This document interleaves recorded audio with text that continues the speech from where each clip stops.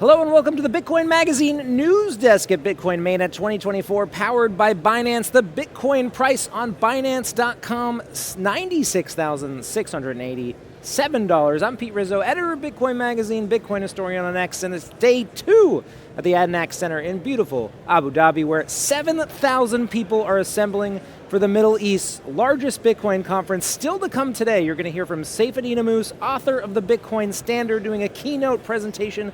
Metaplanet CEO Simon Jarovich, CEO of Japan's fastest growing public Bitcoin company. You're going to hear from Trump 2016 campaign manager Paul Manafort. And of course, it all leads to a keynote by Eric Trump, Executive Vice President of the Trump Organization. Breaking down all the news from yesterday and all that's still to come, we're joined by an all-star panel here of guests. We've got Matthew Pines, Director of Intelligence for Security One, and Frank Corva. You saw him yesterday on the stream, lead business reporter at Bitcoin Magazine. Welcome to the stream, guys. How we doing, Pete? We're excited, obviously much in store, but want to recap some of day one's big news items. We saw self-custody giant Casa launch a sovereign Bitcoin reserves product, helping nation states hodl Bitcoin better. Let's break down this product launch and what it means for the market, especially as more states are looking to buy Bitcoin. Matt, your take? Yeah, this concept of a strategic Bitcoin reserve, the concept that countries might buy and hold their own, assets in the digital space is sort of a new thing. A lot of countries, typically have outsourced this to third parties. So if you're going to go through this process to buy and hold Bitcoin on your national balance sheet, you need to think through the custody arrangements in a way that you think is going to respect your digital sovereignty. And a lot of countries really haven't thought that through. So you're going to see this, sort of matchmaking between, as countries become more and more serious at potentially buying Bitcoin, but also want to be able to hold it themselves, but also maybe don't have the capabilities or the expertise to roll their own, custody arrangements. You're going to see, I think, a lot of proliferating business models to try to meet that market, and especially in the Middle East, where they want to have potentially their own custody arrangements in their own countries. I think it's a product market fit. I think right now there really isn't like a playbook for most countries. Like even the United States doesn't really have a playbook. So like, okay, if we go and buy Bitcoin, okay, well, are we just going to give it to Coinbase? Or we're going to keep it at Anchorage Digital? What does that look like, right? It's a little bit different when you're just having, say, the U.S. Marshal Service holding some Bitcoin.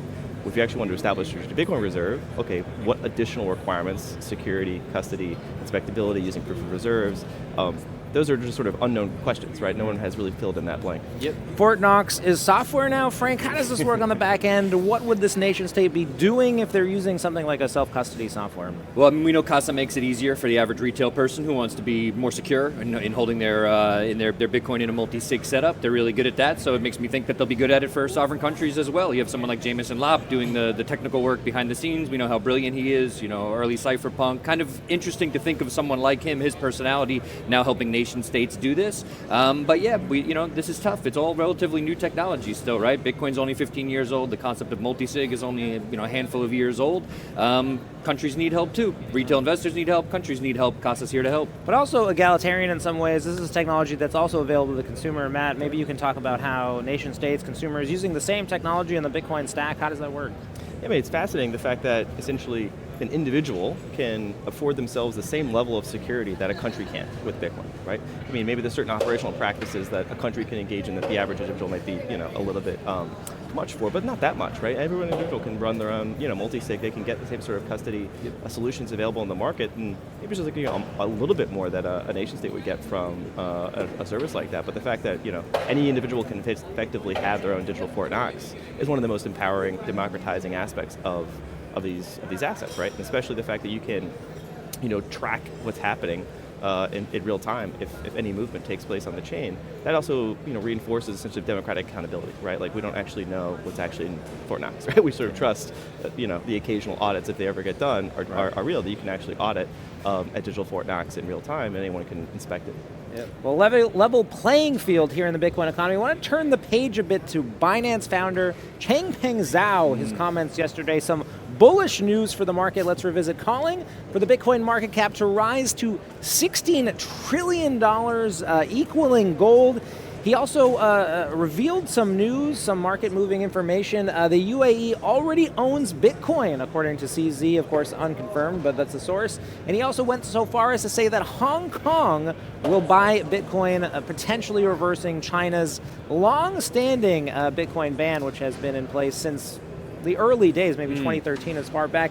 Let's unpack CZ's comments. Frank, $16 trillion, of course, Bitcoin a $2 trillion market cap today. What do you think of that? I mean, we all like hyperbole, right? We like to hear that that Bitcoin's going to the moon forever. I like to think about Bitcoin the way that Jeff Booth describes it, which is that it's not so much that the price of Bitcoin is going up, it's that everything is falling in price against Bitcoin. So yes, will Bitcoin get to $16 trillion market cap? I think so. Obviously, putting a time frame on that, much harder. We don't really know what that'll look like, but at these events, we're all pumped up. We like saying Bitcoin's going to $1 million, $2 million. Yeah, it's true. When? We don't know, but I think we'll see it there one day. Well, some of these folks have been right. We're going to see Max Kaiser on the stage later today. Obviously, he's been calling for Bitcoin to hit 100K since $1. Matt, CZ's comments about, let's do a quick math here. $100,000 Bitcoin today, $16 trillion market cap. Sounds like he's calling for an $800,000 Bitcoin. Yeah, it seems like the mimetic target this cycle, or whatever you want to see as the near horizon that people are trying to lay down range, essentially is parity with gold, right? If Bitcoin is now emerging as a geopolitically relevant reserve asset, sort of this alternative way of storing your wealth as a country in the 21st century, the logical comparison point is gold. Right, so it makes a sense as anything to sort of throw that downrange as a sort of a mimetic target, and that brings up a lot of questions about, okay, if that were to happen, does that happen in step functions? Does it happen all in one go? Right. Does it happen in kind of this curve? So I think just laying down the target, a lot matters in terms of the path between now and then. That's right. It matters also because of the historical implications of gold. This is an asset that nations have owned and historically used to preserve their wealth, Frank. I think the one thing to keep in mind, though, so we are looking at this target of gold, but that really that's only looking at Bitcoin as a store of value. But we know it's more than that. It's a medium of exchange. It's a way to send value from here to there across the world globally, almost instantaneously. So when I think about that, actually, meeting parity of gold, maybe almost demonetizing gold in a way, right? People moving their money into Bitcoin, which people have called exponential gold, right? I think that also sort of fails to look at this idea of Bitcoin as a medium of exchange, and we're seeing, maybe not so much here in the UAE, but we're seeing in places like Africa, Latin America, different regions of the world, where people are using Bitcoin as a medium of exchange more and more. And I think as fiat currencies, as we continue to see currency debasement globally, maybe even in more developed parts of the world, I think we see Bitcoin gain more adoption, and the more it becomes a medium of exchange, the better store value it becomes as well. So yeah, I think the gold target, I think that's a fair mimetic target, but I think we go above that. Matt, I'll go back to you. I want to stick with China for a second. This idea that Hong Kong would buy Bitcoin, obviously a lot of political tensions there over the years, the backdrop of Hong Kong being a distinct political entity within China. How much do you read into this idea that Hong Kong may be looking to buy Bitcoin? Yeah, it's interesting to see these sorts of signals being sent, and it's hard to assess how valid they are, right? But the fact that it's sort of in the water, the fact that this idea that Bitcoin is now becoming something that nation states and geopolitical actors try to position for, or try to send signals to each other about, is I think a novel development. It's sort of something we might have thought of as being plausible a few years ago, but the fact that it's actually happening now is quite significant. And you sort of try to read the tea leaves, like how serious are both entities, right? Whether U.S., whether it's the Middle East, whether it's Asia. It seems like they're all looking at each other, right? Like, how serious are you really about this Bitcoin thing, right? Is this just posturing? Is this just signaling? Is this, trying to, throw a bone to some domestic political constituency, or are you really going forward? And I think since the election, every country and folks that are in this space that are sort of trying to figure out and posture where things are going, is trying to assess exactly how real this is. Yep. And it seems like every week that goes by, it becomes more apparent to everyone that it is actually real, right? That Trump is actually serious about it. And if the President of the United States actually executes a pro-Bitcoin policy, every country around the world has to respond. They can't just ignore that. And then that is sort of now creating, I think, a lot of internal dialogue and assessments by all these different actors that now effectively have to potentially change their position. But that's going to be difficult for a lot of these countries, especially China, that has had historically a very hostile relationship with respect to Bitcoin. The Bitcoin space race is on here at Bitcoin MENA 2024. We're going to throw in a quick ad break. We'll be back streaming on X, Rumble, and YouTube. Stick with us. There's much more to come.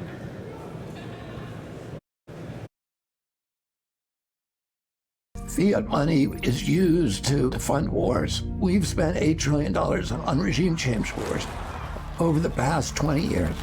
And all those wars made America less safe and less secure and less rich. There was almost no debate about those wars beforehand. What do we get for those wars? Iraq is now worse off than we found it. We killed more Iraqis than Saddam Hussein. We killed between 670,000 and 1 million Iraqis. Iraq is now instead of a nation, it's an incoherent battle between Shia and Sunni death squads. We created ISIS in the spillover war into Syria, and we drove 2 million refugees into Europe, and we destabilized every democracy in Europe. That process ended up with Brexit, with breaking up the European Union. The riots that we're now seeing in France are a direct result of that surge of immigration that was driven by our wars. So the taxpayer would never agree to fund those wars in advance. And the government doesn't want it, politicians don't want to go to the taxpayer and ask that permission. It's much easier for them to just declare the wars and then finance them by printing more money. But ultimately, the people who pay for that money are the middle class, and they pay through the mechanism of inflation.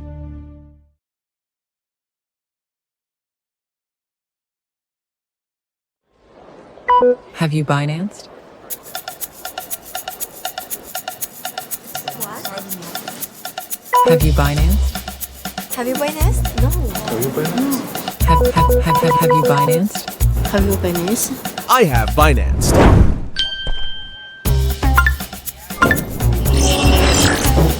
Congratulations.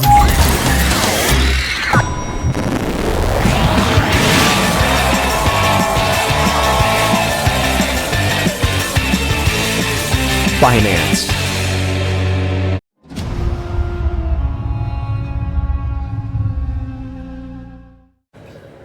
Welcome back to the Bitcoin Magazine News Desk. The Bitcoin space race is on. The race to be the next global Bitcoin superpower. That's the discussion now with my panel here. We're joined again by Matthew Pines and Frank Korvuk. So getting back to the topic at hand, this idea that the United States is serious about buying Bitcoin, could start buying as many as millions of Bitcoin a day, essentially stockpiling a large amount of the supply, forcing economic actors around the world into a competition, evoking even the classic imagery of the space race, the US, Russia racing to the moon.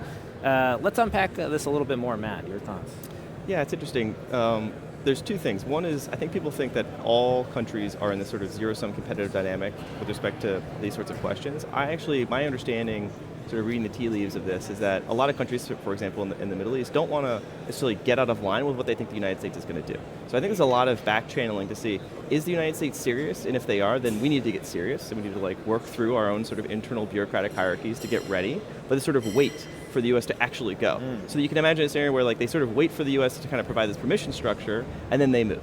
Right, so you can see this kind of all at once. So this, general concept of trying to front run may actually not be correct. They actually don't want to make sure that the United States is okay with them doing it. You kind of get the subtle nod, and then they put in place, the mechanisms to be ready.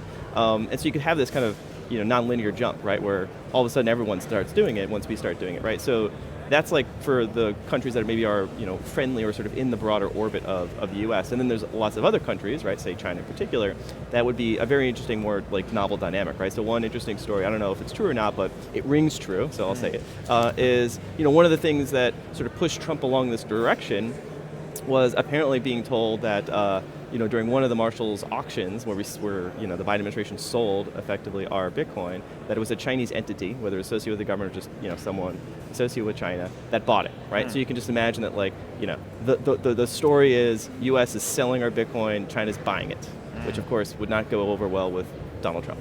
And that basic logic that, this is something that we need to acquire, that we need to have as part of our economic and sort of future-oriented disposition, that we can't just cede that to the ground, right? That seems like the basic motivating logic here. Well, let's look at the numbers. We know El Salvador, 6,000 Bitcoin. We know Bhutan, 12,000 Bitcoin. Did some quick math here. To own more than 200,000 Bitcoin, that's the U.S.'s current stockpile, an entrance price of $19 billion, $19 billion a state would spend.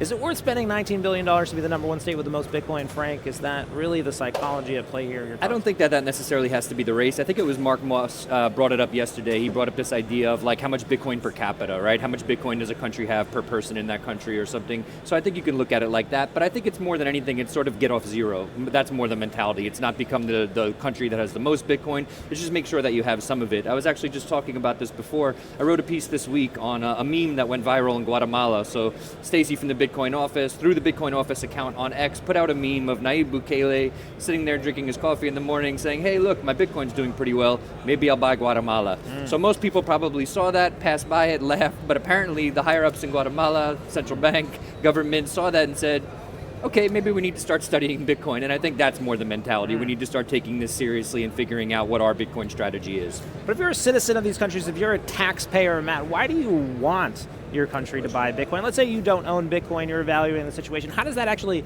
help the population in any meaningful way? How do you make that argument?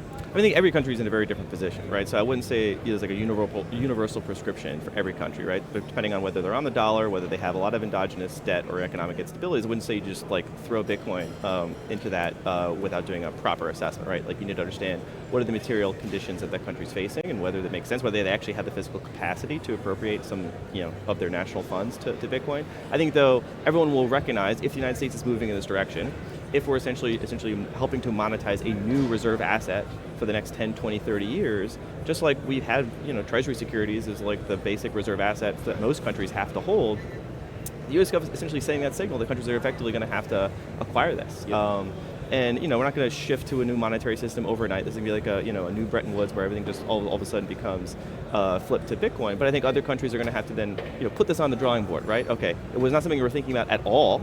And now they have to think about, okay, the what if, right? What is the what if, right? And what are the prudent measures they need to put in place now so that if, this becomes more and more of a relevant geopolitical and international reserve asset, then, okay, what is their position going to be? What are their constraints? And what can they leverage in terms of their own domestic economies, whether it's natural energy resources, to play in the Bitcoin game, right? Every country has a different potential advantage or disadvantage, and they're going to have to now reassess where they can optimize for that, as El Salvador did, right? They're trying to carve out this interesting niche and then getting a lot of economic and political and geopolitical advantages as a result of that. Yeah, Pete, could I add to that if you don't mind? I think it was Satoshi Nakamoto himself, or their self, or herself that said you might want to get some in case it catches on, right? And I think it's probably similar right now at the nation-state level. We know that on the personal level, you might want it to get some Bitcoin just to hold it, just in case this thing works out. And I think nation-states are going to start looking at it like that as well. I want to evoke another concept here. It's been out there in the mimetic sphere. Peter Schiff yesterday kind of saying that this is a national security issue, the U.S. owning Bitcoin. But let's break that down. Does a nation with Bitcoin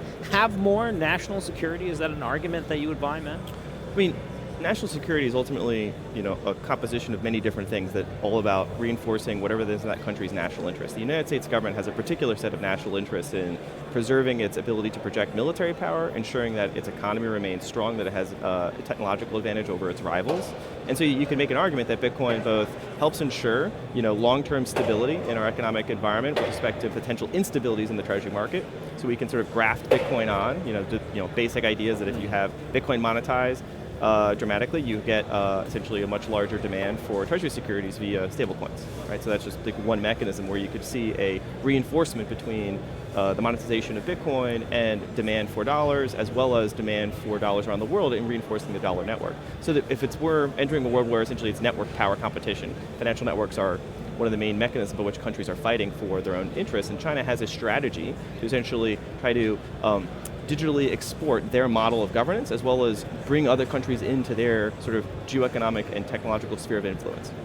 So they have a whole stack of technologies, ZTE, Hikvision, Huawei, as well as digital currencies that they're rolling out through these international mechanisms like mBridge, now BRICS Bridge. And this is not to displace the treasury security per se or replace SWIFT, but to create a sort of failover redundant mecanism that makes them more resistant to sanctions. So that the fact that that's happening sort of itself undermines the effectiveness of the U.S. to sort of coerce or deter China or other rivals from carving out their own spheres of influence. And so Bitcoin in a sense is a sort of in this positive reinforcement loop with dollar-based stablecoins to sort of counter that. So the fact we have Bitcoin sort of naturally being adopted around the world in concert with dollar-based stablecoins is like one of our best national security advantages to push back against this sort of geoeconomic threat from China's approach to do the same. So I think this is the key thing, right? Like, is how can we align Bitcoin and digital assets like stablecoins to sort of reinforce the natural power of the dollar while also aligning with our values, right? It isn't about the sort of top-down authoritarian CBDC, which is sort of has to be exported through corrupt elites, right, in order to sort of extract wealth out of the population and put them under this sort of surveillance web. Dollar-based stablecoins and Bitcoin sort of represents what we like to hold up as our natural ethos, right, individual liberty. So I think we can conjoin these two things, hard national power, geopolitical competition, and our values. Question rephrased a bit for the floor. Which countries should be buying Bitcoin? Like they're looking at this question. Are there certain countries with certain characteristics where you say that's an ideal buyer? Maybe like in the case of El Salvador. Frank, Matt? Could I take that one if you don't mind, Matt? So I actually think maybe instead of thinking about it buying Bitcoin, if we look at something like what's happening in Kenya, Malawi, Botswana with gridless, right? Using hydroelectric power, using places that have abundant, clean, natural energy, mining Bitcoin with that, putting some of that Bitcoin on the balance sheet. Something like Ethiopia did, right? So Ethiopia has public-private partnerships, so essentially the state in Ethiopia is mining using their hydroelectric dams. So instead of maybe, using the resources, the tax dollars or whatever money they're printing, through their Federal Reserve, figuring out a way to utilize stranded energy, to use whatever clean energy they have, and to just turn that energy into digital assets, to Bitcoin, and put those Bitcoin on the balance sheet. And the Ethiopia example is perfect because a lot of that, say, hydropower was actually funded by Chinese Belt and Road Initiative projects. And they overbuilt it, and they didn't build the infrastructure to get that to load centers, right? They didn't actually build in the mechanisms or the economic development to use all that power. So it's a lot of stranded energy. A lot of associated companies with state-owned enterprises in China have been sort of on-site Bitcoin mining, but leading to local corruption, not actually really running very good operations. And so American Bitcoin mining companies have gone to the government of Ethiopia and made a very compelling pitch that I think is likely to be successful to actually build sophisticated, large-scale Bitcoin mining operations that essentially absorb that excess that the Chinese overbuilt, led to domestic corruption. Now we're paying in dollars, we're doing it a legal way, and it's actually conjoined with sort of debt agreements to help finance the build out of that infrastructure locally. So they can actually now use that asset. And so this is like a win-win-win for the United States, right? We get soft power advantage in this country that China's been trying to, develop inroads with. American companies make money. The local economy gets developed. They actually get a better use of this infrastructure. And Bitcoin mining is how we're achieving that. Yes. Well, we have a guest here joining us. Have you Binance?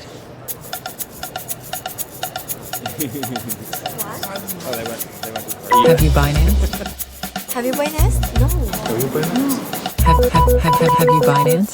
Have you Binance? I have Binance.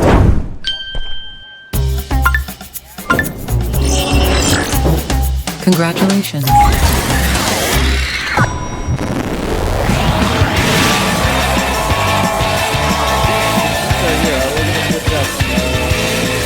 Binance.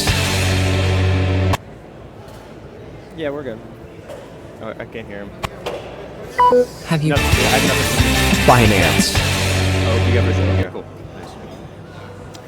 Welcome back to the Bitcoin Magazine News Desk. We're breaking down the Bitcoin space race here with my guests Frank Corva and Matt Pines. The Bitcoin price hovering at $96,000 on Binance.com. I'm going to flip the script here and go to another big breaking news item from yesterday. I'm talking about Michael Saylor buying $2.1 billion worth of Bitcoin, now owns 420,000 Bitcoin. If you're doing the math, out of 21 million, that is 2% of the supply of Bitcoin that will ever be.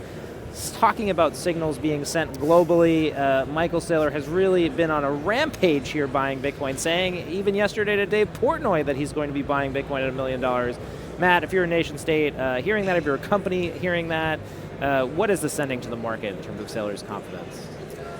So one, obviously, Saylor is bull, right? I think what's more interesting is that he is taking advantage of sort of novel financial engineering in the U.S. sort of financial ecosystem, which is sending a signal in ways that I think most folks may not be recognizing of just how much latent demand there is that hasn't been able to express itself, right? The fact that he's able to do this isn't just because of his magical powers, right? He's actually tapping into different pools of capital, the convertible arbitrageurs, the different corporate bond sort of pools of capital. So there's different, hedge funds or institutional investors that want to hold Bitcoin but can't.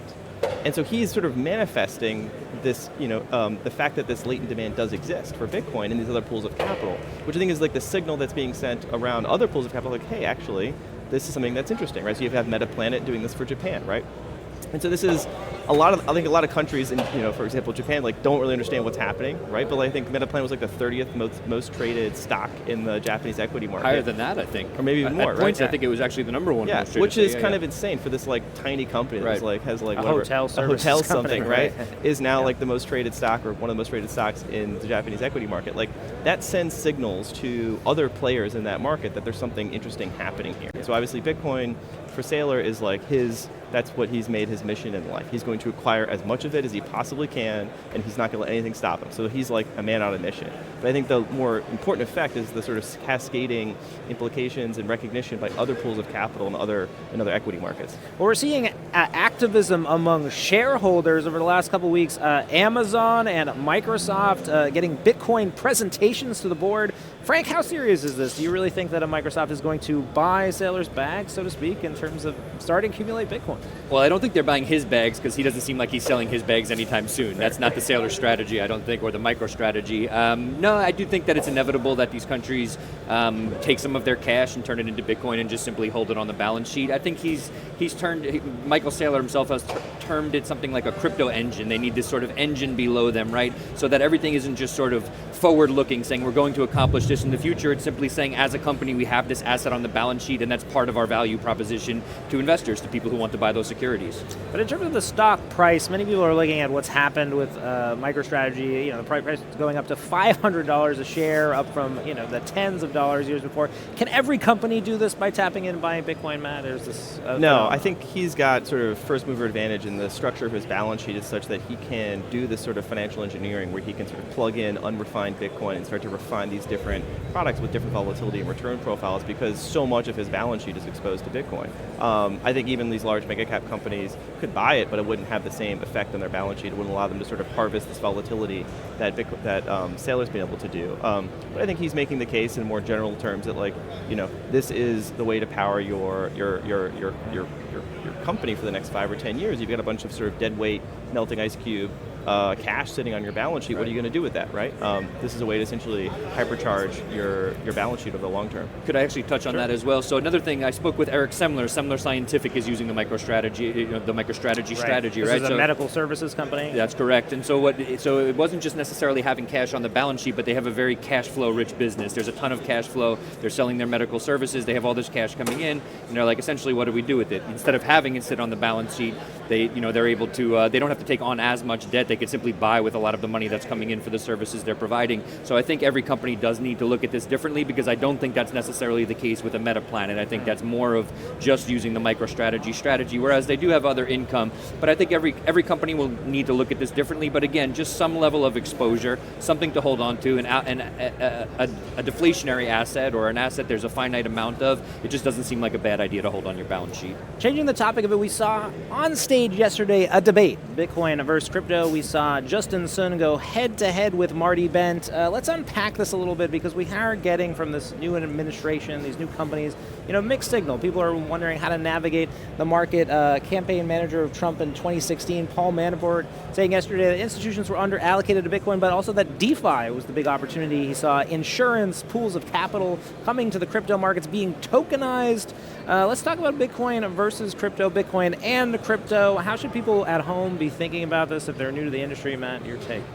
I mean, my personal views is that I pay more attention to Bitcoin. I think Bitcoin is more relevant as a geopolitical asset. I think it makes more sense for most large institutions and large companies and individuals to hold as their primary digital asset. But I think this is about creating a market where the government isn't necessarily picking winners and losers, but laying down clear rules of the road that respect the law, right? So that outright scams and frauds should never be legal, right? Just because you want to pump your bags, right? But I think there should be a clear regulatory framework that if there are tokenized projects that make sense, that are not just scams, there should be a path for those to be registered. And I think that's part of the debate we're having, right? Is how to separate out what sort of prudent regulatory regime should exist that allows fair competition without the government necessarily picking winners or losers, but also are ensuring that like outright scams and frauds are maintained as illegal. Yep. Greg, your quick thoughts before the ad break. Bitcoin versus crypto, Bitcoin and crypto, where are you at? I mean, I'm here, I'm an employee for Bitcoin Magazine, so I think you know where I stand, but for the most part, but we know that more functionality is going to come to Bitcoin layer 2s, right? There's going to be DeFi on these layer 2s. We have companies like Botanix who are bringing the EVM to the Bitcoin, to a layer 2 on Bitcoin. So it's up to people what they want to do. Myself more, I'm all about Bitcoin. I think it's really important, but these other things, they exist and they should have the right to exist, and there should be proper regulation around them. The Bitcoin price, 96,000, of course, hovering below an all-time high of 104 just a week ago. We'll be back after a quick messages at Bitcoin MENA 2024. Day 2 is on. Still to come, Eric Trump, Saifedean Ammous, and more. We'll be right back after these messages. Is your company ready for the next evolution in financial strategy? Bitcoin for Corporations is your partner in securing the future of your business. With exclusive membership benefits, our comprehensive masterclass, and a network of trusted service providers, we provide the insights and resources to help you incorporate Bitcoin into your financial strategy, ensuring stability and long-term value. Strengthen your business, innovate with confidence. Bitcoin for Corporations, protecting your treasury and positioning you for the future.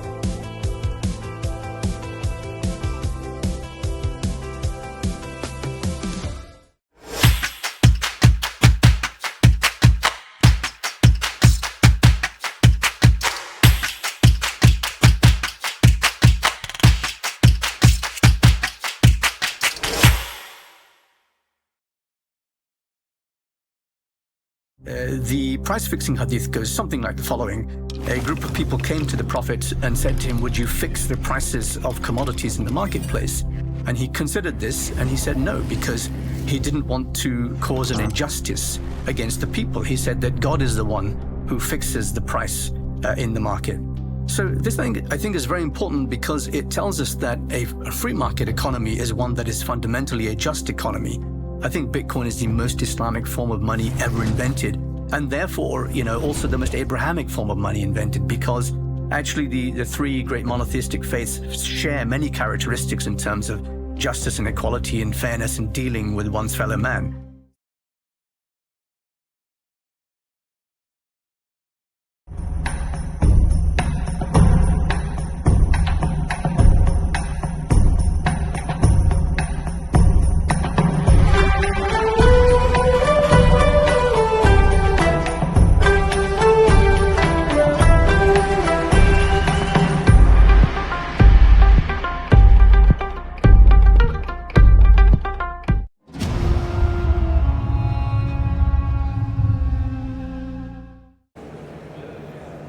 Welcome back to the Bitcoin Magazine News Desk, joined now again by Matthew Pines and Frank Corva. The topic, the new Trump administration. Of course, we're going to be hearing later on the main stage, you'll be seeing Eric Trump make a keynote speech about his vision for the future of Bitcoin and crypto. Paul Manafort also will be on the main stage, Trump's 2016 campaign manager. So to our experts here, this new Trump administration that's forming, we know the players. We've got Robert F. Kennedy Jr. wanted to buy 400,000 Bitcoin for the United States. 4 million. We have, was it 4 million? 4 okay, million, 4 million. Are you even praising that? Elon Musk, owner of Bitcoin and other cryptocurrencies, Vivek Ramaswamy, Tulsi Gabbard, the list goes on. The administration has been billed as Bitcoin and crypto friendly, but what does that mean in terms of tangible policy? Matt, your thoughts? So I think a lot of attention, at least from my angle, has been on the strategic Bitcoin reserve, right? What can be established under executive authority on day one, right? Obviously there's certain things that will require congressional appropriations to establish this in law, but I think there's a reasonable chance that he could establish by essentially executive diktat something like a strategic Bitcoin reserve, call it a strategic national stockpile of Bitcoin, whatever, but would effectively do two things. One, it would commit not to selling, and it would essentially signal to the world that the U.S. is going to adopt a pro-Bitcoin policy stance. And that sets sort of the umbrella, sort of defining orientation of the new administration with respect to Bitcoin. And there's probably going to be a bunch of other things between the White House and Congress in terms of what gets prioritization, in terms of market structure bills, stablecoin legislation, the Lummis bill, the Bitcoin Act, et cetera. So that's going to be politics. That's going to be where priorities lie in terms of the Beltway ecosystem. But I think coming out the gate, day one, I think a Trump administration will send this positive signal we're not going to sell, we're going to hold, and we're going to try to support Bitcoin in the U.S. Let's talk about the change at the SEC a bit. This has been a big polarizing issue in the Bitcoin and crypto world. Wanting a new SEC chair, we'll be getting a new SEC chair. Frank, why was this needed, and what do we want to see from the new SEC? A lot of people in the Bitcoin space say that it's only I don't know if we're allowed to use these words, S-coiners that really care about Gensler, right? So, but I don't think that that's necessarily true. So whether or not you like the ETFs, we know that the courts said that Gensler was acting in an arbitrary and capricious way by not approving them. And we know that GBTC, the Grayscale Bitcoin Trust, was sort of like a wrecking ball for the industry in 2020, 2021. It was being used as this sort of collateral for deals with people anticipating that it would eventually become the ETF, which would obviously track the price of it a little bit better. So I think that even if we just look at Gensler and what he did to Bitcoin by not necessarily approving those ETFs for no good reason, I think he did a lot of damage to Bitcoin. Beyond that, for the crypto crowd, whether crypto assets or securities or not, that's really up to Congress. It's not really up to Gensler to regulate by enforcement, but he did feel like he took on a lot of, I won't say responsibility, but he felt that a lot of this fell under his purview without necessarily having the license to do so. I'm happy to see him gone. Well, let me introduce a different concept here, maybe make this more real. Hawk to a girl coming out, launching her own meme coin, obviously a fiasco. Millions were potentially lost. What does a new SEC chair mean for Haley Welch and the celebrities that are getting in the meme coin market? Your take, Matt? Yeah, I mean, meme coins are a sign of the times, right? I think people want to have fun, people want to invest in vibes and cultural moments, and I think, that's not necessarily a problem, right? It's a matter of basic, prudent, legal representation, right? Are there insiders that are getting, unfair access to this information?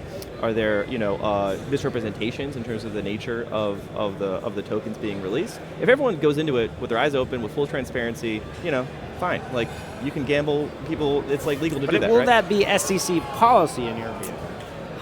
I don't see how, again, this gets into the structure of, say, how would the Howey test be applied to this, right? I think the Howey test is still the rule of the land, right? It's a question of how do they interpret, for common enterprise, right? Whether this is essentially, there's no expectation of profit, right, with a meme token, right? So I can see that, that skates fine through the Howey test, right? And it gets complicated, right? We had Ripple CEO Brad Garlinghouse on 60 Minutes this week saying he went to Harvard Business School. He knows that XRP is not a security. Do we expect these things to be relitigated, Frank, or we're living in an age where it's anything goes in terms of the crypto market? To be honest, Pete, I don't have so much of a perspective on that. I don't know. I would love to see Congress act, but I actually had a conversation yesterday with I think it's Marwan Al Zarouni, who was the person who educated the heads of state here in the UAE back in 2013. And what they decided to do here in the UAE was super interesting. They don't really look that closely at the assets themselves and consider them securities or commodities, but they look at the people purveying these assets, the digital asset providers or the virtual asset providers in the space, and they come up with proper regulations for those. So they don't think too much about the technicalities of what they're calling the assets, the cryptocurrencies, the crypto assets, whatever, but they are looking very closely at the industry and how these assets are being put out there, and then the rules of the road for those companies. And I think that might be a really interesting way for the United States to look at things. So, but we'll see. Matt, Haley Welch in court. We're going to see Hawk to behind bars. What's your read? I don't have any particular, facts and circumstances assessment of that case, but I think it's an indicator of, unfortunately, when you reach a point of, you see this in history, right? You have inflations, you have monetary instability, folks look to sort of gamble to get ahead, right? They want to find that get-rich-quick token that's going to give them the 100x, right? And I think, unfortunately, a lot of folks that would otherwise benefit from just storing some portion of their savings in Bitcoin and holding it for the long term feel like they've lost the train, right? They missed the boat, right? It's 100K, it's not going to 100x anymore. So I need to go find something else that I can sort of gamble on, that I can sort of get rich quick, that I can try to get ahead, right? Because the sense of losing grip on the middle class is, I think, the major challenge we have. So I think the meme tokens, like whether they're legal or not legal, it's less important to me than the fact that the people feel like they have to invest in those things because they have no other option. I think that's the main sort of pathology we need to correct. I think Bitcoin is important to sort of like convince people that it's, nation states are buying it. Like that doesn't mean that you should like get yourself out of the game. Like, in fact, that should be a reason that now it's going to be more important that you sweep some of your savings into Bitcoin and hold for the long term. Yeah. So I think this is an opportunity to kind of ideally send this signal. It's about low time preference. It's about saving for the future. It's about being committed to a certain sense of your development over time, and not just trying to gamble to make a quick buck. Could I comment on that if you don't mind, Pete? You've been in this space for a while, right? So over 10 years of reporting in this space. I think the people who are thinking I'm late to Bitcoin, I think it's also important to keep in mind that now we think of Bitcoin as savings technology, and I think you personally have told me that wasn't always the way it was conceptualized, right? So for the people who think they're late, I would also say you have the added benefit. Well, yes, you're a bit late. It's not $5,000, it's $100,000, and even the people that bought at $5,000, other people were telling them they were late. Other people bought at $100. So, but think about it this way: some of those downturns when you were buying at maybe a few $1,000s or something, they were brutal. It's not funny, it's not fun, and there was no sort of expectation that Bitcoin was definitely coming back at those times. Whereas now we sort of understand these 4-year cycles. So I think there's a little bit more confidence now, and a little less pain on the downside when it comes to buying Bitcoin. So maybe think about it that way. It actually is a bit more of a store of value, or it acts that way a bit more now than it did back then, where it was much, much more of just like a speculative asset. The topic now, the oncoming Trump administration attitudes to Bitcoin and crypto. Talking now about David Sachs. So this is something we talked about backstage a bit. There's a new person may be in charge, the crypto and AI czar. This is, of course, a person who's been involved in many successful Silicon Valley companies, and a bit of fanfare around his appointments. But we also saw this around Gary Gensler to begin. Why should we be bullish on a David Sachs appointment, Matt? So the most fascinating part about that appointment was the fact that it was conjoined with AI, right? So I think this sends a signal that the administration is thinking about AI and crypto, Bitcoin, in a slightly different way, right? They think about what this means for our energy system, what this means for our national strategic advantage in emerging technology, and the fact that we need to sort of bring together what we think is like the frontiers of high-performance computing, whether it's like what you need to do to train and run large-scale inference on AI models, or whether you need to have, essentially a national position in Bitcoin mining, right, globally, to ensure that we have a significant proportion of the hash rate. So I think they put that under one individual is, I think, a sign of how the U.S. government is going to think about Bitcoin in this larger strategic context of emerging technologies, that interplay between the computational infrastructure that's very energy intensive and what we think of as being the future of digital competition in the 21st century. Frank, your thoughts on David Sachs' appointment?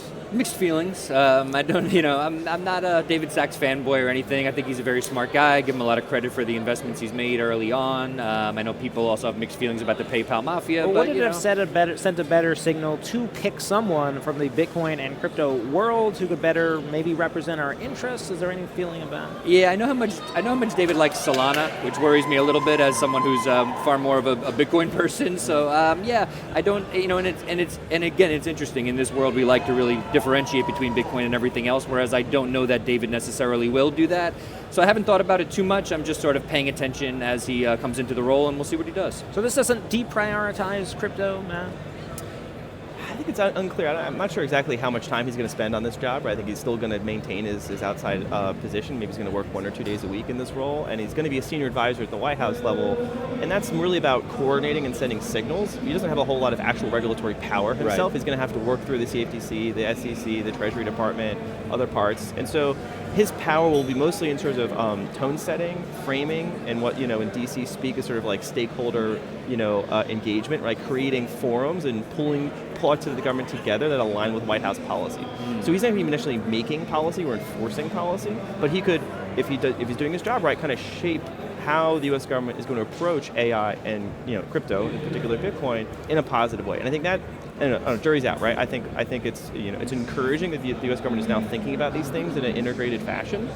We had a separate executive order under Biden for AI. We had a separate executive order under Biden for digital assets, and they really didn't even talk to each other, right? They were completely different subject matter, right? They kind of had their own, teams of people writing them, their own regulatory kind of, under the hood folks jockeying, and the fact that now these are two critical topics now being conjoined from like a wonky perspective, that's encouraging because it allows the U.S. government to speak about these issues in a much more holistic and integrated fashion. And so Sachs, his individual background, his proclivities, for me, matter less than the fact that this sends a signal that the U.S. government is thinking about these things in a different way, and that's positive. Speaking about signals sent to the world, obviously the expectation in the Bitcoin community that Ross Ulbricht will be pardoned on day one of a Trump presidency. What does that send to the world in terms of signals? Matt, Frank, your thoughts? I'm excited to see it. I think it sends a signal that I think more just in terms of Ross, that maybe the punishment for the crime that he committed, and he did commit some crimes, I think sometimes that gets overlooked, was a bit too harsh. 2 life sentences for what he did. If you compare that to what Sam Bankman-Fried did, where I would say there was many more victims with what Sam Bankman-Fried did, he got a far more lenient sentence. I don't know if it's 20, 25 years. 25 years. Yeah, so I don't necessarily know the signal it'll send to the rest of the world, but I do find it that there's some justice in him getting free after spending, what now, 14 years in prison, or 11 years in prison. I think he served his time. I think he realized what he did, and yeah, I would love to see him free, and I hope Trump follows through on that promise on day one. Matt, your thoughts? Silk Road founder Ross Ulbricht, of course, this was a international dark market, not the kind of thing that would maybe be accepted, here in other jurisdictions. What message does this send to people building in the space? Yeah, I mean, I think I would agree with his comments, right? Like, this is, I think it's a fair sentence that he has already served. I think it makes, and it's a promise that Trump made, so he's got to keep it. I think this is more interesting for like these cases, like the Tornado Cash case, the Samurai Wallet case, right? How is the U.S. government, if they're adopting this pro-Bitcoin, pro-crypto policy stance, going to navigate these already existing cases, right? Where there's a certain precedent that's being set in various court cases about, say, the status of Tornado Cash as a smart contract that isn't necessarily property under the law. And so this is going to be one of the more fascinating areas of focus for me is, okay, to what extent do the national security and law enforcement kind of prerogatives intersect with or collide with Trump's pro-Bitcoin policy agenda, and where is that line going to be drawn? How much, just because the U.S. government, say, buys Bitcoin for a strategic Bitcoin reserve, they could still be going after developers of open software systems, right? Yeah. So I think just because we're super bullish on Bitcoin price, like, I think we want to make, not lose track of these really important issues in terms of being able to develop this type of software. Well, still to come today on the main stage at Bitcoin MENA 2024, we'll be hearing from Eric Trump, of course, not a representative of the administration per se, but very close. What do we want to hear from Eric Trump today in terms of sending a message? Is there something he could say that we want to hear? Matt, Frank, your thoughts? I think rhetoric is just really big right now, and again, sending a pro-Bitcoin message, sending that message to the world that we're embracing this technology, we're not fighting against it, right? That the U.S. is pro-Bitcoin. One of the things I think a lot about with this, so I was actually at PubKey when Trump himself came to buy some burgers with it, so I got to speak with Trump, and that day when I left the bar, I got so many messages from around the world, from Eastern Europe, Africa, Latin America, saying, oh, this is so great, this is going to send a message to our government that the U.S. is pro-Bitcoin, which will then affect regulation in our country around this asset. It'll be more welcome. So I'm excited. Hopefully more of that rhetoric continues and it spreads. More to come going now to the Falcon stage. It's day 2 at Bitcoin MENA 2024. We're sending you to the conference live now. Stay with us on X Rumble and YouTube.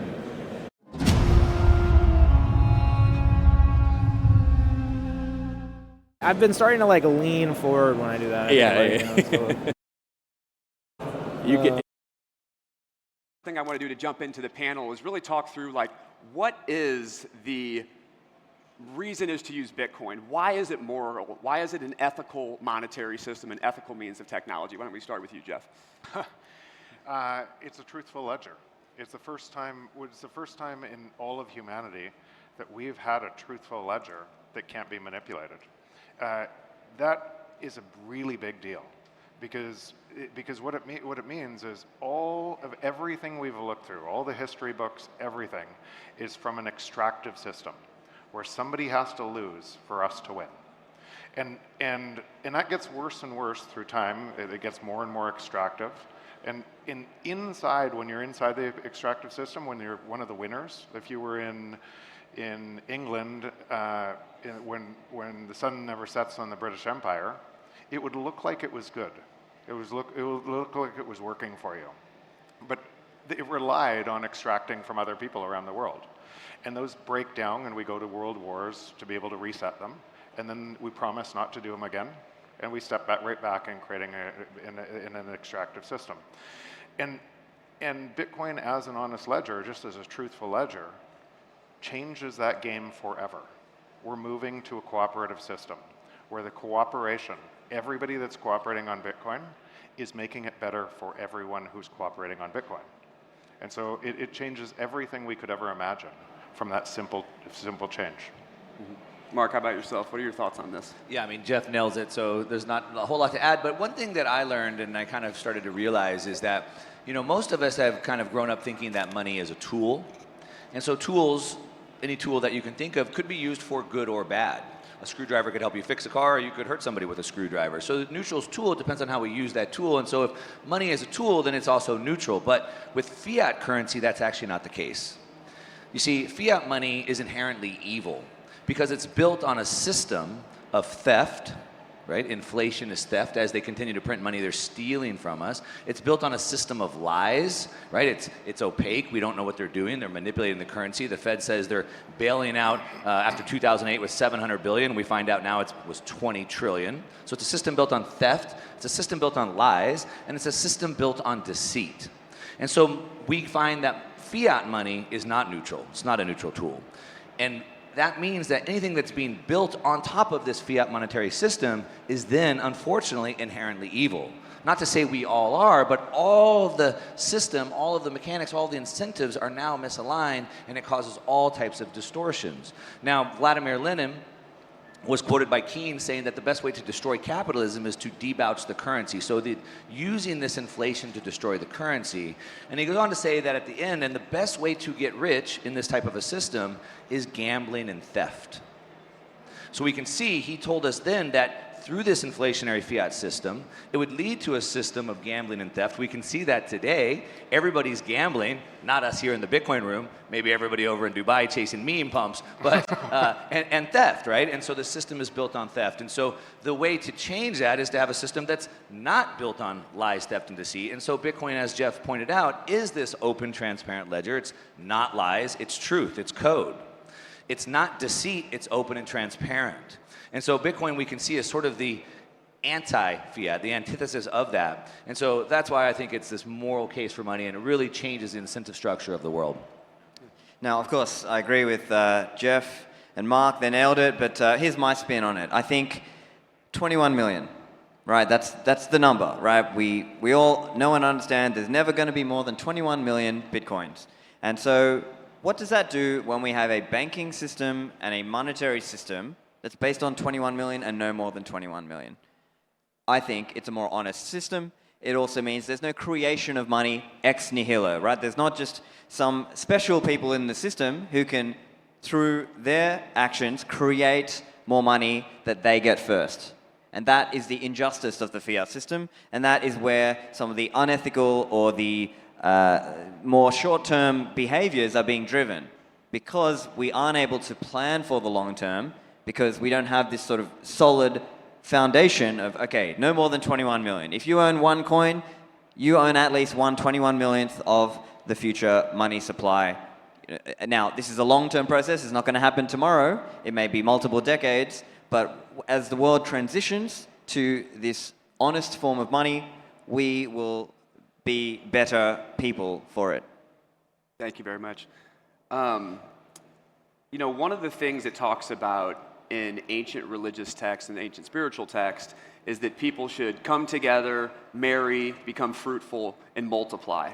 But today, with the governments around the world and the excessive money printing and the inflationary effects, more people than ever are still living with their parents at home. They can't do the things that these ancient spiritual texts outline that we should do in our society because the government continues to print and it decimates the wage earners over time. How can Bitcoin fix this? Stefan, let's start with you, please. Well, it's funny you mentioned this. I was telling the guys before, I recently had a daughter, so, you know, we're doing our part as Bitcoiners. Let's keep the fertility rate up. But, you know, more seriously, I think the thing with Bitcoin is it gives you the ability to save, and it gives you the ability to plan for the future. And I think what many people face today is this just massive uncertainty about the future. And I think that, combined with all these other things, the high cost of living and so on, are what is causing people to feel like, oh, I'm not financially stable enough to have children, to do this, to actually get married and have children and do these things. So I think we have to understand the role that Bitcoin can play, and I think the way a Bitcoin-focused society or a society with Bitcoin as the money is going to change things. So for example, maybe there won't be such a large role for the welfare state. And that will in turn, instead of things being done by the state, it may be a role for the family or for your community or a role in your religious communities as well. And so I think I see it's going to change the relationship there and bring it back to family and make it easier for family formation. Yeah, to your point, be fruitful and multiply. It was one of the very first commandments we were given. God created man. Now go be fruitful and multiply. Now, I think this is a couple things. Obviously, one, it's the birth rate, as Stefan said. Good job doing your part. I'm trying to do my part. And we should all do that, because if we don't have kids and educate them, then, as Reagan said, that freedom is not more than one generation away from being lost. But back to being fruitful and multiply, I think, one, being fruitful with kids, certainly, but also with our own productivity. So our creativity, we should be creating, not consuming. We should be creating, we should be solving problems, we should be providing value to the world. And we know today the multiply part of kids is a big problem. Elon Musk is talking about this, that the demographic cliff that we're going off of is one of the greatest problems we have. I'll probably let Jeff go ahead and finish that piece. But I think about also in the Bible it says that without vision people perish. And so we need to have a vision of the future, and it needs to be an optimistic vision of the future. When we're pessimistic, when life is hard, when life, as Stefan said, is uncertain, then we don't plan, we don't save, and we don't have kids either. And so we need to have this optimistic vision of the future. We need to have that, and then we need to have hope. So a vision of what this future world could look like. We vision what a world on Bitcoin could look like. And then we need to have hope. Hope is the energy that helps us then build out and fulfill that vision.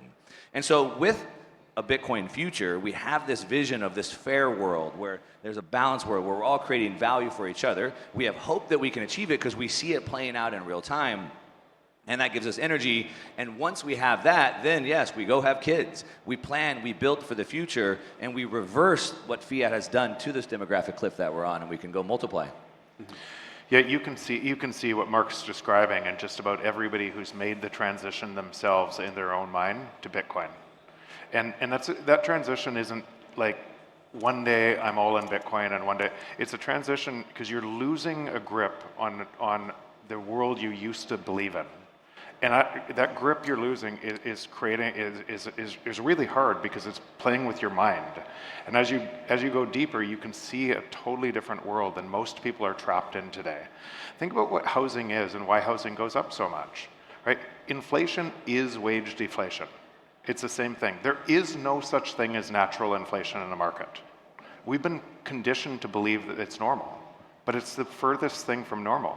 And so when inflation is wage deflation, this essentially says, I'm going to pick some people's pockets with others, from others, and take their money and transfer it to others. What would housing look like as a store of value? Everybody would rush in to try to protect their savings in housing. And because they couldn't protect it in money. And as more and more people did it, housing would run up, and you don't need 2 houses, 3 houses, 8 houses, because your money was bad. And it would appear to you like housing was really great, while other people were losing further and further. So why is it completely natural that young people can't afford a house today? Because, I'll use a real example. 37 years ago, something like this, I made $16 a year as a lifeguard. My daughter last year made $16 a year as a lifeguard.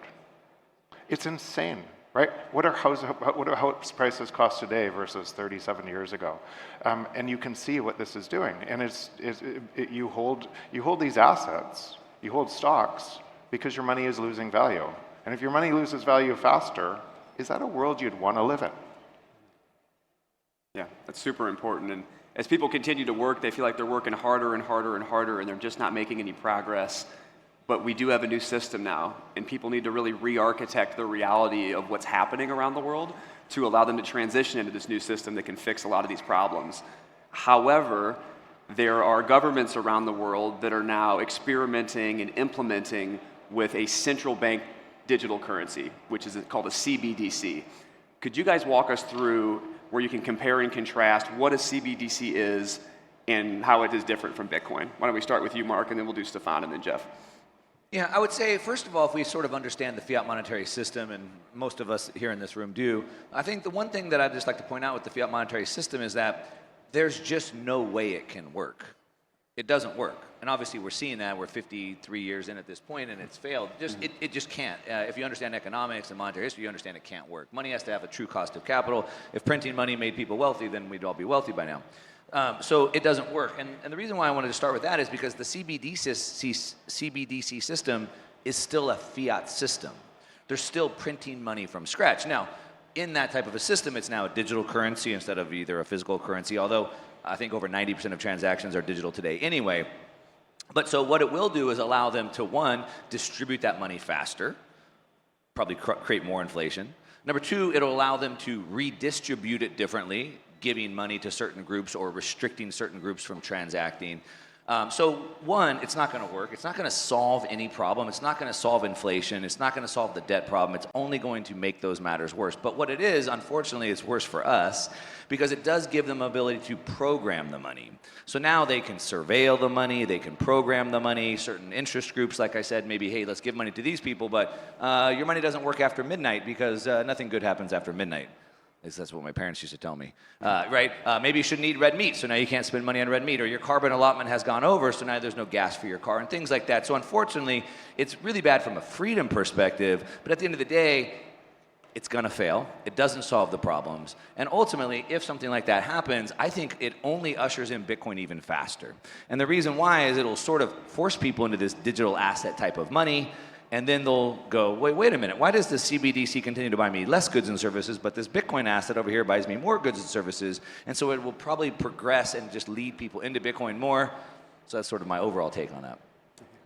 Yeah, so I mean, probably not a lot to add to what Mark said. Ultimately, CBDCs will allow a greater level of surveillance and control for governments, so it depends on your view, whether you like that or not. I think that will color your view of, you know, what is the role of money, how should it be done. But bottom line, I anticipate Bitcoin is just going to continue appreciating in value. That's what we've seen. Now, yes, there'll be cycles, but I think it'll continue appreciating in value, and more people will just naturally gravitate towards using Bitcoin. And I think whether CBDCs are a thing or not, the cultural, social, economic changes that are brought about of moving to a Bitcoin standard are going to come to us anyway. Yeah, and I have a similar take as Mark and Stefan, but I would just, my importance of this, Bitcoin is not going up in value. Prices are following against Bitcoin. And that's a very important distinction. And because if you think it's going up in value, you're actually reinforcing the inflationary monetary system, and you're creating the outcomes faster with everything you do. Because you will not, we pretend we would vote for somebody who would allow the system to collapse. You won't. Because every asset in the world is made on top of insolvent debt. And if that debt went insolvent, you would vote for more printing. Everyone in this room. And so we pretend that we don't make it stronger through our actions, but we make it stronger through our actions. And Bitcoin is repricing all of that. It doesn't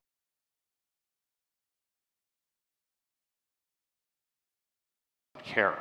It's imposing a new discipline where the abundance gained from us, creating things, creating new value in the world, is shared between all of us. And it's imposing that discipline. But it's very important from this control system, because the system we live in, if it's not a free market, if we've never lived in a global free market, then it's a control system. And that control system must take more of their individual rights and freedoms. It has to resort to coercion. It has to do all of these things. And I'm not saying it's because bad people. It must to keep the debt solvent. And we are all part of that system. I would just add to that one thing is that, you know, going into 2020 and 2021, the CBDCs were coming fast and furious. You know, almost every nation in the world is working on some sort of a central bank digital currency.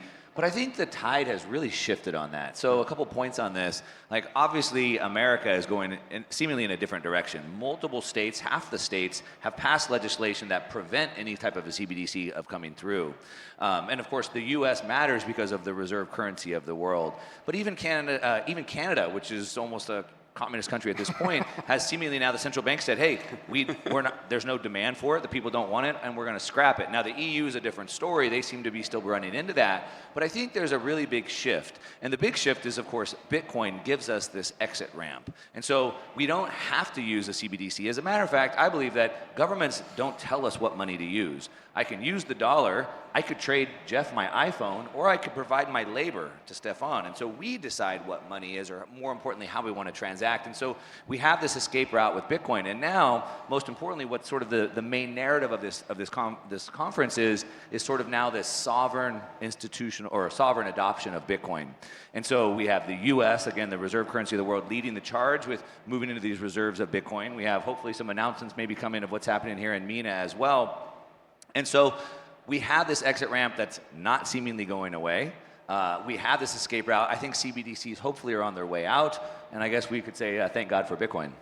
Thank God for Bitcoin, that's right. Well, you know, the governments were working really hard on this.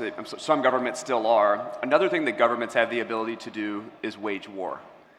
And if we look historically at areas around the world, let's use the United States as an example.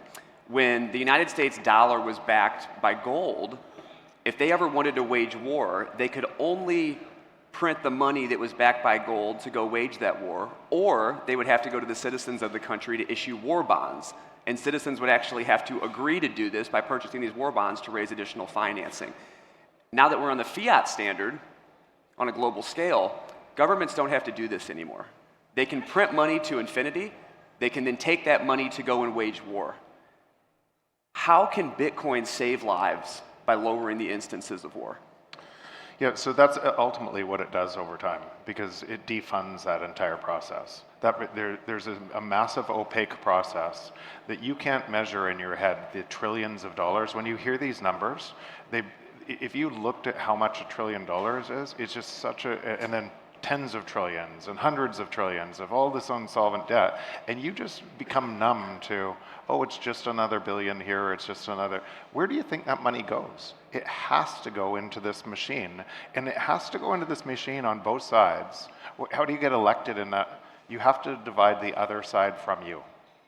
But it's still on an unstable foundation.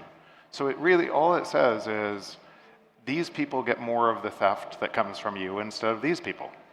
And it still relies on theft. So as that breaks down further, as it constantly breaks down further, you have to create an enemy outside your borders to be able to stay in power. And then, like I said before, then we go through cataclysmic wars to reset currencies, to build institutions about how we're never going to do it again, and the whole process starts again. Because the control of money is if you can control money and more people are on your system controlling, you steal more money from them. It's a very, and we've never been able to leave that. We're leaving it, and Bitcoin defunds that. Mark, what are your thoughts? You know, to that question of how does Bitcoin save lives, and specifically with the framing of war, we can see that the fiat system leads to more war for sure. So the creation of the first central bank, the Bank of England, I think it was 1653, was created specifically so England could continue its fight against Germany at the time. And the bankers went to the king and said, hey, we have this deal for you. Check it out. We'll give you unlimited amounts of money for your war, but here's what we want in return. Let us create this Bank of England, where we can create our own money. You declare that our money is the legit money, and we'll just give you as much of it as you want. And so it was literally created for war. And to Jeff's point, it just continues to perpetuate, as well as really make these wars bigger and last longer, which leads to obviously more death. However, I would say long before fiat currency, man goes to war. But here's where I think Bitcoin really changes that. You see, it changes the balance of power, and more importantly, it changes the incentive structure. So let's just use this hypothetical example. If we imagine some dictator, warlord, whatever, and he knows that he can go steal wealth whenever he wants from the people. So one, those people don't build value for the future, they don't save, they don't solve problems, so it holds them down. And the warlord provides no value because he goes and steals whenever he wants. But if you shift that balance of power to where now the king, the warlord, the dictator can't steal the wealth, two things happen. One, the people know, well, if they can't steal my wealth, I can build, I can save, I can provide value to the world. And more importantly, the government, the dictator, whatever you want to call it, now realizes, well, if I can't steal the wealth, if I can't confiscate or print the wealth, I guess I have to provide value to the people to get that. And so now we've taken a system that we're in today where neither party, the government nor the person, is really providing a lot of value because of this incentive system. But when you shift that balance, now both parties are providing value. And so even though war and death has been there long before the fiat monetary system, which of course does make it worse, I think by shifting that balance of power, we can really make a big impact on that. Yeah, I think I would just add that we will move hopefully into an environment where it is just a lot easier to get what you want by trading for it and building things than going to war about it. And so I think that's one component of it. I would also say there is a general sense in which, if you look around the world, various governments, they have become almost detached from what the citizens want, right? So sometimes you get this dynamic where, you know, some politician in a faraway land, they want to send all the boys off to, you know, young children off to die in a war, but they won't send their own children to die in that war, right? They're sort of detached because in one sense, their governments have just become so large, so sclerotic, so bureaucratic that they are just divorced from the consequences of the policies and things that they advocate and do. And so they can sort of send someone else off to do their dirty work, not face any of the consequences because they're making somebody else pay for it, right? So I think that's kind of a very fiat money dynamic. And I think in the Bitcoin world, it's not that there will be zero war ever, but I think it'll be a reduced level of that because now you have an alternative. You can save with Bitcoin, you can trade for things you want instead of having to go to war for it. Thank you. So the question that I would like to end on is it seems like Bitcoin is this unique new opportunity that really crosses religions and connects people. How do you believe Bitcoin is this unifying technology that's really going to bring people together, similar to how the internet did years ago? I might jump in here. I think there's a really good case for this concept of gratuitous goods. So Guido Hulsmann has written a book called Generosity, Abundance, and the State, and he speaks about how in a free market, people actually have opportunities to be more gratuitous. And actually there's a consequence of fiat money with leverage that causes people to want to just keep taking leverage and keep levering up, whereas under an actual free market for money, that would be different, and there would be more charitable giving. There would be more some of these things that you do for people without necessarily wanting a monetary reward, right? Partaking in the community or your all these elements of it. I think it really would be a different social and cultural environment, and I believe that is the future that we're going to in a Bitcoin world. Yeah, you know, in regards to like bringing the world together, bringing people together, I think about, you know, imagine if we didn't have one internet for the whole world, but every country had its own internet. So then everybody is sort of being fed a different type of information. We're all siloed off and we don't openly communicate. The internet has obviously changed that, and now information is flowing globally, so you can understand that. But what we have with the monetary system is we do have these siloed systems. And so as I travel around the world, all of a sudden I have to exchange my money. I don't have the money. I don't understand the exchange rate. I'm importing stuff from different countries, but I can't quote my customers because the exchange rates are changing all of the time. And then it creates this competition where now countries are trying to manipulate the currencies against each other. And so it's really pitting the entire world against each other. And so just like having an open communication network like the internet has brought the world together, that final piece, and it's not about the internet now money, it's the final piece of bringing that together, where if we could have one global form of money, it takes us from the competition to more cooperation. It allows global trade and commerce to flourish, which will bring us all together, bring incentives together. And I think it's the final piece of the internet, and I think that's how it will probably bring the world back together. Yeah, I think I want to just build on that. So when I think about the existing world, it is built on competition, but it's built on exploitation and competition. The free market is competition personified. It's a massive global competition with the output in service to you. We trade with other people to provide more value. And we will trade with somebody we don't like because we both win by that trade. That trade is a global phenomenon, and it's actually, and there is no such thing as a monopoly in that world. Because a monopoly creates more and more margin that punishes people, and it's attacked by all of the entrepreneurs, different ideas, because of the margin.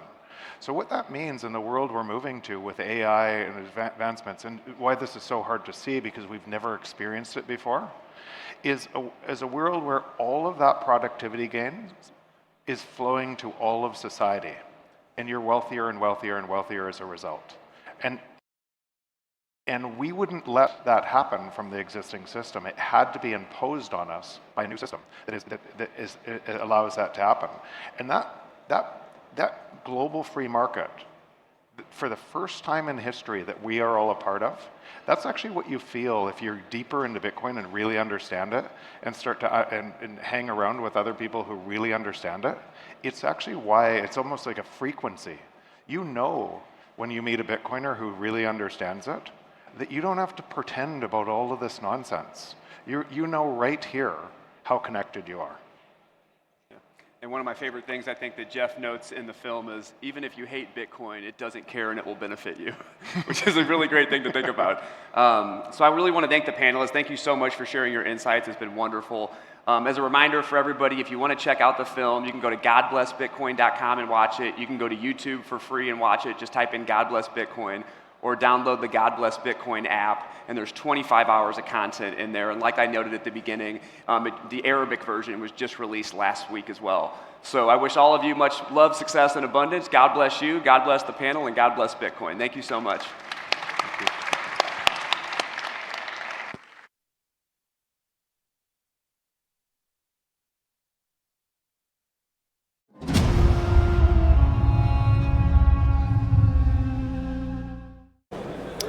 Welcome back to the Bitcoin Magazine news desk at Bitcoin MENA 2024, powered by Binance. The Bitcoin price on Binance.com, $97,000 at present. It's day 2 at the ADNAC Center in beautiful Abu Dhabi. We're joined again by Matt Pines, Director of Intelligence for Security One. To his right, Susie Violet Ward, CEO and co-founder of the Bitcoin Policy UK. Switching the topic now from the main stage, where we were talking about Bitcoin and a solution for inflation, we're going to go to the Fudsters, the mainstream media editorial board at Bloomberg, coming out yesterday. Their headline: a Bitcoin reserve could be the biggest crypto scam yet. We'll quote, buying Bitcoin with taxpayer dollars would serve no public purpose. Bitcoin has no industrial use, no claim to cash flows, no connection to the real economy. It's a purely speculative instrument. It depends on greater fools. Bloomberg, what would you say, Susie? They possibly haven't done their research. The entire editorial board of Bloomberg is wrong? I would say so, yeah. Okay, maybe you can unpack this for the listeners at home. Matt Pines, you're hearing the headlines. What's not to like here? I mean, honestly, it's a mimetic victory, the fact that the editorial board has to essentially come out and say this, right? There was a similar op-ed by Bill Dudley, who's the former head of the New York Fed. There was, I think, an article in the Wall Street Journal.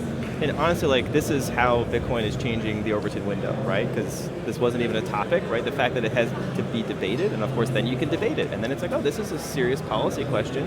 What are the merits? What are the demerits, right? And what are the factual predicate on which we will make our assessment? And a few factual points that are, clearly incorrect, right? The first is that this won't involve use of taxpayer money, right? So the Lummis bill, nor even an executive order, would involve use of taxpayer money, right? The Lummis bill is debt neutral. It's funded using essentially revaluing our gold certificates that are currently marked on the books of the Fed at $42.22 an ounce. So you can monetize those without having an impact on the national balance sheet. So I mean, that's just one specific point. And of course, obviously, the thermal FUD about Bitcoin not having industrial use. Well, that's its whole point, right? It doesn't have this mixture of industrial and monetary premium. It's pure monetary premium, which makes it actually a much better sort of reserve asset than gold, because you have this competing industrial and monetary uses. So yeah, I mean, but this I think is a good thing, right? You want to have this debate. You want to have. But is it open debate though, or does it just cloud people's judgment on what Bitcoin is? I mean, of course it does. I mean, obviously, the fact that this now brings up this argument. This now, you have this, it's like people wouldn't even think of this idea of a strategic Bitcoin reserve until they read this article and they go, oh, that's either a good idea or a bad idea, but at least you're talking about it. Susie, you've battled the BBC about trying to retract their headlines. Should Bloomberg be forced to retract here, in your opinion? Yeah, of course, if they haven't done their research, but we see this across all of the mainstream media, and we were talking earlier about how you have to do hundreds, if not thousands of hours, and there's absolutely no way that these journalists have put the effort or the time in, because it's such a complicated subject. Well, of course, more learnings to come on the main stage here at Bitcoin MENA 2024. We're streaming live all day on X, Rumble, and YouTube. We're sending it back to the main stage again for a presentation. We'll be back after these messages. Stay with us.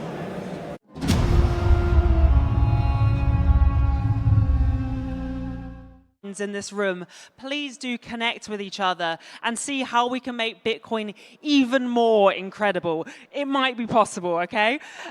So coming up next, we have a couple of keynotes for you. We are kicking off this keynote as a title of Bitcoin's Evolution, Unlocking the Next $1 Trillion Economy with Layer 2 Solutions. So let's get some energy here, guys. This is Muneb Ali from Stacks. Big round of applause, everyone.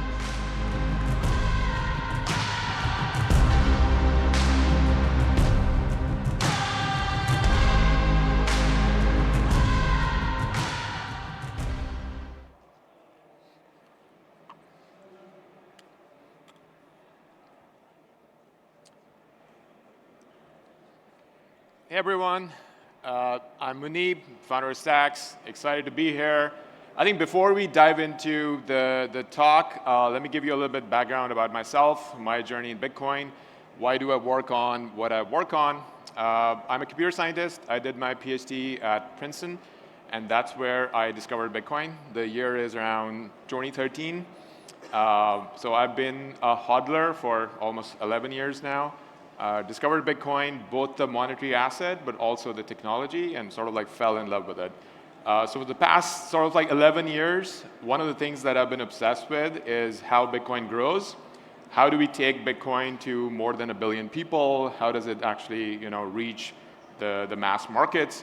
I tried hacking and building on Bitcoin early in the days, 2013, 2014, built a bunch of like toy things, discovered some limitations for scalability, and that's sort of like the core thesis of my work that has been since then. In 2017, I started Stacks, which is a Bitcoin Layer 2. We'll talk a little bit more about it later. Around the same time when Lightning started. Lightning is another Bitcoin L2, and there are also like different these things. But let's try to kick in. Let's try to try to see what do I mean by unlocking $1 trillion of capital. If you think about it, Bitcoin is the best form of digital capital. A lot of you would understand that, right? Like it's better than gold, it's better than property, it's actually appreciating much better than those asset classes. And that is, I view this as more like savings technology, right? So for the past 11 years, just like you have your savings account, for me, Bitcoin is my savings account. I keep putting more and more of my savings in Bitcoin, and I think that's a really good way of looking at this new technology. It's really like a savings technology out there. But the interesting thing is, if you think about property, let's say you're buying land, it's one thing to buy land, and it's a different thing to actually make it productive, like build some building on it so that you can start getting rent, or turn it into a more productive asset. So that's the thing that hasn't happened with Bitcoin yet. Most of the Bitcoin is not actually being used.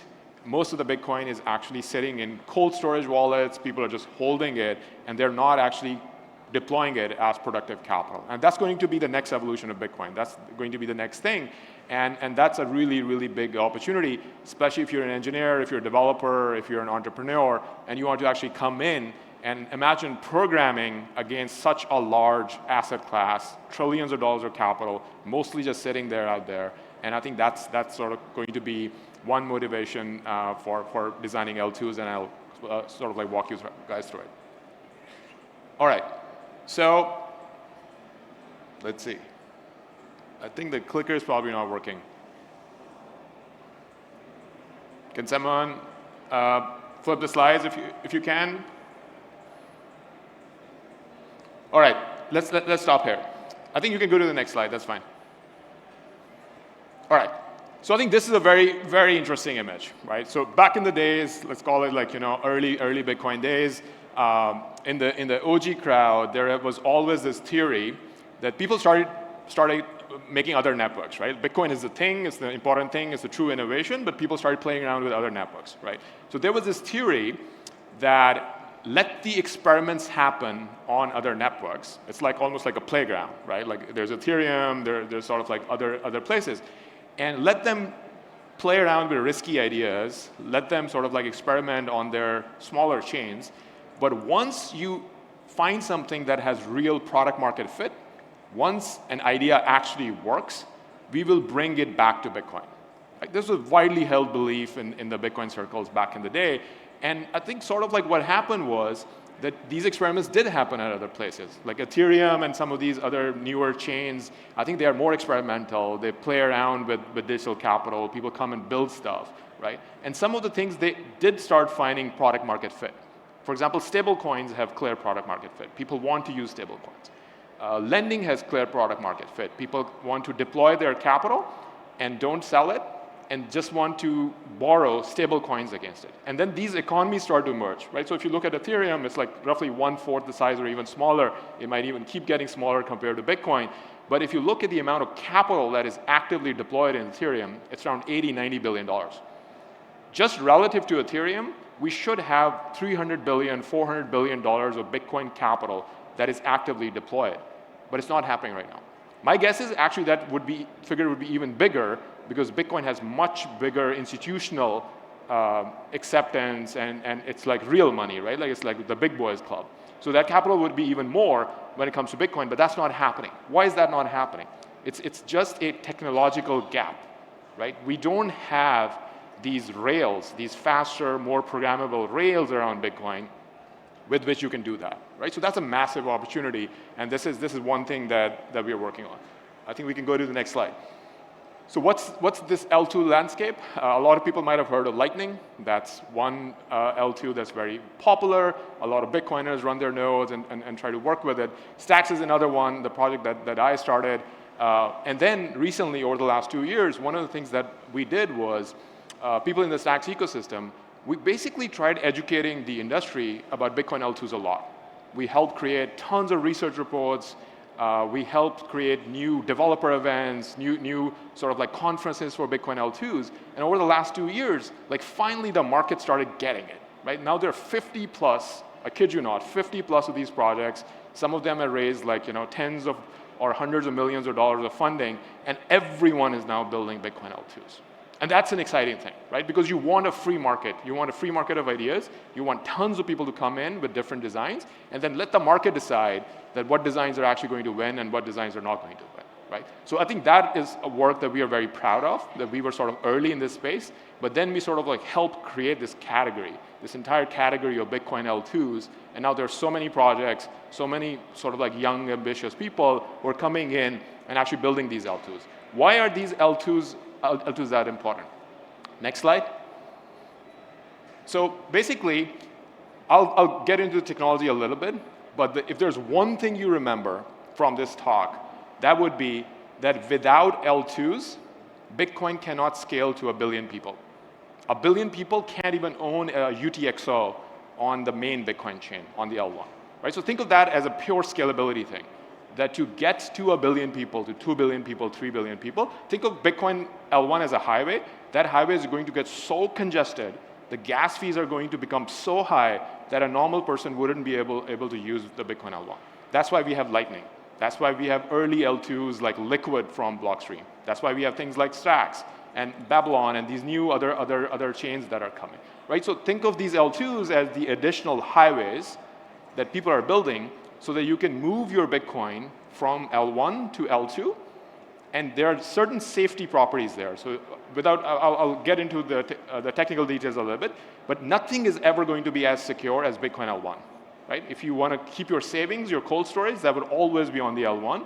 But if you want to have a hot wallet, you just want to pay someone small amounts of Bitcoin, or you want to swap it into a stable coin or whatever you want to do, you go to an L2, which is faster, which is cheaper, and most of the traffic would actually live on these L2s.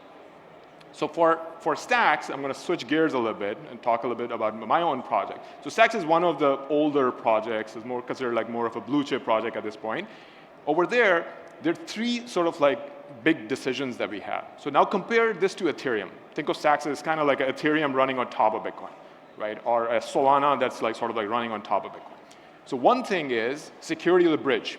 What is the security of the bridge? That when you're moving your Bitcoin from Bitcoin L1 to the L2, the Stacks, what security sort of like risks are there, right? So there have been a bunch of breakthroughs. This thing's called BitVM. In a couple of years, I think it's going to make it very trustless to move your BTC from L1 to L2. And I think Lightning actually does a great job of doing a trustless way of moving things from L1 to L2. So on Stacks, we designed this decentralized way of moving BTC from L1 to L2. So imagine anyone can become a signer on this network. You lock some capital, you become a signer, and there are large institutions like BitGo, Blockdaemon, Figment, like 20 plus institutions who are already these signers. So you're sort of like trusting this open network of signers that when I move my BTC, they will sign the transaction for my Bitcoin to come back. So that's one thing to keep in mind. The second thing is consensus, right? So one very interesting aspect of building Stacks was that we could actually improve on Bitcoin UX. You know, Bitcoin block comes every 10 to 40 minutes. Some of these other chains like Solana and others are really fast. They give users a great experience. But we can do the same thing with Bitcoin. Right? So the Stacks L2 can give you transactions within seconds, right? In between Bitcoin blocks, you can have really fast transactions if you're moving your BTC on the L2. But as soon as a Bitcoin block arrives, then you get 100% of Bitcoin hash power. And that was actually like, you know, original Satoshi's vision or sort of like high level architecture that he had, like back in the day, this idea of like Bitcoin actually securing other chains, other L2s, with 100% of Bitcoin hash power. And it was a very sort of like bittersweet, amazing moment for us when this network went live just last month with this upgrade. Meaningfully difficult to like be a large miner, but it's like it's possible for you to meaningfully resist. Like, and as soon as a Bitcoin block arrives, you get 100% of Bitcoin security. And the last thing is more for developers, but I think it connects with the Bitcoin crowd because BTC people, they really value their capital. So they optimize for security and safety. So our programming language on Stacks is very, very safe, and that's the thing that it optimizes for. It's called decidable languages. It's very technical. I won't go over that right now. Next slide, please. Just a quick overview. Stacks is sort of like the only Bitcoin L2 on CoinMarketCap top 50 right now. As I mentioned, it's considered sort of like a blue chip project, given how long it's been around, how many developers there are. And it's a very, very fast-growing ecosystem in terms of developers. And this is a thing that we noticed that sometimes in the Bitcoin community, there's a little bit of resistance that why does Stacks have a token and this and that? But now with 50 plus projects, I think it's a free marketplace. Whichever project is actually growing fast, getting more developers, getting more Bitcoin capital actually being deployed, I think they're just going to win in the market. So I think now things have changed a lot in terms of even resistance from the broader Bitcoin community. People are much more open to these L2s, and they see it as good for Bitcoin, as healthy for Bitcoin. The more Bitcoin that gets deployed, more Bitcoin that is being used on chain, I think that's very, very healthy for Bitcoin, and it helps increase the demand for BTC. Just like ETFs, they're buying up a lot of Bitcoin, and it is increasing demand on BTC. These L2s are sucking in a lot of Bitcoin capital, right? Because there's demand for Bitcoin to go there, earn yields, be used in DeFi, and so on.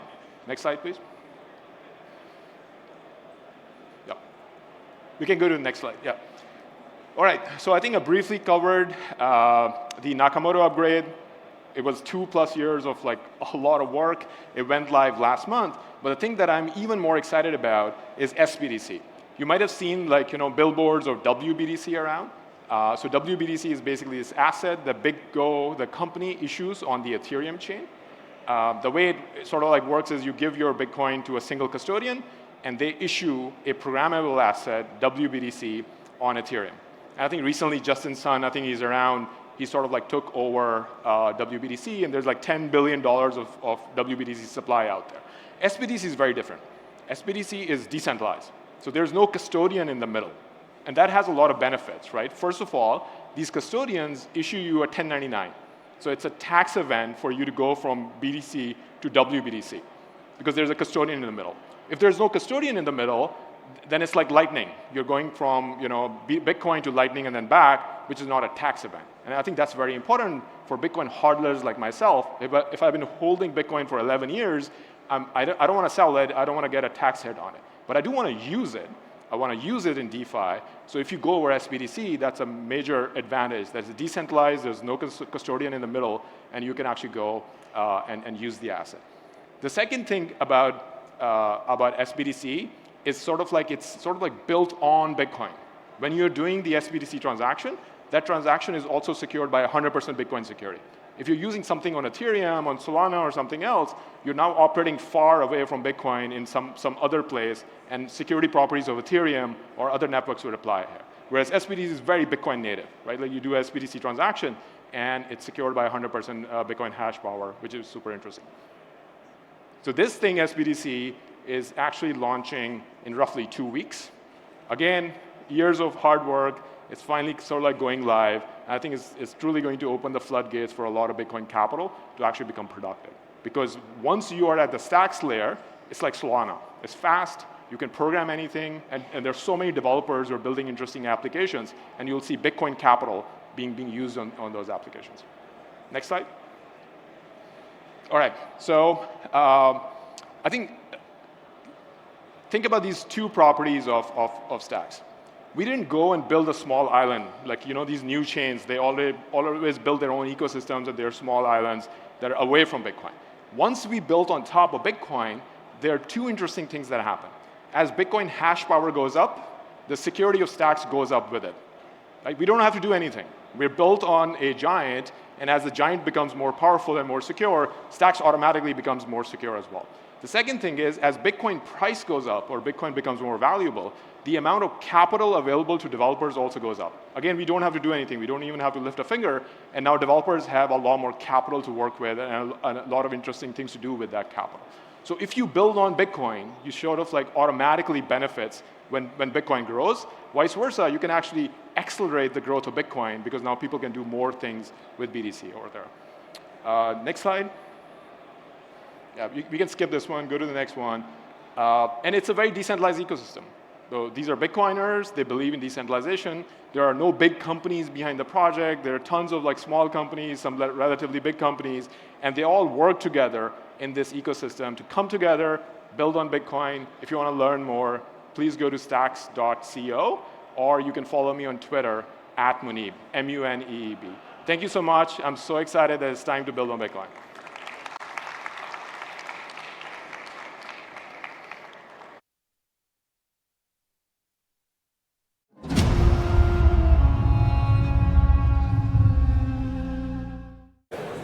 Welcome back to the Bitcoin Magazine News Desk at Bitcoin MENA 2024, powered by Binance. The Bitcoin price on Binance, $97,200. You just saw a main stage presentation from Muneeb Ali of the Stacks Foundation. We're at the ADNAC Center in Abu Dhabi, joined again by Matt Pines and Susie Violet Ward. The topic now, understanding Bitcoin, riffing off of our Bloomberg takedown before. Obviously, there was a lot of new people coming in. Bitcoin 100K, they're excited. How do they dive in? Susie, your quick take. I think 100K is a psychological amount where people will then start to take it seriously. So I'm not really a number go up kind of person. I'm not really interested in the price, but I am interested in people taking notice of all the other amazing things that Bitcoin has to offer. So when it comes to the 100K, I just think that that's when people are going to start taking it all seriously. But we've got computer science, law, politics. Matt, where do you dive in with Bitcoin if you're just starting? Yeah, this is the toughest part about Bitcoin because the folks that I think were early adopters, the folks that have been attracted to it, were sort of triggered in various ways, whether they're computer science folks, whether they're folks that are, have a certain perspective on the monetary system, the folks that think about the intersection between technical systems and society. So that, if you really, the early adopters were kind of, I think, naturally disposed to thinking about these deeper intellectual sort of cross-disciplinary questions.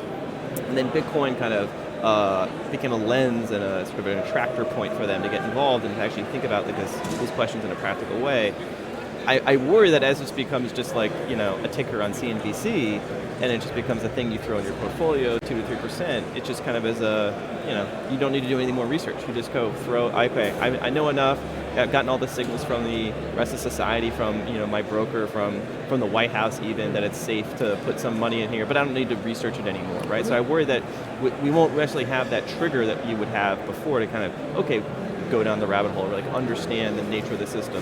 So you don't think that they come for the money and just stay for the revolution then? Because yeah. I know what you're saying, like people in now are looking at all of those things, but once you realise that there's a freedom aspect to it, there's an environmental aspect to it, because so when people ask me, with my articles, send me some articles. The first question I ask them is, well, what are you interested in? Because I could literally send them an article on any aspect of it. Thriving debates happening on the side stage. We've got to go back to the main stage now. More to come at Bitcoin MENA 2024. Stick with us.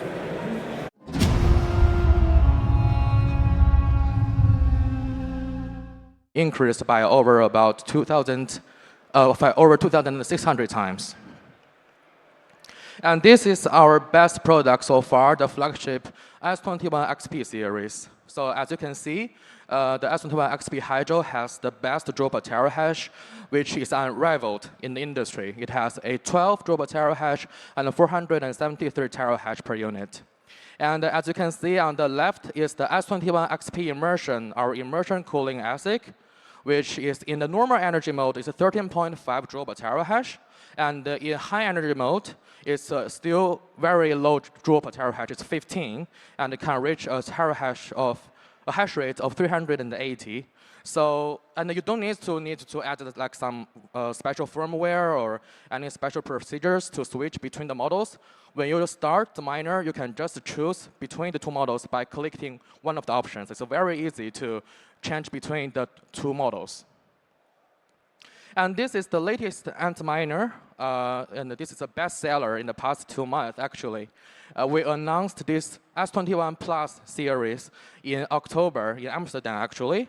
And as you can see, the S21 Plus Hydro also a very good power efficiency. It's 15 joule per terahash and 319 terahash per unit. And it can be delivered in 2025 Q1 and Q2. And this is become our bestseller, not just because of its power efficiency, but also its cost efficiency. And in terms of hydro cooling, we have a very comprehensive and mature solutions for our hydro cooling miners. So at the left half of the slide, you can see is the AntSpace HK3. This will offer our customers with a great flexibility because it has 3 cooling options. As you can see in the picture, is the one we are showing right now is the dry cooler types. The container on the right is the container for the miners, and the other 2 are the coolers, the dry coolers. And with the dry cooler types of the AntSpace HK3, it can literally reach a closed-loop waterless mining for hydro cooling miners. And I think this means a lot. It's very significant for the MENA region due to its scarce source of water. So you can still mining with our hydro cooling miners in the MENA region with our AntSpace HK3 of the dry cooler types. And also the other type is the traditional dry white tower type, which has been iterated for like over 7 versions. And now we have is version 7. And we also have the one which is kind of innovative is the plate exchanger ones. And if you have if the owner of the mining farm has access to the usage of a sea or a lake or a river, he can put the heat exchanger into the lake or the ocean or the river, so it will enable the customer no cost on the water consumption. And the heat recovered from the plate exchanger can also be used in like residential, industrial, and agricultural scenarios of application. For example, one of our customers in Paraguay, he is planning on buying our AntSpace HK3 with the plate exchanger type to dry the apples. And then you can reach a full cycle between the agriculture production and also the Bitcoin production. And I believe that such coexistence of green mining and greenhouses is how Bitmain envisioned the future of human life. And also the one on the right is the AntSpace HW5. It's a new model. It's a 40 feet HQ standard solution, all-in-one design, which is enabled by a simplified and innovative internal layout. And it will enable the rapid deployment because you don't need to worry about the pipe connection. because all the connection with the pipes has already been done in the interior of the HW5. And also, it will enable a less transportation cost per megawatt for people who wants to use our hydro cooling interfaces. Because the transportation of 140 feet container is always cheaper than shipping 2 or 3 20 feet HQ standard container. And after talking about the products we have, now we're talking about the benefits of hydro cooling mining farms. And as you can see, there's multiple benefits of doing hydro cooling mining farm other than air cooling or immersion cooling. And the one we have, like the first one, it will endow the customer with the possibility of always choosing the highest power efficiency miners, because the hydro cooling always have the higher heat dissipation rate than air cooling or immersion cooling. And also it's environmentally friendly, because with the plate exchanger model of Underspace HK3, it will enable lower carbon footprint, because the heat can be recycled, and it will shut down or lower down the emission of carbon. And also it has a lower noise for hydro cooling mining farm. Based on the statistics that we have and our customers have, the average noise level of our hydro cooling mining farm is only about 70 decibel, and which is totally cool. And also the lower, and then it also very mature solution, because as I mentioned, it has been iterated. The design of the interface has been iterated for over like 7 versions, and it only have a PUE, the power usage efficiency, of 1.032. The 1 is the most optimal PUE, and ours have the 1.032. And also it will enable a lower operational cost. Because the repairment of the hydro cooling miners is much less than the air cooling ones and the immersion cooling ones. So the cost on the RMA, the cost on the O&M is very small compared to the other two, and it will also enjoy a longer lifespan. Actually, I think 5 years or even 6 years is what the hydro cooling miners can enjoy. And also, not to mention the high uptime. The hydro cooling mining farm can reach an uptime of about like 99% or nearly 100% very easily compared to air cooling mines. And let's talk about the hydro cooling mining farm in Africa, actually. So this is an example of the mining farm that Bitmain hosts its miners in. It's located in Ethiopia. The energy source is hydroelectric power, and it has a total capacity of 150 megawatts. And in terms of how Bitcoin mining benefits Africa, I think first of all is the economic growth and the job creation greatly boosted by the Bitcoin mining industry, and also the infrastructure development propelled by the construction of the mining site. And also it will reach a supply and demand balance, and so it can help propel the power grid stabilization, which is also, I think, very important for the region. And also, so our mining farm, especially this one, is also using the hydroelectric, the renewable energies, and I think such usage of the renewable energies will enable a future with no pollution or no carbon emission. And now let's come to the second part. I think it's the most important part. As Bitcoin price has been extraordinary in the past few weeks, a lot of customers want to enter the Bitcoin mining industry as soon as possible in a swift and a reliable way. And actually, Bitmain has been providing such swift and reliable solutions for quite a long time. And this time, I want to give a little bit of introduction on the solution. It's rather kind of very simple solution. Is that we provide hosting services for the Antminer buyers. So basically, when a buyer buy the miners, they don't even need to care about the mining farm construction. They don't need to worry about the logistics. They don't need to worry about the local regulation and the policies. And they just need to pay, and then Bitmain take care of all the rest. So the customer he doesn't need to even see or touch the miners to get, then he can get the hash rate. So that is why we provide such hosting services. I think such service will further lower down the barrier for entering into the business. And for example, the first one, the traditional financing institutions. And I think with Bitcoin becoming more and more mature and more like a traditional industry, or I think it will draw more attention from the traditional financing institutions. And I think such services will enable them to enter into the business in a very quick way and will help them to get the investment from their end customers very quickly. And also, our solutions is also very suitable for those with a lack of knowledge of mining farm construction, and also for those who desire a swift and reliable start. Some of our clients, maybe after the 2021 the China ban on Bitcoin mining, a lot of our Chinese customers, they went to the US or other countries to try to do Bitcoin mining, and they make a lot of mistakes. And but with our services, there's no chance to make such mistakes because we have make all the mistakes for the customers, and that's how we want to, and that's how we make us can provide the best hosting services for our customers.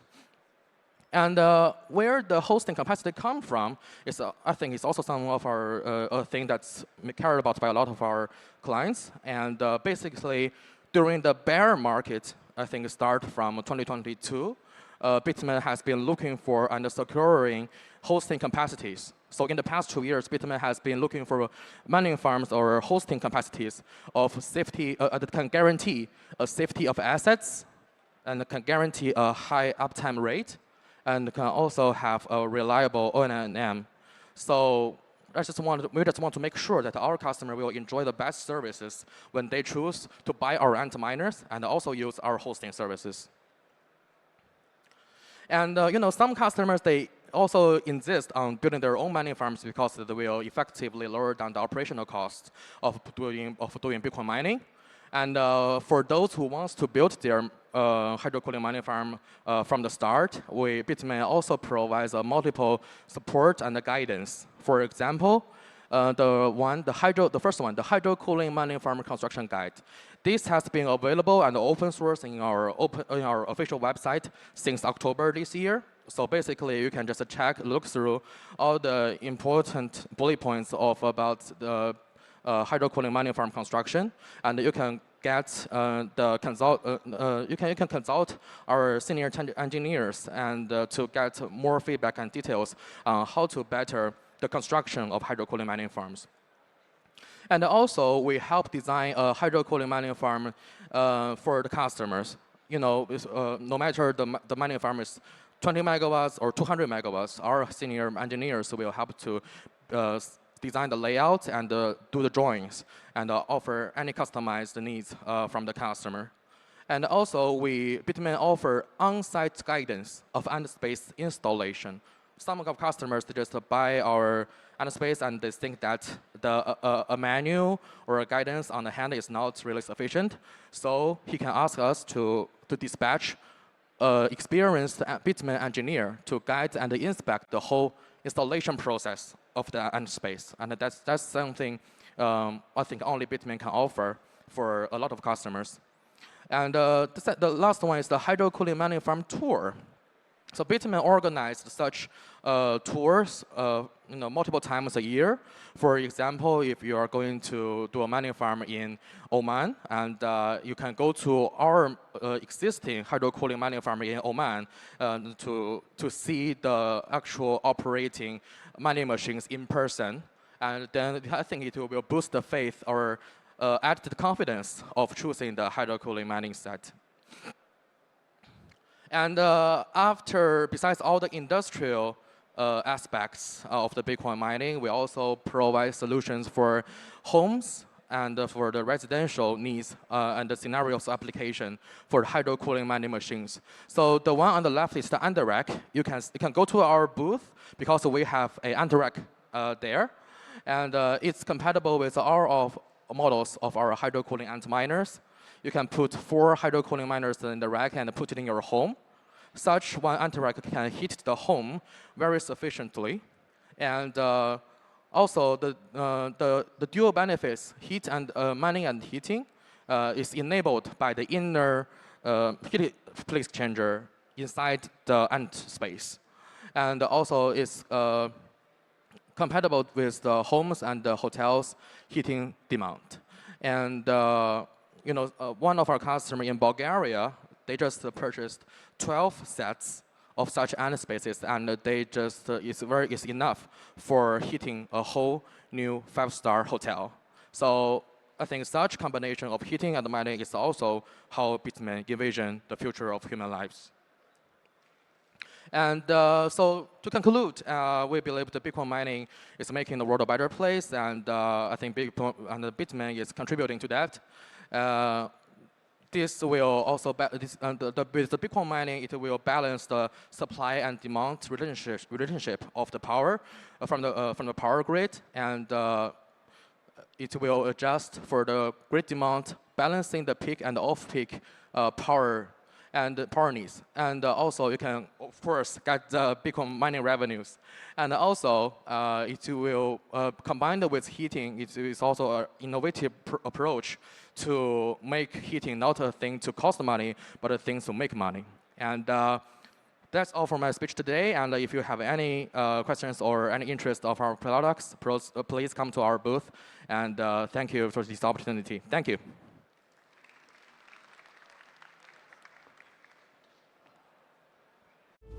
Government fiat currency is not just money. It steals from the poor and gives it to the rich.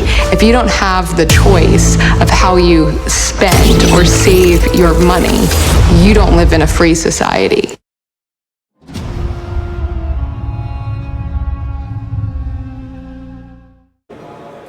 Welcome back to the Bitcoin Magazine news desk at Bitcoin MENA 2024, powered by Binance. The Bitcoin price on Binance.com, $97,000. And you just heard from Bitmains on the future of mining. We're joining in by Matthew Pines and Susie Violet Ward, talking now about home mining as the subject. Susie, it sounds like you've recently purchased a miner. Let's talk about that experience. You're joining the Bitcoin network. How is it going for you? You just cut out there, so I didn't hear the whole question. But if you're talking about home mining, then we have some excellent examples where we've got people back in the UK that are actually mining off solar panels. So they're, rather than sending it back to the grid and getting the money back from the grid, they're choosing to actually get their money back in sats. Amazing. Matt, your take on home Bitcoin mining. We think about mining as something that's done in data centers. People like Susie bringing it back to the home. What's going on here? How did we get from laptop mining to data center mining back to solar mining? What does it all mean? Well, Bitcoin mining is kind of like the dung beetle of energy, right? And there's certain, I think, a variety of application use cases, especially in industrial and home appliances, where there's a lot of waste heat. There's a lot of kind of niche areas where if the economics work out, and I think like they do in many cases, there's a market to plug miners in. And I think that's fascinating, not just from like a industrial economics or home economics perspective, but just the idea that people now, many of you know, right? Like you could just buy like a home appliance in a few years potentially, and it just has this built-in ASIC, and it's generating some like a little bit of extra revenue for you, right? I think this is an underappreciated You don't always get the flywheel. revenue because, like, I think 1 kilowatt in is 1 kilowatt out. Mm-hmm. So there's actually a French company that are doing home heaters, but the people don't even know they're mining Bitcoin. Mm-hmm. It's the same price. So the company's getting the Bitcoin. Yeah. And the user's just using a heater. Yeah, I think there'll be a variety of use cases where the individual doesn't even know what's happening. Right? Innovation happening at all levels. We're sending it over the main stage, Max Kaiser.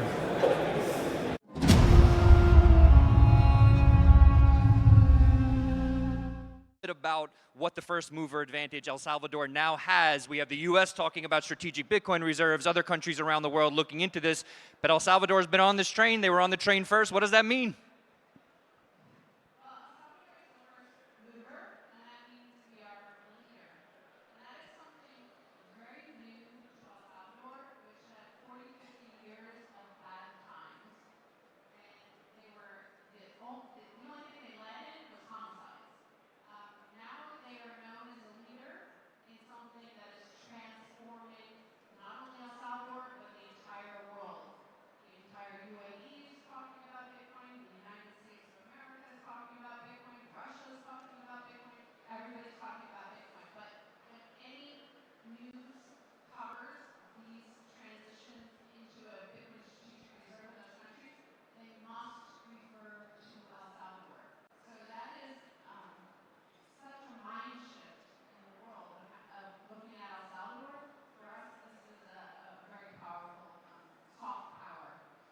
Yeah, you know, the center of global freedom for many years was the United States, and people yearned to breathe free, as it says on the Statue of Liberty. Well, the new Statue of Liberty now is a volcano in El Salvador.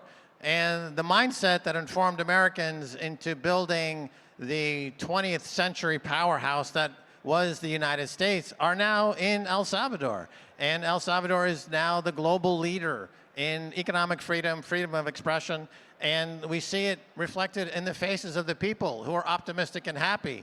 And that's all due to the combination of Bitcoin plus Bukele, who is, as Stacy says, a Renaissance man, a once-in-500-year leader. And the results are palpable. The results are obvious. A question to you, Max. I have a question. So you were talking about $100,000 Bitcoin when Bitcoin was $1 many, many moons ago. Did you ever imagine that you'd be in the first nation state to adopt it when Bitcoin hit $100,000 as it did just a week ago? What? Did you?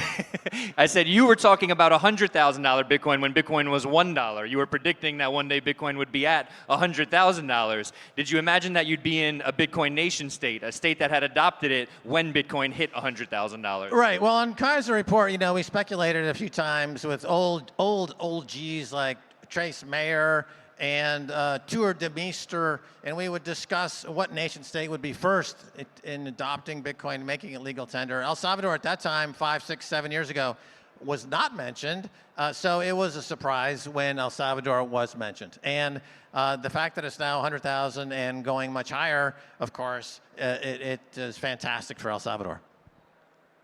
Over to you, Stacy. You started the first national Bitcoin office, the first country to do something like this. You've done absolutely amazing work, which we'll get into in just a second. Are other countries not only going to copy Bitcoin, you know, El Salvador stacking Bitcoin, 1 Bitcoin a day, but are they going to copy having an actual government office that handles Bitcoin affairs for the country?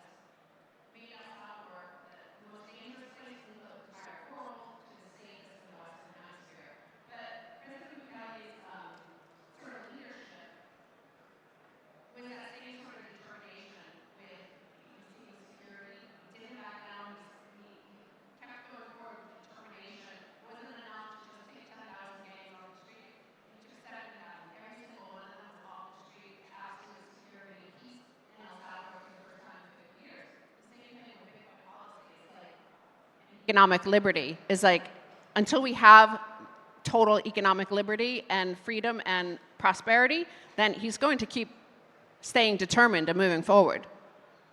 Appreciate that. You've referred to him something as like a cross between many people, but a Steve Jobs sort of a leader. You just mentioned someone that comes along once every 500 years, someone that ushers in what Stacy, I think what you both refer to often as a new renaissance. Can we talk a little bit about the parallels to the original renaissance, to what's going on, and why money is at the center of, or it's like a prerequisite for a renaissance to occur, and why Bitcoin is that money this time around? Well, I kind of came up with this on our podcast before we even met President Bukele, is that we predicted a Renaissance 2.0 would come, because with Florence, when that became what happened there was they had the florin, right?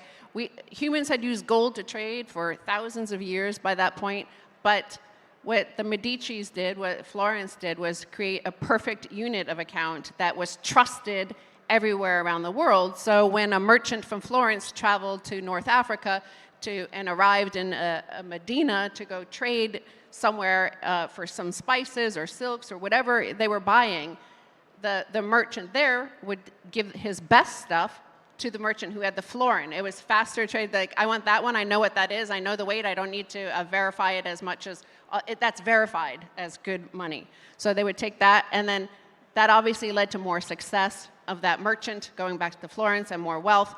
So we saw that sort of effect could happen in El Salvador, and that is the sort of adoption that we have actually focused on, is the mind share of the best and brightest in the world. The best technologists, the best Bitcoiners, the best builders who would be attracted to El Salvador, who wanted to be part of this transformation, who were attracted by President Bukele's leadership and determination and his vision, and attracted by the best money. Because if you ever go to a Bitcoin conference and hang out at Bitcoin conferences, as you all do here, you understand the ethos and the mindset and the time preference and all those things that go into the culture of building that is part of Bitcoin.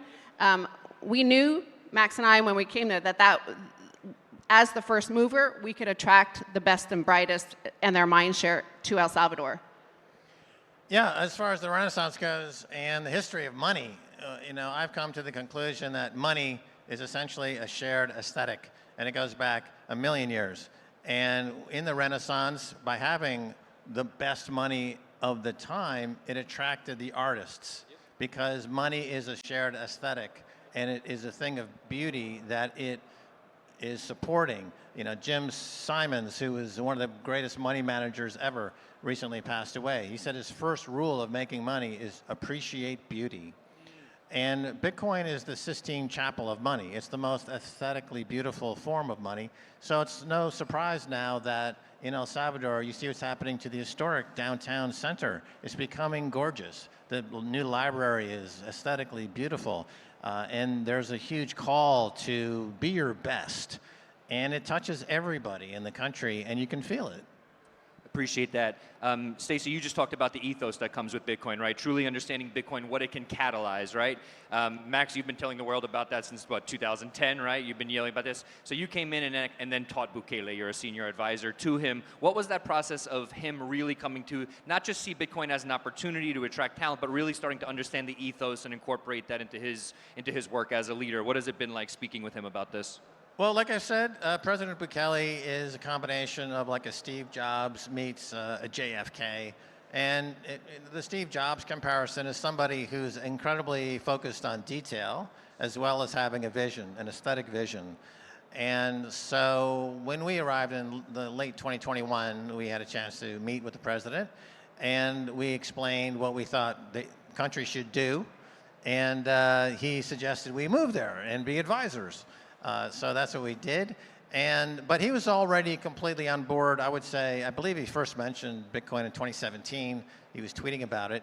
And so he already was orange-pilled, really. We didn't have any orange pilling to do. But the question of how to bring that to the nation-state level, that was a question that needed to be solved. Part of what solves that, I think, is education. Stacey, we spoke for a piece that I wrote for Bitcoin Magazine about the work the Bitcoin office does. Education is at the center of that, all the way from kindergarten all the way up to the university level. Can you talk a little bit about the programs that exist in El Salvador and how important they are? Sure, and that's part of our first mover advantage, and it's a bit of a moat that we've established, is just time in the game, right? So for the past 2 years, we've been running a program combined with a Bitcoin Beach team and Me Premier Bitcoin in our high schools. So we've educated thousands and thousands of Salvadoran students on Bitcoin.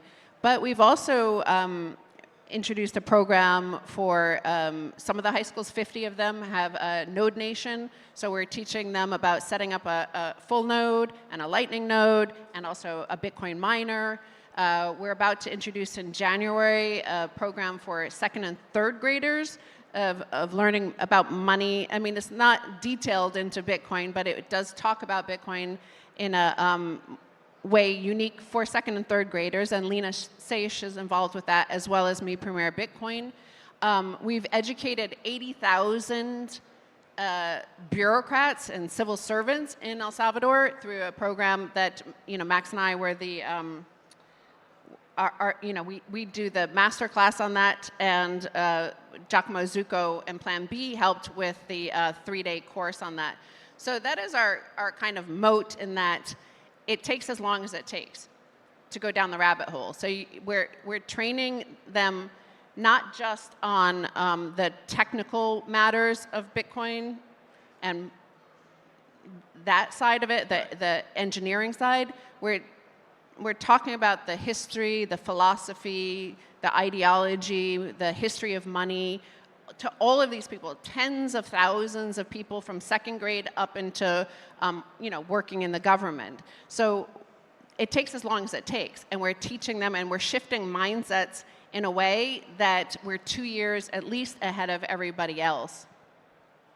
That sort of shifting of mindset, you've both been doing this via the media forever, since Bitcoin has existed, essentially.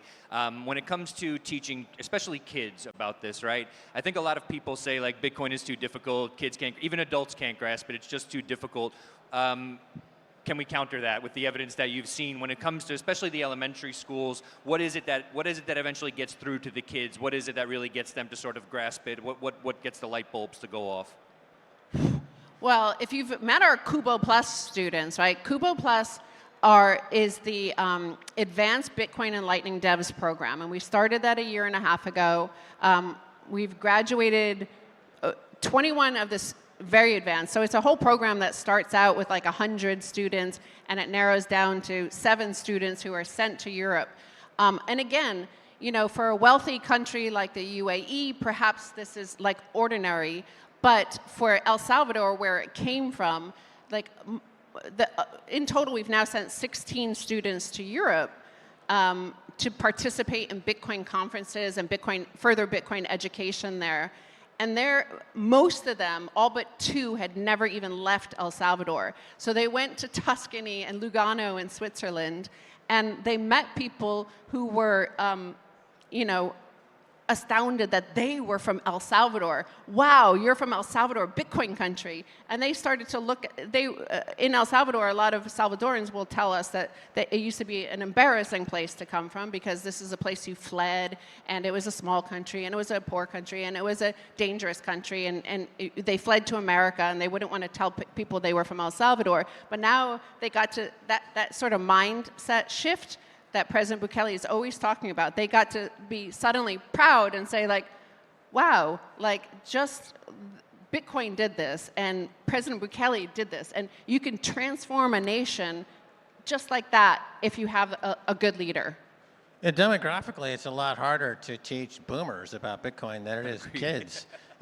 Older people tend to project their own incapability of learning new things onto kids, thinking like, well, if I can't get it, this kid can't get it. But of course, it's the opposite. Kids are open-minded, and they sense intuitively some of the aesthetic qualities of Bitcoin that I talked about, even though maybe they can't articulate it. They are still in tune with the nature to a greater degree than a cynical old bastard like myself. So I would say it's the opposite. Fair enough. I remember when Milei was elected, I think you tweeted something like, we have to start this conversation with him.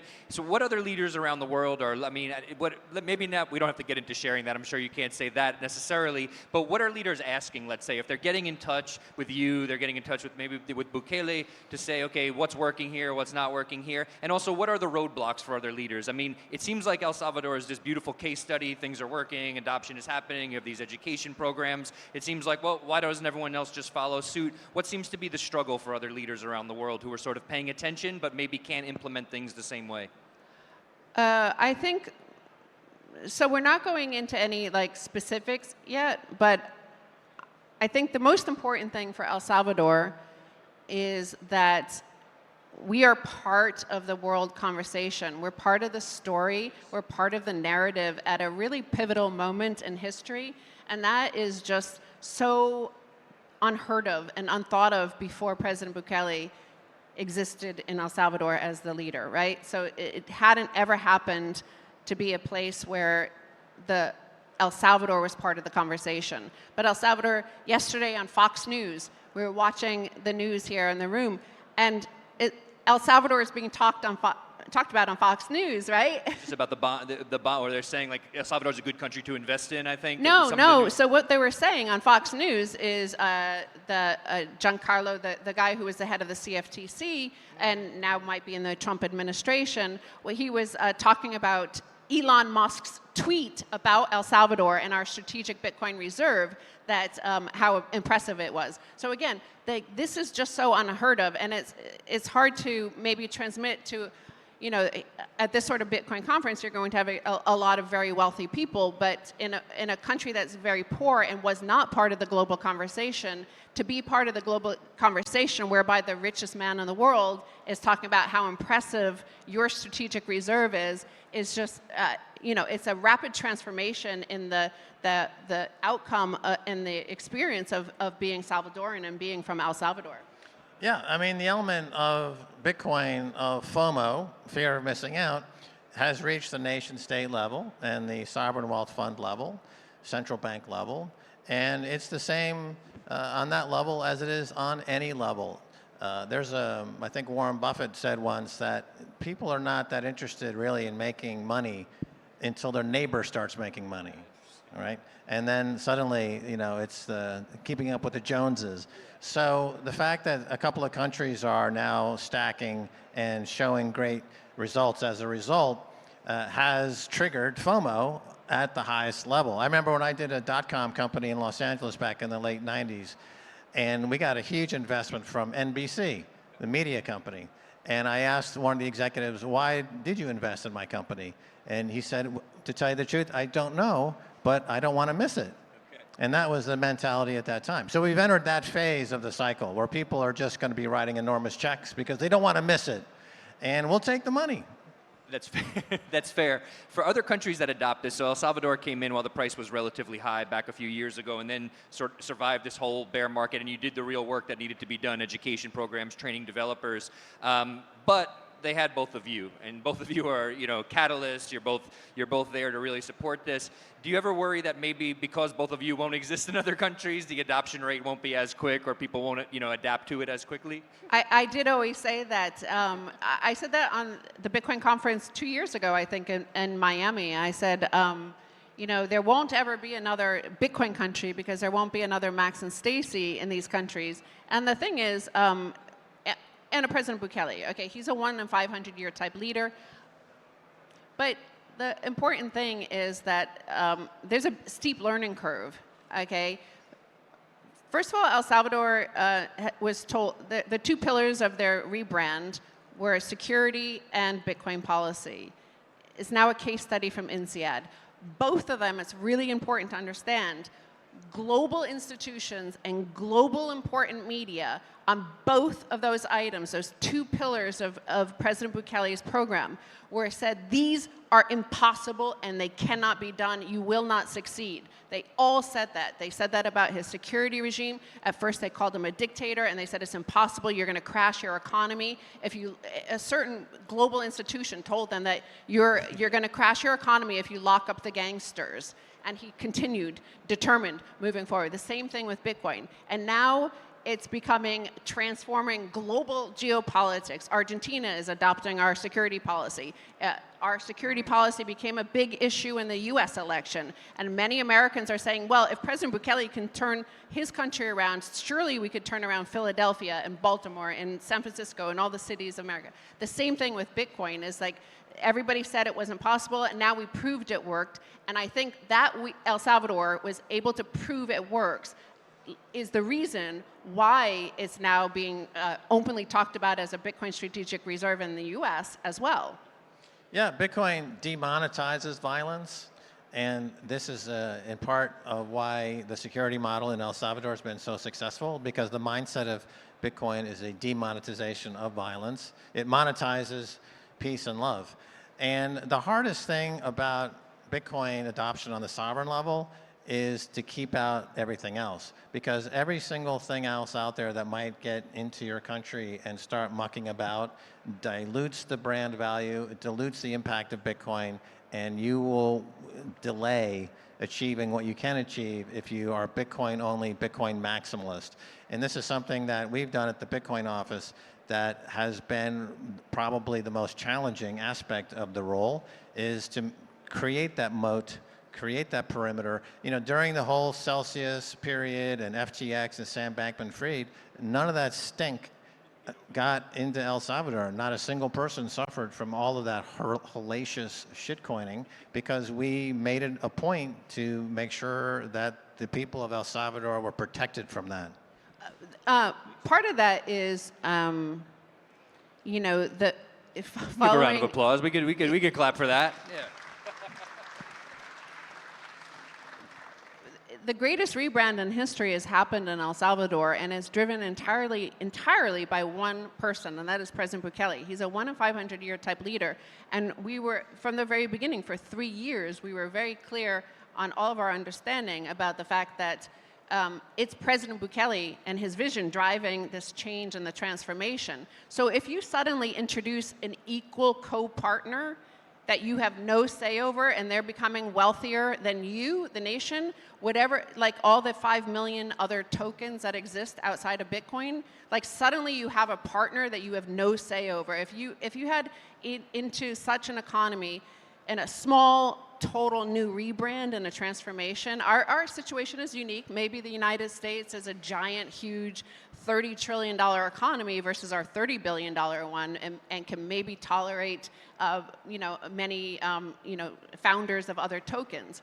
But for El Salvador, it had to be like very clear and focused and on a vision of economic liberty that the president wanted to introduce. So there's no number 2 next to him that is outside the country, living somewhere else, traveling around the world, becoming wealthier as the coin rises because of your adoption of that. So we are very focused on just being excellence only, the number 1 only, the best only, because that's how a small country asymmetrically can catapult up to the top, and it has succeeded because we're in our hotel room and watching Fox News, and there we are being talked about, right?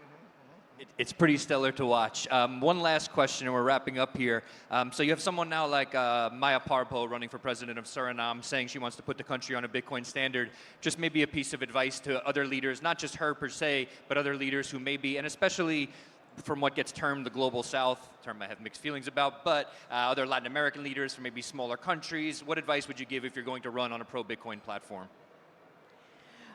President Bukele has made it easy because everybody wants to look like him. Everybody wants to be as popular as him. His popularity rating, he's the number 1 most popular leader in the world. Leader in the world, right? 93%. Yeah, everybody wants to be like that. So they look at him and he adopted Bitcoin and he provided security. Well, let's do that. Yeah, the El Salvador success, there's actually a playbook that you can follow. There were 5 or 6 key steps that were taken. And we don't, in 25 seconds, we don't have time to review them, but it's an actual step-by-step guide to achieving the same type of success. And I recommend any country that wants to compete with El Salvador on the stage of global excellence to study the playbook. As Max just said, we are running a little bit low on time here. What I would love for everyone to do, Stacy and Max have been doing this for a long time. They've been doing this at the first Bitcoin conferences, what, 2010? Was that the first? 2011? 2011. 10? Yeah, so please, I would love a standing ovation for these two and what they've done in El Salvador. Actual standing up out of your seat. So thank you very much. So when we talk about sound money in Islam, we're really talking about a form of money that cannot be created from nothing and therefore requires proof of work. Now, one of the problems with fiat money is that it doesn't require proof of work.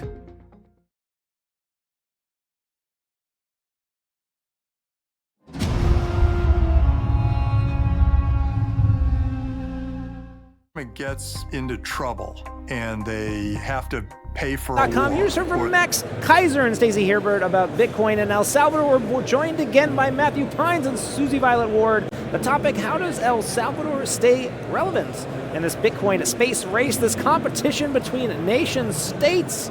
Matt, Susie, your thoughts on El Salvador's position now in this new world order, perhaps? So I think El Salvador's population is about 6 million. Their per capita GDP is about 5,000. Their total GDP is like 30-some billion, which is about half of MicroStrategy's market cap, right? So just put that in context. Setting expectations is important, right? I think they have vastly exceeded expectations for a country of their size, of their level of technological economic development. I think they've used Bitcoin very effectively to really pivot their country from, kind of a morass of, gangs and social strife into potentially like, jewel of South America. And so, was it ever feasible for them to become like a, G20 nation? No, right? But that seems like an unrealistic expectation. Bitcoin has allowed them to transform their fortunes from the trajectory that they were on to a much more positive trajectory, and it serves as a model for other countries in similar situations. Susie, how do you look at the success in El Salvador? What do you say to people who ask you about El Salvador's Bitcoin adoption? Well, it's important because they didn't really have much to lose, did they? So it always had to start off small. And I think that it's an excellent example. I think that Bitcoin is inevitable. I think game theory is playing out, and people will look to El Salvador as a great example. Of course, many more participants in the race as well. Bhutan, soon to be the United States, potentially buying Bitcoin. We're sending it back to the Nakamoto stage now, or the Genesis stage, sorry. More to come at Bitcoin MENA 2024.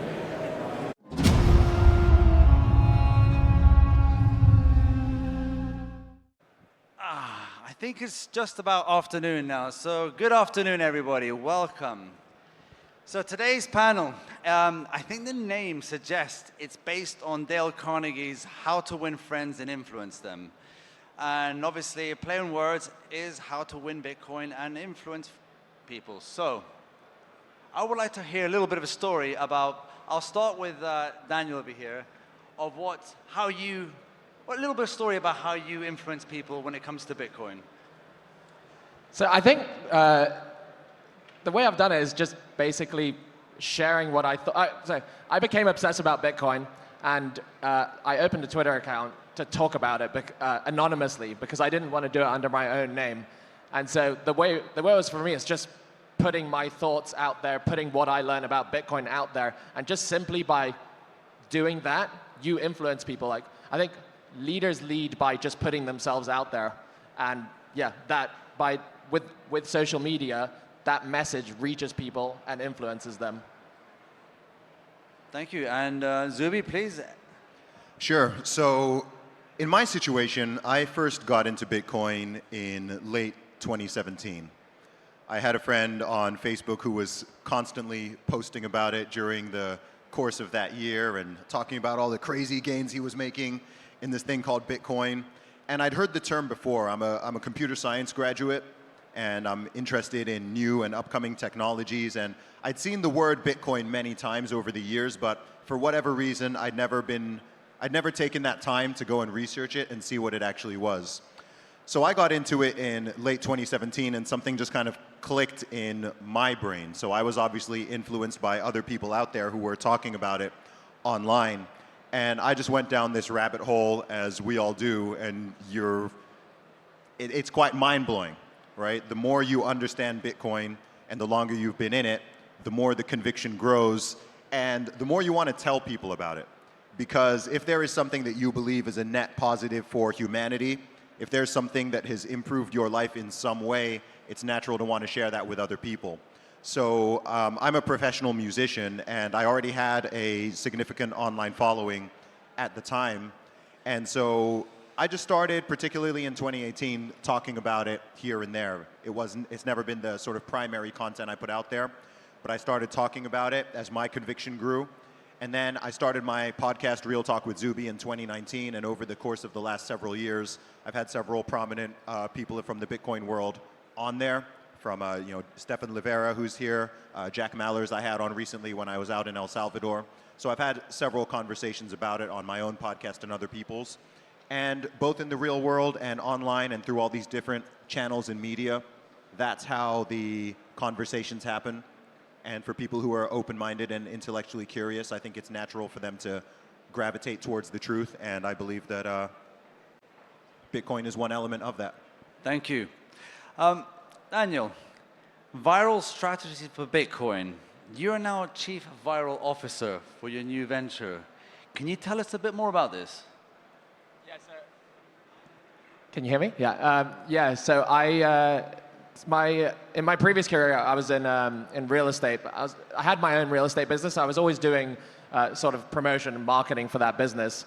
And then I sort of found myself transitioning out of real estate. And it was around the same time I became obsessed with Bitcoin. So I went into, I got basically an internship at a Bitcoin mining company as a marketing and social media intern. And then, I've been doing that for the last 3 years. At the end of last year, I kind of wanted to go back to doing my own thing again. So I left there and, I had basically Twitter was like the asset I had, this sort of following, this brand that I built. And I was like, there's something, I can do something with this. I'm not sure exactly what it's going to be yet, but it's going to be something around Bitcoin, something about marketing.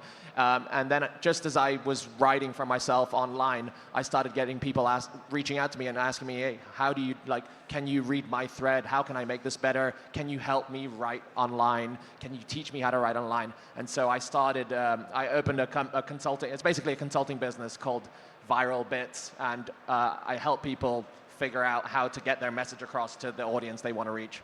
So that's done by consulting. I also ghostwrite for people. So busy executives that don't have the time to go on social media, or maybe they don't know how to package their knowledge properly in written form, I'll do a sort of like Joe Rogan interview with them, and then I just take what they say and I package it up into words and in formats that do well on social media. So it's still their voice, but I'm like sort of the conduit for their message. Nice, thank you. So to influence people, I believe there's a role of story playing, and that's also how to get skeptics on board. Maybe Zubi, you can tell us an example of a story that helped some skeptics get on board Bitcoin, if you have one. Yeah, well, I think that you have to meet people where they are. When talking about Bitcoin or anything else really, I think it's important to remember that there was a time where none of us knew what it was. We've all gone through this journey and story ourselves. So I think it's always important to be humble and remember that there was a time where you yourself knew absolutely nothing about the thing that you're now talking about.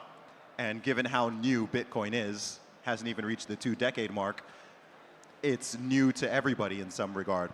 So I think it's useful to find out where people are in terms of how they understand money. I think it's useful to have the what is money conversation, first of all. Most people don't actually know what money is beyond some numbers in their bank account or a physical note. They've never really spent a lot of time thinking about it or talking about it. It's certainly not something that's typically taught in school or even at the university level. It wasn't until well after I'd graduated that I actually learned what money was. And so I think it's useful to have that conversation and to find their pain point. Because depending on who somebody is, where they are, socioeconomic status, how knowledgeable they are, I think the way to explain Bitcoin to them varies. If you're talking to someone who is, say for example, who is older and is very financially savvy in the old world, maybe they know about equities and real estate and bonds and so on, but they're confused by this whole Bitcoin technology. They've heard about it, but they don't really know what it is. That's a different conversation to a 20-year-old in Nigeria who is witnessing incredible, not in the positive sense, inflation rates, and who's pretty much unable to save. Maybe they don't even have a bank account, but they've got a mobile phone, and that's a different conversation because you can try to solve their pain point and explain to them and tell them the story, both now and leading into the future, of how Bitcoin can make their life better. Because ultimately, if you want someone to care about something, it's useful to explain to them how it will actually make their life better. You have to sometimes explain to people why they should care in order for them to care. Thanks. Yeah, it's always difficult trying to get skeptics on board, no coiners. I experience a lot of challenges in that in my job. So maybe, Daniel, do you have any stories to tell about how you can have you actually turned the minds of some skeptics or no coiners onto Bitcoin? Yeah, I'm not sure that I can, like Zubi said, I think you need to meet people where they are, and some people just aren't there yet, and so you can't turn all the skeptics into believers. But most people do start off as skeptics. I think certainly for me, when I first heard about Bitcoin, it was in 2017, and the person that actually, it was like sort of Bitcoin borrowed credibility from the person that told me about it, because I got told about it from a client that to me like seemed like a very smart guy, very successful, very switched on. He was wealthy, and I was like, okay, this guy who is like, you know, someone maybe that's like aspirational to me says that I should look at this Bitcoin thing. Maybe I should go look at it. And, you know, I did the usual, like, Google Bitcoin, BBC article. It's, you know, it's a scam, it's a bubble, it's tulips, it's open source. Anyone can copy it, and, you know, it has no intrinsic value. All the usual stuff. And it wasn't actually, I really like the Michael Saylor framing that, like, people get Bitcoin on a need-to-know basis. Like, it solves a problem for them. There's a pain point, right, that it solves for them. And for me, it was, I had bought a business. It was doing very well. I had excess cash flows. I'd put my money in stocks. I put my money here, there, and I needed something, you know, I needed to find a new place to park my cash. I just happened to like go on a holiday. I had time to listen to some podcasts, and I listened to a Michael Saylor one, and some of the, like he's like the chief orange pillar of the world, right? He's very good at getting people to get Bitcoin through analogies and stuff like that.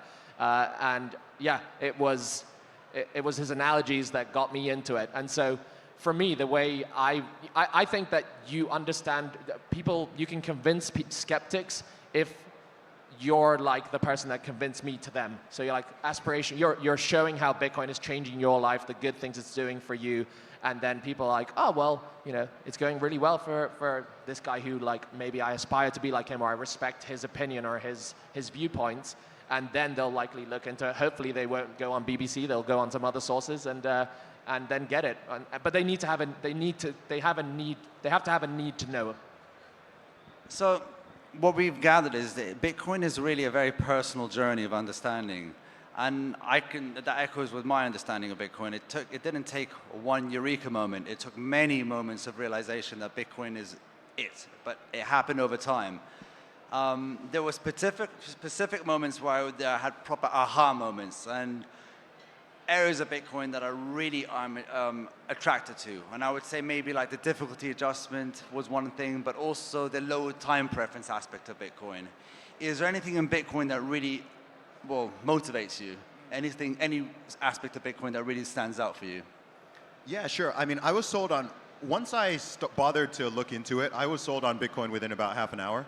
Nice. Just to have half an hour of my own research. I wasn't particularly skeptical. I was like, wait, there is a decentralized currency that is not owned or regulated by any government or central bank, which is limited in supply, which is essentially unhackable, and you can transmit this overseas, across borders, in seconds or minutes. Boom, I was sold. I was sold. For me, it was the conviction and the knowledge has grown a lot more since then, but just those factors alone, because when I came across it, I was already becoming very aware of the problems with the current money system, and I was coming to that point of just like, wait, this whole thing is smoke and mirrors. This is all kind of a scam, and just when you really think of just how brutal inflation is. And as I've said, I'm from the UK, but I'm also from Nigeria, so even if I look at those countries, like when my parents were children, the Nigerian naira and the British pound were worth the same. They were equal. And now I think it's something like one pound is now like 2,500 naira or something like that. In my own lifetime, it's gone from 1 to 100 to 1 to 2,500. And it just keeps inflating away every day. I remember when I was in school, and I had friends from Zimbabwe who were coming into school and showing me $100 trillion notes. And I'm there as a 15-year-old like, oh my gosh, bro, you're so rich. He's like, dude, you can't even buy chewing gum with this. And I was just like, wow, okay, this inflation thing is real. And so when you understand the problems with the current system, and most people don't because it's all that we've ever known, we've just kind of been born into it and we've inherited it, and most people don't question what it is or what the issues are. Once you understand that, Bitcoin becomes a really easy sell. It becomes a really easy sell once you understand the problems with the modern system. And I think that part of the reason why countries like Nigeria, like Turkey, like El Salvador are actually earlier in terms of adoption, it's because all fiat currencies, are trending towards zero, but theirs are trending towards zero so quickly that they can see it and they can feel it, and it's impacting their lives, because you can't even save money. If you're losing 50% of the value of your currency every year, how do you save? You can't save. So people they make their money, they get their paycheck, and they just want to spend it immediately. So I think it's easier for people in those nations and in those economies to grasp it than it is, for example, people in the UK or Canada or the USA, where things seem more stable and the erosion is so slow that you sense it, but it's not so immediate and urgent that you're looking for a solution, particularly if that solution is volatile for the time being.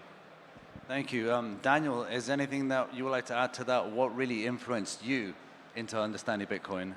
Yeah, I mean, I was definitely attracted to Bitcoin at the beginning. I like to say that I came for the greed and I stayed for the revolution. So I definitely was attracted by number go up, right? The reason I kind of took a look at Bitcoin again is because in 2018, I said it was a bubble. It crashed. I was like, see, I'm smart. I was right. And then when it went back to 10K, I was like, okay, I'm wrong. There's definitely something here, because bubbles don't reinflate back to like halfway up their all-time high. So that's why I got attracted to Bitcoin. But then, everything that Zuby said as I was studying, I understood like, oh, it's decentralized. It's got a limited supply. Nobody can control it. Then you start studying. You go down the money rabbit hole. Then you start studying other weak. Obviously in America or UK or in Europe, you have relatively stable fiat currencies. But then there are other countries where the currency is collapsing, and if you've never been exposed to that, you don't know that that's a problem. And then you realize like, oh, Bitcoin fixes this, and that's the revolutionary part of it, right? So it was definitely greed first. Then I was like, oh, but it's so much more than just number go up. Yeah, that reminds me what you both are echoing is financial privilege. And I believe this is one great article that turned into a book by Michael Gladstein, Financial Privilege. I don't know the name of the book, but he talks about that those in worse off parts of the world, like in Nigeria, as you mentioned, in Venezuela, in Argentina, or they're improving now, in Lebanon, where they actually are experiencing financial hardship there, and strong capital controls, and fiat is just being destroyed at an incredible rate. Whereas there's a lot of us who live in more cushy, stable parts of the world, even in places like Switzerland, UK, even parts of America and stuff, where really we don't think we need Bitcoin yet. But I want to know, do you think we actually need Bitcoin in those cushy, stable, developed environments? I mean, this will be since we only have 4 minutes left, what's your key takeaway for Bitcoin in the future, and for those countries where they think they don't need it because of their financial privilege? Well, there's that common saying, right? Everybody gets Bitcoin at the price they deserve. And that's not just true of individuals, it's true of corporations, it's true of nation states. So those who are willing to be bold and ballsy, for lack of a better term, like I think El Salvador's bet is it's already paying off pretty well. Yep. And I would not be surprised if in the next couple of decades, if they maintain what they're doing, I wouldn't be surprised if that nation goes from being the poorest in its region to becoming the wealthiest. And there are many other nations that have the opportunity to do the same thing. And the longer it takes them to do it, the more behind the curve they're going to be when that time comes. I believe that I'm so bullish on Bitcoin. I believe eventually, everyone is going to be adopting it to some degree, whether they want to or not. Just like it happened with the internet, just like happened with mobile phones and smartphones, with all of these technologies, any revolutionary technology, it follows that S-curve. At the beginning, most people are not going to want to do it. People almost need permission from others to buy in. And what's so fascinating with Bitcoin is the more valuable it becomes, the less risk that there is. So Bitcoin is less risky now at $100,000 than it was at 10K, which was less risky than it was at 1,000, which is less risky than it was at 100. So by the time it's going into multiple 6 figures, going into 7 figures, has the potential to reach 8 figures. That is very mathematically possible over the course of several decades. Then it's going to stabilize over time. And I look forward to a future where Bitcoin is considered boring, but it's considered boring at $10 million a coin. Daniel? Yeah, for me, I think in developed nations, even though it seems like they maybe don't need Bitcoin, I think the main thing that it solves for them is that it forces fiscal responsibility. It takes away the, when they have the money printer and they can just print more currency to finance the debt, that's a very perverted incentive. It leads to very, very bad outcomes. And I think we're going to see that if countries don't adopt Bitcoin as some sort of reserve currency. Yeah, you'll see them just print, because that's the political incentive, right? Give people free stuff. They become more dependent on the state. The state needs to print more money to finance all these promises they're making to the citizens, and you can't print more Bitcoin. So if you go on a Bitcoin standard, you are incentivized to be fiscally responsible, and that's ultimately, it's going to be painful in the short run, but it's good in the long run. Well, thank you. Well, what we've learned today is the number one influence of getting people into Bitcoin is number go up. That is obvious, but there's other aspects of Bitcoin, and we talked about the differences of geographical locations of financial privilege, and those in less economically advantaged places might get Bitcoin quicker than those of us in more financially locations. So I think at the end of the day, it's a personal journey, and we all have the ability to tell stories and to educate our peers, our audiences, thanks to one-on-one conversations, or thanks to big platforms like Zuby's, like Daniel's, and thanks to his the companies that he started. What's it called? Going viral. Viral Bits, yeah.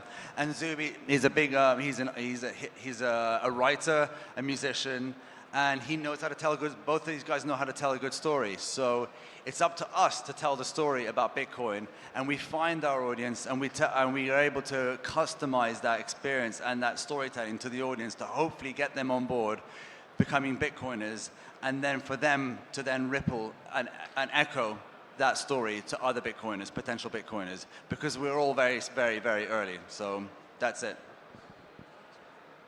Thanks, everyone. Thank you. Thank you.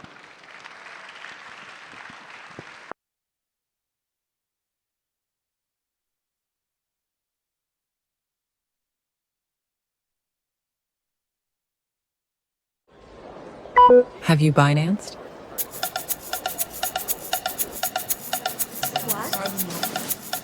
Have you Binanced? Have you Binance? No. Have you Binanced? Have you Binanced?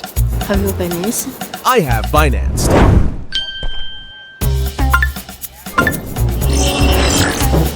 Congratulations.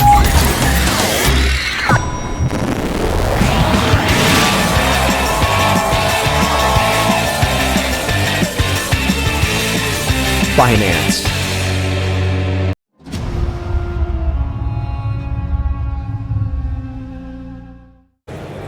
Welcome back to the Bitcoin Magazine news desk at Bitcoin MENA 2024, powered by Binance. The Bitcoin price, $97,000 on Binance.com. We're joined by another panel to unpack what you just saw on the main stage. We've got Nick Newman, CEO of Casa, Susie Violet Ward, CEO of the Bitcoin Policy UK. Now, the topic, Casa just launched Casa for Country's sovereign Bitcoin reserve product, helping nation states hodl Bitcoin with self-custody. Nick, break this down. How does a nation state self-custody? Well, look, I think the first thing you got to know is that the principle of self-custody is that you have full control, right? And as a country, you have to have full control of your Bitcoin. You can't be keeping your Bitcoin with a custodian that potentially lives in another country. And one of the things that I talked about in my talk that I gave on stage is there's been a history of over thousands of years of countries misusing each other's treasuries, freezing each other's foreign reserves, transferring each other's money when it shouldn't have been transferred. And these are things that suddenly, they were previously required because you've got gold as a reserve, right? And so it's really hard to secure a bunch of gold yourself. But suddenly with Bitcoin, it's easier than it's ever been to secure yourself any amount of Bitcoin. And so it changes the game in favor of everybody being able to hold their own money. And so when you get to that low of a barrier, suddenly the calculus becomes, well, I as a government need to make sure that I have access to my Bitcoin reserve at all times. And the best way to do that is to hold their own keys. Susie, you're hard at work in the UK trying to change law and policy there. Do you want the UK to be holding their own Bitcoin? I'd like to know how they're holding their Bitcoin. Right, because they do have Bitcoin today. 61,000, I think they're the third largest holder. And so would your ideal be for the UK to transition to something like this CASA service? Absolutely, yeah. Would you mind speaking to them for me? Yeah. Just put me in touch. If you could call them. I will. Yeah. I'll just send an email to Yeah. Rachel Reeves and I'll get her on. That sounds good. I'll do an intro email. All right, great. Cool. Yeah. We're sending it back now to the Falcon Stage CASA. You can check out CASA for country's sovereign Bitcoin reserve product, CASA.io. We'll be right back after this main stage.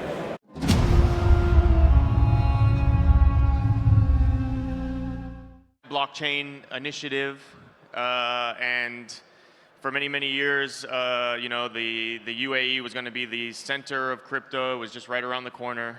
It's been now, I think the first one we ever heard was like a decade ago now. There was a blockchain initiative in the Dubai government, and so we're going to do a little progress check today with our guests here on access access to Bitcoin among the UAE population and where we're standing. So I guess first we can give some introductions. That would make sense. So I have on the far end Ben, and he's the founder and CEO of the wonderful Bybit, very successful Bybit. We have Charmaine here, who is the head of VIP client services at HTX, formerly Huobi, correct? And myself, I've spent the better part of the last decade working on building exchanges, much of that in the UAE. In 2014, actually, very briefly, I worked at the first ever exchange in the UAE, which was much forgotten, called IGOT. I think that one collapsed mid-2015 via some hack or something that I had nothing to do with. I spent then 8 years at Kraken, including at Kraken MENA subsidiary, which was the first overtly regulated exchange of the UAE. Okay, so let's begin. We've been hearing for many decades, for many years now, about the UAE's progress and where it was going. So, from the perspective of like the average resident of the UAE, what difficulties remain, and how does it look from the perspective of these people in terms of accessing Bitcoin? How many the hoops they need to jump through, the accessibility from with UAE bank accounts and the like? Can you give like kind of a status update of where it stands for the average UAE resident? Yeah, I think from my perspective, I think the UAE has progressed remarkably from more than 10 years ago. I've been living in this region for 17 years. So that's when even, this area of business did not even exist at that point in time, right? Or was more sort of an underground operation. I would say. Yeah, but for me as a person who had been using certain platforms, and like you said that there was a platform that was created like a decade ago. I had also used one of those platforms and actually had successfully did fiat on-ramp at that time and bought like Bitcoin and certain cryptos. So my experience with this region is that it had been very open in this area for a very long time, and even before many of the other regions started its operations on this. So for me, right now, I would say that with the regulations in place and the framework in place, and a lot of the companies being set up here, especially OTC trading companies in, say, the MCC, I think it's safer now for a lot of people to buy Bitcoin is easier. However, I think the challenge has always been the support, right? The banking relations. So you can open a bank account easily if you're a resident here. However, to be able to on-ramp, right, or even off-ramp fiat to the bank accounts, that's somewhat still a challenge for many of us. Yeah. And your thoughts, Ben? Yeah, so from our perspective, I think definitely over the past 2 years, UAE has kind of become the crypto hub for at least people in the industry. So there's a lot of industry players, project, exchange, influencers, all kind of living in Dubai, and I think in a way that Abu Dhabi is trying to now also attract more crypto industry people since we're here. I think you can see a healthy competition within the country, and of course, a healthy competition between UAE and other regulations. From our perspective, we got a VARA license. It took us a little more than 2 years. We hope it could be faster, but in comparison to other regulators, it's on par. I wouldn't say it's fast, but I wouldn't say it's the slowest.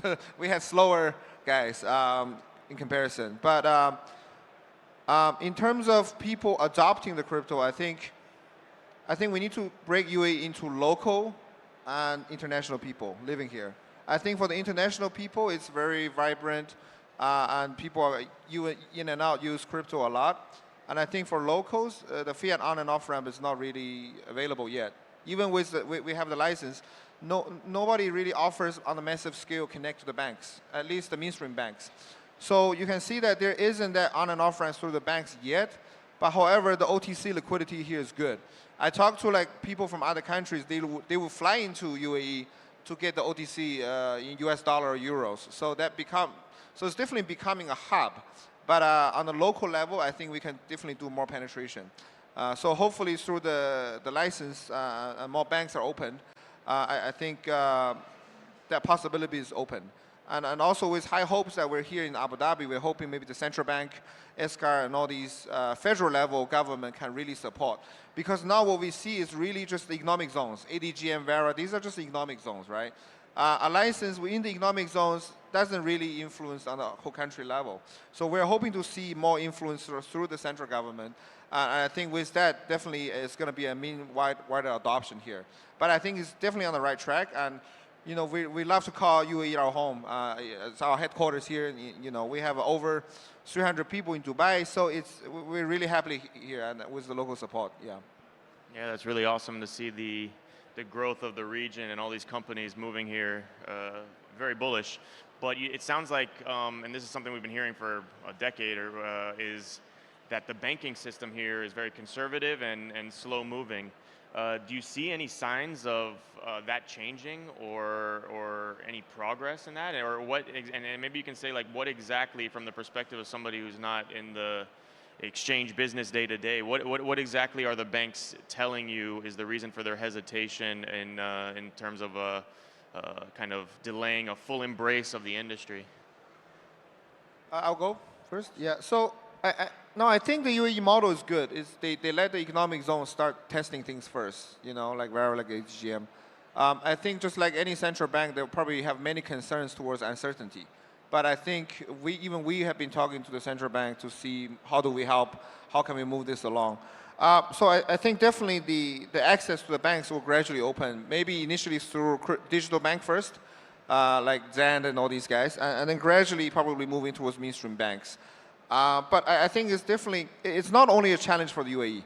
We've seen that with any country that the regulator, as long as it's not a central bank themselves, the banking is always the biggest hurdle. That's happening in Kazakhstan. That's happening in probably in many jurisdictions we've seen. Another example is we're also in Georgia, but the regulator is the central bank. So the moment we get licensed, immediately banks are all open. So that's the difference of positioning things. Is how do you view crypto? Do you view it as a currency? Do you view it as security? As less here, I think it's started being a kind of a security first. But I think the banks here are getting more ready for it. Yeah. Yeah, I totally agree with what Ben said about having the central bank institute this so that the the banking sector is also comfortable with acceptance of opening crypto-friendly accounts for members and residents of UAE. So I do feel that I think although we have ADGM and VARA that has established a pretty good framework, and I believe you are part of establishing that very first framework with digital assets, it's still evolving and it's still a very complex framework. I think it's evolving throughout different regions of the world. So I do believe that as we kind of move forward with this, the central bank's involvement in it, and more initiatives to push it forward, and also a little bit more public awareness and campaigns that comes along with this, perhaps then we can push things forward once they feel that the population or the users are actually quite are ready for it, because it opens up like a whole new gateway, right, and access to digital assets, which perhaps many people still very uncomfortable with, uncertain about, and they're worried. They're worried for the safety and the investments of the users themselves. So I guess for us to really move forward, we do really need the buy-in from all the way up top. And so one thing that's unique in the UAE is kind of the structure of the government and the regulators. When of course you have the federal government with the central bank and ESCA, you have the emirate level with VARA, and the free zone level with now they have Ras Al Khaimah Digital Oasis, and ADGM's crypto regulations, and DMCC and DIFC, all doing their own rule set that kind of touches on the industry. So one thing that, not even just in the crypto industry, but especially in this industry, that we hear from people who are exploring to come to build businesses here is, what do I choose? What jurisdiction should I base my company in? And how do these interact? So, from you guys are both pursuing the VARA regulations, and can you just give a brief kind of high-level summary of why you chose VARA, and how you think that this ultimately might play out as far as the various regulatory levels in the country? Yeah, so for HTX, we landed out here in Dubai, and at that point in time, I think there was the ADGM framework already in place. So I think the one key reason why we selected Dubai is because it's such an international hub already, right? You have, it's a very cosmopolitan city. We feel that a lot of people are more ready to accept, the crypto world and assets as such. And so for a regulatory standpoint, we feel that VARA is also very friendly. Their framework is evolving. We look at it and we made an assessment, and we felt that this is something which, or the regulations and framework is actually very, I would say, beneficial for an exchange. And they do cover a whole host of services, right? Not only an exchange, brokerage services, and also asset management of all the digital assets. So looking at all the various aspects that they cover and the scope that they cover, we decided that this is really a good area to start with. And we don't limit ourselves with just one, regulatory compliance. On our part, we continue to improve and enhance and move forward with selecting and getting into, partnership with more of these regulatory authorities as we move forward. But I think Dubai has always been a great base for us as a very international hub. Ben? Yeah, I think initially how we started with VARA was we got invited here into Dubai, and then they were very open about they want Bybit here, and that was 2.5, maybe 3 years ago. That at the time they were telling us that they want to set, UAE and specific Dubai as a crypto hub. Back then it wasn't really. It was still, I think, most people focus, when they talk about crypto hub, they were thinking about Singapore, right? But when we came, we saw the government was really welcoming and give us a lot of support on pointing to who to talk to, who to say. So for Bybit, it was quite natural that we want to work with a regulator that's welcoming us. And then at the time, Dubai was telling us that they want us to move the headquarters there, so that they want that PR and they want an announcement, and they welcome Bybit as a headquarters there. So it was quite empowering, and for us to make that decision, because at the time it was also all those other regulators. They have the framework, but when you go, it's not so clear, and you don't know what you can do, what you cannot do. So at the time, Vara offered even derivatives. For us, derivatives quite crucial. So it was an easy decision. At the same time, we did talk to ADGM. So I think UAE, you just basically have these two for now. ADGM was more for, I think, fund management company. It wasn't. We haven't seen any other exchange players there yet. And this is why I think similar, I think we move along with Vara. Eventually, now we have the license. I think the whole process, it was a good decision. And now looking back, Dubai is really kind of the crypto hub. So I think it was a good call, yeah. Yeah, so I would say, yeah, it's fast becoming perhaps like one of the, if not the major crypto hub of the world. And of course, there are a lot of people that helped that become the case and had the vision many years back.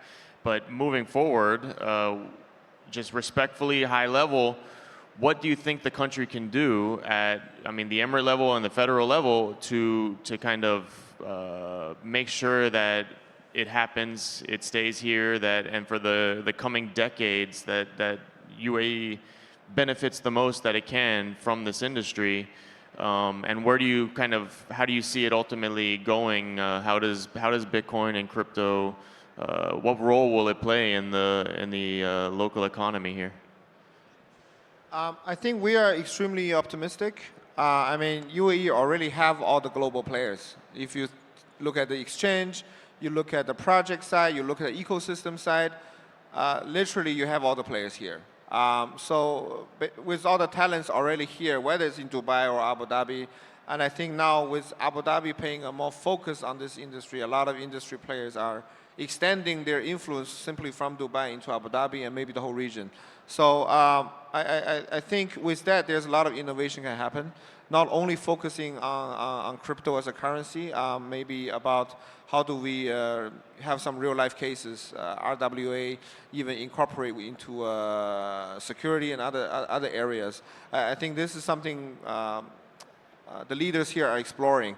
I think from what we've been talking to even the leaders here in Abu Dhabi, I think innovation and how to use this technology to innovate and start to lead is really a key focus in the whole region. So we're happy to be here and we want to support. And we're quite positive about that, yeah. Yeah, likewise, we're very positive and we're here to stay. And when I look at the adoption, UAE has already one of the highest transactions in terms of volume, right, in crypto. So what I look forward to is a little bit more banking support. So if that infrastructure is already in place, we can then implement it into, say, everyday life. So if, let's say, we implement crypto payments to utilities, right? So every other person can actually literally use crypto, Bitcoin, for transaction. So that brings that element of immediate adoption, because there is accessibility and acceptance for Bitcoin and any other tokens. Right, so I think that is very important for us to move forward with the adoption. And the other point that I mentioned earlier is also public awareness. I think the campaign has to be run to help the public be more aware of how they can secure, purchase, and store these assets, right? So it's like when banking started to go online, or when we stopped using going to the teller, we use card to withdraw from ATMs and use cards to do payments. There were a lot of campaigns surrounding the security of cards and usage and how you should protect your password. So I think those kind of campaign for the public is also very important for us to continue mass adoption across this region. Very good, yeah. The UAE, of course, is like the per capita global leader for currency exchange, remittance, and the like. And so it sounds like, I believe that all the pieces are in place for the UAE to be the global leader, maybe the per capita leader for this industry as well. And it sounds like the takeaway from the panel is here in our last 30 seconds that that the main thing, the final step is adoption from the banking industry and acceptance of all these many dozens of new innovative firms that are here. Yeah, so it's very, very bullish outlook for this country and in this industry, and the economic impact. This is me speaking. I mean, the economic impact could be unfathomably huge. So we all look forward to the inevitable, incredible future here in the United Arab Emirates. Wonderful place. So thank you to our guests and to the conference organizers. It's been a wonderful event. Thank you. Thank you. Thank you.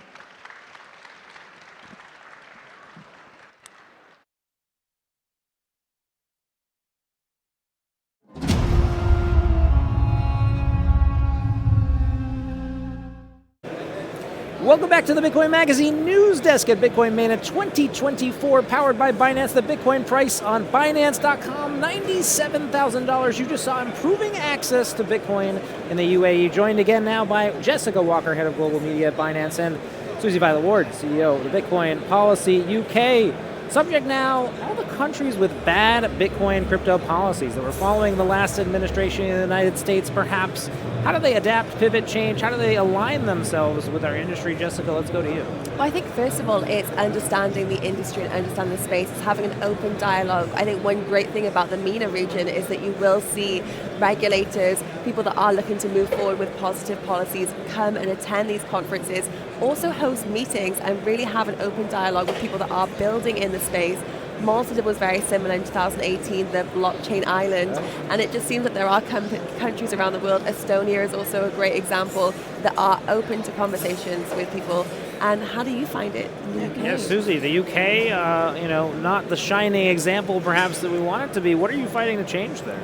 I just think that they don't have open conversations. Everything that you mentioned would be fantastic if we could have that kind of open dialogue in the UK, but they make rules, laws, legislation that they actually actively harm investors. And like we were talking earlier, the same week that the US approved a Bitcoin spot ETF, the FCA made it harder for retail investors to buy Bitcoin. Yeah. Susie, do you think the Trump administration coming in sends a different signal to places like the UK? Do they have to adapt now that Trump is in office? Yeah, no, of course, because it's game theory. So when the US does something, the rest of the world often follows. And so once they see that they're going to have success, and I know that part of me thinks that they're actually already mining Bitcoin, but they're just all keeping it very quiet. Intrigue. Jessica, over to you. You mentioned a few examples. Is there a gold standard? How does the U.S. become the gold standard in your view? Sorry, what was the question? How does the U.S. become the gold standard? What is a gold standard for countries in terms of their policies for crypto and Bitcoin? Well, I think El Salvador has become the gold standard, so I think that's a really fantastic way. We've got Max Kaiser speaking here at Bitcoin MENA, and I think Naive has really set the gold standard for cryptocurrency adoption. The US has been lagging a little bit, but it's safe to say it's not too late to enter the game, so let's see what happens as of January. Well, the Bitcoin space race is alive and well here in Abu Dhabi. We're sending it back to the Falcon stage, balancing security and accessibility strategies for Bitcoin. A self-custody. Stay tuned here at Bitcoin MENA.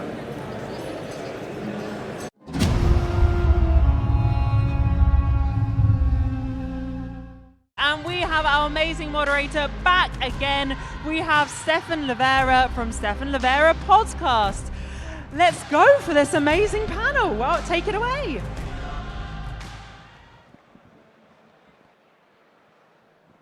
Okay, so balancing security and accessibility. So, we'll start with everybody just thinking, tell us a little bit, what are you working on in the world of Bitcoin, or what are you mainly known for? So our focus, our companies are focused on cybersecurity, computer breach threat intelligence. So our business primarily, we fly a lot under the radar, but we're the folks that write all the software that secures the nuclear bomb, U.S. nuclear bombers, nuclear missiles, and nuclear submarines? I'm representing Block Inc., which has built BitKey's self-custody wallet. It's a Bitcoin self-custody wallet. It's the easiest to use Bitcoin self-custody wallet. We focused on designing a product that is balancing security and ease of use. And our wallet is a 2 out of 3 multi-sig wallet that has a hardware device, a mobile application, and a cloud backup, which allows our customers to easily recover their funds in case of loss of any of the 3 devices. And we have partnership integrations that are built in to allow customers to on- and off-ramp Bitcoin easily, and that's what I focus on at BitKey. And I'm Kevin. I'm the CEO of a company called Wizard Sardine. We are a Bitcoin security company. So we focus exclusively on Bitcoin. We do security for different open source projects in the Bitcoin space, including Bitcoin Core. And we're also known for our wallet called Liana, which is a mini-script Bitcoin wallet.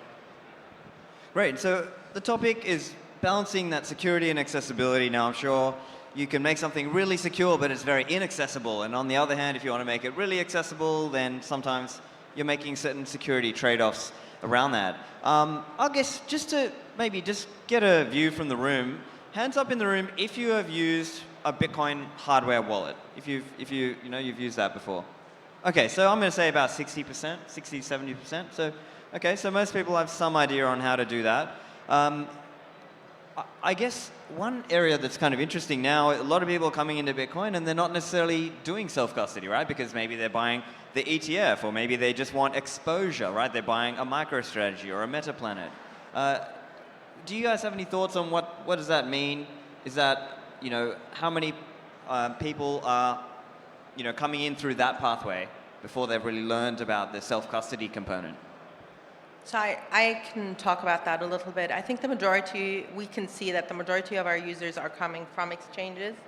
And in this room, it's a Bitcoin conference. We have 60% of the audience that has used the self-custody device. So imagine stepping out of this room and speaking to the common audience outside. How many people have heard about self-custody, let alone used self-custody? That number is very, very small, and what we are trying to achieve is to get the next 100,000, 1 million, 100 million customers to understand what self-custody is, and I think as everyone on the panel, we thrive for the same thing. Understand what self-custody is. Understand that not owning your keys means you don't actually own your assets, and you wouldn't do that. You wouldn't give someone your house keys. You wouldn't give someone your details, anything. So why would you leave your keys with someone where you have no control over them? So I think the essential part of it, yes, there is a majority of the users. Everybody's heard about Bitcoin. The exchanges make it super easy to buy and sell and trade. But what the issue is that self-custody remains so difficult to use in many instances and requires new learnings and new user behaviors. And that unfortunately means that a majority of the users don't even think about accessing self-custody. Yeah, I think we're living in what David Bailey talks about, the golden age of Bitcoin. If you think about the way technology progresses, 20 years ago, 25 years ago, the majority of people didn't have cell phones. Today, everyone has a mobile phone. So as we see movement now in the United States with the Trump administration, and it's interesting, I'm listening to all these conversations here in the last few days about people being debanked all over the world because they have some kind of relationship with crypto assets. Well, that is going to change now significantly as the Trump administration embraces Bitcoin and banks actually embrace Bitcoins, and consumers, we're going to go from people not knowing, the majority of consumers, not understanding what self-custody or a crypto wallet is, to all of a sudden, I predict in the next 2-3 years, you're going to have 50, 100 million Americans with some kind of self-custody device.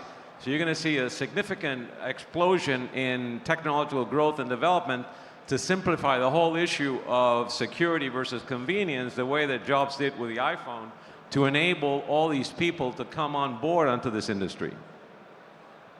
Yeah, I'm just going to add to that. I actually think it's kind of very sad that the industry is evolving that way, but nothing I can do about it. Which is that probably a lot of the newcomer in the Bitcoin space are coming just because numbers go up and they see it as an asset that they should have in their portfolio, but as any other asset. So the way they see it is exactly as buying NVIDIA stock, when Bitcoin is very different from that, right? Bitcoin is a currency that's similar to cash that you should hold yourself. And you know, it's kind of weird to leave the control to someone else when it's designed for you to control it. But hey, you know, you use Bitcoin the way you want. If for you it's just a ticker, that number go up, you can use that. It's just, yeah, the way things are, I guess. So let's talk a bit to the crux of the issue, which is this idea of you can make it easier, but then does that make it maybe less secure, or is it potentially less verifiable, or is it less open? I guess these are some of the different trade-offs depending on what you use and exactly how you choose to self-custody your Bitcoin. If you do, of course, we encourage you to do so. But when we're talking about these trade-offs of security and accessibility, in your minds, what are the acceptable trade-offs to make to help, you know, onboard new people? And what are some areas that you would say, no, that's too far, that's making it too insecure, that I would not make that trade-off? So, you know, security is in the eye of the beholder, right? And it depends what you want to have secure. Today, we find, for example, governments wanting to keep data secure. A number of governments, especially here in this part of the world, like in Saudi Arabia, make it illegal for any kind of data to leave the country. So all data has to be stored inside the country in repositories in the country. The reality is that, you know, when you think about what information is the information you care about that needs to be secure, and what information doesn't really need to be secure. And then you go into this issue of whether security versus convenience, right? So obviously, if you have a considerable amount of money, but again, considerable is relative, because if I'm an average American or average citizen and I have, maybe now Bitcoin is becoming mainstream and I have $10,000 in my savings account, I might want to take 2,000 of that and put it into some kind of device to store it. Well, 2,000 for me is as important as $1 million is for somebody that has 10 or 20 million. So, you know, it depends on how I want to, you know, protect that. But so there's always going to be a trade-off between security and convenience, right? We are finding in our space, our technology, there's a number of technologies that we see in the military space, which is my role these days, that are being declassified to come over into the consumer space, that are going to make things a lot more simpler. But there's always going to be some kind of little bit more complexity if you really want to be secure. And that's something that it's up to the individual user to adhere to.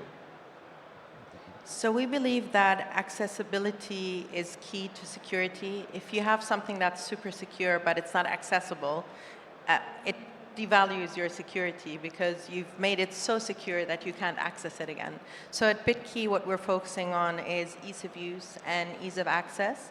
We focused on security measures to ensure, you know, it's a 2 out of 3 multi-signature. You have to use either the hardware or your mobile application to sign any transaction. It requires a fingerprint that is authenticated. So we have focused on many security elements, but we focus on building a product that is accessible and easy to use in order to increase adoption. And by increasing adoption and by limiting the learning curve that's required for customers to onboard onto self-custody, that basically helps widen the pie for self-custody and also build more understanding within the consumer's mind as to why the need for that exists and how easy it can be to actually own your keys and secure them in a way. And where we have gone a little bit further is through our partner integrations, we have ensured that there are signature models that go between BitKey and the partners that we have integrated in when a customer wants to either move their BitKey from an exchange, their Bitcoin from an exchange into BitKey. or vice versa, move it from BitKey back onto an exchange, that there are signatures that go through that and make it easy for the customer without having to copy and paste or having to do anything that risks the journey of their Bitcoin. So for us, that has, the way that we have built it and the way that we have set it up, that has meant that we have made trade-offs, deliberate trade-offs, that have helped us reach a more accessible product that still continues to meet the industry security standards. Okay, so the question was really against... So like, what trade-offs do you view as acceptable, where versus what trade-offs do you think, okay, that's too far, you're making the device too insecure, or you're making the model too insecure? Right. So, yeah, I mean, when you talk about self-custody is not difficult to get started, right? The problem is how hard you want the security to go, or how far. Having self-custody of your Bitcoin to get started is much easier than buying Bitcoin on an ETF or in any of the regulated platform. Why? Because when you buy Bitcoin on a regulated platform, you need to go through the KYC, find your passport, scan your passport, do all the thing. Self-custody, what does it mean? You download an app, and here you go. Having an app on your phone is self-custody. Most of the Bitcoin wallet on your phone are actually self-custody. Now, would you put your entire net worth on your phone? Well, you do you, but you shouldn't, right? So then you should buy a hardware wallet. Again, if you have one hardware wallet, how difficult is that to set up? You can probably set it up in like 10 minutes. That might be actually still faster than registering on an online exchange or on an ETF provider. So even getting one single hardware wallet and get started with whichever brand you want, like seriously, most of them are very good. So just get started with that, 10 minutes, and you have a much, much better security than you had on your phone already. But then, of course, if you want to keep going, if you start putting, I don't know, millions in your Bitcoins, of course, then you need to start looking into multi-signature and things like that. A little bit more education involved. But again, I think it's worth it. So again, yeah, buying online, as in like leaving your coins online, is not, it's not hard, but it's still an annoying process. While doing self-custody is not hard either. It's just a different process. You just have to follow the steps, and it could just take 10 minutes. So yeah, it's not as hard as maybe what we've been talking about or scaring people about, with big words. It could be just downloading an app on your phone.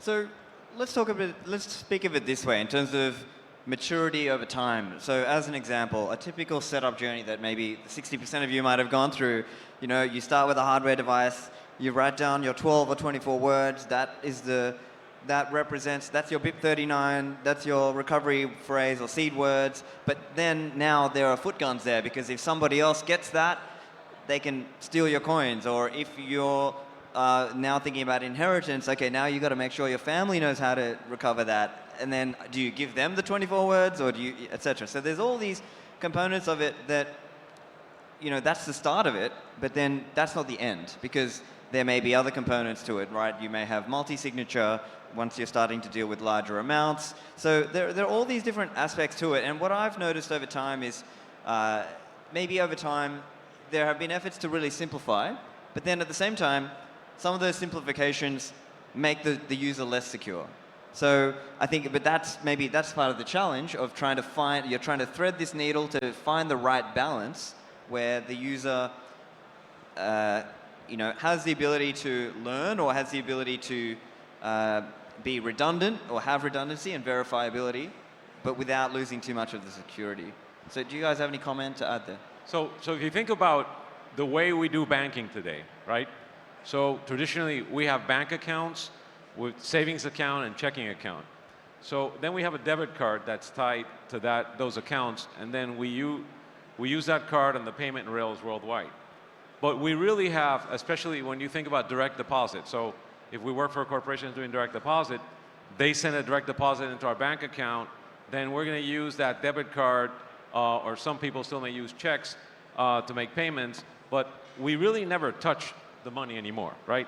But we don't, what we have to access our money is an instrument the financial institutions give us, which is that debit card. Now, if that debit card or that credit card is lost, what is the risk for us with respect to our exposure of being out of that money? Well, and the fact is that the banks normally would make that money, we would be made whole on that money again so there's no risk. So the point I'm making is that, you know, if you think about, and this is a main issue in the United States for massive adoption on behalf of the government for consumer adoption of cryptocurrency and Bitcoin across the border, which is the security and safety of those assets for those consumers, right? Today we have all these crypto wallets and all these products, which are great products, but the reality is, do I really want to have the responsibility of having a million or 100,000 or whatever amount of money in a hardware device that I could lose, or somebody could steal from me, or I could even forget where I stored the password? The answer is no.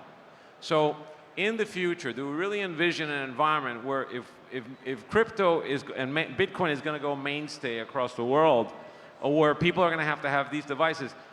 You know, one of the things we do know for sure is that technology evolves at a massive, rapid pace. So, you know, we don't know what will come out in the next 12 months, 24 months, but what I do predict is that we will move away from these devices where we will then store our crypto into some kind of mechanism and protocol under which, similar to what we have today, where we don't have to worry about it, and the institutions and the government will make sure that we're made whole if our money is taken.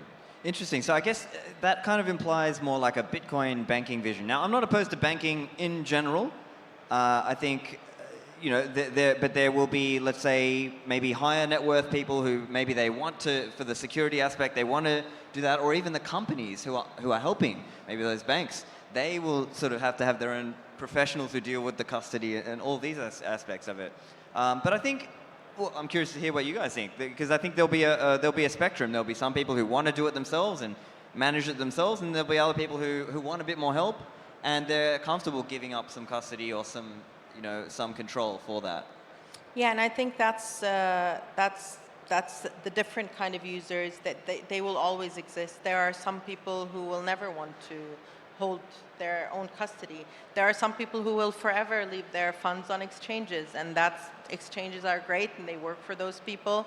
If there is a digital banking system in the future, as Hector alludes to, I'm sure that it'll make the adoption, the Bitcoin adoption even faster. But for now, for the state that we are in, I think there is an educational requirement to explain to people. Many people don't understand what the keys mean, where the ownership lies, what your Bitcoin actually stands for. For us as Block, we believe that Bitcoin is a tool for economic empowerment, and Bitcoin helps us build generational wealth, and that's what we are trying to adhere to. So when we launched BitKey, we launched it with a set of recovery tools. We allow you to recover your funds either by adding a trusted contact, or by we have an emergency toolkit. If you no longer want to deal with Block at all, you have an emergency toolkit. You can move your funds without interacting with Block in any way.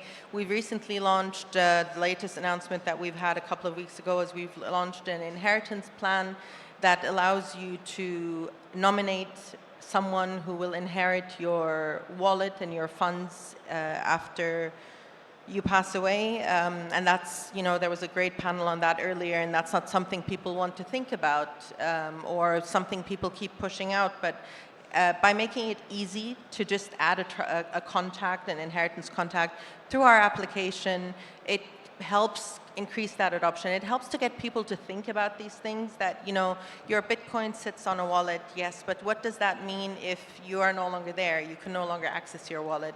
How are your children, your relatives, your friends going to access those funds? In addition, we live in a world where, unfortunately, there is a huge number of refugees, people that get uprooted from their homes in seconds, and they have no means to access their financial systems. They have no means to access their own assets. And in those cases, these digital solutions help create an entirely new ecosystem that we can operate in and empower the future generations with as well. Again, I don't remember the original question, but it's fine. I'm going to just take a big comment on what was said, because I really, really, really don't believe we're going to move away from self-custody or anything like that to trust the government. That's really not the point, especially when you have 100 million. if you have 100 million, please do self-custody. Otherwise, your coin are going to be stolen. You will not even know if it's the custodian stealing it from you or if it's someone actually hacking the custodian, because there is no way to prove that. So, you know, you have a house, you keep the keys for your own house. You're big enough. You're an adult. You know how to store your keys. You're not going to give them to someone else just to hold them to your keys to open your door. You know, it's the same with Bitcoin. Maybe, yes, technology will get better and we can make the self-custody even easier. But moving away from self-custody, I think this is just, that would be the end of Bitcoin. I mean, to me, this is the whole point of Bitcoin, is that you don't have to trust the government, is that you don't have to trust institutions. You basically don't have to trust anyone. If you want to trust someone for different reasons, sure, but like you really shouldn't have to. And we already have the tools where I could, like, if I had 100 million, I don't, but hey, maybe one day. If I had 100 million, I would feel safe today, safe keeping my Bitcoin, and I would feel safe that my family can actually access them, even though they are non-technical. I do believe the technology is already there today, that in self-custody, I can make sure that I would be secure and that my family could be recovering it if needed. Same for my company. My company has 50%, actually more than 50% right now, thanks to the pump, of its asset in Bitcoin. All of our Bitcoin are in self-custody within the company. And I would absolutely not trust any exchange or any custodian to hold that money for me. That would be a huge risk on the business when I know I can control my assets. I have like proper recovery plans in case we lose keys or things like that. I know it's secure against like physical threats and things like that, while I wouldn't really believe any of the custodians out there to even be resilient to a social engineering attack, SIM swap or anything like that. So I really believe that the more Bitcoin you have, the more you need to consider self-custody, like yesterday already.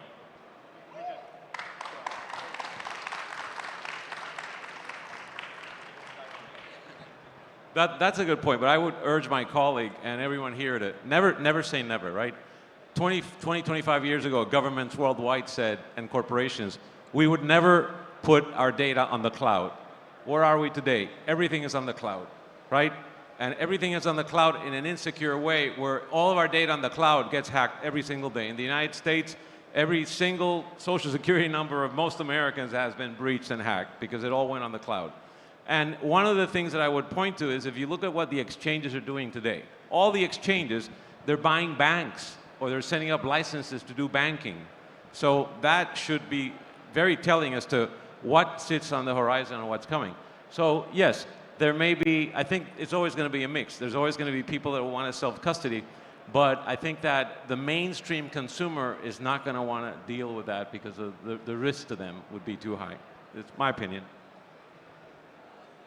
Well, yeah, we're going to have to swap back and forth. We've only got about a minute left, but I think that also gets to, yeah, I mean, it comes to this point of like, maybe it's about how comfortable people get, right? I mean, to even earlier, right? If we talk about the, you know, the early days of e-commerce online, people at the start thought, oh, I'll never put my credit card details online. You would be a fool to do that. But over time, people got comfortable with it. And so maybe that's really where it's going. It's actually, how do people get comfortable doing self-custody? Now, of course, maybe Kevin and his team, because they're, you know, really focused on, that's your job, right? That's your business. So of course you have to be comfortable learning self-custody, but maybe you know, current businessmen now, maybe they're not as comfortable yet, and that's just part of this journey where maybe some of those people in their personal account or personal name may hold some coins on their hardware wallet or whatever, and then eventually they have to teach their business and learn how to operate as a business doing self-custody. Any thoughts, reactions? I think that's where we come in as an industry to educate the consumers and then allow them to make the choice that is right for them. Because what you are saying is 100% right. I personally would not give my assets to anybody to custody on my behalf. But there might be users, as Hector says, the mainstream, especially if governments are now getting involved, that choose to make different decisions. And that's where the education and the choice, and I know I've said education a lot today, but the education and the choice are so important for the everyday customer and user to understand what are my choices, why would I choose this over that, what do these things mean in the long term. And that's why the choice and the education are essential. All right, well, thank you very much, guys. That's all we have time for, but spirited discussion. Hope you all enjoyed it. Please put your hands together for Hector, Nof, and Kevin. Thank you.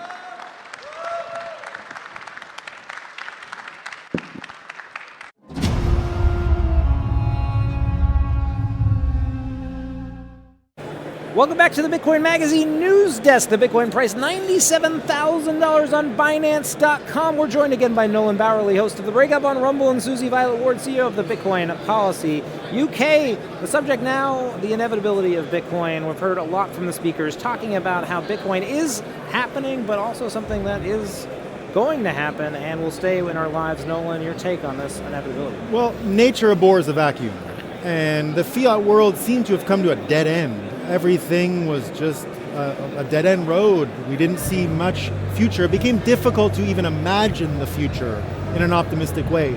And that's kind of the asymmetric advantage Bitcoiners have had, is that once you understand Bitcoin, imagining a better future becomes real easy. In fact, when they say Bitcoin fixes this, what they really mean is Bitcoin fixes your ability to imagine a better world. So the inevitability is that everyone does want to imagine a better future. They want to imagine a destination that is a great place, a sort of golden age or a Bitcoin age. So because we enjoy that asymmetric advantage, because we are optimistic about the future versus fiat people who are blinded by the failures of that system and are incapable about being optimistic, the inevitability is based in that we can only live in misery for so long. Humans can't get used to that for too long. They want something more, they want to strive for more, and Bitcoin is offering those people that ability to imagine a better future real easy. But Susie, isn't Bitcoin a software? Isn't there still things that could go wrong? Inevitable, in your view? Yes, of course. To say it could go to zero, I mean, there's not a zero chance of that happening. But I think that the way that it's being integrated into everything, the way that we talked about game theory early on, you know, nation states are taking it on, the US are talking about having it as a reserve asset. Of course it's happening. Nolan, going back to you, the inevitability, what do people hearing this now, how should they act? What should they do? Should they learn, buy? Should they sell? What should they do? Well, you're out. Yeah, come on. I mean, it's a buy. You know, I try to always tell people that I don't even look at the price. We're operating on a system where we actually want saving money to be easy again. One thing that people don't understand that Bitcoin is offering is that, you know, the best and brightest will always go into the job that pays the best money, right? The best and brightest want to make money, they'll go into the job that makes the best money. Not necessarily. Well, in history, it's usually been that way, right? In history, it's been, you got a bunch of good people, smart people, if the jobs are paying really well, and we saw it in our era. If they were smart, they would look for purpose. Well, maybe, but most people are pretty selfish, right? So if you're out there trying to make your money, and what fiat ended up doing was create a situation where financial engineers, Wall Street people, living that life of understanding the complexities of financial literacy became the best paying job. Yeah. Bitcoin really levels the playing field where the IQ to participate is saving money. It's easy. Level playing fields, the Bitcoin economy, the Falcon stage. You're going to hear from Metaplanet and more. Be right back.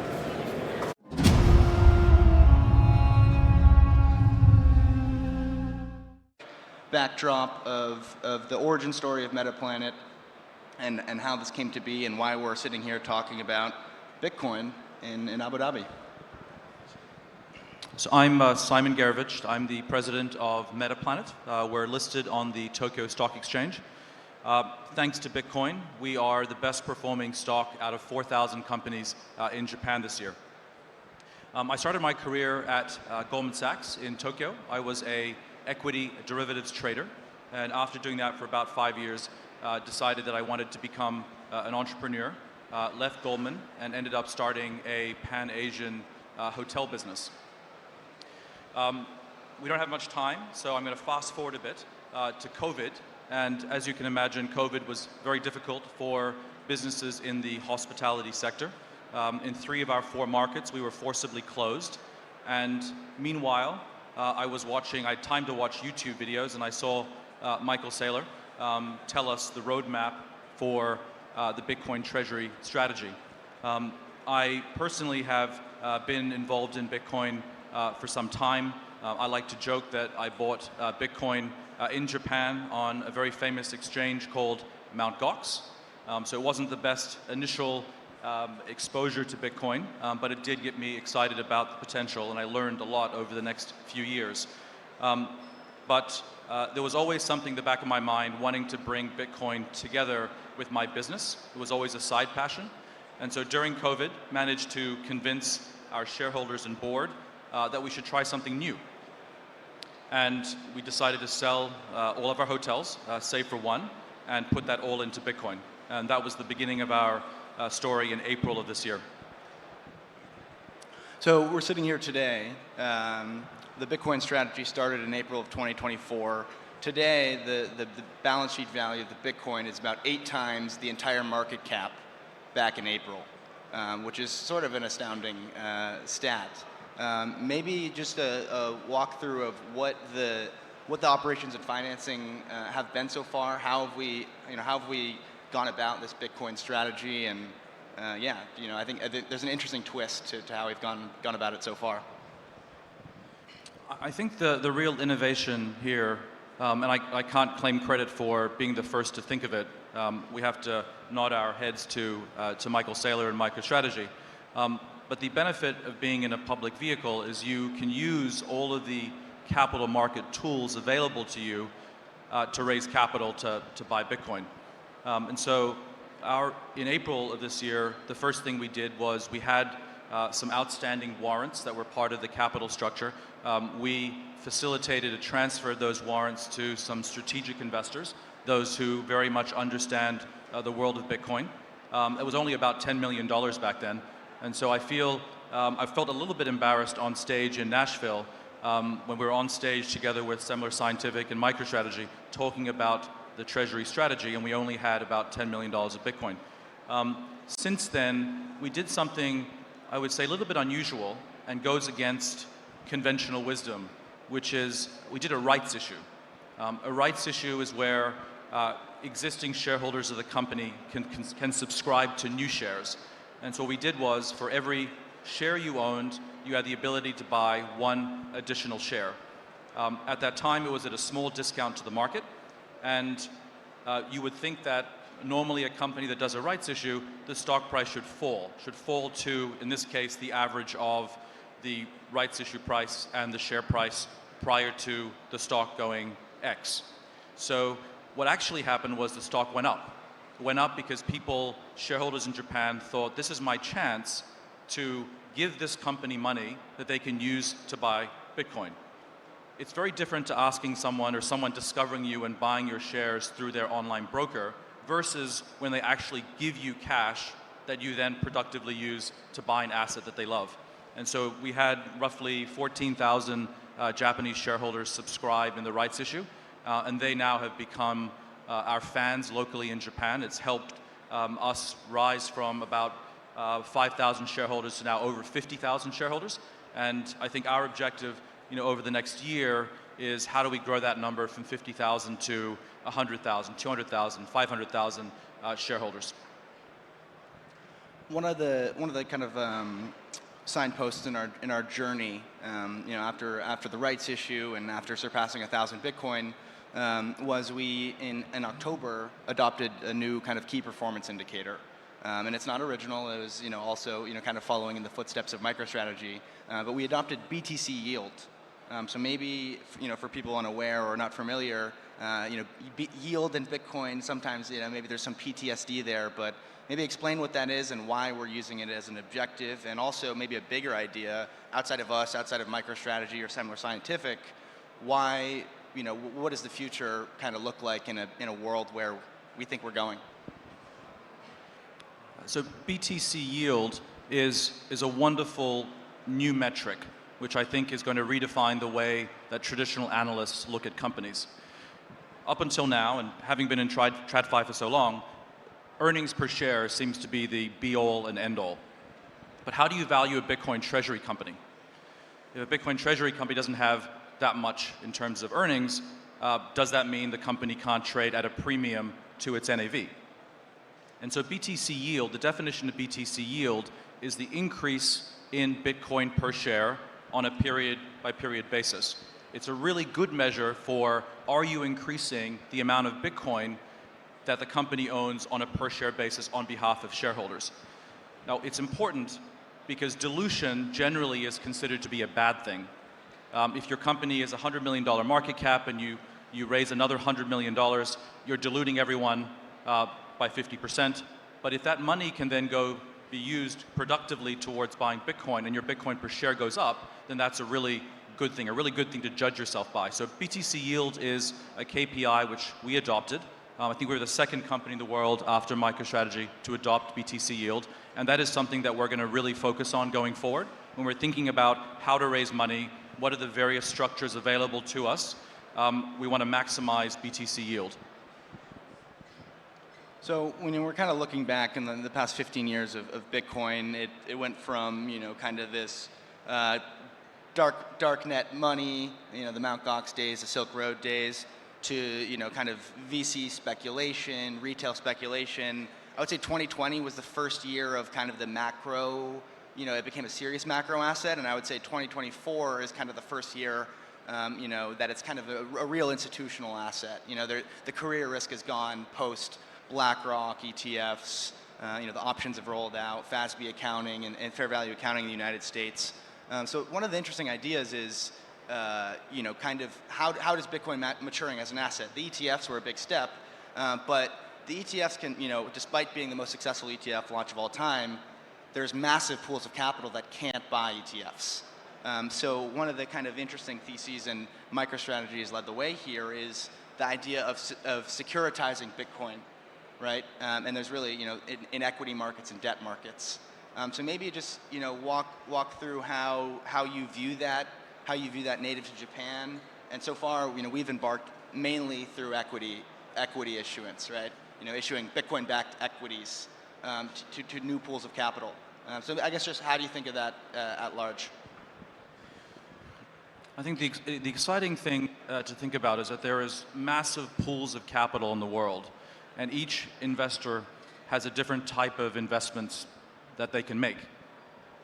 If you're a debt investor, you can't invest in Bitcoin, you can't invest in equities, and so MicroStrategy's convertible bonds have been able to tick that box. People have been able to get the downside protection of the convertible bond structure.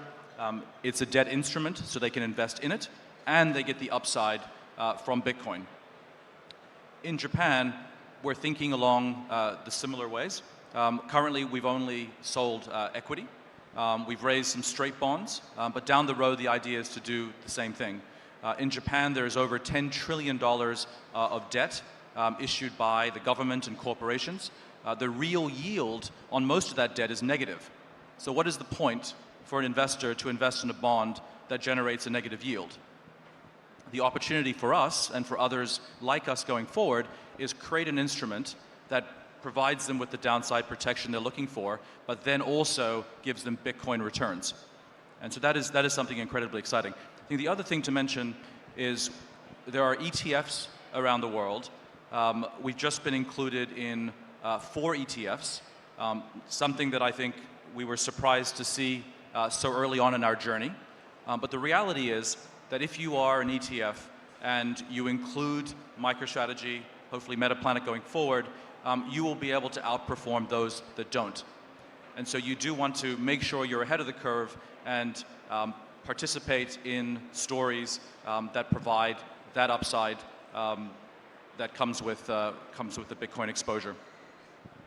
To pull on the thread a bit on the bond market, as you were saying, one of the biggest knocks that the traditional financial world, or maybe legacy media, has had about Bitcoin for the longest time is it's far too volatile.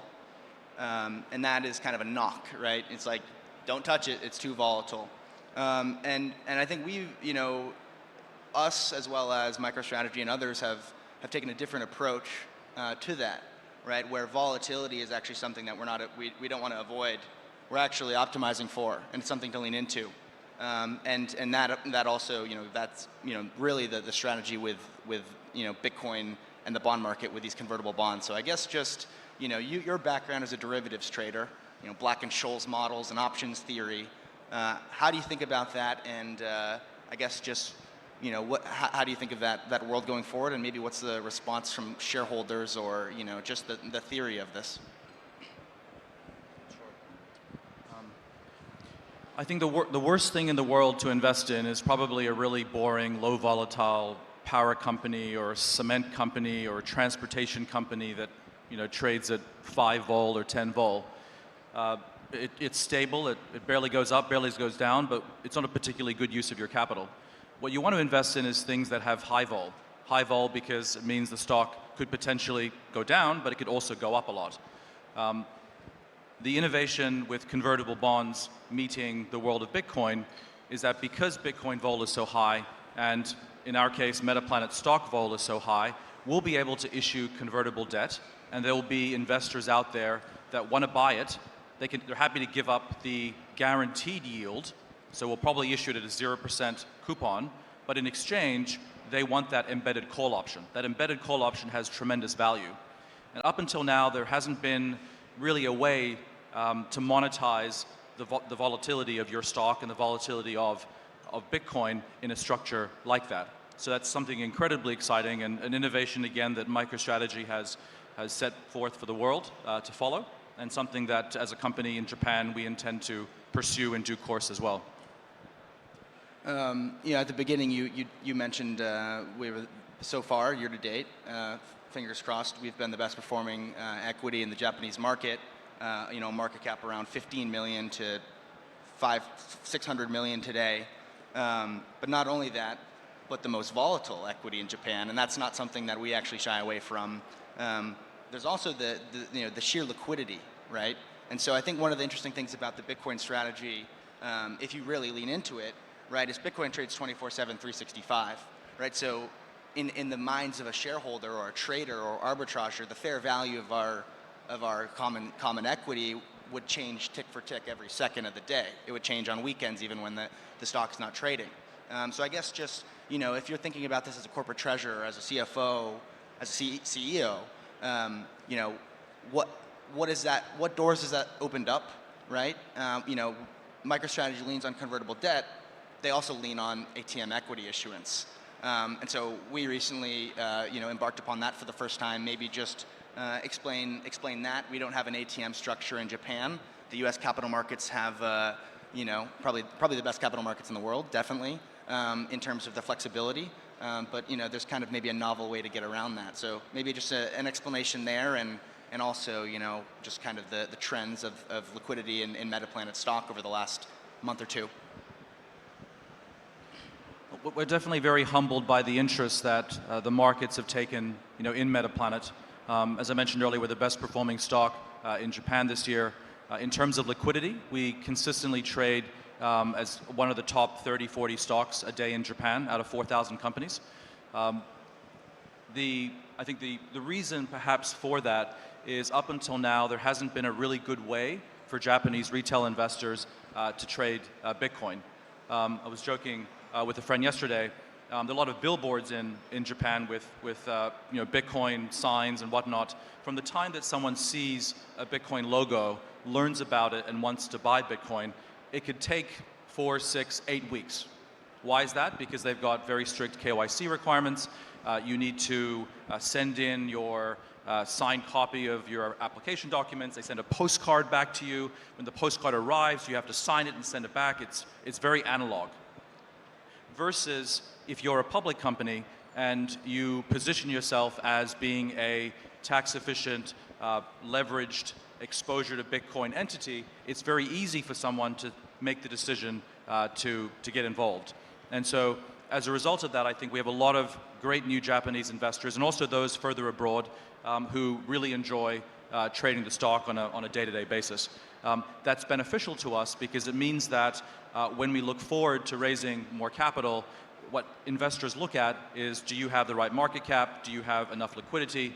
And both of those things are now coming into the right strike zone. Any comment on the moving strike warrants?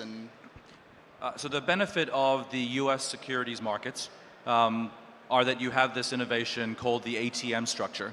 And for those of you who may not be familiar, an ATM structure is where a company can issue primary shares and sell them into the market. And so MicroStrategy just launched a $21 billion ATM. They're selling 3, 5, 7% of the daily volume every day, new shares into the market, and then that cash can go directly towards buying Bitcoin. In Japan, we can't do that. There's no ATM structure.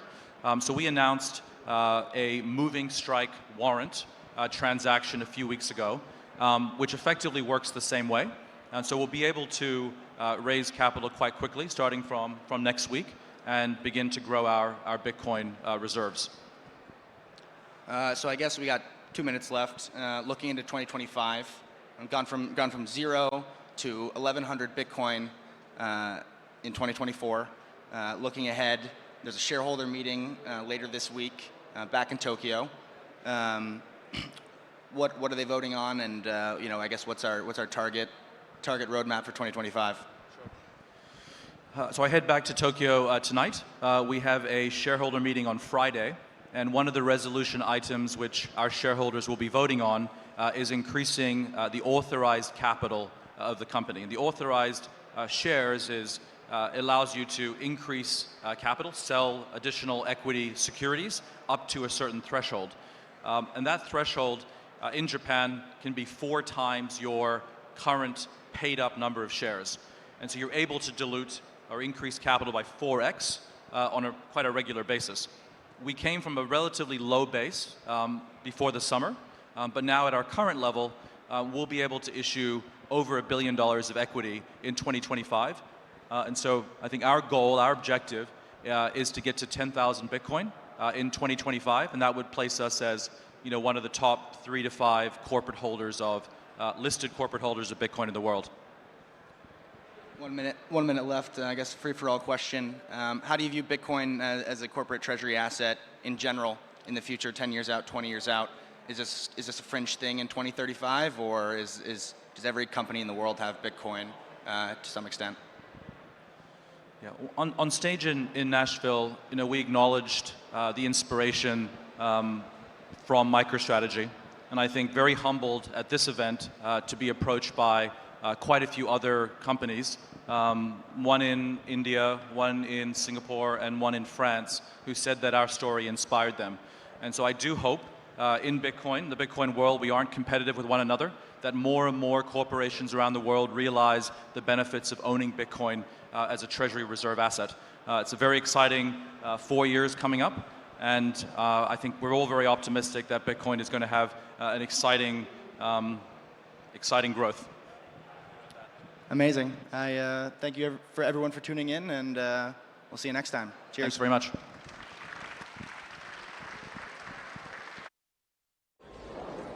Have you Binanced?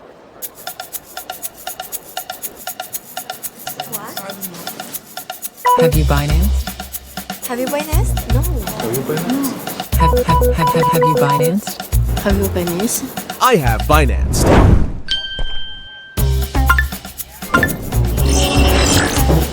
Congratulations.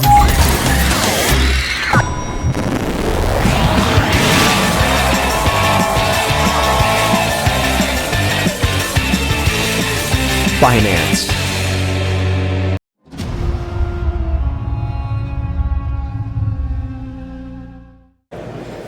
Welcome back to the Bitcoin Magazine news desk at Bitcoin MENA 2024. Day 2 is rolling. Eric Trump still to come. The Bitcoin price $97,000 on Binance.com. We're joined by Nolan Bowerly, host of The Breakup, and Louis Liu of Mimesis Capital. The topic, U.S. corporations buying Bitcoin in abundance. MicroStrategy yesterday crossing the 400,000 Bitcoin mark.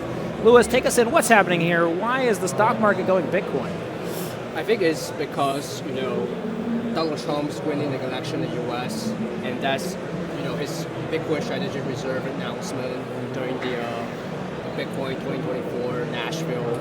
I think that's a big moment, and kind of like emerging of the Bitcoin adoption is getting mainstream. Well, we've got Rumble, Settler Scientific, OneNet, Metaplanet. It's not just MicroStrategy now. How did this become endemic, and where does it stop? Well, I mean, it's what we've been saying for years. This is something Bitcoiners have been predicting would happen for a long time. And when Trump went and did that, it really showed the value of it. It showed that, the dollar, for example, got stronger because Fort Knox existed, right? So people are starting to see that having Bitcoin on the balance sheet is a very powerful tool. Before there was fractional reserve lending, you needed collateral in order to free up money to go and do these things. So it's back to the future. We're going back to what the world looked like before you can print money out of thin air. MicroStrategy Microsoft, maybe Amazon. Lewis, why, if you're a Jeff Bezos, you're Bill Gates, should you give attention to Michael Saylor?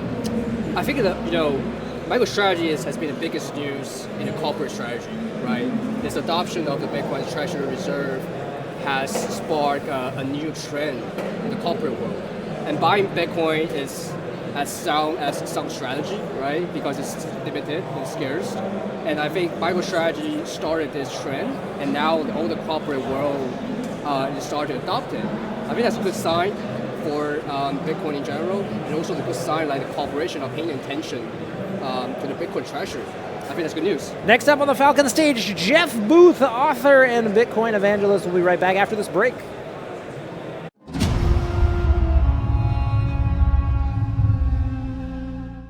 And it's not well understood. So my hope in the next half an hour is to give you some tools, some frameworks to help understand what's actually happening, but also to show you that this isn't just happening to you. You're not just an observer of this process. You're an active participant in the world that's changing. So this quote often from Ayn Rand. Yeah, okay. From Ayn Rand, we can ignore reality, but we can't ignore the consequences of ignoring reality.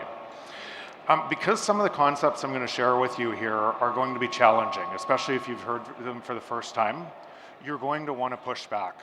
And I would ask you to just investigate the concept that I share for its reality, and then understand what it is imposing on your thoughts, okay? Everybody has their own view of Bitcoin. For some, it's a scam. For some, it's a lifeline. For others, it's one of thousands of cryptos. For others, still, it's the best asset. For me, it's these 5 interconnected things together: an open, decentralized, secure protocol bounded by energy. And all 5 of those are critical in what they make up, and I think they're not well understood, so I'm going to go into every one of them. Open. To anyone, to everyone. Unstoppable. No matter what you do, you cannot stop this. It's free to use. It's permissionless. So there's no coercion. It's just a choice, whether you see it, want to learn about it, or stay in the existing system. It's decentralized. The existing system we live in, wealth concentrates. And wealth gives you more power to be able to elect politicians. Wealth gives you more power to change laws. Wealth consolidates.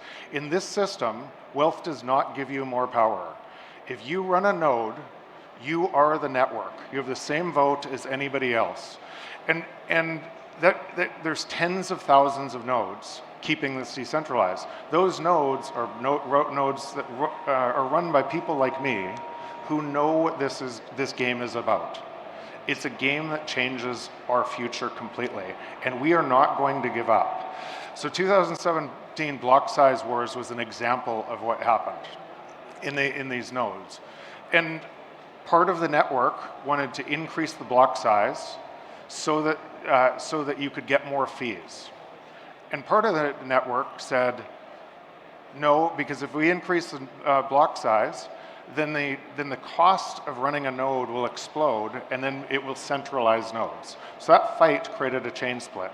The chain split that was driven by the largest players, the economic actors at that time, was Bitcoin Cash, and it's now at about $600 versus Bitcoin, which is about $97,000 US. And what it proved to you is the nodes control this network. We are the nodes. You have a voice in this. And we've never had something like that before. Gold always got centralized. It always got repriced because it got centralized. It's secure. In 16 years, never a hack, never a breach. The staggering amount of energy protecting this network makes a 51% attack virtually impossible. Combine that with what confirms the miners, the nodes. Those nodes are unbuyable. The consensus that makes up that, we are Bitcoin. And once you understand what you're fighting for, you start running a node and you become part of the network. And so those who think about, okay, one day this is going to fail because of a quantum attack, completely misunderstand the consensus mechanism that is Bitcoin. Because what would happen is all of these people would change to make it quantum resistant. Protocol, critical one here, the internet is a protocol. The internet came in layers, and TCP/IP was the first layer of the internet. And 20 years later, 1989, Tim Berners-Lee created HTTP, which was the fourth layer of the internet. 20 years later. And they come in layers. And what does that tell you? The beginning layer does something really, really narrow. Because if you're going to build it and they ossify and it gets harder and harder and they get attacked and everybody tries to attack it.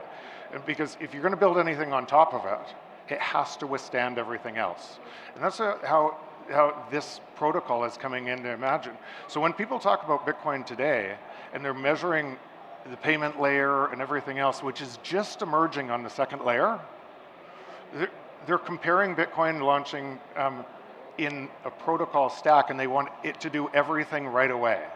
These layers come slowly and over time, and they are also winner take all. There is no second internet. They are winner take all. There is no other coin. They all fail to this because the internet the protocol comes in layers. And so, but if you were measuring a protocol like a technology, it would make perfect sense to say, I'm going to trade off this decentralization and security for scalability and centralize. And because there would be a whole bunch of people who would not understand how protocols develop. They would be thinking in technologies, and they would be really confused by what that looks like. Bounded by energy. So when I say bounded by energy, I'm going to use an analogy to do this. So if you run a bakery, and I came to you one day and I said, I want to buy all your extra bread. And the next day you produce 2 times as much bread. And I came in and bought it. The next day, 4 times as much bread, come in and bought it. All I wanted was a discount to your bread. Next day you decide, I'm going to buy tons of ovens. I'm going to employ tons of people, and I'm going to make abundant bread. I come in and I buy it all your extra. So what did I just do with that example in bread? You created abundance in bread because you had the capital to be able to know you always had a buyer. Now insert energy for bread, and that's what Bitcoin mining does. And it creates abundant energy by searching out the lowest cost energy all around the world and creating a free market for energy. And people question this. I've seen this process. I was in Malawi and saw where people make $1 a day and have electricity for the first time because of what I just described. Because Bitcoin miner went in, bought all the energy, reduced the cost so much that now all the villagers could connect to the energy. And if the villagers want to pay more than a Bitcoin miner just turns off. And they buy it at night. They only buy it at night when the villagers aren't using it.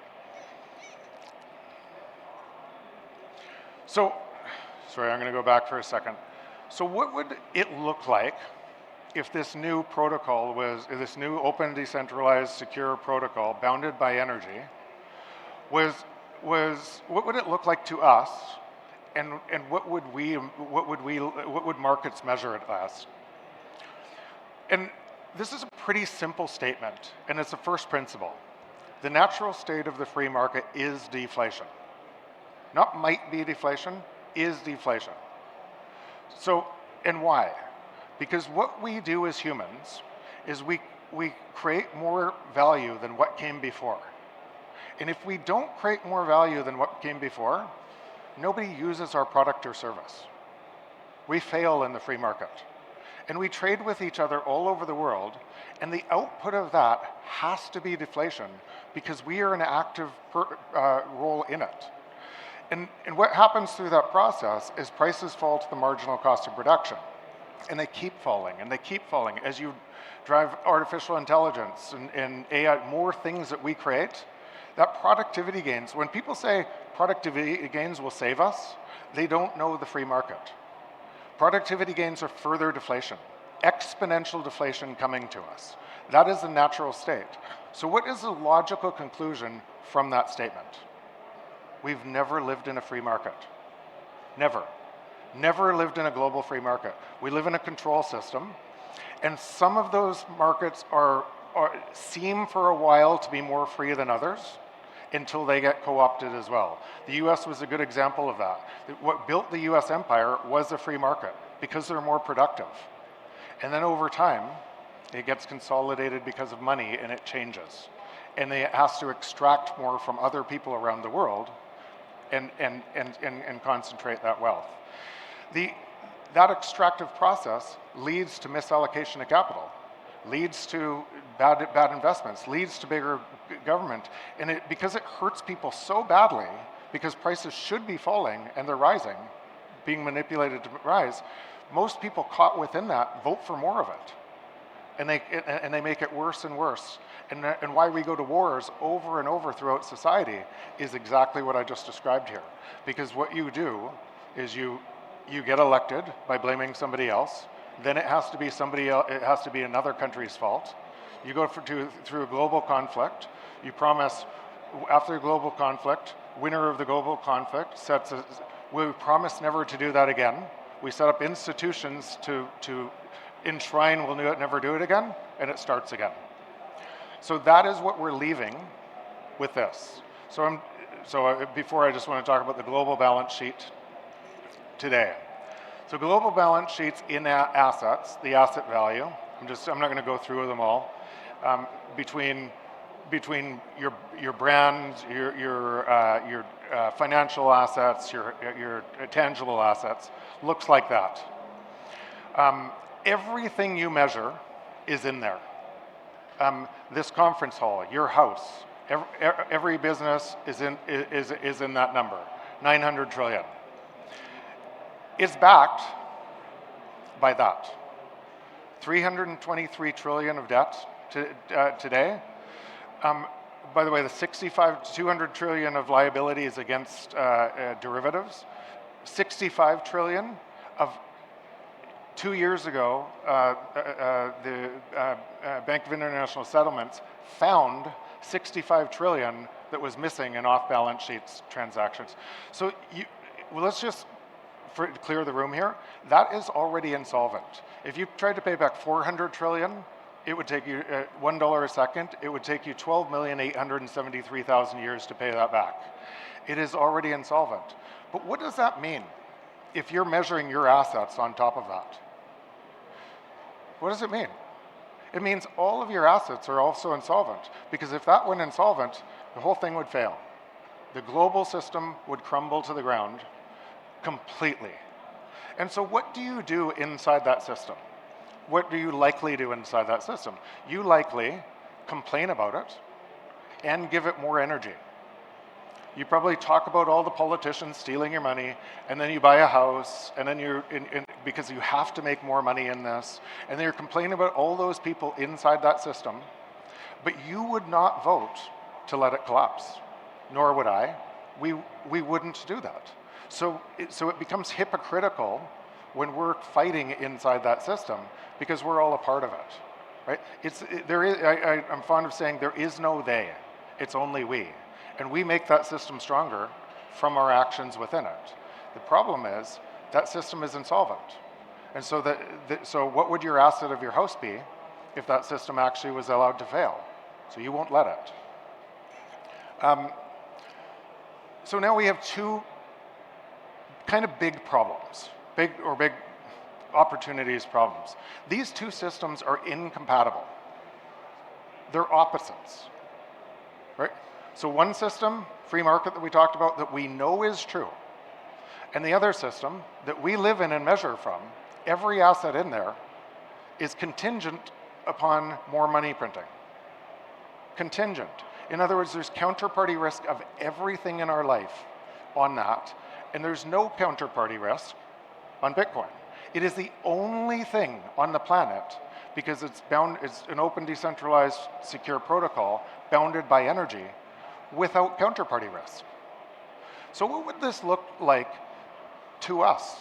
What would it look like as you went through this?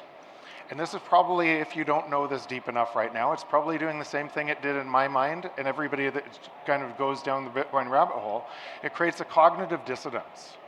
And these two thoughts are incompatible. And so what you do, what a lot of people do, is they want to drive, they have to be compatible, and because one thought, their entire world they live in, is wrong. It's upside down. And it's really hard on yourself, it's really hard on your mind to accept that. So a lot of people just eject. They don't want to investigate more, and they eject and they go back to ignoring it, or fighting it, or trying to say, I'm going to stop it, because it can't be true. But it is true. And so as you come to understand this, this is the journey down the rabbit hole. And it goes deeper and deeper and deeper as you start to understand it and how you are connected. You are very much connected to the world that you are creating through this journey. And I like to look at this as, imagine, and this is, you could do this too, imagine you are in this. Michael Saylor is in this. Gigi is in this. Matt Odell is in this. Everyone in this room, myself, is in this. And we are all in different levels of this understanding of what's happening. And think about this group of people being 8 billion people. And most of those people are at the very, very top. They are living in a system of control. They're living in a system that's getting worse and worse, and they're feeding it. And they don't understand what's happening. And then you have Bitcoin that's imposing a new system. So what would it look like to each person? Okay, what would that look like? And I'm going to do this on stage, so you can kind of feel it. So measured from the existing system, we'll start over here. Measuring from the existing system, all my prices would be going up. Everything. Government would be getting bigger. I would be losing individual rights and freedoms, things I took for granted. The way that my neighborhoods used to look like, everything would be getting worse, and I would be fearful of it, and I'd be talking about it, and I would be inside that system, looking for somebody inside that system to save it. But we've already resolved. This isn't a person problem. This is a system problem. It can't be resolved by the system. So all of those people that are essentially getting extracted from at a crazy base. So if you were one of 7 billion people on this planet without assets in this system, you would be living in perpetual fear.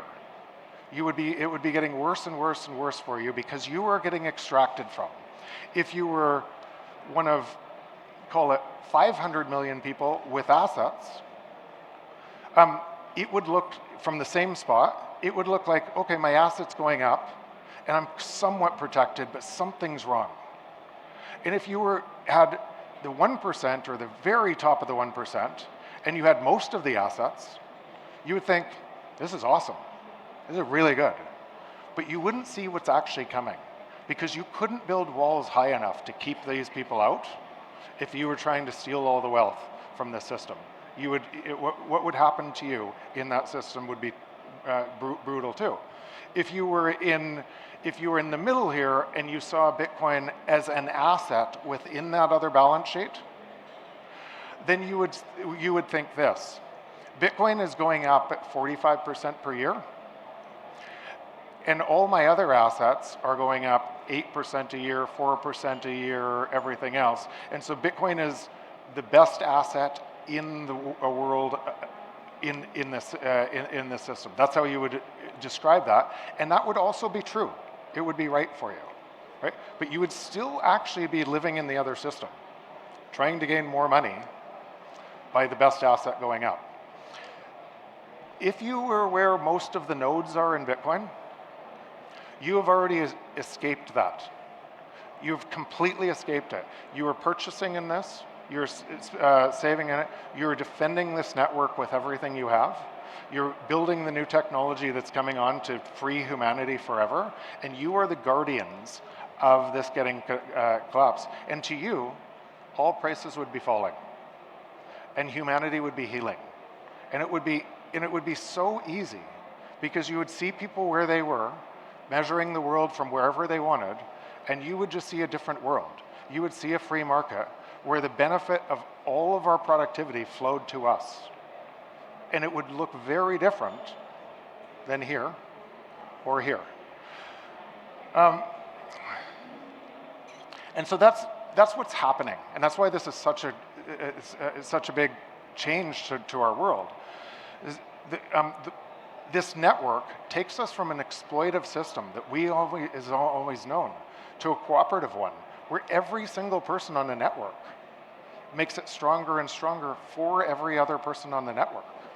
And we're so early in this phase, but when people talk about Bitcoin as a religion, or it feels like a religion, and that's what they're actually describing, because people that have moved their time here can't actually imagine living in the other world anymore.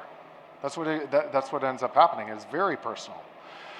And so, what does this say? What's the whole thing say? The world doesn't just happen to us, right? The search for greater truths, how we've always built everything, overcoming obstacles, has always shaped our progress. That's how we build everything. We see something scarce, our mind comes up with a way to solve it. So where there's chaos, there's opportunity. Old things pave the way for new things. And this is a process, it's messy, chaotic, painful, but it's also hopeful. It's also beautiful. And if you play this even further back, and I think about all of the cryptography, the cypherpunks. In 1992, there were 70 people on a mailing list. And those 70 people started tinkering to try to wrestle something that could be like Bitcoin, because they knew this problem far before I knew this problem. And they failed and failed and failed. 1992, 70 people. They failed, and all of those failures inspired Satoshi to come up with something that actually worked, to have decentralized secure protocol that would free humanity. And so we don't think about all of the failures to be able to do this. We think about just Satoshi, but every one of them was just as important to get to where we are right now. Every single one of them, because they paved the way. And every one of you listening to this right now that turn and move more of your time to the honest system are also just as important. We literally create reality through deciding which system we are going to build to. And so today those 70 people in 1992 from the mailing lists are tens of thousands of nodes strong. In 10 years, it'll be hundreds of thousands of millions of nodes strong, because we are Bitcoin. We literally shape the world we want to see. So this is happening. It's imposing this reality. Every single person, it's an open choice. Every single person has that choice. And I'll just leave you this. We can ignore Bitcoin, but we can't ignore the consequences of ignoring Bitcoin. Thank you.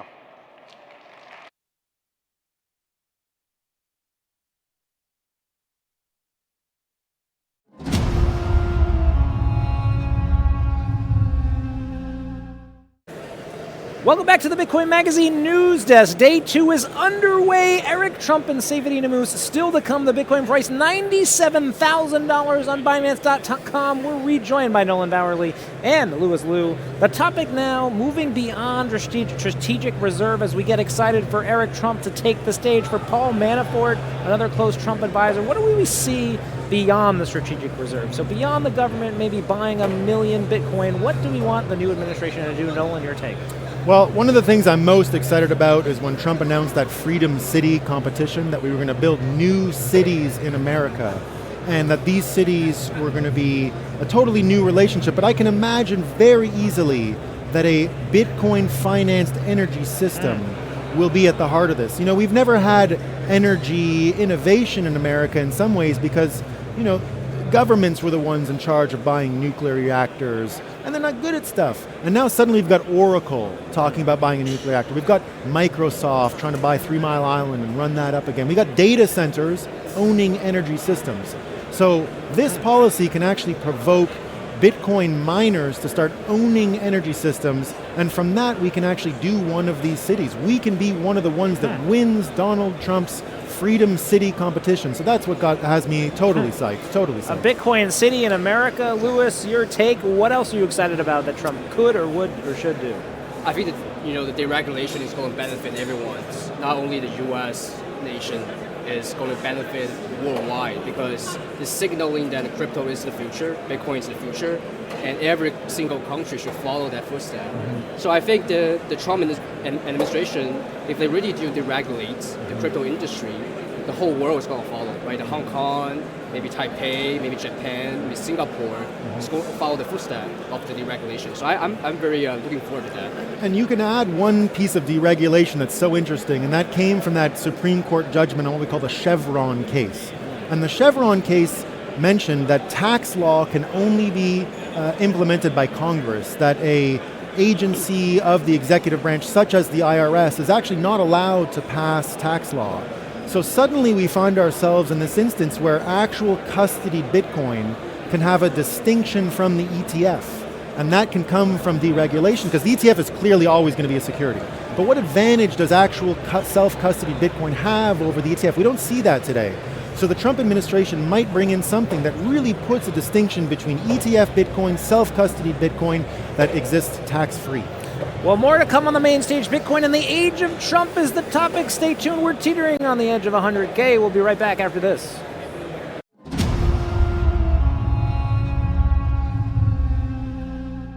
Talking about here really sets the stage for a lot of the conversations that are going to be happening over the next few hours. We've got a pretty limited amount of time, so I want to jump into it. Let's start with intros, and then we'll dig in from there.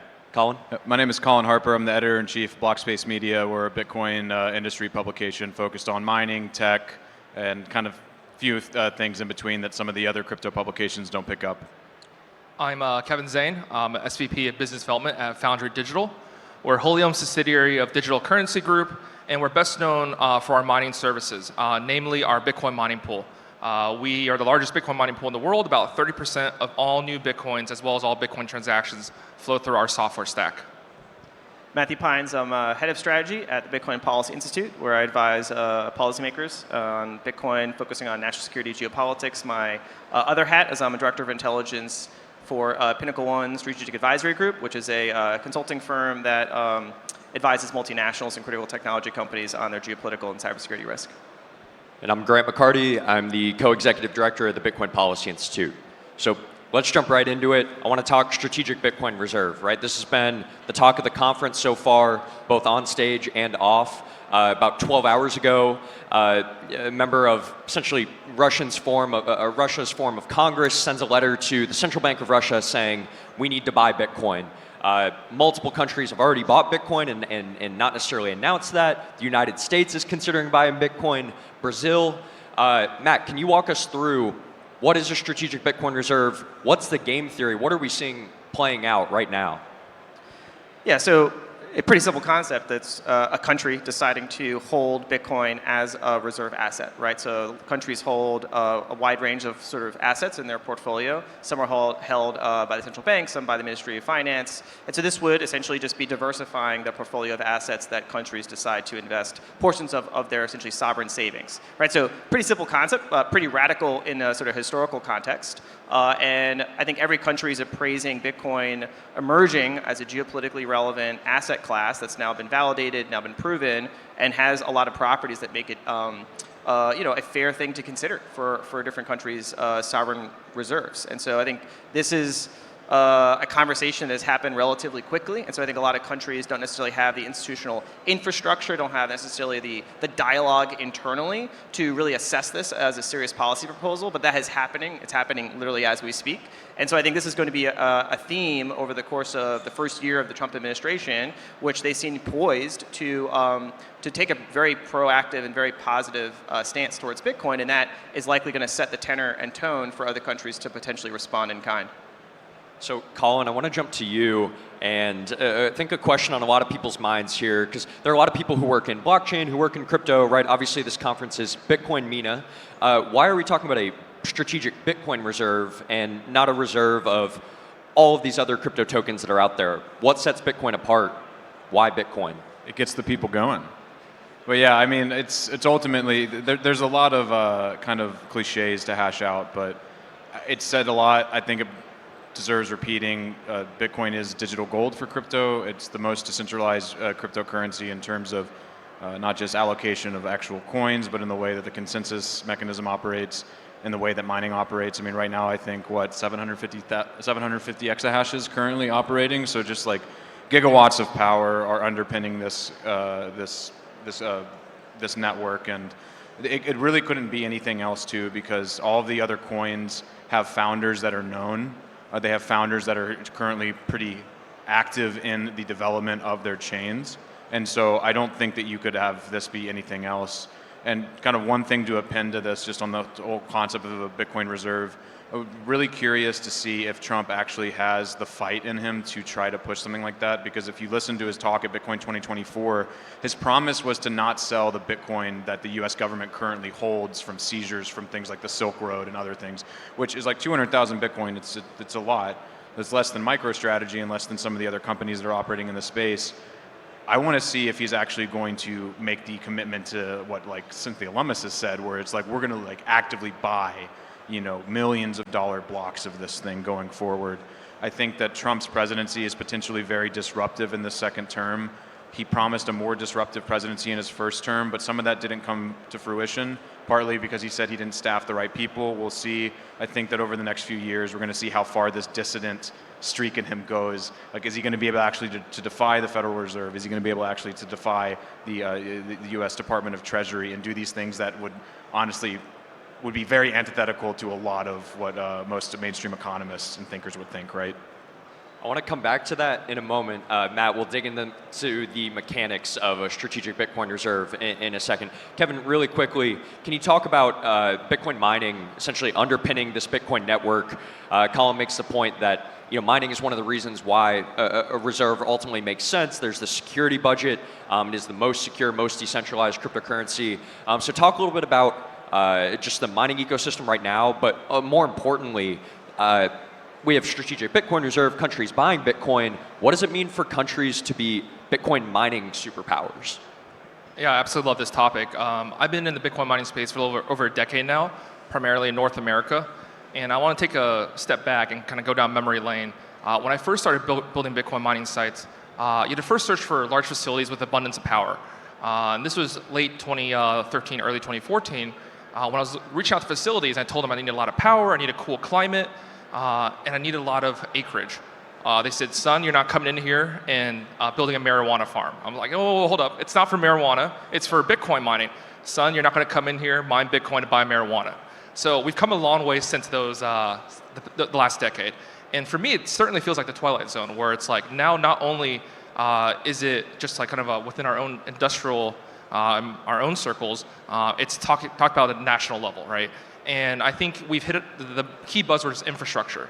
Right now, over 60% of all the hash rate, all the Bitcoin mining actually takes place in North America, and that's predominantly in the United States. Our own mining pool, we're based out of the US, out of the great state of New York, which is oftentimes not so great towards Bitcoin. But that's right there geographically in the US. And we process a lot of the transactions. Like I said, if you're 30% of the hash rate, you're processing 30% of all the transactions that happen on chain as well. And I think the signal of a strategic reserve also can be symbolic for bringing back banned businesses, right? I remember getting shut down by numerous various banks. Now they're coming back to us saying, hey, Bitcoin's okay again. We'd love to offer our services to you all again. And then on the other side of the world, when we look at China, they obviously had some very serious guidance where they scared off Bitcoin mining in the summer of 2021. Well, now there's rumblings again that mining farms are turning back on power. China is once again looking at ramping up their own Bitcoin production as well. So I think a good thematic underpinning for this conversation is this idea of a global Bitcoin race, right? And this race, many would argue, has been going on for a while, right? This idea that countries are going to want to stack as much Bitcoin as possible. They're going to want as much Bitcoin hash rate, meaning as many Bitcoin miners as possible in their territory. So there, again, two components, strategic Bitcoin reserve, and then there's the mining component. Colin brought up some good points about could President Trump actually establish a strategic Bitcoin reserve in 2025, right? And when I think about this global Bitcoin race, I really look at the acceleration that has taken place since President Trump spoke at Bitcoin Nashville earlier this year. And again, we're seeing everything that I mentioned at the top of this, countries essentially going all in, realizing the race is on. And the US has signaled this is something we want to do in some way, shape, or form. Matt, what does that actually look like? Does President Trump have the ability to buy Bitcoin?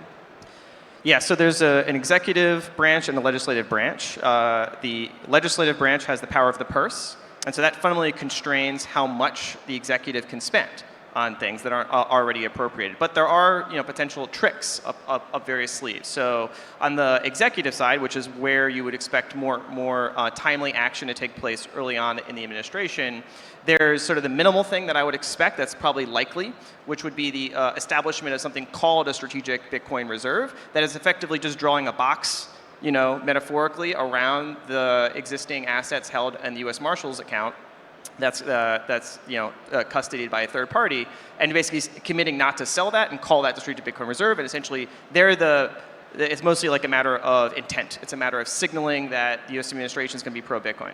But that doesn't necessarily lead to net acquisition of new Bitcoin. To do that without congressional appropriations, there is a reasonable chance that, for example, the 1934 Gold Reserve Act could be used, which has created something called the Exchange Stabilization Fund. It's essentially like a slush fund that, at the discretion of the president, specifically his delegee and the Treasury Secretary, to essentially purchase gold, foreign exchange, or other instruments of credit or securities. And so there's a bit of a technicality here where Bitcoin doesn't necessarily fit those definitions, but it's reasonable to me that you could essentially structure a credit instrument with a counterparty that essentially pays out, redeems a bond in Bitcoin overnight, right? So, doesn't seem like much of a legal restriction. There's about $40 billion in the Exchange Stabilization Fund. About half of that's already pre-committed. Probably, maybe you could spend 10 to 20 billion, right? Best case scenario. So I think the legal mechanisms are there, the existing funding is there, but again, you're still talking, in the orders of $5, 10, $15 billion. So would be enough to send a very strong signal to the world, and probably would, precipitate other countries taking a serious look at this. But the majority of the sort of strategic level of investment would have to come through congressional appropriation. This is the Senator Ammous bill, which has been introduced, which would commit the United States to purchasing essentially 200,000 Bitcoin a year to achieve a total stockpile of about 1 million after 5 years, sets up all these arrangements for custody, security, et cetera. That, of course, is going to go through a whole process with education and cajoling inside the Senate. So TBD, right, how much, where that will rank on the order of priorities for the new administration, how much political capital is going to be spent on that. So those are kind of the order of likelihood, right? Very likely we'll get something like, a declaration of intent, the creation of a strategic Bitcoin reserve, maybe 50-50. We get something like an executive, sponsored purchase, to a limited degree. And then I don't know how to handicap the Senate.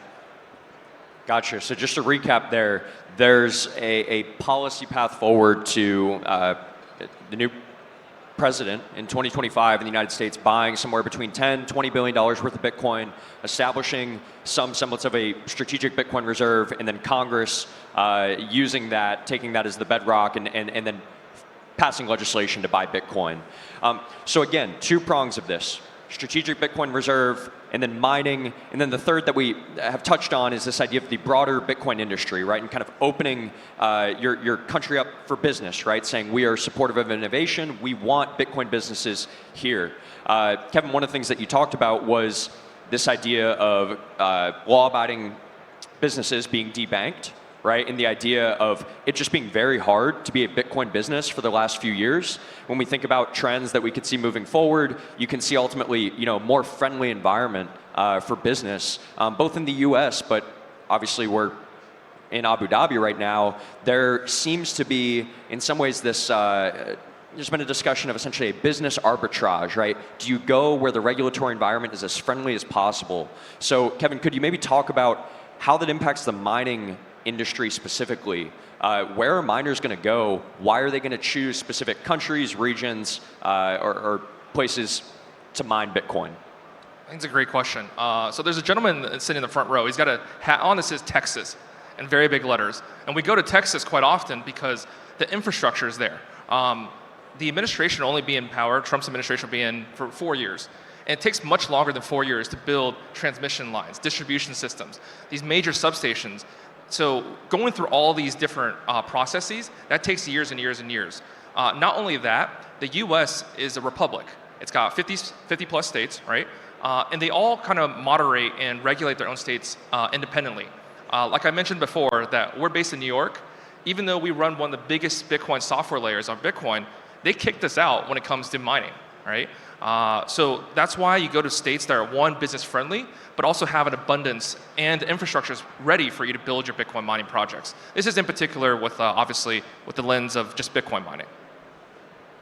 Now, Colin, maybe you could talk about it from potentially a banking perspective, right? You've been covering this industry for a while. You've been looking at all the different companies, where they've been domiciled, where they've done business. What are some trends that you've seen over the past few years in terms of Bitcoin industry, where they're going, and what do you see as potential opportunities maybe in this region specifically? Well, within this region specifically, there's been a lot of interest in Bitcoin mining, obviously, in like the UAE. Oman is another place that's been brought up a lot in conversations this week.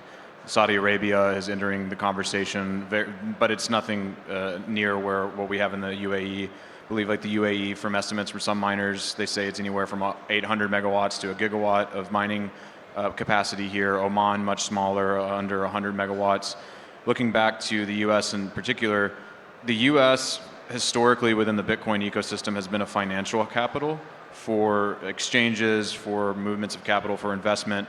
And it wasn't until 2021, during the China mining ban, where provincial Chinese provinces were restricting Bitcoin mining one by one, that you saw the axis of influence for mining shift to the US as well. I think that's probably been one of the biggest changes over the last few years.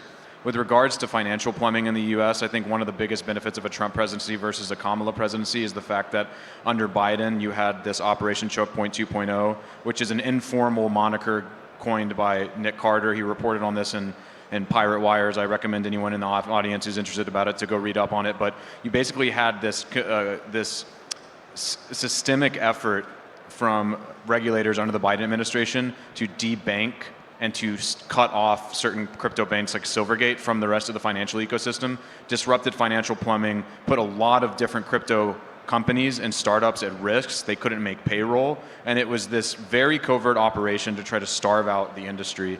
I think that one of the biggest wins of the Trump presidency is, at the very least, we should not expect to see that level of hostility. We should expect to see a more friendly approach to this, and at least, even if it's not friendly, just not messing with this industry, right? Like the Biden administration was openly hostile, and I think that Choke Point 2.0 is just the crystallization of that. The one last thing I'll say, kind of piggyback off of some of Kevin's comments about mining, another big win for Bitcoin interest in the US from a company side is Trump's going to be much more pro-energy. He's talking about restarting the Keystone Pipeline to Canada. If you look at a map on the EIA, the Energy Information Agency in the US, US electricity capacity plateaus starting in the 2000s because we started decommissioning coal and we started rolling out solar and wind. I think solar has its place. I'm not as sold as wind, but we have not been serious about energy policy. And Kevin was just talking about how a lot of these things in terms of setting up the infrastructure for these power assets takes a long time. I'm hoping that the Trump presidency will get more serious about building out nuclear at scale, about drilling for natural gas and oil, about doing things that we need to do to set ourselves up for success 10, 20 years from now. And if he does that, you're going to see, I think, the mining industry in the US be much stickier than it otherwise would be if we did not have serious energy policy. So you touched on my closing question here. We got a couple minutes. And the question is essentially to anybody in the audience, right, whether they're in US government or otherwise, or different governments maybe in this region, what is your recommendation if they want to be pro-Bitcoin, if they want capital from Bitcoin companies and miners to flow to them, if they want energy companies to realize, hey, we can mine Bitcoin? Kevin, what is your recommendation? Maybe it's one thing, maybe it's two, to somebody on a policy front who wants to be open for business with regard to Bitcoin? I think it's pretty simple. Just open the communication channels, and I think it's already beginning.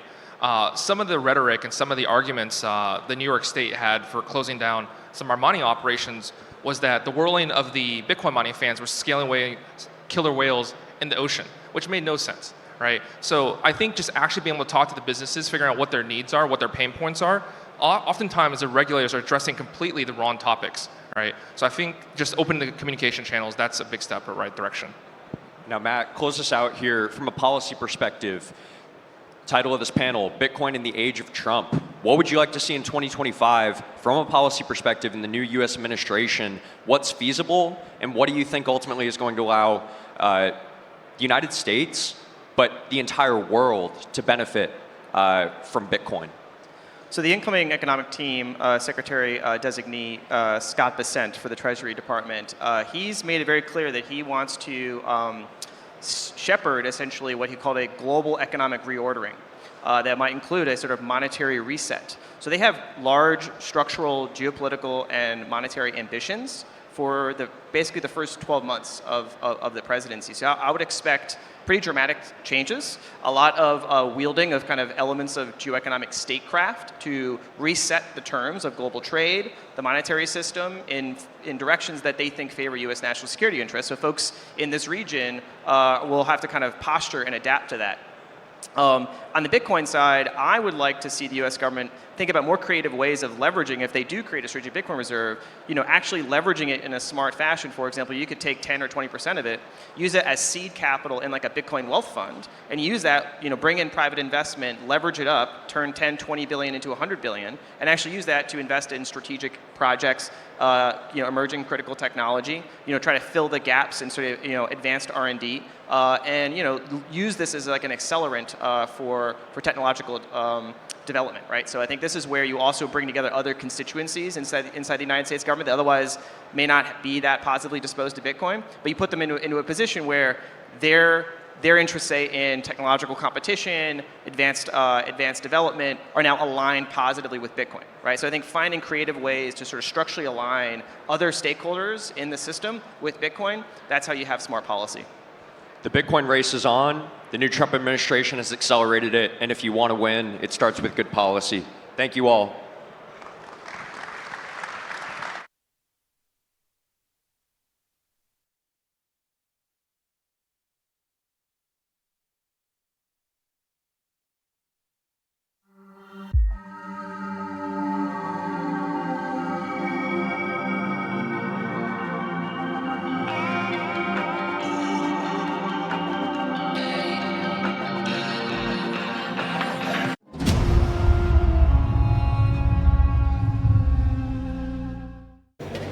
Welcome back to the Bitcoin Magazine News Desk. Day 2 is building to a climax here. Eric Trump, Saifedean Ammous, still to come. The Bitcoin price, $97,000 on Binance.com. We're joined by Bruce Fenton, Bitcoin pioneer, founder of Chainstone Labs. The topic now, your work in the Middle East, which goes back to 2013, the first Bitcoin conference in the Middle East. Bruce, why don't you share with the folks at home just what it was like to throw the region's first Bitcoin conference back when the price was tens of dollars? It's amazing. It's amazing. It was 11 years ago this week, December 7th. Same week. Yeah, the same week. We had the anniversary just a couple days ago. It showed up on my Facebook memories. I didn't even realize it. But yeah, 11 years ago. And it was the very first crypto conference or Bitcoin conference of any kind. We called it the Dubai Bitcoin Conference. It was right here in the UAE. And we had about 70 to 100 people. A lot of the same people who are here right now. Oh, really? I was going to say, did they come back and have stayed in that? Eric Voorhees was there, and Dr. Marwan, and Faisal Jassim, and a bunch of people who are right here at this event right now. And it was great. People were very scared. They were scared about using the word Bitcoin. They thought it might have been too scary. And what has grown? What's the biggest change, and what's the opportunity that you still see in this region? Well, one of the biggest changes is we spent 8 Bitcoin on pizza, so it doesn't cost 8 Bitcoin for pizza anymore. But the change is so huge, it's hard to even digest, because in those days I think I was the very first person to go into the government, in any government in the UAE, and talk about Bitcoin. And now you have like countries really talking about doing strategic reserves, and you have all kinds of government officials here. You have obviously, huge startups and huge companies that employ thousands of people. I mean, it's just a total transformation. Were there startups or people trying to get startups off the ground back then in this region? How successful have they been? Are there any stories to share? Yeah, there was a few. There was a handful of startups with mixed success, like a lot of things. I mentioned Eric Voorhees is there. He's obviously still in the space, and he's doing his AI work now, and has been a big leader in the space. And there's a lot of people like Dr. Marwan now runs the Dubai Bitcoin Center, and there's a lot of active investors. So yeah, it was some startups and some people trying to move forward. And like a lot of people, they've gone through iterations, and many of them are still here, which is great. Well, speaking of Donald Trump, still to come, Eric Trump, when you think about this region, how do they respond to what positive Bitcoin regulation might look like in the U.S.? Yeah, I think it's a big deal. This country and this region, all the countries in the Gulf Cooperative Council care a lot about the United States. They value the relationship with the United States. So when you have the President of the United States saying bullish things about Bitcoin, talking about Bitcoin Strategic Reserve, talking about becoming more regulatory friendly, that's a very big deal. And a lot of the pullback that they had here over recent years was worried about things like gray lists and stuff like that. So now there's a clear signal from the United States administration that Bitcoin is here to stay. Bitcoin is here to stay. More to come at Bitcoin MENA 2024. Saifedean Ammous on the main stage keynote.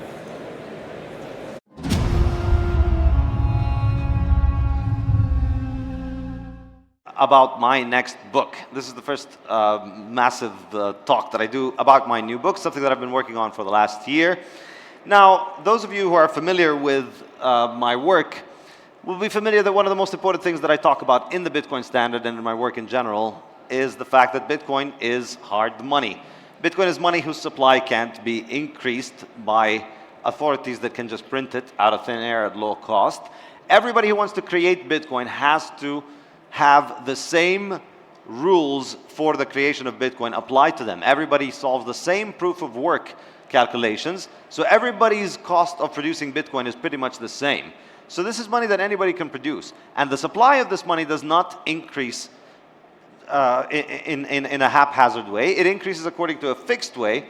We know exactly how much the supply is at any point in time, and we can easily predict what it's going to be in the future. So the money supply is predictable, and the money supply is fixed. Now this is really important. The money supply being fixed means that the supply cannot grow as much as the economy grows. And we've had Bitcoin operating now for 15 years, and during those 15 years we see that during this time we see that the Bitcoin economy has grown 10,000% over the last 10 years, but the Bitcoin supply has only grown around 50% over the last 10 years. So this, for me, the fact that Bitcoin continues to grow and operate while the supply is growing at a much slower rate than the economy grows is, for me, empirical proof that you do not need the supply of money in an economy to grow for the economy to grow. I think this is really the important point that Austrian economists are saying, which is that money, you don't need its supply to grow. The value of money can grow without the supply growing. And so all of the functions of money can be performed without us having to have inflation. So if we don't need to have inflation, well then, that seems like a big deal, because then inflation is a bad thing. So let's think then what it would mean if we lived in a world in which the money supply did not increase. And I think a great way to try to imagine that is to think about what the 20th century would have looked like if we were using a form of money whose supply does not increase, which in the 20th century would have had to be gold. It's not quite as good as Bitcoin. The supply only goes up about 1.5–2%, which, for people who don't have Bitcoin, primitive civilizations like people before Bitcoin, that's not bad. It's not quite Bitcoin. We're at 0.8% per year supply growth rate in Bitcoin right now. But 1.5 for 20th century primitive civilization is pretty good. So what would have happened in the 20th century if we had had a gold standard? That is the topic of my next book, which is going to be released in March 2025. It's called The Gold Standard. So finishing the trilogy, the Bitcoin standard, the fiat standard, and now the gold standard. And this is a work of fiction. It's economic fiction. I know people maybe not very familiar with the idea of economic fiction. I've never heard of a book like that. But this is an economic book, but it's also a fiction book. So it's an economic book from an alternative world in which the 20th century had a gold standard.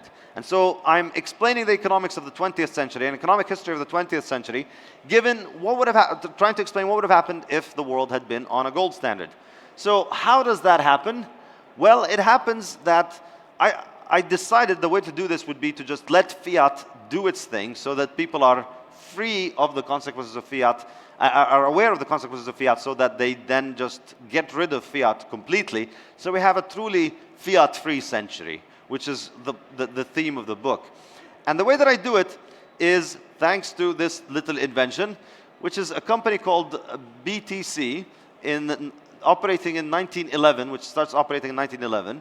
And the basic idea here is that a bunch of aviation entrepreneurs set up this company, a French guy, called Louis Blériot. Now, this guy existed in reality. He was the guy who invented the headlight for cars. So I'm sure you've seen headlights before. He was the first one to commercialize them and make money from them. He was also one of the first airplane makers. He was the first to cross the channel from France to Britain and on an airplane, and made some of the best early airplanes. So in this book, I imagine, hypothetically, that he set up this business where he wanted to commercialize airplanes. He wanted to make airplanes become commercial, and the way that he figured that out was to use them in a way that is commercial.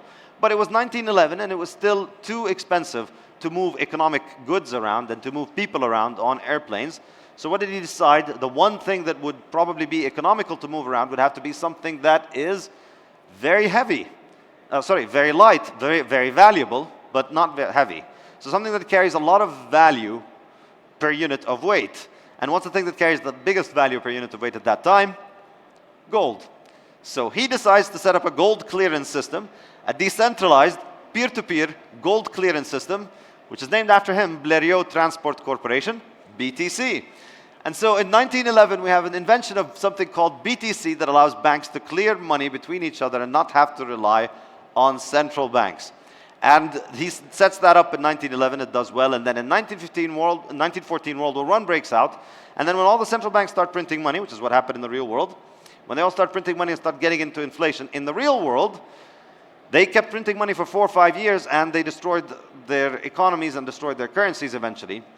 But because we have the possibility of capital flight, where these airplanes are moving gold out of the country, because people just load them with gold and they don't have to read their banks, they don't have to use their banks, the central banks all go bankrupt. So we have in 1950 the collapse of all fiat money and all central banks, thanks to this wonderful invention, BTC. And so as a thought experiment for this book is, the thought experiment is, okay, we've done this, now what happens? What happens? Fiat money dies in 1915, no more central banks. The Federal Reserve goes out of business because it was lending to all of the central banks that were in war. So even though the US didn't get into war, the central bank is thankfully killed and destroyed in 1915. And then we have a whole century of peace and prosperity. So the value of money keeps going up because we don't have central banks. Sounds like a horrible thing if you've been to a university, but it's actually a good thing, because it's a good thing that things get cheaper. So prices just keep getting lower and lower, and that's a good thing, which means that things become more and more affordable. So in 1900, the average house in America cost about $3,000. Today, it is $420,000. So every year, on average, it has gone up at a 4% rate. So every year, houses in America have been getting 4% more expensive in the last 124 years, which is why you go from 3,000 to 420,000. Now imagine we stayed on the gold standard. Obviously, the house won't be $420,000. A house would have, I think, reasonably, you could say that since it's easier to make more houses than it is to make more gold, houses would get cheaper over time, right? Money increases in value in terms of houses. And so because of this, if we'd remained on the gold standard, you expect that the price of housing would decline something like 1%, 1.5% per year. And so today, the average house in America would be about $500.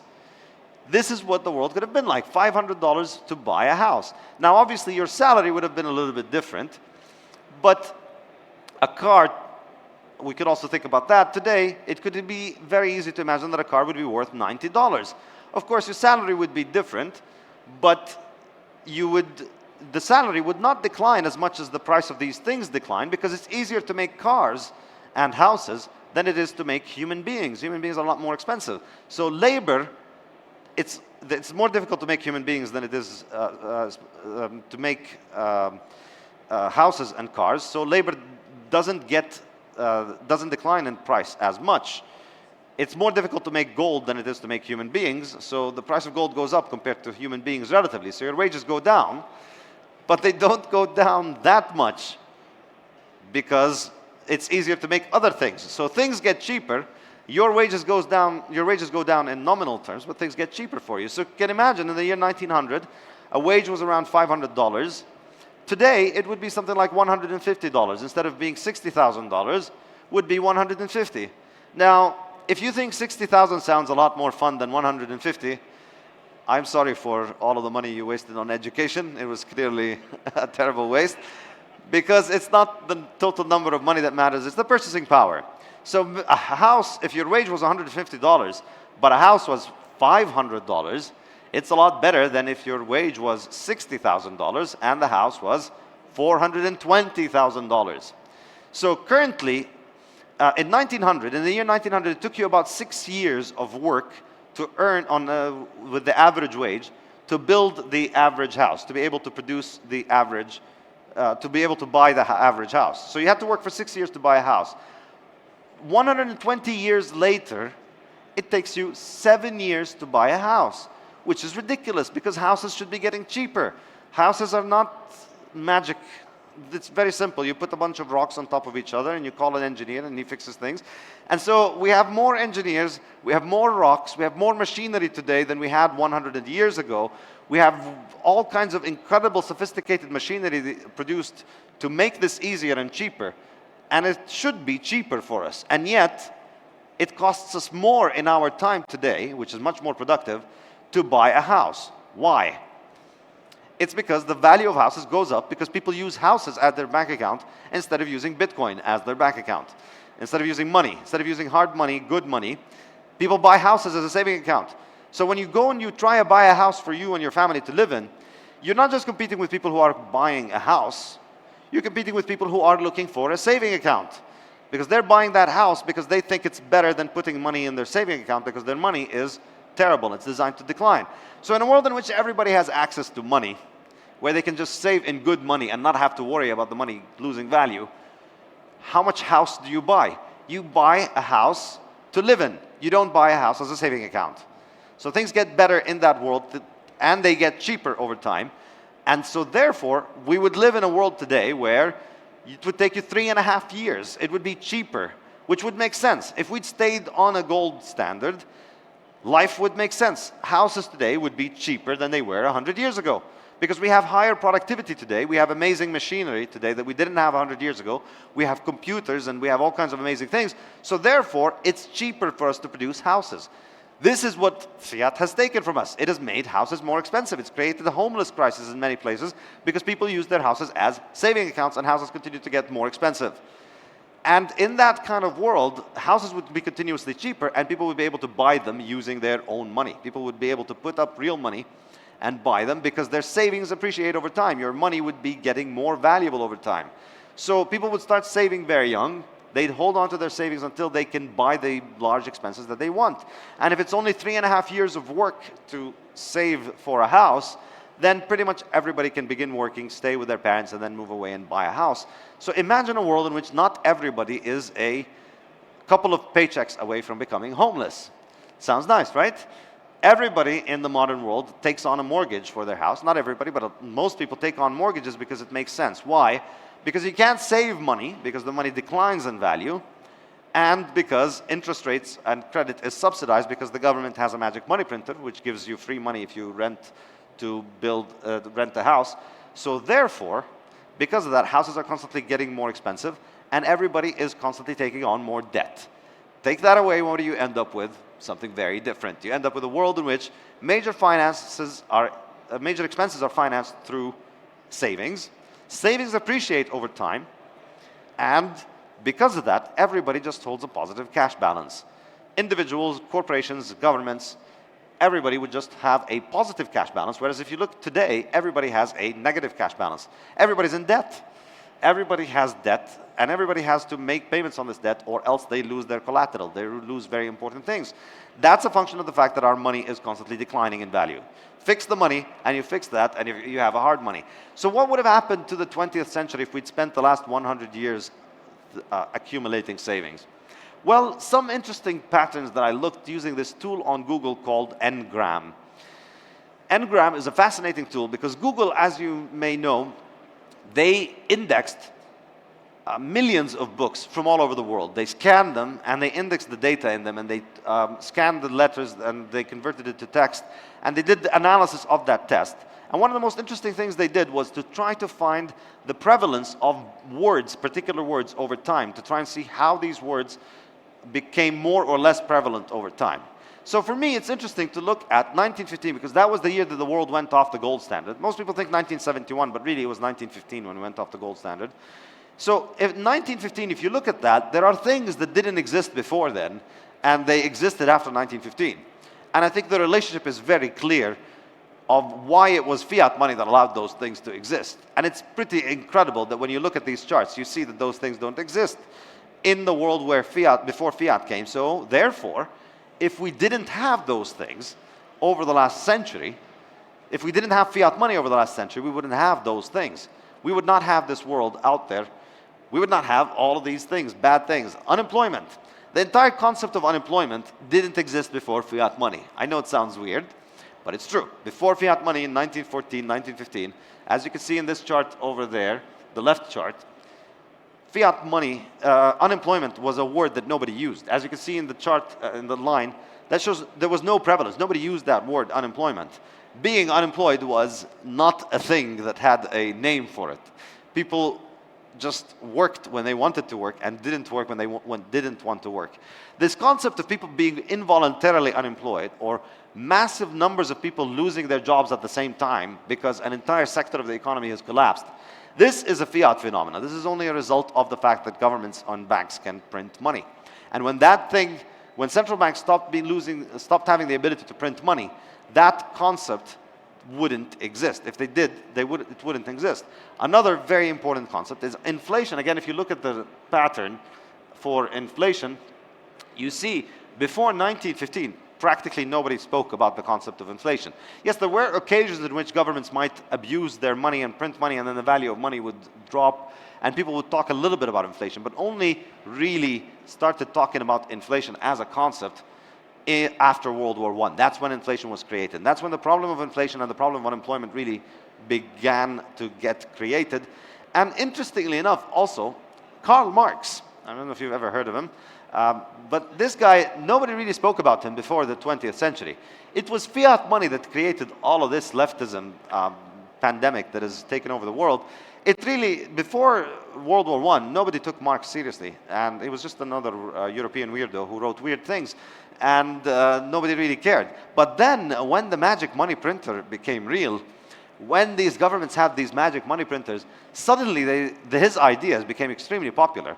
And all of if you study the real history of what central banks did, you see that the Bolsheviks in Russia, the reason they came to power was because they were supported by German banks, and they were supported by American banks because they wanted to take out Russia.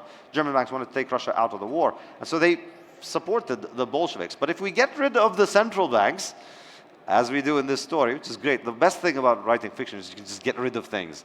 You just get rid of them. So we get rid of the central banks in 1915. They stop financing the Bolsheviks in Russia. So we don't get Bolshevism, we don't get communism, we don't get all of this horrific chapter of humanity and all of the tens of millions of people that were killed with money printers, financed by money printers, with this horrific ideology of communism and socialism. All that doesn't happen if we don't have fiat money. So these are some of the ideas that I get in terms of politics and economics. But let's think about technological progress. What would technology look like in the 20th century if we hadn't moved from gold to horrific kinds of money? If we had stayed with good forms of money rather than going to terrible forms of money, well, we see, if we look at what happened to energy consumption after 1970, when inflation really took off, we see that energy consumption declined. And in my book, Fiat Standard, I discuss why inflation leads to the destruction of energy. It leads to the destruction of the ability to invest long-term in energy production. And so as we see energy is becoming more expensive. We see, in real terms, in places like Germany and in Europe, energy today, electricity, is more expensive than what it was 20 years ago, which is really economic deterioration. It's economic decline. We're getting better. All of economic progress is about making energy cheaper and more affordable and more plentiful. And inflation stops us from doing that. So if we hadn't had a century of inflation behind us, how much energy would we be consuming today? A lot more than we are currently consuming is my guess. So we would live in a world in which we're consuming a lot more energy. So what would that mean? I think it would be very easy to imagine that we live in a world in which the whole world gets 24/7 electricity. I think this is just entirely reasonable. If people have the ability to save, it's very straightforward to build electric generation plants and to build wires that connect to houses and give people electricity. The only reason we don't do it everywhere in the world, the only reason places in the world are unable to do it, is because they've been destroyed by inflation. If people could just store capital for a few years without having it robbed from them, they would be able to then accumulate capital and build power and have electricity. This is one very simple way in which the world would have happened. And I think we would have had a lot more nuclear weapons. I think that's very easy to imagine why that would take off. And we'd have a lot more transportation. We'd be spending a lot more energy on transportation. We'd have much higher level of technological advancement in transportation. Now in politics, think about what happens in the 20th century. Think about all the wars that were financed by central banks that printed money, and how this changed everything. And this is a point I discuss in the Bitcoin standard and the fiat standard. Something fundamentally changed in the world in 1915 with World War I. Because before 1915, as a country, if you were a government and you wanted to fight a war, you had a bunch of gold, and you could spend that gold in order to fight that war. And when you ran out of that gold, that's it, your war was done. You were no longer king. And that was it. And so kings had to be very careful.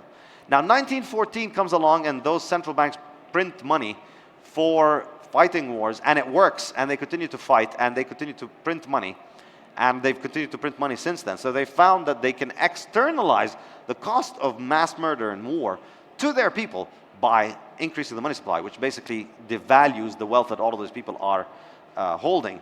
So when they discovered this, they've been robbing people and creating all of these wars. And this has given them an enormous amount of power over citizens, because they no longer need to go to people and ask for money. This is why war becomes a lot easier with fiat money. Under hard money, governments had to go door to door and ask people for taxes so that they could take that money and spend it on fighting war. But under a gold standard, but under a fiat standard where they can just print the money, people can keep their money. They don't have to pay their taxes. The government just prints money, and it takes the value that is stored in that money and uses it to finance itself. So because of that, we see why in the 20th century governments were so trigger happy. They were so happy to murder foreigners, murder their own local citizens, kill anybody, nuke countries. They've tried all kinds of crazy things because they didn't have to really pay for it. They weren't responsible adults handling a budget and thinking about how best can we grow the things that we manage. They had a magic printer that meant for them that there was no opportunity cost. So if we just don't like another country, we just print money and we destroy the value of money in our country in order to destroy another country, which is an insane thing to do, but you can do it when you have a money printer. Now take that away. What happens? We have a world in which governments need to run by financing themselves through taxation. Taxation is difficult to get. It's difficult to get people to give you money. And if you take too much of them, they start hiding from you. They start hiding the money. It becomes too expensive to get money from them. And there's a limit to how much you can get. So what we see is, what we would see in that kind of world is the governments would be a lot more efficient, a lot more responsive to people, and they'd be a lot less despotic. And this entire notion that you want to take over foreign territories becomes a lot less attractive when you can't shill them a shitcoin. So one of the major attractions of conquering territory is that you take your shitcoin, your government's shitcoin, and you force the people in that territory to use it. And now millions of people who you conquered will have to use your money to store value. And now every time you create more of your shitcoin, you're robbing them of value. This is one of the main advantages of conquering countries. If you're conquering a country, this is really one of the top of the list. It's the easiest way to rob them because, otherwise robbing things actually and moving it is very complicated, particularly to a foreign country. So just give them money, print more of that money, and rob them. And then you can pay for the conquering of them. So you can pay for their conquering through printing the money. So it's a self-sustaining business model, which explains a lot about what we saw in the 20th century. Now take that away. What happens? Well, now you can't foist your shitcoin on these populations. So you can't pay for fighting them. So you have to pay for your own money. And then you have to run the country well enough so that you can pay for the conquering. So obviously that's just a non-starter as a business idea. Like anybody who tries this is going to fail. So who's going to succeed in running governments? People who can do sane things with government, which means not spend more than you earn, which means run things efficiently. And effectively what we would have is a world in which I imagine, in which people would freely choose to leave and exit governments and leave and exit regions, and governments will be powerless to stop them because governments are trying to convince them to please stay, please join us. So we'd have a world built much more on self-determination. And what would that look like?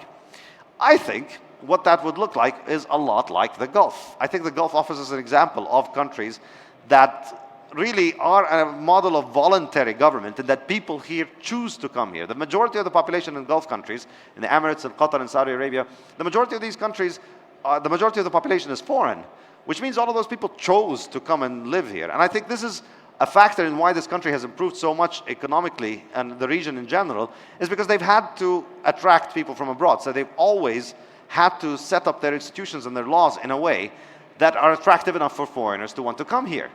I think we'd see this tried out much more extensively across the world in that people would want to work really hard, governments would want to work really hard to try and impress their citizens so that they would want to voluntarily pay taxes in those countries, so that they would want to live in that tax zone. So rather than fighting over territory, governments would compete with each other by offering better service. And this is, I think, an enormously revolutionary vision of what government is going to be in the future. And a great book that discusses it is a book by Prince Hans Adam II of Liechtenstein, the ruling Prince of Liechtenstein. He wrote a book called The State in the Third Millennium, which really was a big part of the inspiration behind thinking about this, where he says, and this is what they do in Liechtenstein, in that people have the right to self-determination. The people of Liechtenstein, all of them, they can choose to secede, leave the country, join Switzerland or join Austria. And essentially, it's a contract between the governed and the governor based on a specific tax rate and a specific set of rules, and at any point in time people are free to leave. I think this is what the world would look like if you take away the money printer from governments and you take away the special status that allows them to print money out of thin air. Then they just turn into another business operator, another service provider. And I think when you have this ability for the government to have the same power that a CEO has, and then it's satisfying and answering to customers, I think it's going to be a lot more efficient. Just ask yourself, why is your phone so good? Why is your iPhone so good? Is it because you wrote a letter to the CEO of Apple demanding that he install those features? Is it because you voted about which engineers in Apple are going to build things? Is it because you organized a political party within Apple to mobilize people to demand that they add touch screens or whatever? No, they added all of those things. Why? Because they want to sell the most. So because they're figuring out how to best meet the demand of the customer, they are incentivized to find the best answer to everything. And this is something that they're only incentivized to do because you don't have to buy Apple. You're not forced to be an Apple customer. If they don't build the thing that you like, you just move on and you use another company. But you can't do that with government when they have a money printer. You're forced and you're stuck with them. But when they don't have a money printer, then you have a lot more choice, because then all of these governments is just management companies, territorial management companies, and then the most efficient ones are going to attract most people. In the same way that people move today to the countries that are most efficient, like we see millions of people migrating to the Gulf, you would see this happening where people bring governments into their country and they move their country, they move their sovereignty more from one country to the other, because all of these management companies are governed by economic rationality. They must try to be better organized, and they realize that war is destructive. Unless you have a money printer where you can externalize the costs, war is very, very destructive. So we see a lot more self-determination. We'd see a lot more fiscal responsibility. You'd expect the world to look a lot more like Abu Dhabi, which I think is a nice thing. If you've gone around here, you know a lot of the world deserves to look like this, would benefit from looking a lot cleaner, more organized, safer, more peaceful. I think this is what happens when government is a lot more like a service provider. And I think, interestingly enough, if you think of a world like this, where we're constantly growing economically, because productivity is increasing, whereas on the other hand, governments don't have the ability to print money. Well, what does that mean? I think one massive thing about it is that there would be a lot less fake government jobs, which is, I think, an epidemic all over the world we see, particularly in governments that are not very efficient. They have an enormous number of people who don't actually work. And the reason they can get away with it, again, is because they have a money printer. So that happens in government, in the public sector, but it also happens in the private sector, in agencies and companies that are connected to the public sector, which get subsidized money. So what imagine is, what happens if you put all of this fake work out of work? What happens to all of the people that have fake fiat jobs, just writing reports and nobody reads every day? What happens when you can't pay all of those people because they don't have a magic money printer that buys their loyalty and votes? What do you have to do then? What are they going to do? I think what would have happened is we would have had a world of a lot more teachers. All of these people would be teaching children. And I think that would be really, really the measure of how humans progress. Because if you think about what works best for education, one of the most important things is having a large number of teachers per student, or a small number of students per teacher. That's really the most impactful thing you can do for education. And I imagine, as an economist, I always think of the opportunity cost. The opportunity cost of this fiat world, of all of these people that are working fake fiat jobs, is that they're all having to work things that are not productive, but if they had to do productive things, they'd all be teaching. So we'd all have a lot more teachers, and students who go to school would be getting a lot fewer classmates, and so classes would be smaller and teaching would be a lot more productive.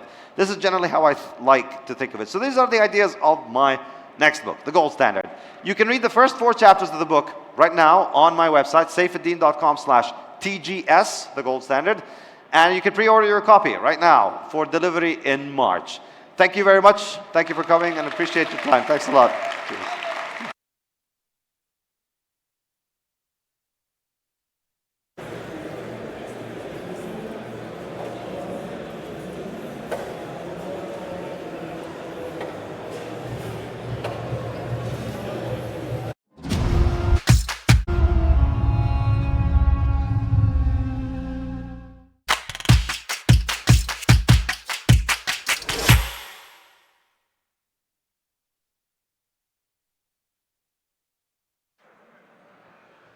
Labs, an absolute legend in the Bitcoin crypto space. Bruce, we just heard from Saifedean Ammous. We live in a post the Bitcoin standard world, this book that he wrote, right? You come from a time when Bitcoin wasn't necessarily maybe as much of a sure thing as people look at it now these days. Can you tell us a little bit about the early days and what it was like to hodl back then? Yeah, I mean, it's great to have these resources like Safe now. We didn't have that in the early days, so you had to work a lot harder to get the information, and there was a lot less people. So, the first 10 years we didn't have this stuff, but the next 10 years we have it. There's no excuse to not know about it now. There's so much great information, and the knowledge grows exponentially now because people can go and read books like Safe's book, and they can go and see hundreds and hundreds of videos. Back in the day, you had to, search around on news groups and go to Bitcoin Talk and things like that. So it's amazing change. Yeah, just a little bit of a desire to learn more, and you can learn a ton. Over the years, watching all of this grow, I guess on a certain emotional level, what is it like to see this, right? I think the first time you hosted a conference here in this region, you had about 100 people, you said. We have about 6,000 with us today. What does that feel like? Yeah, I mean, we all dreamed about these days, and we talked about it becoming true global money, and we talked about these high price points, but it's just something to see it, because I didn't picture the details. Bruce, I apologize for interrupting you. We do have to cut over to the son of the President-elect of the United States. Eric Trump is about to take the main stage. Over to you.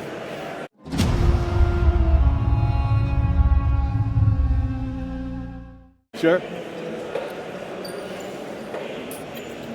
And spend. David, well, Abu Dhabi, we did it.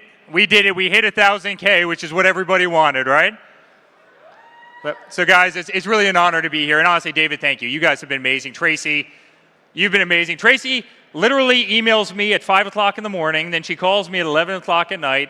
You want to talk about a person who takes her job seriously, she's amazing. But David, your entire team is really incredible. And obviously to all our friends in the UAE. This country is amazing. How many people in here from the UAE? Our family loves you. Our family loves you. You know, I got here for the first time, and I think it was 2009. Have a lot of property, did a great property with Damac. You can't look out a hotel window in Dubai without seeing a Damac sign. They've been great partners. I'm doing a big hotel in Dubai as we speak. We're doing projects in, obviously we're about to do one here in Abu Dhabi, which we're super excited about. We're doing projects in Jeddah, we're doing projects in Oman, we're doing projects in Riyadh, we're doing projects all over the region. And I'm gonna get myself in trouble for a second, but the UAE is the developer's greatest dream because they never say no to anything. In fact, they always tell you to kind of push the limits, and there's no place that's grown faster, there's no place that's been more fun to work in the UAE. I mean, if you want to build it, if you can dream it up, they allow you to do it. And I have to say, unfortunately, to our Western friends, that's not the case back in the United States, it's not the case in Europe. In fact, most of the time, they're actually very quick to say no. You know that better than anybody, and so it's been so much fun. But sky's the limits here, and you know, I promise soon enough these aspirations are going to really return to American cities. But you know, it's really great to be here, guys. It's really, really great. I believe in Bitcoin. I absolutely love Bitcoin. You know, it's got a very special place in our heart, and I'm very proud that my father stood on stage in Nashville, and he came out and said that he's going to be the Bitcoin president. He's going to be the crypto president. He's going to make America the crypto capital of the world. And that's what it should be. He's going to put in smart regulation. He's going to do all the right things. But I also have to say it's very different for me to be on the stage, right? Over the last 20 years, I've talked about every hospitality topic. I've talked at every hospitality conference. Over the last 10 years, I've fought like hell to make sure he became president of the United States. You probably saw us in every swing state and on every T-Brief program in America. And so you're probably asking, why the hell are you here? Why are you here at a Bitcoin conference? And guys, the reason for that is I really believe that this is the future of finance. And I can say with great pride that now that he's won, you're going to have the most pro-crypto president in the history of America. I can honestly say that America is going to lead the way in the digital revolution. And guys, America has to lead in the digital revolution. And you have a person who is the first president to ever speak at a Bitcoin conference, a first president to ever embrace crypto.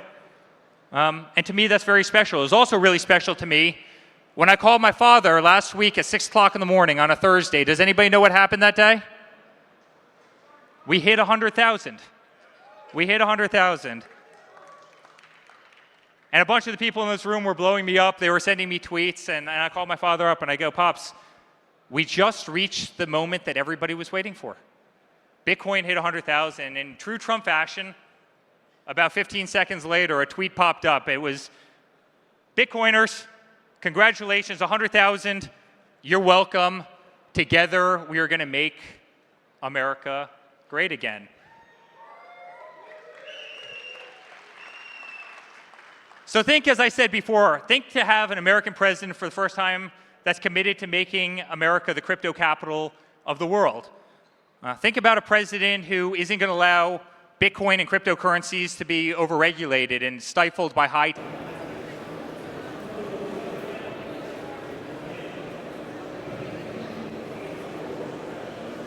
Guys, in America, they've waged war against cryptocurrency. Make no mistake about it. They've sued everybody. They've gone after them using the SEC. They've waged war. They've tried to tax them.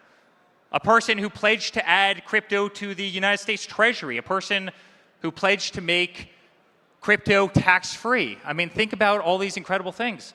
A person who's pledged to fire Gary Gensler. Does anybody like Gary Gensler in here? Gary Gensler waged war against an industry that we all love, and everybody knows it. And instead, appoint Paul Atkins, who is an unbelievable ally to this incredible industry. And guys, I'm proud of that because I truly believe. I truly believe. I'm not being paid to be on this stage. I get nothing out of being on this stage. I believe because it's a future. I truly believe that this is the beginning of a financial revolution, not just in America, but truly around the world. I think that Bitcoin is a fundamental shift in the way we think about money, about how we think about wealth, how we think about really the future. It's a way that as a guy who runs a big real estate company, I think about how I want to safeguard treasury in our company, how I want to invest, how I want to hedge risk, how I want to transfer funds, how I want to pay vendors, right? How I want to collect funds from tenants and people who pay rent and the people who stay at our hotels, our incredible hotel guests and our incredible members, right? I mean, it's a shift in how companies like ours receive money. And I want to be very clear, that revolution isn't coming. That revolution's already here. There's just so many people in the world that truly can't see it. The vast majority of the people can't see it, and that's scary as hell. And I can tell you, a lot of eyes were opened when Bitcoin hit 100,000. And I can tell you a hell of a lot more eyes are going to be opened when Bitcoin hits 1 million. And I'm confident it's going to hit 1 million. I think we're all confident in this room that it's going to hit 1 million. You know, it's really amazing. Email. Everybody has it. It was created in 1970. I'm not sure if anybody knows this, right? It was a precursor to ARPANET. ARPANET was a defense contractor, really a DoD program that we used in the United States. And if you think about it, email didn't gain widespread popularity for another 25 years. This is email. It's something that all of us have. We all have probably multiple accounts, right? Think about text messages. The first text message was sent in 1992. It was December of 1992. It said, "Merry Christmas." Today, you have 23 billion text messages that are sent every day. That's 270,000 text messages that are sent every second. People are slow as hell to adapt to new technology. People are creatures of habit. Yet, everybody in this room sees something that so many people are so blind to. I have a close friend. He's smart as hell. In fact, there's a friend backstage who knew him very well. And 6 months ago, he was coming up to me, "Bitcoin is funny money. Crypto is funny money." And I would invest in treasuries. I would invest in ETFs. You know, that's how I would invest. And I laughed at him. And every chance I have a chance to remind him, I go, how's your portfolio doing right now? I mean, how's that one working out for you? And coincidentally, the bank that he works for, and it's one of the big 5 banks in the world, they just created a crypto desk. And they're putting hundreds of billions of dollars into cryptos. They're inventing ETFs every single day. Guys, people are slow to adapt to new technologies. And so I know all of you are thinking, you know, Eric, you're from a real estate family. You've spent your entire life in real estate, concrete, drywall. You know, why? You love hard assets. Your family's built monumental wealth, you know, through real estate. You've developed the tallest buildings, you know, in the world. I mean, our concrete buildings, I built Trump Chicago. It was the 7th tallest building in the world when I built it. Our concrete pumps went from Trump Chicago to the Burj Khalifa, and that built that building. I mean, we built the biggest buildings anywhere on Earth. We run the best hotels. We run the best golf courses, right? From everywhere from 5th Avenue to South America, the Middle East, Scotland, Ireland. You know, for our family, real estate's always been the bedrock of wealth creation. You know, it's tangible, it's physical, we love it, you can see it, you can feel it, it has energy. But really, here's the thing, guys, for the first time, there's another asset that has energy. There's another new digital asset that's revolutionary, right? I mean, one that consumes energy, one has life, and one that really has potentially more powerful, you know, potential to be more powerful than anything that we've ever seen before. And let me also be honest, had it not been for the viciousness of politics, I mean, you guys certainly saw it if you're from Texas and you're from those places. Guys, they went after us ruthlessly. So the attacks on the family, the attacks on our company, the nastiness of the system, the hell that they put us through for a 10-year period of time. Guys, they made our life miserable. And I see this all over the world. This isn't just the United States, but had it not been for those attacks, I don't think my eyes would have been as open to the crypto industry as they've become. And by the way, I saw you guys go through those same attacks every single day. I saw them come after you. I saw them strip your bank accounts. I saw them cancel you like crazy. The same thing that they were doing to us because we were running for politics is the exact same thing that they were doing to the crypto industry. And so for the first time, it exposed me to a totally different view on life. You know, not just in America, but also around the world. I mean, guys, I've seen the modern financial system be weaponized. I've seen politics be weaponized. I've seen the legal system in this world be weaponized, and it's one of the reasons that I love crypto. It's one of the reasons I so strongly believe in DeFi. You know, it's one of the reasons we started World Liberty Financial. We've seen the weaponization of the system. We've seen what these people will do. And that's so millions of people could get away from the very financial institutions that were attacking them each and every day. Guys, I've seen people get canceled for their political beliefs. I've seen people get canceled for their religion. I've seen people get canceled for their culture. I've seen wonderful people kicked out of banks because they literally wanted to fly a flag that said, "Make America Great Again," or wear that beautiful red hat that she's wearing right there. I mean, I've seen people lose their accounts for all of them. You know, guys, I've watched people get kicked off of Twitter and Facebook and Instagram simply because they had contrarian views to things. I've seen institutions once trusted around the world, the JP Morgan Chases, the Bank of Americas, the TDs, the biggest banks in the world. And this just isn't in America, this is around the world. I've seen them become total tools of political power and influence. I've seen government regulators walk into banks and say, you know what, I see that you're banking that person, and just understand that we might need to take a little closer look at you if you continue to have them in your portfolio. So why don't you just scoot them out of the way? Guys, I've seen this game. So many people in this room have seen this game. And I think what's more, I've also come to learn and see how antiquated the traditional financing system is around the world. Guys, it's slow as hell. It's inefficient. It's expensive.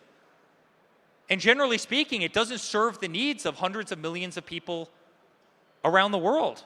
You know, people that don't have our balance sheet, people who don't have the Trump last name, people who don't have our assets, people who don't have the advantages that we have as a family, they have no competitive advantage. They have no capital. Individuals around the world have been left behind by the millions. The traditional banking system is rigid. It's vulnerable to manipulation. It's failed the modern world. It's failed to adapt. It's failed to keep up with the modern world. It's failed the needs of the modern world. And guys, really, that's where crypto emerges. You know, I ask this question every single time somebody asks about crypto, but I say, does it make any sense that, you know, a beautiful young couple, they want to go out, they want to get financing for a home. It takes them 90 days. It takes them 120 days to get financing. Does that make any sense whatsoever? By the time they get financing, that home that they wanted to buy, it's gone, it's sold, their dreams are destroyed. How in the world does that make sense? I mean, I can go on my phone right now. I can trade Bitcoin at midnight on a Saturday night while having dinner with my wife. How the hell does it take 120 days to get a loan in developed nations around the world? It doesn't make any sense. The traditional banking system is antiquated. Why do banks work on a 9-to-5 schedule 5 days a week? Does anybody in this room work on a 9-to-5 schedule? No. How does our modern financial system work that way? You know, does it make any sense that hedge fund managers and private wealth advisors, they're taking 220 splits on funds 3/4 of the time they fail to actually beat the S&P 500, right? They fail to beat basic index funds. You have these private wealth guys that are getting points on your money, and you wonder why they're sitting in the biggest buildings in the world. Their big signs are shining down on streets in every city around the world. How in the world does this make sense?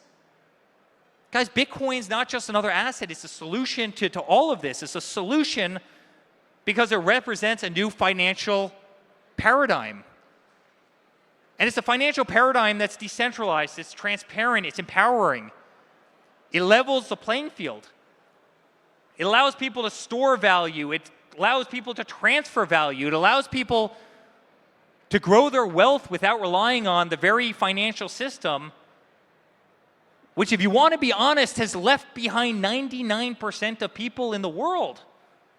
You know, if you're part of the top 1%, the traditional financing system is great. And by the way, it's probably the top 1%, if I'm being generous, in the top 10% of countries in the world.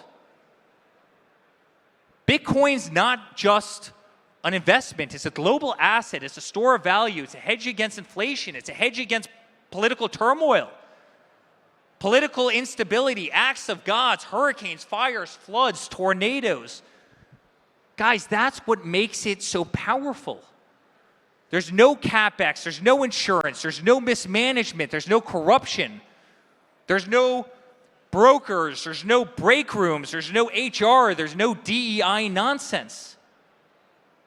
There's no need for tens of thousands of bankers and massive skyscrapers all over the world pushing credit applications and antiquated paperwork, charging exorbitant fees. There is nothing that's done in those buildings that can't be done better on blockchain. There's nothing done on those, in those buildings that won't eventually be digitized on blockchain. There's nothing that can't be done faster, cheaper, more transparently, and really better in the new frontier. And guys, there's no question that's why this technology is the greatest disruption to the modern financial system. There's no question that the institutions are petrified. Guys, they're petrified. Why do you think BlackRock, and why do you think Schwab, and why do you think, JP Morgan and Fidelity, why do you think they're buying crypto by the billions? Now, why do you think every major bank in the world is opening up exchanges and launching ETFs and kind of launching into this new frontier? I used to be the guy that said, if I can't hold it, it's not for me. I've known Michael Saylor for 20 years. I mean, and by the way, if you want to talk about a great champion for this industry, it's Michael Saylor. That guy deserves all the credit in the world. There's very few people who are smarter, and there are very few people who are better cheerleaders for an industry that clearly he believes in. He's a national treasure to the United States, and frankly, he's a national treasure to this world. And by the way, just sidetrack, his patience is absolutely remarkable. Has anybody seen that mashup where an interviewer asks him the same question over and over, and he kind of looks down, he sighs, takes a big breath, and then he answers the question that he's answered 100 times? The guy is a remarkable guy. He's an amazing guy, and he's truly a national treasure. But I think I even said to Michael Saylor in the early years, Michael, I don't get this stuff. I mean, I know you love Bitcoin. I don't get it. If I can't feel it, if I can't see it, it's really not for me. But now more than ever before, now after everything I've witnessed, having maybe the greatest look behind the curtains of anybody on earth into what the systems truly are, how the systems are manipulated, Bitcoin is actually proving to be the greatest complement to the hard assets our family loves so much. Just like real estate, obviously Bitcoin's scarce. There's only 21 million. I don't need to tell anybody in this room that. Name another commodity that's capped. Name another commodity that as prices go up, it's not further exploited. Guys, if gold ever went to $20,000, you'd be tearing down this building. You'd be looking in the concrete pillars over there. You'd be trying to mine gold. You'd be changing the supply dynamics. With Bitcoin, you can't. With Bitcoin's supply is capped. That scarcity, that hard limit, it makes it incredibly valuable, especially as these assets are being purchased in the billions. That's why you see the price skyrocket the way it is. But unlike real estate, Bitcoin's not tied to geography. It's global. It's instantly liquid. Try selling this convention center to a REIT right now. I'll see you in 2 years. Try going out and selling a big office building. It will take you 18 months to do. At the end of it, you're going to want to shoot yourself in frustration. Think about the complement to hard assets that Bitcoin is, right? It's instantly liquid. You can buy or sell it while literally having dinner with your wife or your husband or whoever it might be. It's borderless. It can be transferred. It can be sold. It can be, moved with the click of a button. It's a global currency. It doesn't rely on traditional banking systems. It's not subject to the corrupt governments that we talked about before. We see them all over the world. There's corruption everywhere. There's no banks, there's no lawyers, there's no title agencies, there's no brokerage commissions, there's no middlemen. You don't need any of this to operate, to buy, sell. You don't need it to build. And that's why Bitcoin is such an unbelievable asset. Bitcoin and crypto, guys, they truly has the ability to change the world. It has the ability to disrupt traditional banking systems, in the biggest way, which really have been controlled by far too few. And I might be speaking against our own interest. We probably did better in that world than anyone. But Bitcoin is inclusive. It gives everybody the opportunity around the world to participate in ways that they never otherwise would have thought, no matter of their wealth, no matter of their location, the geography. People in developing countries, people who otherwise wouldn't stand a freaking chance. It gives them tremendous opportunity. And people very rarely ever say that about Bitcoin. It's a beautiful thing, and it's a thing that should be celebrated. It's a thing that should be embraced by all. And so really the question is, what does the future hold? What are we going to see? And I think in the next decade, we're going to see Bitcoin, we're going to see crypto. We're going to see it transform the global economy in beautiful ways. We're going to see it transcend borders and institutions. We're going to see that banks have to adapt. We're going to see that governments have to adapt, and governments will adapt. And by the way, those who embrace Bitcoin, those who embrace this digital revolution, those who embrace digital currency, the people who come in early are going to be the people who win. No different than the people who adopted email. No different than the people who embraced SMS.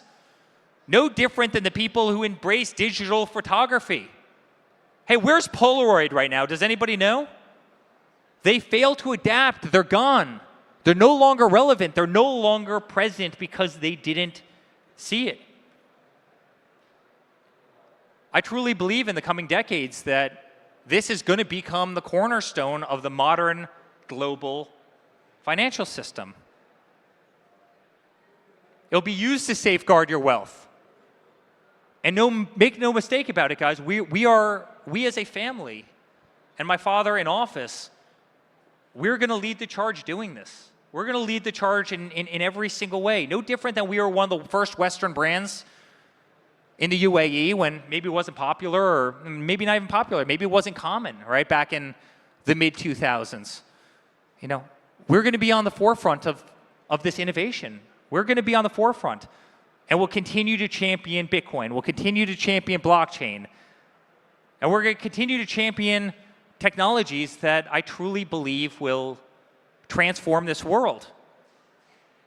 And I truly think, guys, we're all going to look back, and we're going to remember this time, and we're going to remember these words, and we're going to remember this place.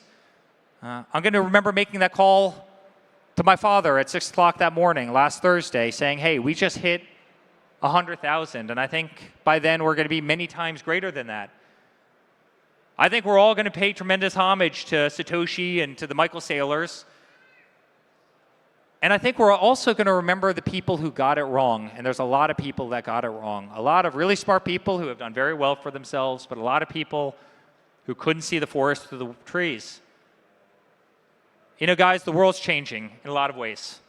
And the world is going to change in the next 4 years in a lot of ways. And it's certainly going to change for the better in so many ways. And I truly believe that those who recognize that change now are going to be the ones that thrive. So my ending message to everybody here is really congratulations, Bitcoin. Congratulations. Congratulations to all of you. Congratulations to all the people who have made a fortune off of this technology because you saw it early. Our best days are ahead. And I'm telling you, we're going to have a truly remarkable journey together. So thank you to Abu Dhabi. Thank you to David Bailey. Thank you to Tracy. Thank you to all of you. Our family is going to continue to championship this for a very long time. We're going to continue to be the greatest cheerleaders and the greatest champion. And I can't wait to stand on this stage often. And I can't wait to reflect on these moments. And I can't wait to celebrate a lot of people in this room who get very wealthy because you had the foresight to see a technology in the early days, one before it got mainstream. There's a lot of people in this room that I think are going to do exceptionally well. So Bitcoiners, I love you. The Trump family loves you, and it's truly a great honor to be here today. Thank you guys very much. Thank you. Thank you guys. And to my American friends right here, we love you. Thank you all very much. See you later.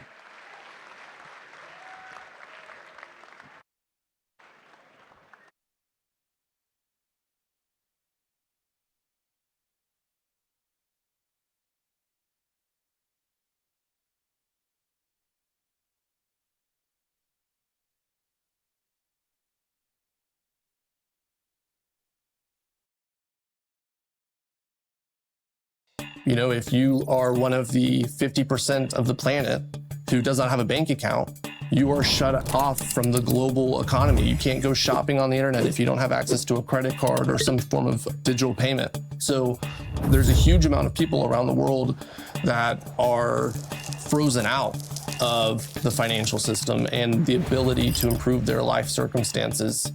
Bitcoin, it is designed ultimately to replace both the monetary system and the financial system. It is a math-based system where at its core, it is trying to remove politics from money. The beautiful part about that is that anyone, anywhere in the world can use Bitcoin at any time for any reason. No one can censor them, no one can stop them, no one can tell them that their use of money is wrong or not allowed. No one is going to change the rules on them halfway through, and everyone operates by the same rules. It doesn't matter if you're a billionaire, it doesn't matter if you're a president, it doesn't matter who you are. You have the exact same rights within the Bitcoin system that the person who makes $1 a day has.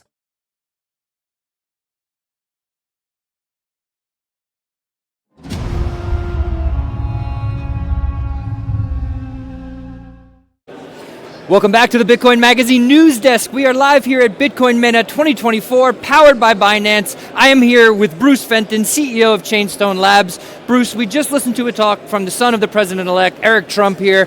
He said, Bitcoin is the beginning of a financial revolution. Bitcoin is a fundamental shift in the way we think about money and wealth. What is it like to hear the son of the next president of the United States to say something like this? Well, it's amazing. I mean, it's another milestone, right? It's like the old days when you first had Tiger Direct say that they're going to accept Bitcoin, and then you had Overstock, the first public company, say they were going to accept Bitcoin, and now you have the President of the United States and his son and his administration here representing it, and you have governments onboarding. I mean, it's just bigger and bigger each cycle, and here we are. Yeah. Another thing he mentioned was talking about people being debanked, right? He talked about it's happened to his family, but it also happened to crypto companies, to Bitcoin companies, right? You've spoken out a lot about this. Your thoughts on this? Maybe for people in the world who are watching from elsewhere, what has it been like in the United States for the last 4 years under Gensler? Yeah, that was a touching point because he made the comparison of Bitcoiners to political people. I'm both. You know, I ran for office and I'm a Bitcoiner, so I feel it double. And it was hard for us. You know, there's a lot of people, a lot of good friends of mine that, on both the political side and the Bitcoin side who got targeted. And we viewed this as a win or die election. You know, we really needed to win this because we felt like we were being persecuted, and in many cases, we're being persecuted. So it's great to see voices talking about reversing that kind of horrible tyranny that has no place in America. Much appreciated, Bruce. We appreciate the perspective. We are going to head back to the Falcon stage. Stay with us. We'll be back right after this.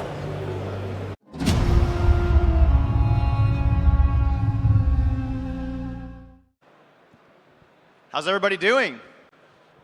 That was fantastic, right? Woo! Yeah, so, you know, once again, thank you to Eric Trump, you know, the president's son coming here and really laying out the vision for Bitcoin. And, you know, in a lot of ways, it feels like the past 4 years, speaking, you know, from an American standpoint, it's been a lot about what can we hold on to as an industry. And you know, as there's been just difficult regulatory apparatus, all sorts of things kind of holding back Bitcoin. Now that we're entering into a new cycle, into a new regime, around the world, tones are changing. And the question is not what can we hold on to, but it's Bitcoin is here, now what are we going to build with it? And so, Yat, maybe you can give a quick introduction about Animoca, some of the darlings in Hong Kong, and what you guys are building. Sure, yeah. My name is Yad. I'm chairman, co-founder of Animoca Brands. We're a company based in Hong Kong. Today, we're kind of known to be, I guess, investors mostly in Web3 gaming, culture, entertainment, although we do a lot more than that. We have over 540 portfolio companies in the Web3 space broadly, including in the Bitcoin ecosystem, of course, as well. And we're about 1,200-1,300 people worldwide, basically building products and engaged in the space. And I have to say that we're based in Hong Kong. Hong Kong has been very pro Web3. I'm part of the Web3 task force that is basically advising the government on basically Web3 activity. And it's interesting, right? Because before, Hong Kong actually benefited from the somewhat negative regulatory framework that the US had. In fact, a lot of entrepreneurs would move to places like Dubai and Hong Kong and maybe Singapore. And now everyone's talking about, oh, maybe we should go back to the US and there's something happening there. So you can already see that happening, which I think is a good thing, not just because the US is the center of a lot of that innovation, but also because it brings more competition in the market as well, which is good as well. So I also think that there's going to be an acceleration of different jurisdictions around the world now wanting to compete for that attention. It's kind of like, we can be a little bit this, a little bit that, because we don't have to worry as much. And I think a lot of other nation states that were sensitive on basically Bitcoin and digital assets are now opening up, in part because they want to make sure that they are also in favor with the current administration. Absolutely. And so, getting right into it, Bitcoin is the money of the internet. And you can hold money, you can spend money, you can invest it. And there's a lot of new paradigms being built around really terms from the last cycle. It's the terms like NFTs and metaverse. They're a dirty word to a lot of Bitcoiners now. But those concepts are sticking around. And they've survived the bear market too. So talk to us about, from the side of building a digital universe, building a digital ecosystem, building a digital social framework. What are we finding that's interesting? What's starting to be built, and what's Bitcoin's role in that? So maybe there's a couple things to unpack there. First, I think the definition that some people like, Powell's statement around Bitcoin as digital gold, I think it holds very true in the sense that it is the kind of reserve asset of Web3 and what you might call the open metaverse. And I think when other projects launch, right, whether they be NFTs or tokens in other ecosystems, what's actually also interesting is that when they start making value there, what's the asset that they actually go into? They don't go into US dollars, they go into Bitcoin. So actually what happens is that Bitcoin becomes essentially grows with the entire ecosystem as a whole, right? They all say, okay, fine, I made some money on my NFTs, or I made some money in Web3 gaming. What's the asset ultimately I want to have? And that's Bitcoin. And so I think Bitcoin's role very much underpins that, and the rest of the growth of Web3 broadly actually expands space. The framework that we like to think, though, in terms of what we care about as humans is when we look at Bourdieu's forms of capital. I think those are very good ways to define that, right? He defines them, broadly speaking, under economic, symbolic, social, and cultural capital, right? Those are the four types of capital that we care about as people. For instance, what do we spend most of our money on in the physical world? We actually spend it in forms of symbolic and cultural capital. Symbolic as in a degree or the kind of reputation I have. Cultural in terms of clothes that I wear. For instance, some people like to wear Gucci, or some wear Versace, or Birkin bags. Doesn't matter what it is. The amount of money that we spend on these kind of cultural items is actually more than what we spend on, we might make money on the economic capital, but actually, how do we distinguish ourselves? We distinguish ourselves through the cultural capital, right? Where we live, what cars we have, those type of things. Those matter to us, right? Otherwise, we'd all be wearing black, and we're driving the same kind of car, and we'd basically be living in like 1984 type of scenario, because we'd all be wearing the same stuff, and there would be no cultural expression. We wouldn't have tattoos, we wouldn't have different stuff, right? So that's the point. And so, like the internet today, a lot of people used to say that in the early days of the internet, that the last mile wins, the telco infrastructure, the one that provides the infrastructure would win. At the end, who won in the internet? It was everything that was social, basically all the social networks, cultural, gaming, entertainment, movies, all these type of things, right? And in fact, most jobs are employed in the kind of cultural economies in the world. Any country that has low cultural economies actually tend to be very poor, right? Whereas if you think of any other country in the world that has high cultural sort of spend, in film, culture, arts, whatever, actually those are the strongest GDPs. And I think this is one of the things that maybe sometimes gets missed by people in the early stages of, say, Bitcoin, because they look at things like ordinals, and they look at things like that as kind of, that's not really the purpose of it. But actually, we don't distinguish ourselves based on just sort of how much assets we have in value. we distinguish ourselves on our individual things that we own and that are special to us. Which comes maybe to the other point where Bitcoin's value comes from. I personally think that Bitcoin is going to be worth millions of dollars per Bitcoin, not because it's going to be used as a currency, because the culture of Bitcoin is to hold, right? But it's because it's going to be the ultimate status item, right? In the digital economy of the future, which I think all agree with, it's going to be more digital rather than less digital. Owning one Bitcoin is going to be the ultimate status item. It's actually like an NFT, right? If I own this Bitcoin, then that means I get invited to certain things because I can prove I'm an owner of that. Clubs will open, restaurant memberships, all these things will happen because you own that. Whether this is in, maybe there'll be ordinals and that type of stuff too, but the ultimate proof of that ownership, the same way that we exit into Bitcoin, that ownership of that Bitcoin becomes that ultimate status item because that's actually what we care about. We care about our relative status more than we care about how much money we have. It's like how we define millionaires. If you're a millionaire, that's great. But what's the difference between a 1 millionaire, 3 millionaire, 5 millionaire? Actually, reputationally, not that much, right? You could have 10 million, but you're still a millionaire. That's why we have these terms of like billionaires suddenly, right, as the next category. What about all those people in between? I mean, they're worth a ton, but somehow reputationally we don't care about them as much because they've got that division. But then we say, oh, but he owns this special piece of art. Or this guy ate a banana that was taped on the wall, right? And that gave him reputation. Again, why do we spend that kind of money on that? We spend money on that because it gives us a story that's owned by us, and it's the cultural capital that gives us that status. No, absolutely. And I like your idea too about, owning one Bitcoin is going to be such a powerful thing very soon. I mean, Bitcoin's at $100,000 already. It's only increasing from here. There's more than 21 million millionaires in the world, that's for sure. More than 21 million millionaires, fewer than 21 million Bitcoin, and only 2 million more to mine. And so I think we have roughly maybe 100 million Bitcoiners around the world, let's say, maybe 200 million now. There's 7.6 billion people. Not a lot of Bitcoin to yes. And speaking of that sort of, let's call it that status game, while obviously it can be split and it can be shared ownership and Satoshis and all that kind of stuff, the point is that I think we'll hit a point in the future where owning the one full Bitcoin will have a status value that emerges more than the fragmented value because it's something as a whole, right? It's kind of how we look at art, for instance, as well. The whole collection is worth more than the individual pieces when you put that together. And again, we're not there yet, but I think that's where it's going to go. Absolutely. So now, pivoting a little bit, I had kind of asked earlier, what is it that we're seeing being built today that you're super excited about? What is that kind of virtual or digital society, the digital assets that are springing up? What do they look like? And again, how do you think Bitcoin will maybe interact with that world?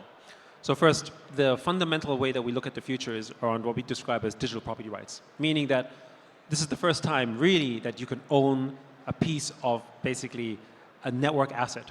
And I think before we even go around property rights in terms of you could own a gaming asset or you could own a token, actually you're owning a completely new type of asset that never really existed before, which is a network asset, right? So we talk about an equity instrument. You own shares in a company, or you could own a building, right? Or you have things like currency, whatever. But a network asset actually represents the network, the ownership of the network effects of that particular network state. And so we see this, for instance, in Bitcoin, right? If I own a Bitcoin, I'm not just owning the Bitcoin. The Bitcoin in and of itself isn't the value. It's the fact that 100 million people own Bitcoin. And there is a narrative and a messaging around that, right? And it's not that different when we say, hey, why are you joining Instagram? You're joining Instagram because there's a network you want to partake in. The difference, though, is that the network of Instagram you don't own. You can't partake in its growth. But the network of Bitcoin or any other token ecosystem, you can partake in its growth because you own a stake of that, and then you have a vested interest in its success because you have ownership of that. And I think this is something that a lot of people don't quite understand because they think of value in the classical sense, whereas I think we need to look at this asset based on the network effects. So what's the strength of the network effect is the value essentially of, I guess, that particular token ecosystem in the case of Bitcoin. And brands are like this, right? If I have a brand, or am a fan of a sports brand or a musician, you're not a fan purely because of the great music or because of his great artistry. You become a fan, and its value comes from the fact that 100 other people agree, and then 1,000 other people agree, and then 1 million other people agree. What just happened? A network effect. right? And the more people agree, the more value comes from that, right? That's basically sort of the network state. Okay, so that's a long-winded way to say that this is a kind of asset, and this is where we think the future will go, that everyone can have. So we believe that network states, or basically community-owned networks, are going to be bigger than any companies in the world. Bitcoin today is probably top 6, top 7 company in the world, if it was a company, and of course number 2, basically asset. And in time, we think that Bitcoin and other network states are going to be much bigger than corporations. Why? Because they're the only type of institutional, if you want to call it that can be owned by millions of people, right? So Facebook... It's powerful. Yeah? It's powerful. It's powerful, correct. I mean, and ownership gives it that sort of strength. You don't have 100 million shareholders of Apple, but you can have 100 million people who own tokens or Bitcoin, right? And that to me is basically the effect of what we see in nation states, the same kind of nationalism, patriotism, all that type of stuff that comes into play is what we see today play out basically in token economies. And so when you think about games that are launching, that are bringing people into Web3, of course, they may be owning these assets, like one, for instance, with Beyond Life, with BeLife, that's a Bitcoin-based metaverse. People are basically playing games. They have a way of earning that token. They could then basically get back into Bitcoin. It's based on the Bitcoin ecosystem. That actually onboards people who are not yet in the space. And they can earn their way into the ecosystem by building their own networks.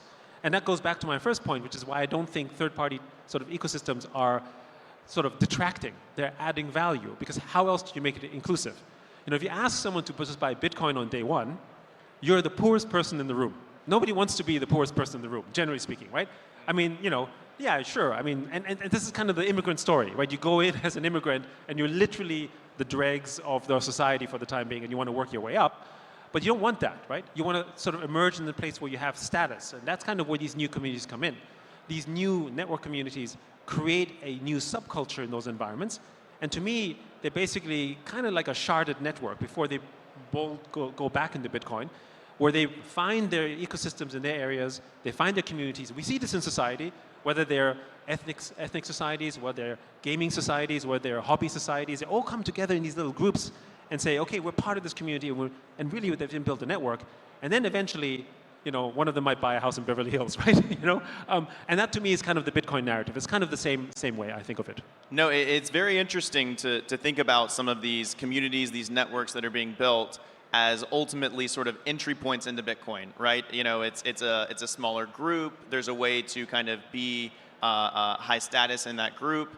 And then as you grow, you're eventually going to want to hold your wealth. You're going to want to store your wealth in Bitcoin. Bitcoin is money. Correct. And I mean, despite everything, everyone was like, back in the day, was like saying, oh, Bitcoin will sort of, you know, lose its dominance and everything. When has Bitcoin lost its dominance, right? In that stage, right? And, you know, it goes up and down by a couple of percentage points and so this or take, right? But Bitcoin dominance has always been over 50%. And I think it will continue to do so precisely because of its status value and because, you know, it's the reserve asset of Web3. Absolutely. So, you know, and you mentioned Bitcoin dominance too. The other thing I would say to that is really, we're probably even measuring it wrong because the Bitcoin dominance is 100%. And it's just a matter of all the other assets in the space being denominated in Bitcoin terms and valued in Bitcoin. And so, you know, it's like, what's dollar dominance compared to the stock market? You know, it's 100%. You know, all the stocks are based in dollars. All of the, you know, new world of digital assets will be valued in Bitcoin.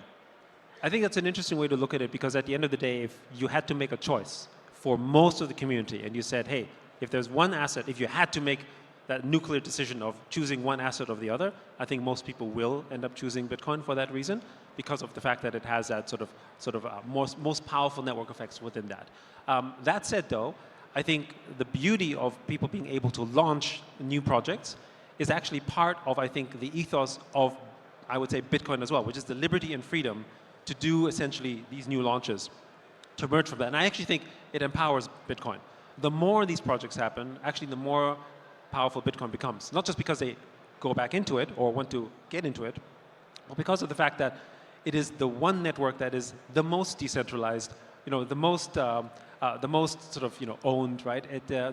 You know, the whole ethos of sort of this liberty, freedom, capitalism embedded in Bitcoin is the most powerful of them all, right? It's the one you want to ultimately always immigrate to. Absolutely. Well, so, to kind of round out the conversation, obviously I'm from the US, Animoca, you guys are based in Hong Kong.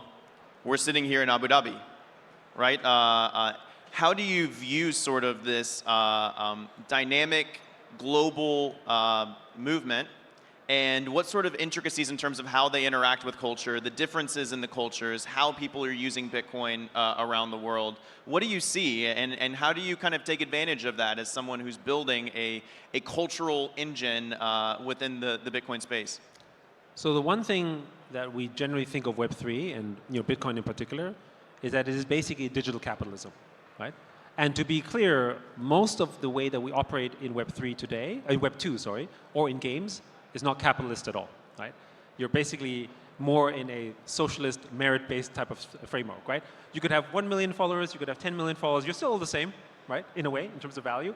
You have a different reputation, but you don't have more value because there's no way to do that. In Web3, that's completely the opposite, right? And in fact, interesting enough, the defense mechanism of Bitcoin and probably every other token framework is capitalist in nature, right? It's the money in the system that defends the network, that creates the incentives to do that. So that's a framework. And so one of the reasons why, especially in the last few years, Asia has really sort of taken off. I mean, you look at, for instance, trading volume on Bitcoin and tokens in Korea, through the roof, bigger than any other nation, sort of, many nations even put together. And it's not just because of the tax regime. It's because in Asia, capitalism is widely celebrated as a whole, which is kind of interesting, right? I sometimes say the American dream is more alive and well in Asia than it is in America. Because a lot of Americans, and we can see this from the whole sort of, we can see this from the political divide, that there's a large swath of Americans who don't believe in capitalism, right?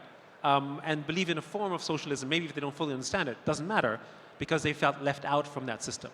And to me, those are the same people who are against crypto, against Bitcoin, because it represents that. It's a knee-jerk reaction. Remember, when people talk negatively about Bitcoin, it's not based on a logical argument. It's a gut, anger, that type of thing. That's a really interesting point. I mean, a lot of these people that are against it have built this schema that they are inherently isolated from the systems of wealth creation and of participation in society. And here we have this credibly neutral, provably neutral monetary system, new network that they can participate at a completely fair way, the same way that every other person participates, and they reject it. It's mind-boggling to think that they would. Well, it's one, because I think people have very low financial literacy.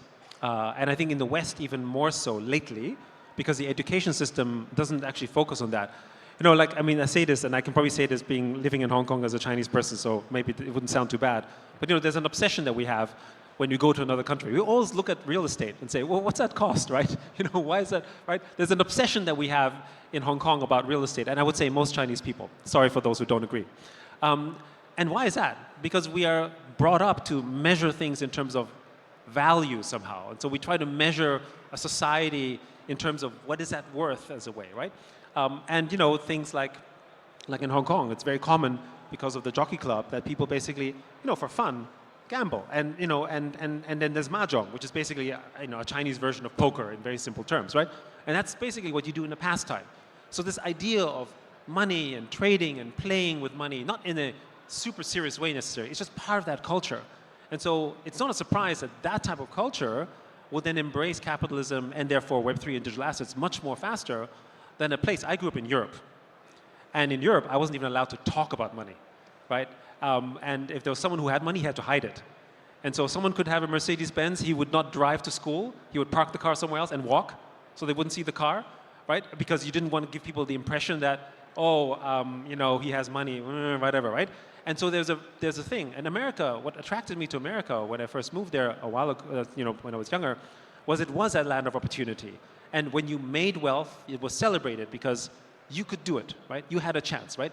It's still the only country in the world where where immigrants run the two largest companies in the world, right? I mean, maybe not after NVIDIA, but the point is, right? Google and Microsoft are not run by Native Americans. So that's the powerful thing. And that's what America was celebrated for. And now, I think that kind of previous narrative was against that, to the point that's because people were against capitalism. And so I think that was a distinction. But I think that's all shifting around now, right? And so I think America, which is the heart of capitalism, is now, I think, embracing that fully, as we've seen from previous speakers and everything that's happening in space. And so I think that will be celebrated again, and I think that will be part of the impetus of that growth.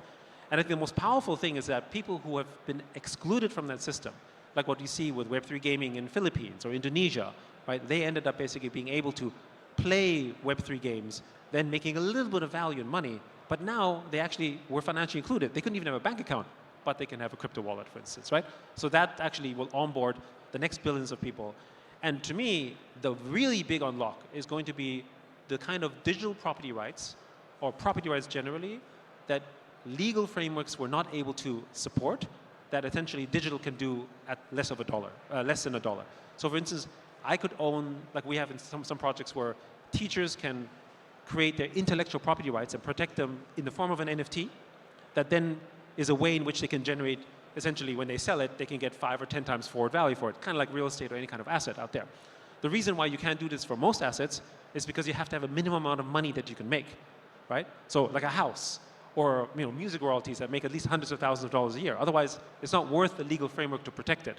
But again, with an NFT, you can do that for less than $1. So that means we see a proliferation of these type of digital and intellectual property rights in all areas, which to me is the way that just how physical property rights has given a huge wealth explosion to really our societies today over the last hundreds of years. We're going to see an even bigger wealth explosion driven by those places that never had property rights, now because of Bitcoin and because of blockchain can now have that. Yes, well, so, we only have a couple of minutes left, and kind of in that spirit, I'm really curious. Let's take a 4-year lens, because Bitcoin likes to move in 4 years, and the market likes to move in 4 years. At the end of 4 years, this is what, 2028, December? Where do you think sort of this digital ownership world, what are some of the frameworks that you think that we can build in the next 4 years and really start to activate, not just speculate on, but truly use in our day-to-day lives? So, I mean, there's a lot of that already happening in the financial world, so I won't go into that, right? Obviously with DeFi and trading and assets and so on, right? But I see a number of big unlocks, right? One I already spoke about, which was essentially intellectual property rights in other areas that haven't been able to protect before. Like we have some quirky companies in our portfolio that are literally protecting their dance moves. That sounds funny, right? But actually the genesis of that story was that the dancer had his moves on TikTok. Epic, the company behind Fortnite, literally just took those dance moves and made it an emoji that was hugely popular. And the dancer was like, hey, that's my dance move. And Epic was like, prove it, right? I got it on TikTok. I don't know if you made it, right? Again, blockchain could have solved that. Anyway, those are some examples, right? But the other area that I think would be really massive, and which we're investing time in with things like with Mochaverse, is digital reputation.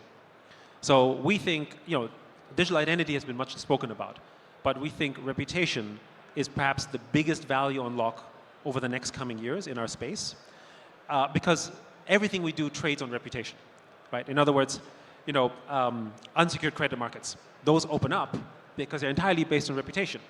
But how do we create those reputation frameworks today? We can't. In Web3, everything is over-collateralized, right?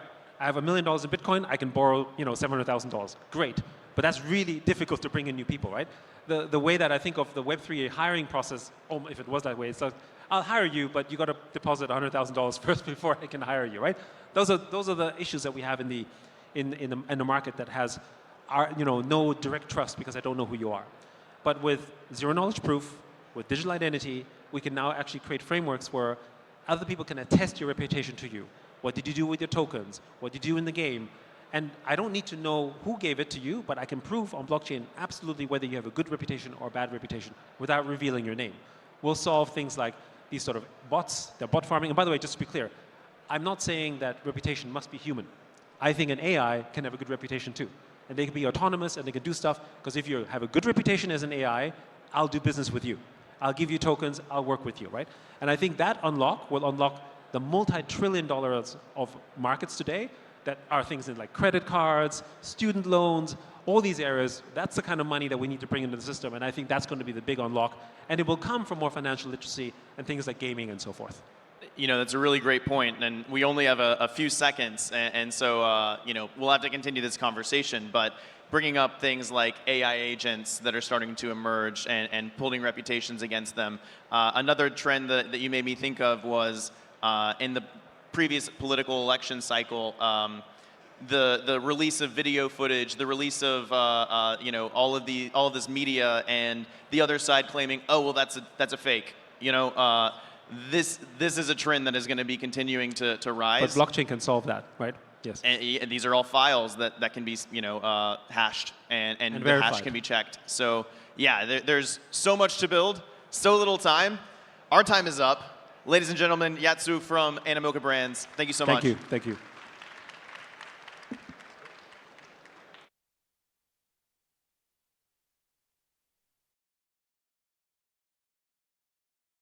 If you are one of the 50% of the planet who does not have a bank account, you are shut off from the global economy. You can't go shopping on the internet if you don't have access to a credit card or some form of digital payment. So there's a huge amount of people around the world that are frozen out of the financial system and the ability to improve their life circumstances. Bitcoin, it is designed ultimately to replace both the monetary system and the financial system. It is a math-based system where at its core, it is trying to remove politics from money. The beautiful part about that is that anyone, anywhere in the world can use Bitcoin at any time for any reason. No one can censor them, no one can stop them, no one can tell them that their use of money is wrong or not allowed. No one is going to change the rules on them halfway through, and everyone operates by the same rules. It doesn't matter if you're a billionaire, it doesn't matter if you're a president, it doesn't matter who you are. You have the exact same rights within the Bitcoin system that the person who makes $1 a day has.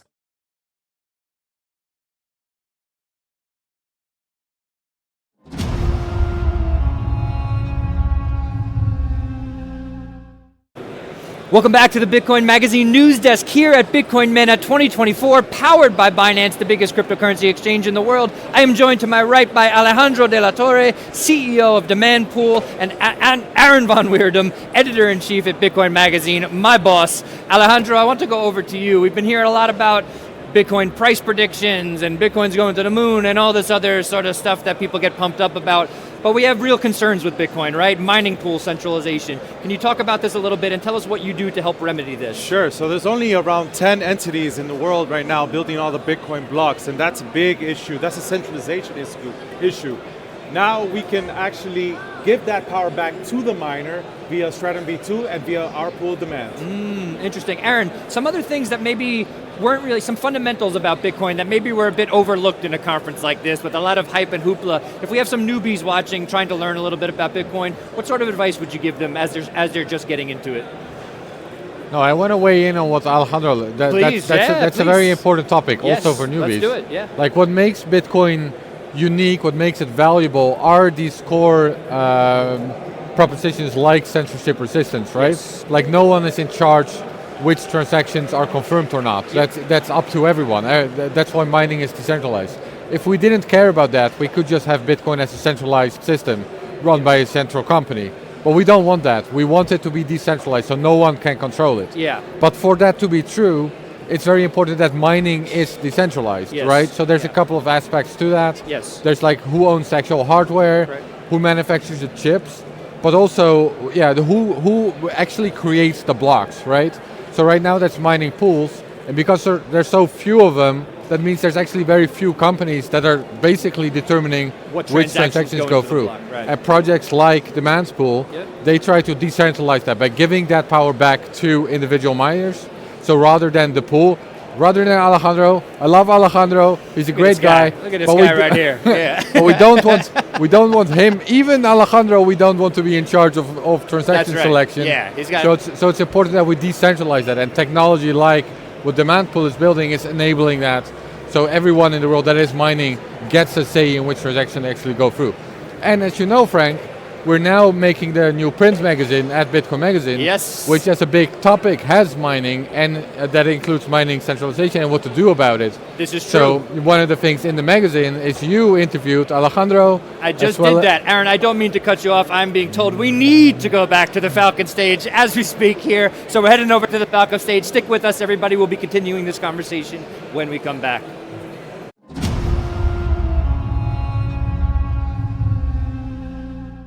Risk on asset. It can be a safe haven, but one of the things I wanted to talk about was whether or not it really is a risk on or risk off asset. What are your thoughts on this? I think from a it depends on your timing. If you think about Amazon, let's just go there as a good analogy. Amazon came public in 1997. It was clearly not a risk-off asset for about 15 years until it got to like 2012 and started stabilizing. And so I feel like Bitcoin has been halted around the world because of US regulation. And so the removal of the Biden administration and guys like Gensler are, I think, going to create more regulatory clarity and make it a risk-off asset. So not quite there yet. Again, going back to Amazon, Amazon went public in May of 1997, went down 50% 8 times in the first 15 years. And of course, in 2000, it went down 90%. And so we've seen these sort of swings in Bitcoin. But Bitcoin is this weird asset. As it scales, it becomes easier for large institutions to own it. So at 4, 5, 6 trillion, buying into Bitcoin, it's sort of an inverse thing. It's sort of a weird thing. The bigger it is, and just like Amazon, the bigger it is, the easier it is to own. So it's on its way to being a risk-off asset, but I don't think it's quite there yet. Well, entertain me if you will, because I'm actually, I have a slightly different view of it. I think Bitcoin can be, I distinguish between a risk-on, risk-off asset and a safe haven asset. I think the term risk-off asset and safe haven asset are often conflated because often a risk-off asset is also a safe haven asset and vice versa. But I would say that the terms differ in the sense that risk-on versus risk-off is about sentiment. It's about market sentiment. When I see a risk-on versus risk-off environment, first thing I'm looking at to tell me which environment I'm in is going to be the VIX volatility index. And which assets are appreciating when volatility is high are the traditional risk-off assets, the treasuries, gold. Safe haven assets, safe haven is a relative term. So for example, in Venezuela, or the first actually example of Bitcoin performing the function of a safe haven asset also correlated with one of the first significant appreciations of Bitcoin, which is in 2013 when we had the beginnings of the European sovereign debt crisis. We had challenges in Cyprus, and people who had their money in Cypriot banks and trying to figure out how to avoid this situation. There was, you remember the bail-in situation. Discovered Bitcoin. They stumbled upon Bitcoin, and back in 2013, nobody really knew about Bitcoin, but Bitcoin appreciated in that market, and we saw it perform that function of safe haven back in that period. So, would you take my view, or are you open at all to this argument that the differentiation between risk on versus risk off? Because I think history so far at least shows Bitcoin sometimes performing a safe haven function as on a relative basis in turmoil, but not being actually a risk-off asset that has the typical kind of behavioral mechanics related to market sentiment. So let me channel Michael Saylor for a second, because I've been spending a lot of time with Michael.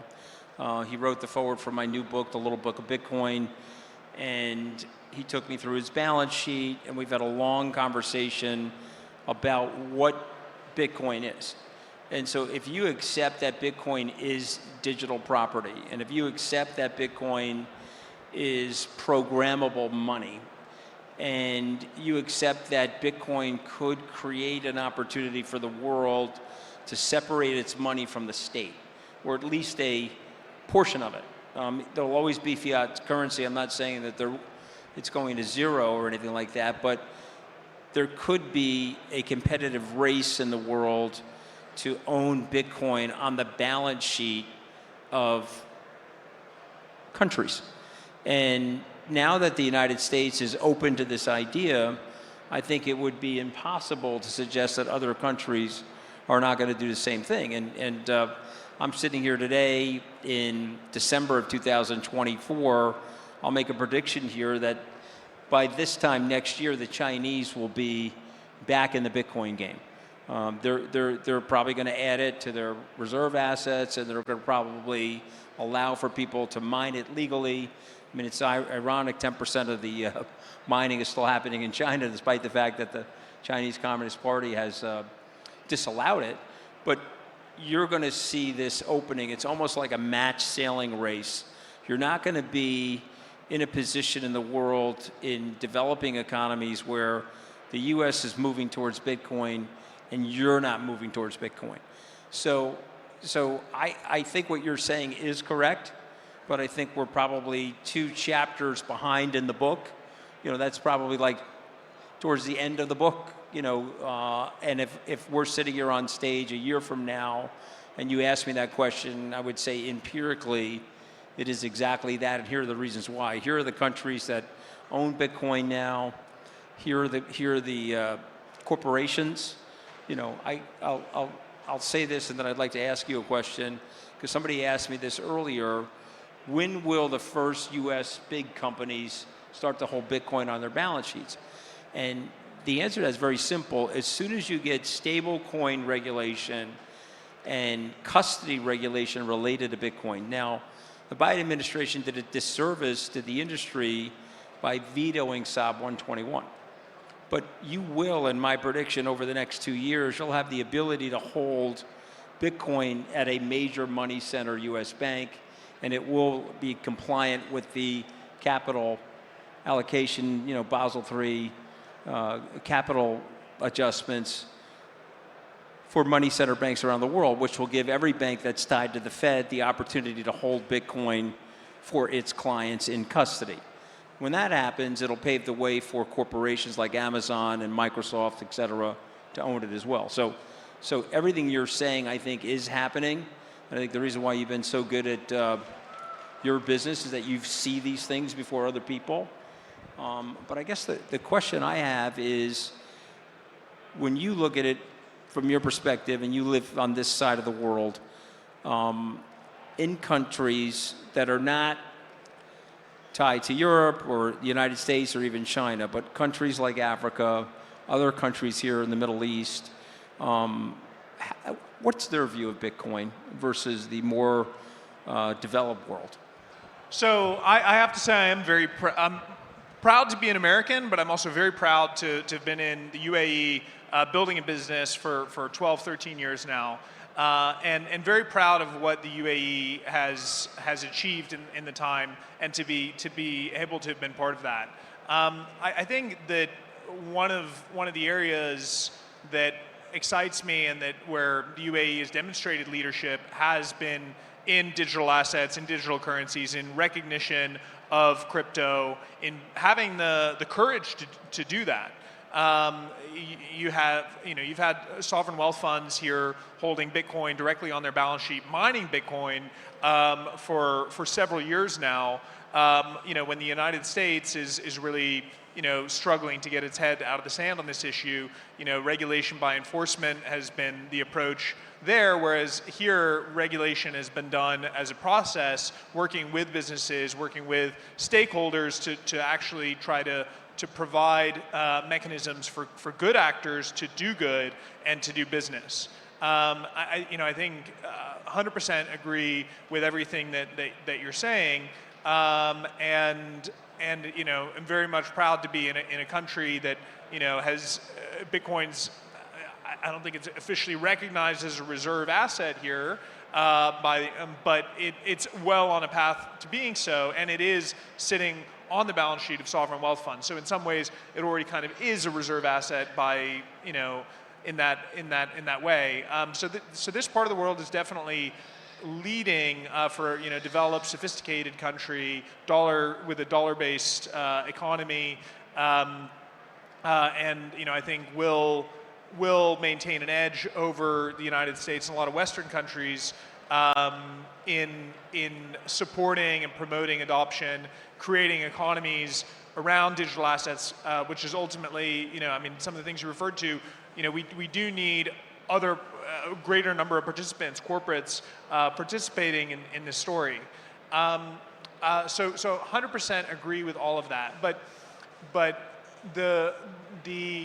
I don't know. It is a very scary world to me when Bitcoin flips to being a risk-off asset in a relative term to the United States. And that's nothing against Bitcoin. I absolutely love Bitcoin, but something would have to be going very, very wrong in the world, in the United States, that Bitcoin suddenly has its correlation flip. From being, you know, again, risk on versus risk off, or performing well in a risk on environment. You know, if you look at empirically of the performance of Bitcoin, there are a couple. Bitcoin does well in risk on environments, right? It's 80% correlated to NASDAQ. It's negatively correlated to the VIX. When the VIX spikes, usually it's not going to be a good time for Bitcoin. Interestingly, if you look at the Bitcoin volatility indices, DVOL and BVOL, Bitcoin is also unusual in the sense that it actually its volatility can increase when its price is appreciating. Usually when you have assets, when their price appreciates, risk on or risk off assets, when their price appreciates, their volatility decreases. So these kind of characteristics to me are very much characteristics that Bitcoin is and will continue to be a risk on asset, but it has performed a great function as a relative safe haven. So another example of the point that I'm trying to make is, you know, stocks are a risk-on asset, right? That's, you know, plain and simple, stocks are a risk-on asset. But look at what was the best performing stock market in 2018 in the world, and even currency adjusted. That was the Caracas Stock Exchange. Now, was the economy booming in Caracas? No, it was the exact opposite. Venezuela's economy was collapsing. It was utterly collapsing. But stocks were a relative safe haven to bolivars, the domestic currency, so people wanted to get rid of their bolivars in any way that they could, and they bought what they could.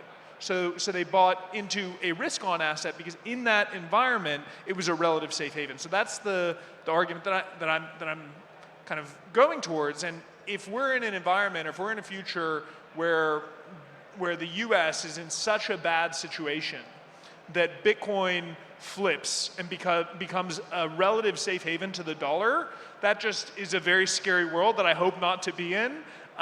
You know, for all of my other assets, because I certainly think we all benefit from environments where dollar remains stable and is a relative safe haven.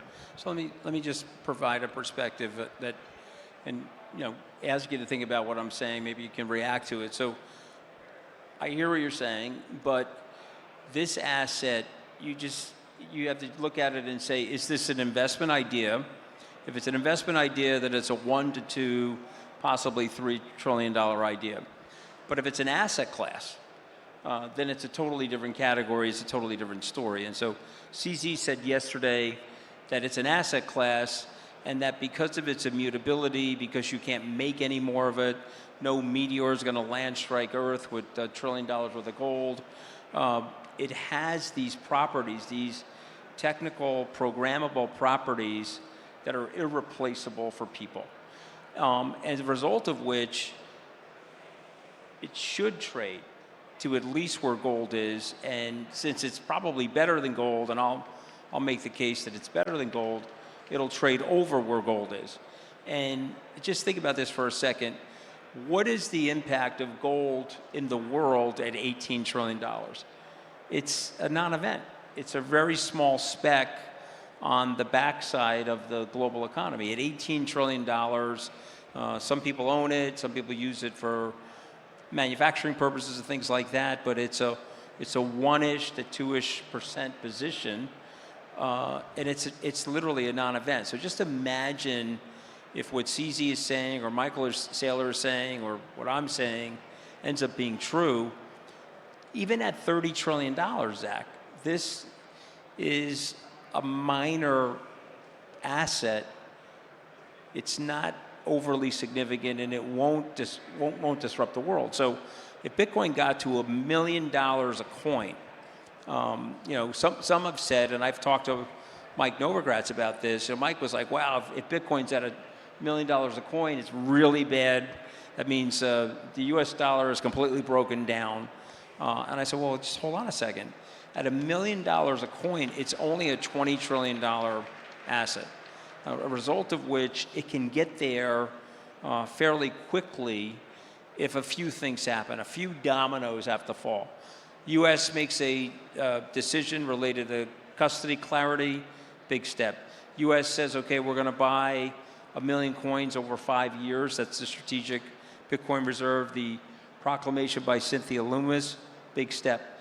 China, there is no way, there's no way, and I'll bet money on this, that if the United States is moving towards a strategic Bitcoin reserve, that the Chinese are not going to participate. So to me, you could be sitting here with a $30 trillion Bitcoin, $1 to $3 million per token, and it not have that big of an effect on the global economy. Now, if you disagree, push back and tell me why, but I'm looking at it from this sort of macro meta perspective.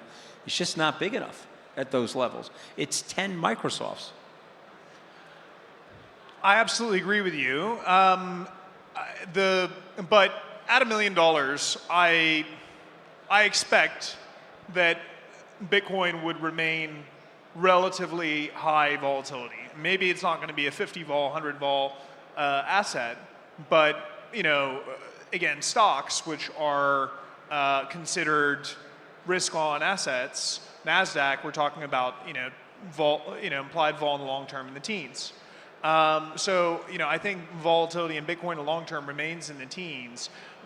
To me, again, the risk-off asset, safe haven, a risk-off asset versus safe haven. A risk-off asset is the asset that you go to in a high volatility environment when you want low volatility. That is, to me, the difference between risk-on, risk-off. It's sentiment. And to be honest, I hope that Bitcoin remains a volatile asset, because I can tell you, if Bitcoin goes to $1 million, you'd think, but the volatility goes down to treasury level volatility, or the volatility associated with other risk-off assets. Not going to be many people sitting at this conference, right? I mean, how many conferences are there? How many Bitcoin conferences are there with this relative small size Bitcoin as an asset class versus conferences about treasuries? Not many people are signing up for whale passes to go talk about treasuries, even though it's a much bigger asset class. So it'll be a lot less fun if it ends up being for all of us, I think. And a lot of these businesses that benefit from the volatility of Bitcoin, crypto exchanges and so on and so forth, will probably, despite the fact that it's a larger asset class, the volume will kind of counter the volatility. So my hope is actually also that my thesis is correct, and that it doesn't someday become this risk-off asset. But I actually agree with all the points you're saying. I mean, Bitcoin has this unique position. And by the way, I will say, Bitcoin in the crypto market is a relative safe haven, right? When altcoins go from being kind of overbought to oversold, Bitcoin performs that function because it's effectively ends up being like your digital gold and your digital ecosystem, and a relative risk-off asset compared to a lot of altcoins that can be quite volatile in these ultra high vol environments. When you think of a risk-off asset, how much of your money, think like a portfolio manager for an endowment or for a large institution, and you have a risk-off asset in your portfolio, what's the percentage that you're going to put in that risk-off asset? I mean, it depends on my distribution requirements. It depends on my liquidity requirements. It depends on the term. But let's say, typical endowment, in my treasury portfolio, my liquid, my ultra liquid, ultra low risk portfolio, we're looking at between 5 and 20%. Okay. So here's the thing. Like I did this for my college. I went to go see the chief investment officer and asked those questions, and they have the portfolio of risk on assets, risk off assets. If you put 1 cent, 1% in Bitcoin over the last 10 years, and you put 99% in cash, okay, so you have 1%, and let's stipulate for the point of this conversation, even though cash can lose anywhere from 3 to 8% a year. It's actually a depreciating asset in this inflationary environment, but let's just stipulate that cash is a risk-off asset. 1% in Bitcoin, 99% in cash, it outperforms every mixture of everything.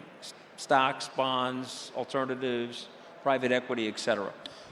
I'm not saying it's necessarily going to do that in the future, but the reason I'm bringing this up is that you have to look at Bitcoin and make a decision about sizing. And so just quickly, when I was writing this book, The Little Book of Bitcoin, I asked Michael to write the foreword. He said, well, I'm happy to do it, but I got to read the book. He read the book, and he called me in the middle of August, and he said, hey, yeah, the book is great. I learned a lot of interesting stories about different people, your personal odyssey into Bitcoin, but I hated the last chapter. The last chapter was terrible. I said, really? I said, what was so bad about the last chapter? He says, well, you just told me that this is the best investment that you've seen in the 35 years that you've been on Wall Street, the 35 years you've been in investment management. I said, yes. Well, in the last chapter of this book, you're recommending a 2% allocation to people. And I said, yes, because I want to be conservative and blah, blah, blah. He said, well, that's a bunch of garbage. How much of your net worth is in Bitcoin? And so, Zach, at that time, it was 55% of my liquid net worth. But today, because of what happened over the last several months, it's closer to 80. But at that time, it was 55%. So he says to me, well, if you've got 55% of your net worth in this, you're recommending 2%. Let me ask you this. This is the best investment that you've seen in 35 years. Do you have 50 other investments like this? Or 49 other investments like this? And so, needless to say, I had to rip up the last chapter of the book, and I had to put all that in the book. But the point I'm making is whether it's a risk asset or not, if you believe that this is an asset class, and you believe that the world is now moving from a regulatory rubric towards accepting it as an asset class, then I would suggest that just about every single person in this room, and these are early adopters of Bitcoin, are underinvested in Bitcoin. Think about the people outside of this room, and I'll just say this, and I'll give you the last word. I went to my 35th year Goldman Sachs reunion, the start of our training class. And I was looking at 58 to 65-year-old people, and I said, okay, guys, raise your hand if you own Bitcoin. Not one person in the room raised their hand, not one. I said, okay. I said, what about your kids? Any of your kids own Bitcoin? Maybe 5 of the 120 people raised their hand. So the people in this room are here. I would submit to them that they're underinvested in Bitcoin. But think of the people outside of this room. Think of where the possibility really is. I'll give you the last word. Anthony, we're definitely on the same page. And again, I've held Bitcoin since 2011. I've tried to avoid selling it as the kind of denominator effect that you referred to in terms of how its position in your portfolio increases over time is, I certainly also wouldn't recommend these nominal targets. Oh, well, you should only have 3%, which means that you're constantly having to sell your Bitcoin because it's constantly appreciating. I absolutely agree with the power that Bitcoin has, and I think that it is going into into another phase and another critical phase where it is getting a level of recognition from governments, from institutions, from corporates, from very, very deep-pocketed organizations that I think and entities that will have Bitcoin on their balance sheet, and you know, some of them may, probably most of them are going to take the advice that you originally had in the book. You know, between 1% and 3%. I mean, as you know, people who actually manage these large amounts of institutional money tend to be more worried about getting fired, right? So they're usually playing not to lose, not playing to win.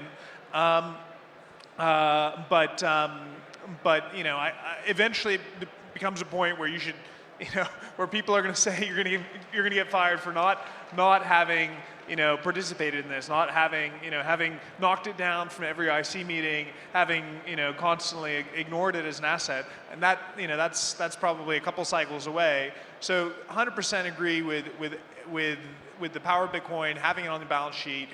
Its institutional level of adoption, its sovereign level of adoption. I think that is the future, and I think that, you know, we will benefit, those of us who have had it, continue to benefit from holding it on our balance sheets. I hope that it remains volatile, right? When the volatility decreases, the power, if, you know, no matter how, if you had an asset, you mentioned this kind of treasury versus this cash versus Bitcoin mix. I mean, even if Bitcoin's volatility was 100% upside volatility, if it only ever went up, which obviously it doesn't, if it was the volatility of treasuries, if over that hold period it only had the annualized volatility the treasuries have, it wouldn't have had that impact, right? So and that's the, you know, and when people are in a risk-on versus risk-off environment, when they're risk-off, they want to go to low volatility, right? They don't want to be looking at their screens and see it going up or down, you know, by double-digit percentage points on a daily basis, or even, you know, anywhere besides very, very, very low single-digit percentage. And that's to me a characteristic that I think is actually a good characteristic of Bitcoin. It being a risk-on asset is what gives it the power to really transform wealth and appreciate so significantly. Guys, thank you very much. It's great to be here. Thank you. Jack, thank you. Thank you.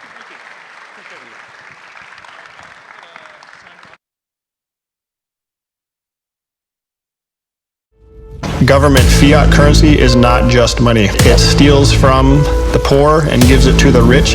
If you don't have the choice of how you spend or save your money, you don't live in a free society.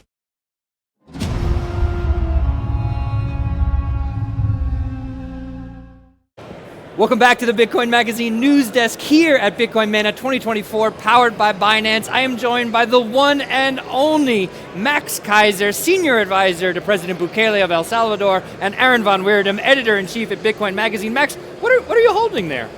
This is the book we've all been waiting for, the Genesis book. Aaron von Weerdem is probably the greatest journalist in the Bitcoin space, has been for many years, continues to be, does great work at the Bitcoin Magazine. Covered such events like the block size wars of 2016, 2017 brilliantly, informed a whole generation about the importance of integrity of the protocol. He's got his book out, $25 on Amazon. It's actually not available. It's been sold out for over 20 minutes now since we started talking about it. And there's a new shipment coming in.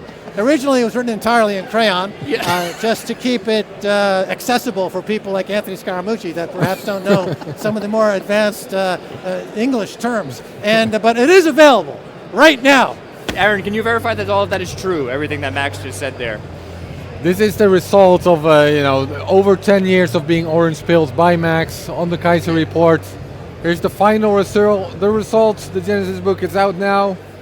Yeah, it's great. It is a fantastic book, and I'm glad to get a copy of it. And if Aaron wasn't Dutch, he would probably be more well known Fair enough. Because Americans don't really understand anything that's not American. It's that dry. From Europe, particularly, they don't know anything about it. But nevertheless, this is a fantastic book. We love it. Well, on that Thank note, you, too, Max. we were talking about another legend in the Bitcoin space. We were talking about Michael Saylor before we came on camera here. You had some thoughts about what he's doing with MicroStrategy, going after the market cap of gold, trying to buy all of the Bitcoin that ever existed forever and ever. Your thoughts, Max? Yeah, Michael Saylor is so far ahead of everybody else, and he's still innovating and still taking the story into new realms and new directions. Yeah. And I think people will say that the MicroStrategy story and the Michael Saylor story might be overexposed, but I would think the opposite. I think that he's not getting enough attention for what's happening right now. He has entered into the political space for the first time. Yes. He's been very reluctant to really talk politics at all,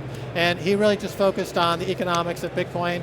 And now, however, he has said that, well, the way to go up against the BRICS, right, Brazil, Russia, India, China, is to undermine or do a rug pull on their gold, right? That Russia's buying gold, China's been buying gold, they really love gold, and they've been kind of neutral to negative on Bitcoin. And he thinks that his speculative attack approach that has served them so well at MicroStrategy by borrowing at now 0% and buying Bitcoin and then using that enhanced collateral to even sell more securities, more stock, more debt, to finance more Bitcoin acquisitions, is going to be taken to the global stage and really trying to rug pull the gold market. And this in concert with people like Saifedean Ammous saying, well, America should sell their 8,000 tons of gold and buy Bitcoin. And a lot of people cottoning on to this idea that Bitcoin is demonetizing gold, a concept that even a year ago would have been considered heresy. That's but I fair. think now it's becoming more of a possible talking point amongst all economics press out there, is that Bitcoin could potentially demonetize gold the same way gold demonetized silver. And of course that is by some estimates, a $20 trillion market, the gold market. So we're at a 10x from here just to equal the market capitalization of gold. So we got the party's just starting. That's it. Fair enough. Aaron, your thoughts on this? We talk about Michael Saylor quite a bit at Bitcoin Magazine, and we know we give it a lot of focus. We do try to also focus on, obviously, fundamentals of Bitcoin. We were just talking about the decentralization of mining pools.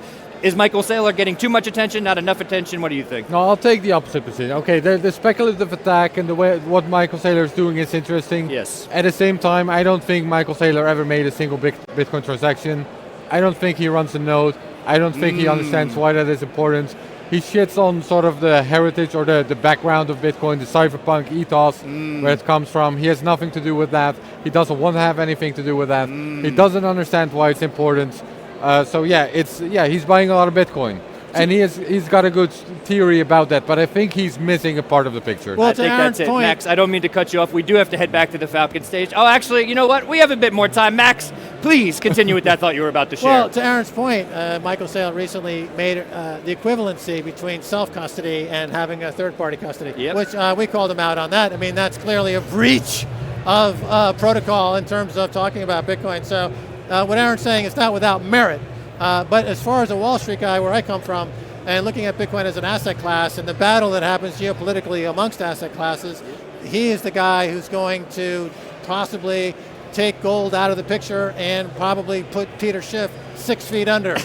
Peter Schiff talking this week about Bitcoin being a national security threat. Is Peter Schiff holding Bitcoin? No, he never has. I think now people understand that he's a no-coiner. If he wasn't a no-coiner, he wouldn't be melting down the way he is melting down now. You know, he would be taking a more ironic twist to it. But no, he really is as stupid as he is.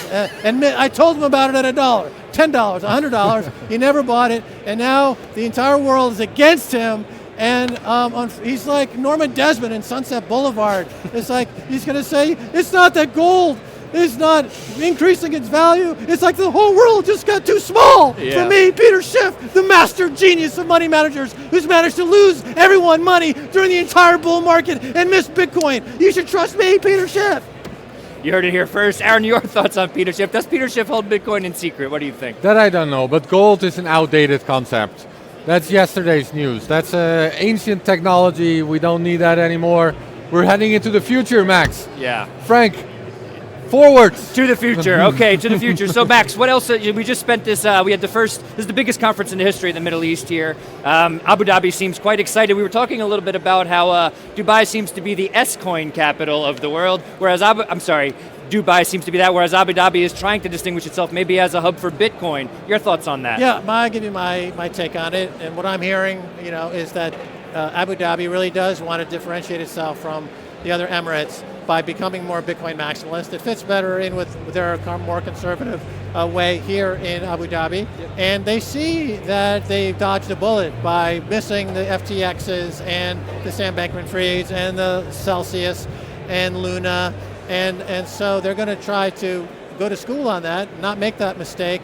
And we know in El Salvador that there's no benefit whatsoever to be involved in anything but Bitcoin. Any incremental gain you might get by entertaining any kind of altcoin is not worth losing the brand value that comes with being Bitcoin maximalist. It's like if Nike shoes went into the aluminum siding business. Like they might sell some aluminum siding, but it would hurt their shoe business, right? So El Salvador, why bring in anything other than Bitcoin? It might make a few bucks, but it destroys the brand of Bitcoin maximalism, in which has enriched President Bukele to become a world player, even though it's the smallest country really in the region and only has 6 or 7 million people, but it's a Bitcoin powerhouse. That's because the Bitcoin office, which is headed up by Stacey Herbert, has been able to keep things focused on Bitcoin, keep all the altcoins out.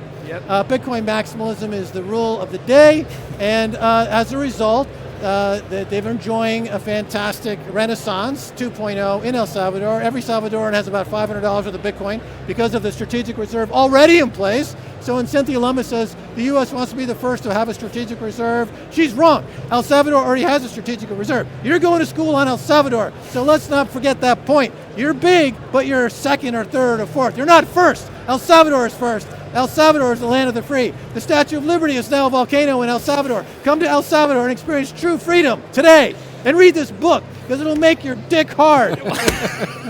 Max Kaiser, ladies and gentlemen. Aaron, I want to go over to you. So Max is talking about Bitcoin being different from all the other altcoins out there. Part of the reason for that is the decentralization of it, the proof of work consensus mechanism, and also the ability to transact permissionlessly. You've been a journalist covering this space for a while. We were talking about going through the block size wars, really tumultuous times. We're dealing right now with the Samurai devs on trial, right? We've talked about how important this is right now. Can we touch on that a little bit? Why it is important that people are able to use something like the Samurai Mixer and that we defend them so to keep permissionless something where we can preserve as much at least pseudonymity as possible while we use it?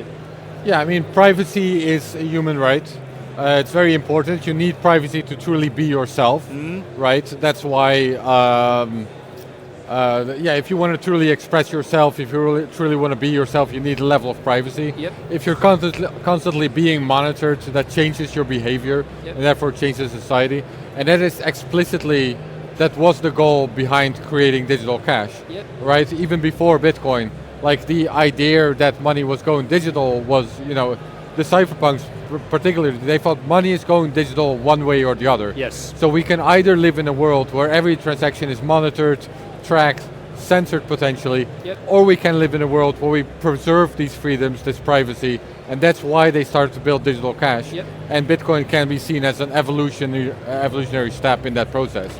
So I do think that's a core goal of Bitcoin as well, to offer censorship resistant and privacy in that sense. 100%. Thank you for that perspective, Aaron. We are going to come right back after this. We're going to an ad break. Stick with us. We'll be right back. Have you Binanced?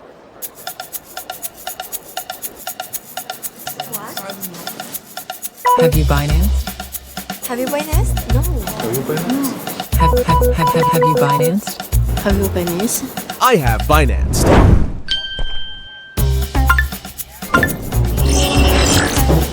Congratulations.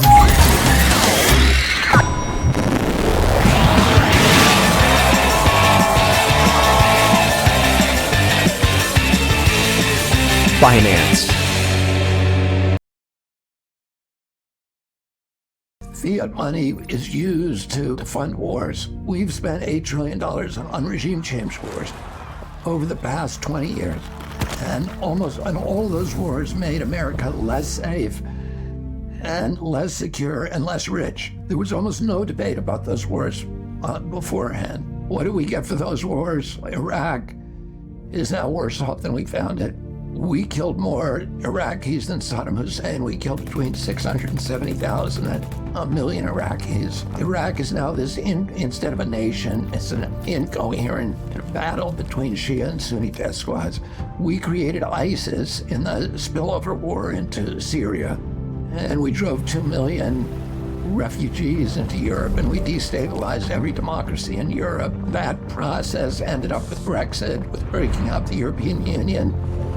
The riots that we're now seeing in France are a direct result of that surge of immigration that was driven by our wars. So the taxpayer would never agree to fund those wars in advance. And the government doesn't want it, politicians don't want to go to the taxpayer and ask that permission. So it's much easier for them to just declare the wars and then finance them by printing more money. But ultimately, the people who pay for that money are the middle class, and they pay through the mechanism of inflation.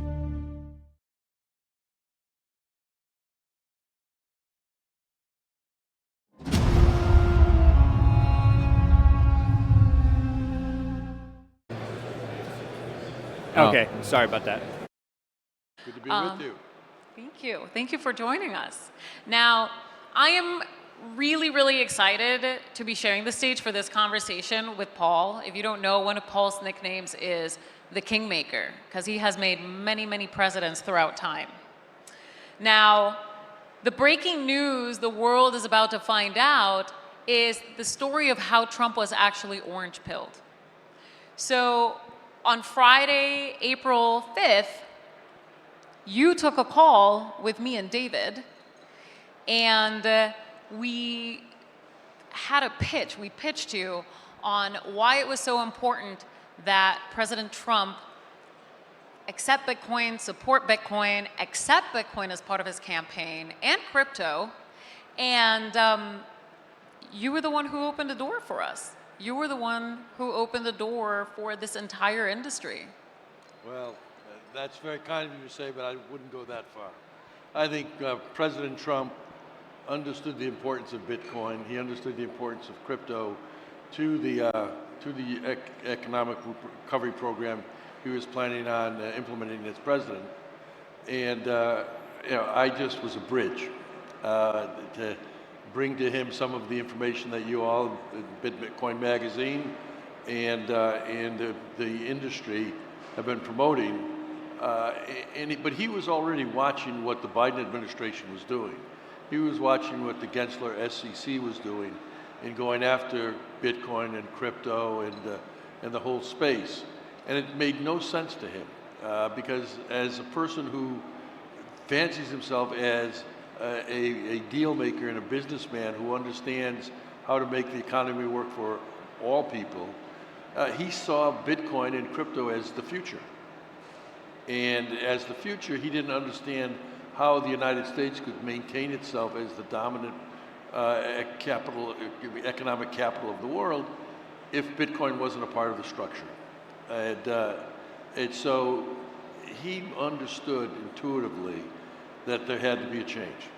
And you all presented the framework, but he then took it, and frankly, he has been the strongest advocate you could possibly have at this point in time, and he's only going to be stronger because when he goes back to the White House in January, one of the first things he's going to be doing is to clean out the SEC and put together people in an administration that will look at Bitcoin as part of, as he said, the strategic reserve of the United States. So I think there's a lot of exciting times ahead. To those of you who are celebrating $100,000 Bitcoin, you're going to be celebrating much higher very soon, I think. Paul, let me ask you, you've done many campaigns, you've lived through a lot of times, a lot of political issues. This moment in time that we're living in right now with Bitcoin, does this remind you of anything that you've experienced in a previous campaign or with previous candidates, and kind of like this renaissance moment of the flourishing, right, of a new industry?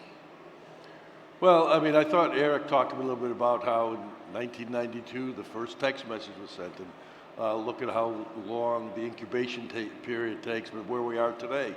I think similarly, this is a part of that revolution. I mean, the technological revolution that we've all been experiencing your whole lifetime.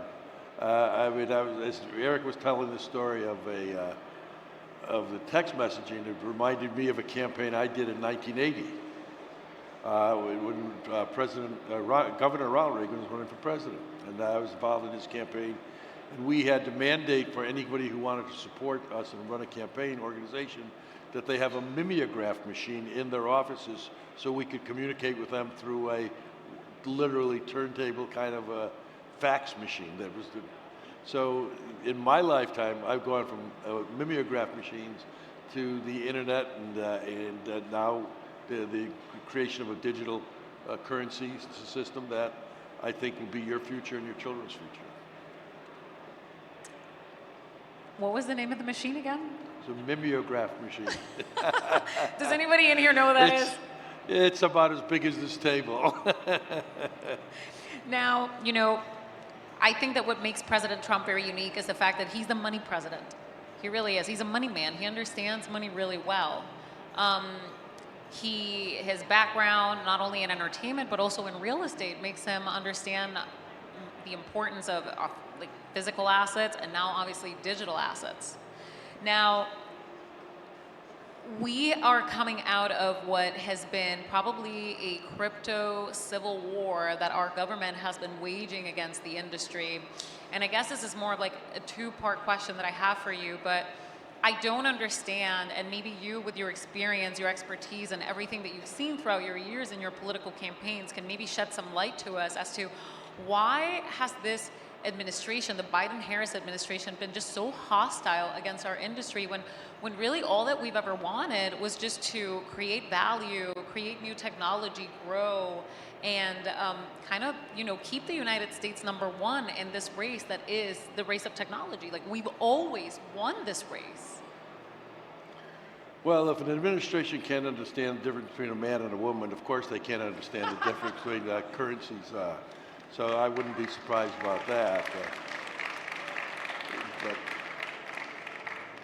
But seriously, again, you're right. Donald Trump is a businessman. He's a builder. He's not just a businessman. And he wants to rebuild the U.S. economy. But frankly, he's watched the countries like the UAE and others look to crypto and to Bitcoin as part of their economic system.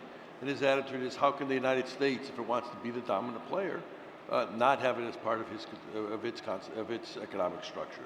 So he understands intuitively that to lead, you have to, incorporate the technological revolutions that are going on, and this is one of them. And what you've experienced in the last several years in having to fight for your existence is gone now.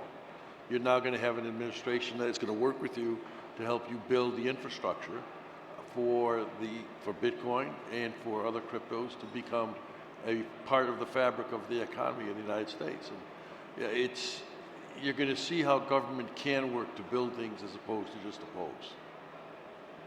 So now that we're moving into a Trump era, right? An era of rebuilding, of kind of taking a breather and seeing what it is that we can build as an industry.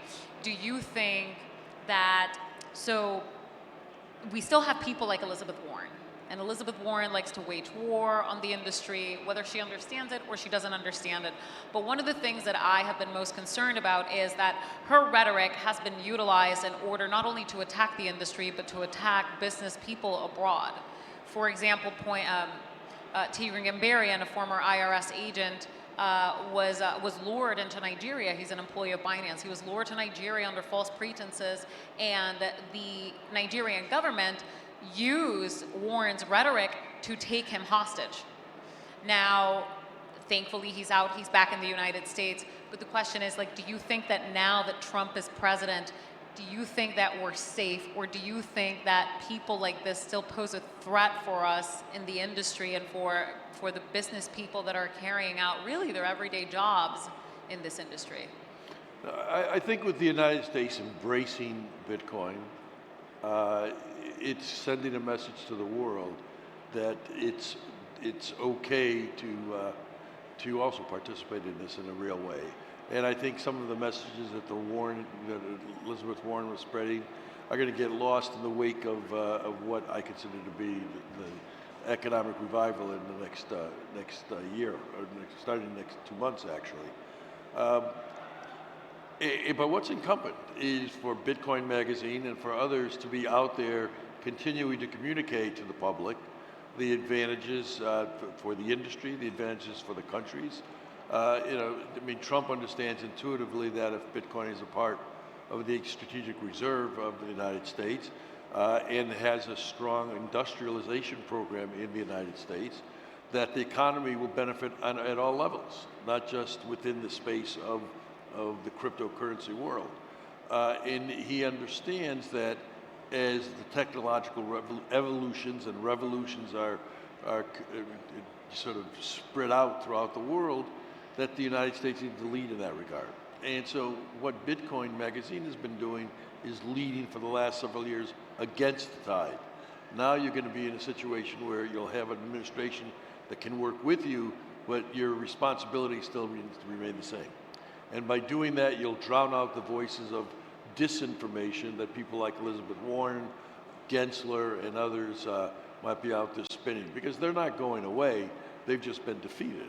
And so the way to ensure their defeat is permanent is to continue to build constructively, to continue to educate.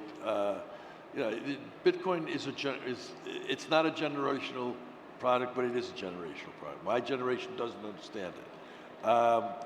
But the more it is adopted by the U.S. and promoted by the Trump administration, the more it will penetrate other demographic groups that it doesn't have right now. And that means your responsibility at Bitcoin Magazine to continue to communicate why and how and what's working and what's not is actually more important. So, what do you think now? So we're communicating these messages. We are taking Bitcoin to the world to, again, right? Like, we're no longer on this war, suffering these attacks. The industry can now flourish. Now, what do you think are going to be some of the biggest challenges that we face in the implementation of Bitcoin and other cryptos into the financial banking system in the United States? Well, just getting the banks to start to move with you is going to be an important battle.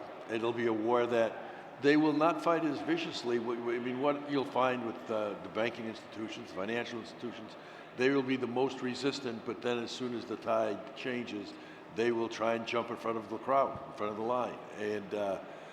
And as you integrate with the financial world in ways that you haven't yet, the challenges will be to stay in the forefront of innovation, because what the banks are going to want to do is capture you and reformat you in ways that fit their model, not necessarily your model.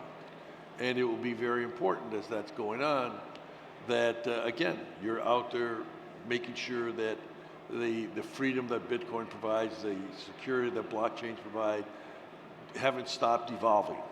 And as the infrastructure gets built, evolution is going to be mandatory. And so what the product lines are going to look like and how they'll integrate into our current financial systems will be the challenge of the next 4 years. And in doing the legislation and the regulations that the Trump administration will put into place to give some permanency to the structure, so that it is not a passing fad, but is embedded in our economy, it's going to be important that the laboratory doesn't stop performing the research necessary to make the products more responsive to the needs of the new economy as they develop. And now that we have a pro-Bitcoin, pro-crypto president, and you have extensive experience not only in national politics but also in geopolitical issues around the world, and you've done a lot of business here in the MENA region for a very long time. What do you think that Donald Trump's stance means, for example, for a place like the Middle East, on Bitcoin, obviously, and crypto? Well, look, the world wants a president of the United States that they can trust and rely on. And the Middle East is a place where Donald Trump has had a strong relationship in his first term. he recognizes the importance of this region, not just to the energy world, but to evolution of new product lines of the crypto industry as well.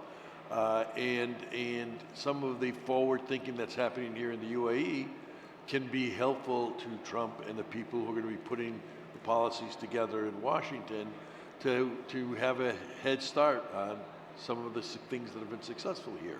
So, I mean, the thing about Trump is when he talks about America first, he's not talking about America dominant. He's talking about taking the care of the American people first.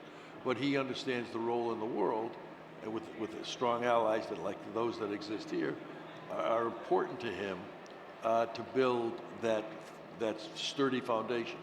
And so I see the experiences of the first 4 years actually moving more rapidly into new experiences for the next 4 years.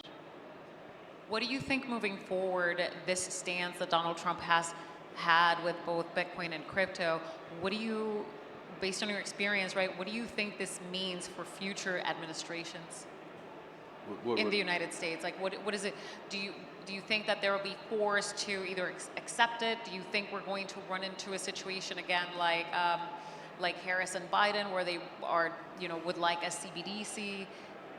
Well, I mean, just the way that the crypto, and in particular Bitcoin, facilitate the rapidity that Eric spoke about in his speech, and the ability to take care of a lot of the regulatory chokeholds that exist in the financial structure, and the lack of economic freedom that the current structure in financial system imposes on everyday Americans who have to deal with the kinds of issues Eric talked about, a loan or a house mortgage or whatever. All that is going to be much easier in the future with this new economic engine that exists. And exactly how things will look 10 years from now, I'm not sure. But I think what I feel comfortable about is that the foundations that'll get put down in the next year or two will create more freedom for this industry and more economic freedom for people in everyday life. And that's really what the importance of this innovation is to end the stranglehold of the special interest that cater to themselves but not necessarily to the public. Now, I asked Eric this, and I'd really like to get your view on it, and that is, all of these companies that have had to leave the United States because of, the current administration going after them, and a lot of them even have come here into the UAE to relocate. What do you say to them? Do you think that it's okay for them to come back? Do you think now that Donald Trump is president, we have a place in which we can all thrive in the industry? Well, first of all, I think that having a home in the United States is going to be something that's attractive for all the advantages of the United States economic system, and really it's the freedoms that our Constitution provides to do business in ways that that are conducive to profit and to facilitating the economic flow of trade and industry. But also, I think more importantly, what is going to happen under Trump is an acceleration of why countries want to come back. I mean, because it's not just going to be the regulations or they're removing the strangleholds that exist currently on the crypto industry. He's talking about extending the tax credits, the tax laws that expire in February, and that were part of the first Trump administration. But he's talking about adding more tax cutting to it. So you're going to have the engine of a new economic program more beefed up, more conducive to growth, and you're going to have Bitcoin riding that same wave in the next 6 months, so that they will quickly flow into opportunities for companies to come back to the United States and set up real businesses. One of the things that always bothered Trump was to see American companies going offshore and being prisoners offshore when they wanted to come onshore. That's going to be removed. In his first term, in his first year, he created a tax holiday for companies who would bring their business back to the United States, put their profits back to work in growing their companies in the United States instead of overseas. And it had a tremendous economic impact in that first 4 years. So that pre-COVID, the United States was flourishing in one of the probably greatest economic revivals in its history.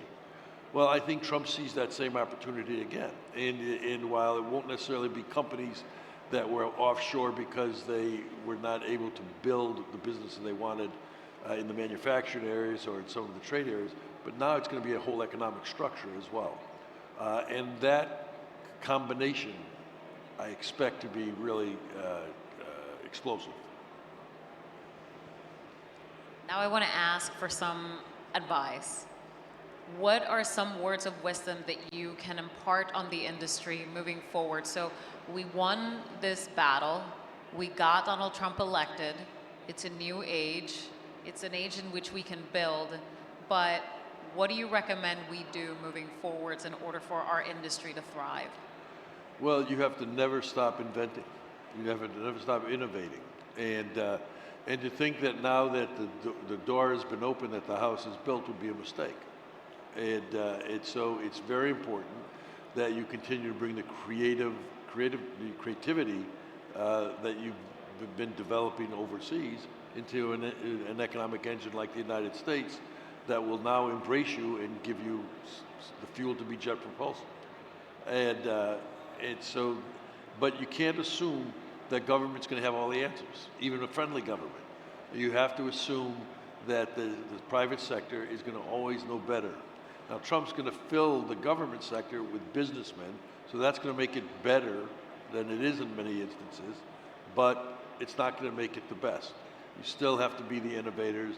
The private sector's still got a lead, and the difference now is you'll have a government that won't be stopping you, it'll be helping you. Ladies and gentlemen, you heard it here first at Bitcoin MENA. Paul Manafort. Thank you. Thank you so much for joining us today. Thank you for being with us here today, Paul.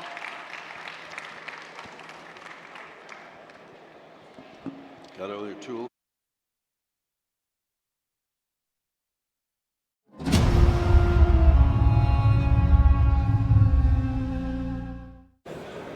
Welcome back to the Bitcoin Magazine News Desk here at Bitcoin MENA 2024, powered by Binance. I am here, joined to my right by the one and only Max Kaiser, and to his right, Aaron von Weerden, my boss, editor-in-chief of Bitcoin Magazine. We just heard from Paul Manafort, who ran Trump's campaign in 2016.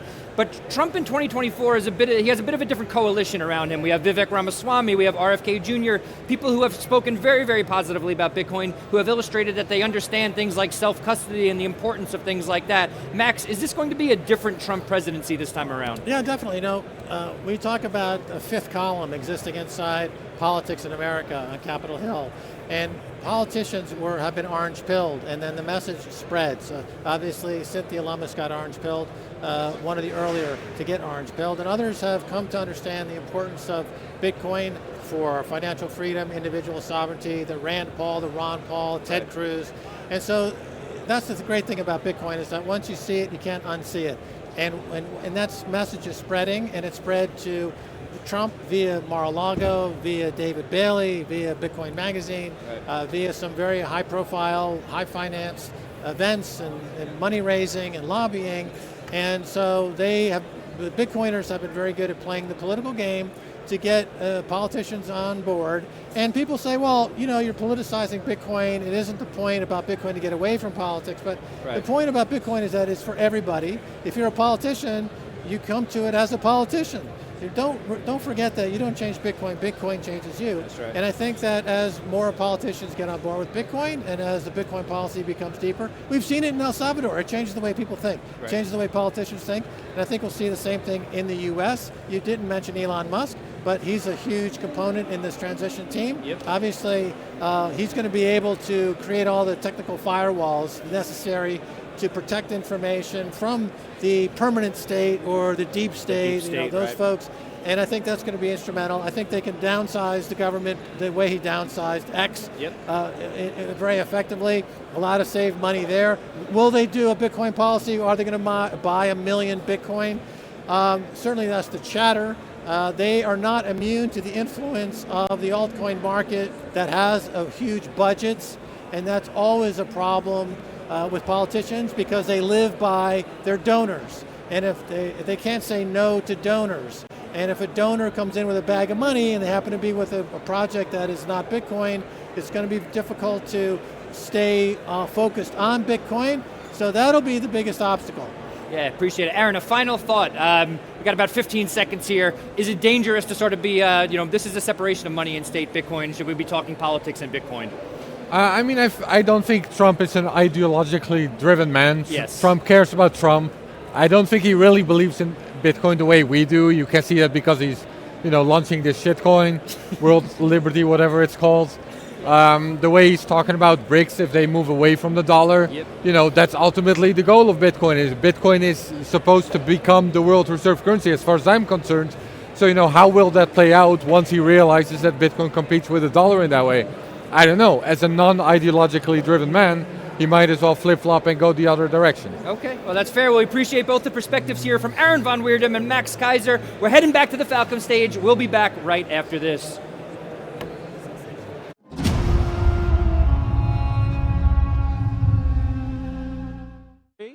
So I think we were going to start with, why have this conversation at all, right? So Bitcoin's working.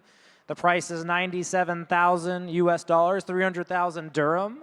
So why are there people out there in the world who are unsatisfied with the working of the Bitcoin protocol, or maybe not? We're going to dig in now. So Johnny, in your view, why are there people who are currently out there on the internet looking to propose ways to make Bitcoin better when it's already better and the best money that we have? Why is that happening? Yeah, thanks very much. Well, yeah, I think what we're talking about is changing the protocol rules. So that means the rules that the clients enforce on which blocks are valid or invalid. And I'd say in particular soft forks, so tightening those rules. And yeah, at the moment there's been various proposals out there from some people in the technical community. So for example, Jeremy Rubin has proposed like OP-CTV to, there's also L-Enhance, another proposal to kind of make the Lightning Network better. And also OpCat. So there's all these like kind of competing ideas about there that people want to add features and capabilities to Bitcoin. But despite this, yes, some people are frustrated that there hasn't been much kind of progress in reaching consensus. Yeah, I would back it up even further and maybe say, Bitcoin is money, but it's also a software, right? So there are groups of developers working to change Bitcoin and make improvements to it all the time, right? So there is a group of developers, the Bitcoin core developers. They work in a repository, and they are constantly reviewing each other's work, and Bitcoin is updating and changing all the time. However, not all the changes that are made to Bitcoin are the same. So this is where sort of the political element enters, and why we have conversations right now in the community where you have developers pushing for changes. Maybe you can talk about the different classes of changes, Johnny, and what are the differences, and why is there kind of attention now on some of these changes that you mentioned, like L-Enhance and OpCat and these different classes of proposals? Yeah, that's exactly right. So not all changes are the same. And a change to the software can be very simple. You could just be fixing, say, a spelling mistake in the notes. And that's not very political. It's very easy to do. Or you can do other kinds of changes that could make the software faster or work on more operating systems. But I think what we're talking about, which can be politically contentious, is actually changing the protocol rules because they are notoriously hard to change, which is one of the key features that makes Bitcoin interesting. And there's no defined process on how to do that. And because there's no defined process, it can cause uncertainty and frustration where people who are being very patient, they're waiting years, but it can take even more years and waiting even more for things to happen. So it's that kind of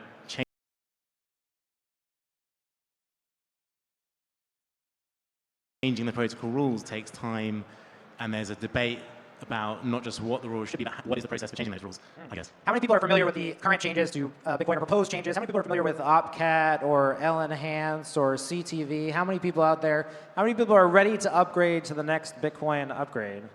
Hands. Keep your hands up if you're running the software out there. We know you're doing it. Okay, so small group of people. So these particular changes to Bitcoin require the attention, right? So if you're running the Bitcoin software and you're using Bitcoin, I would argue you need to be tapped into what's going on, or at least paying attention.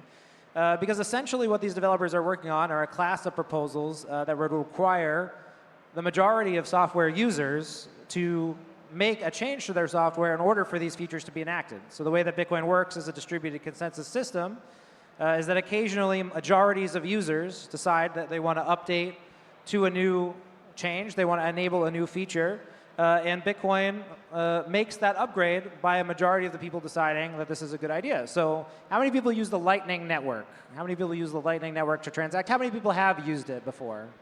Show of hands. You guys aren't using Lightning? Come on, how many people are using Lightning? All right, a few. We got a few out there.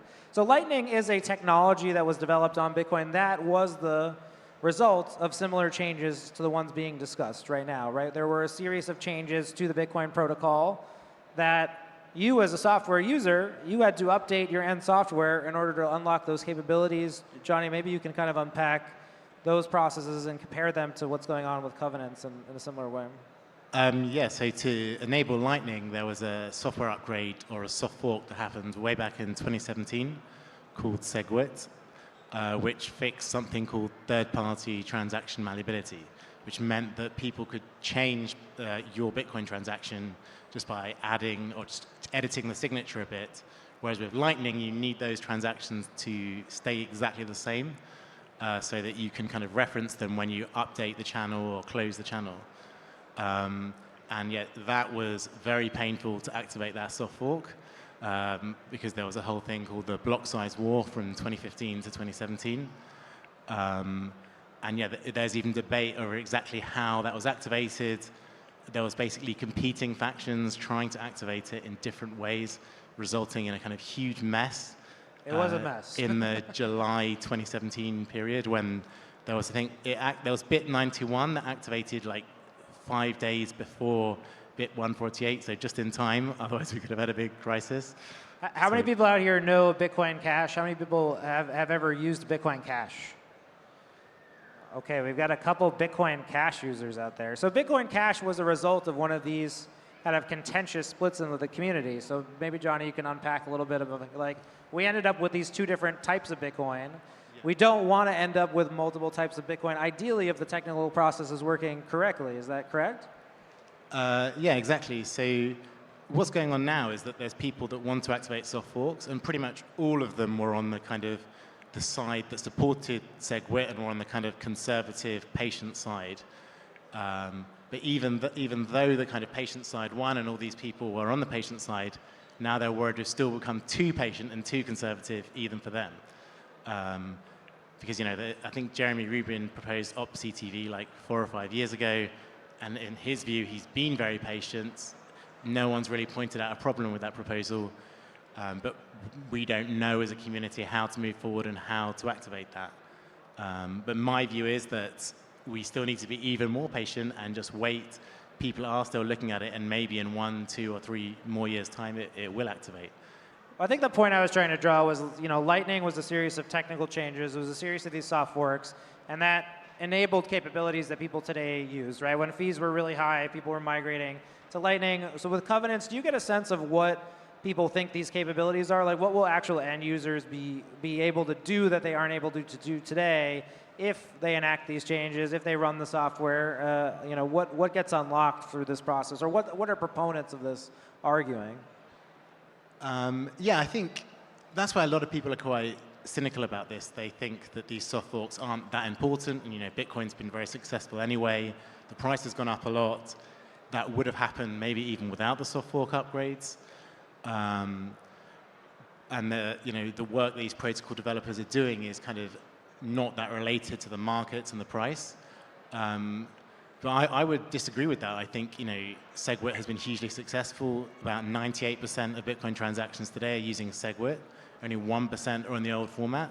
So these Bitcoin developers who have done these soft fork upgrades have actually been adopted by the community and by the companies and institutions that use the network.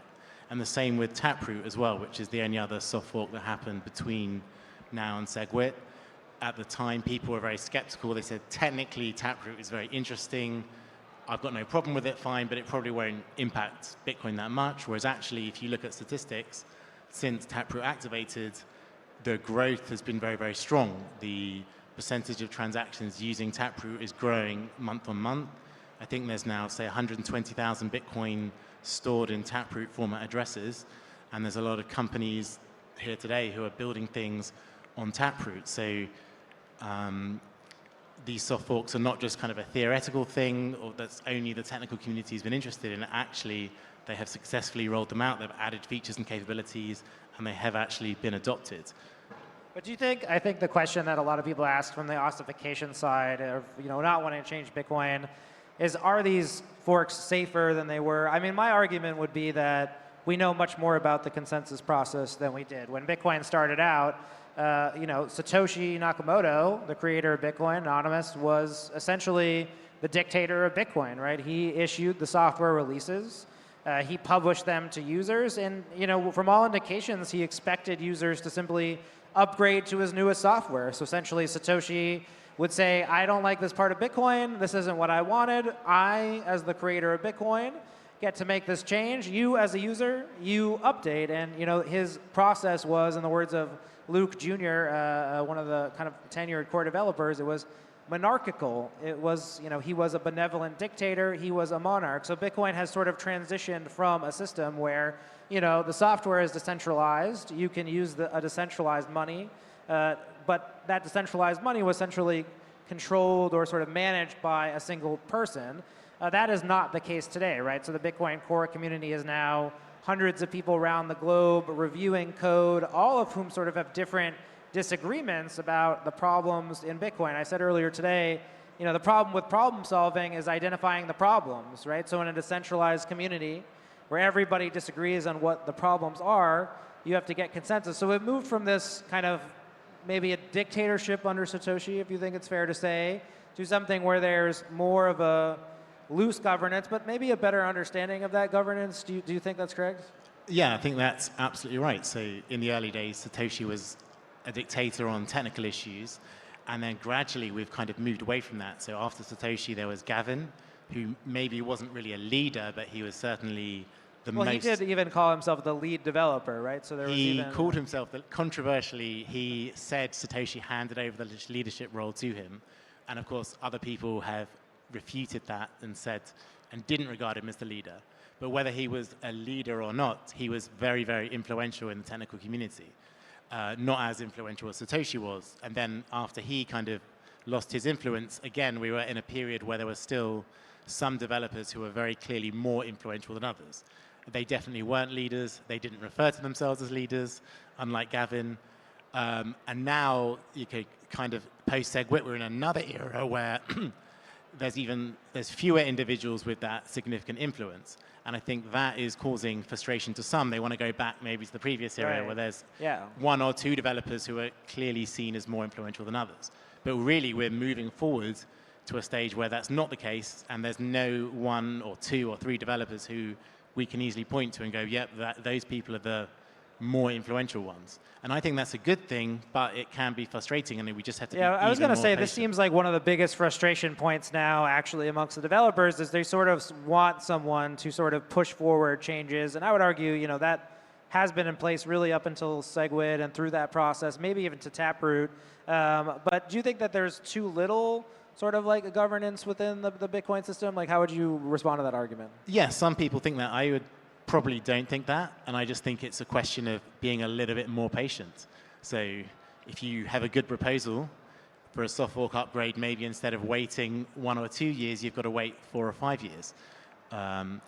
But it is frustrating, right, to have a way that you can improve Bitcoin and to wait maybe 10 years for that to happen. Obviously, some people think the process will eventually grind to a halt, but don't we want to keep upgrading Bitcoin? Don't we want to keep improving it for the end users? Like, how do you respond to people who are coming from the ossification side, maybe like a Michael Saylor or some of the other proponents who want to say, stop making changes to Bitcoin.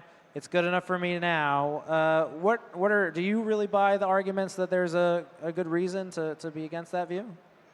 Yeah, so there is a lot of debate and discussion. So some people want ossification now, like the Michael Saylor type people, and then other people, particularly people with soft fork proposals, or people building on Bitcoin. I guess I'm asking, do you think that ossification is inevitable for Bitcoin?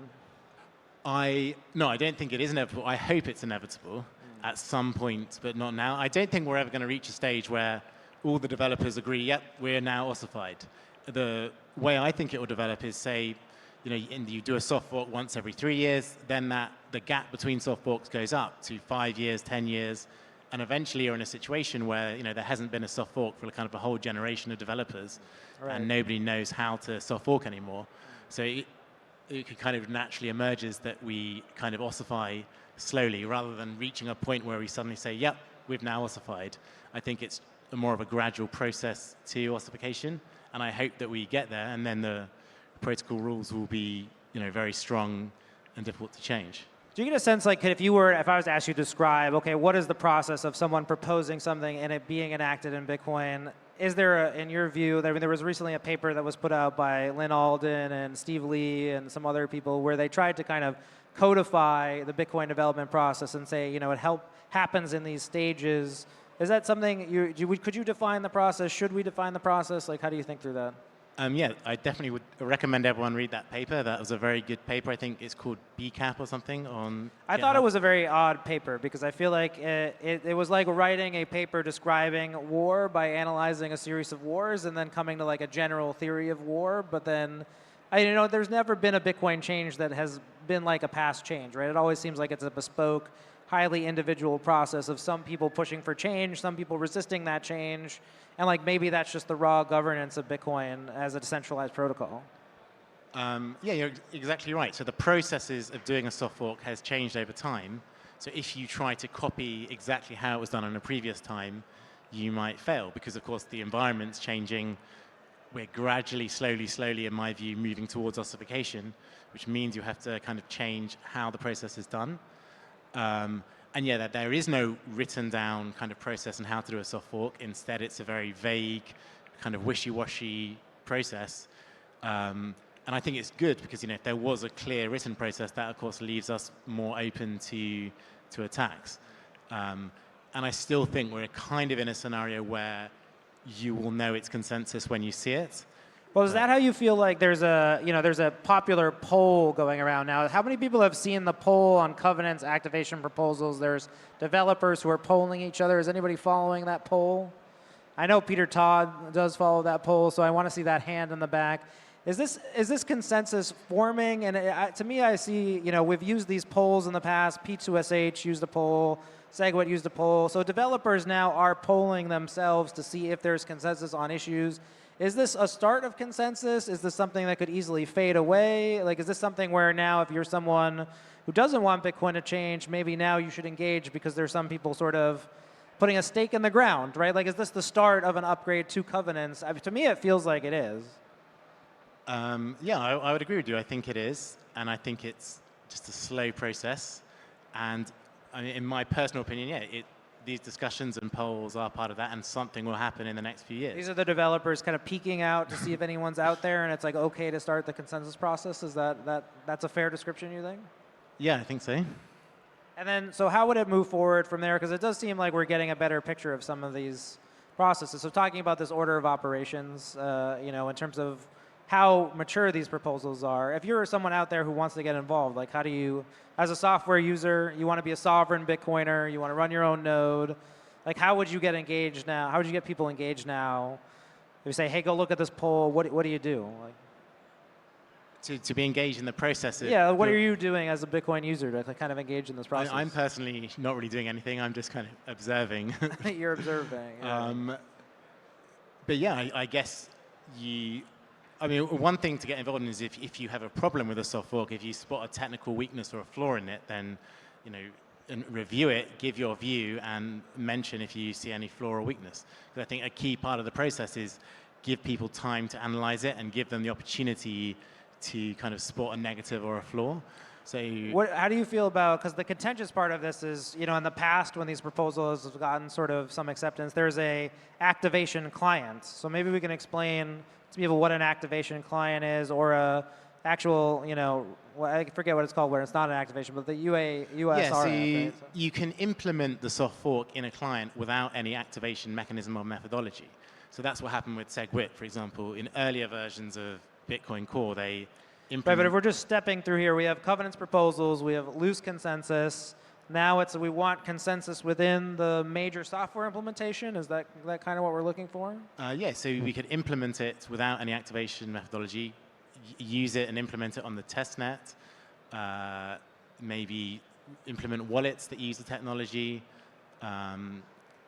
get it implemented in other independent implementations, have kind of workshops. I think with Taproot there are workshops where like kind of the developers reached out to people in the industry. These are on IRC, right? I believe that's No, right. I think there was like Zoom calls. It might have been during COVID, and like there was like weekly Taproot workshops. I don't know how effective they were. So do you think you'll see an activation client? Like when does that get evoked? Maybe like talk a little bit about that. So some people have already released activation clients for these various things. So I think CTV had one, Enhance had one, but they didn't generate much traction or significance, and not many people ran them. But the question people are asking is when or will Bitcoin Core release an activation client at some point? And we haven't seen that for a while, right? When is since Taproot? Since Taproot, yeah. Taproot, right, yeah.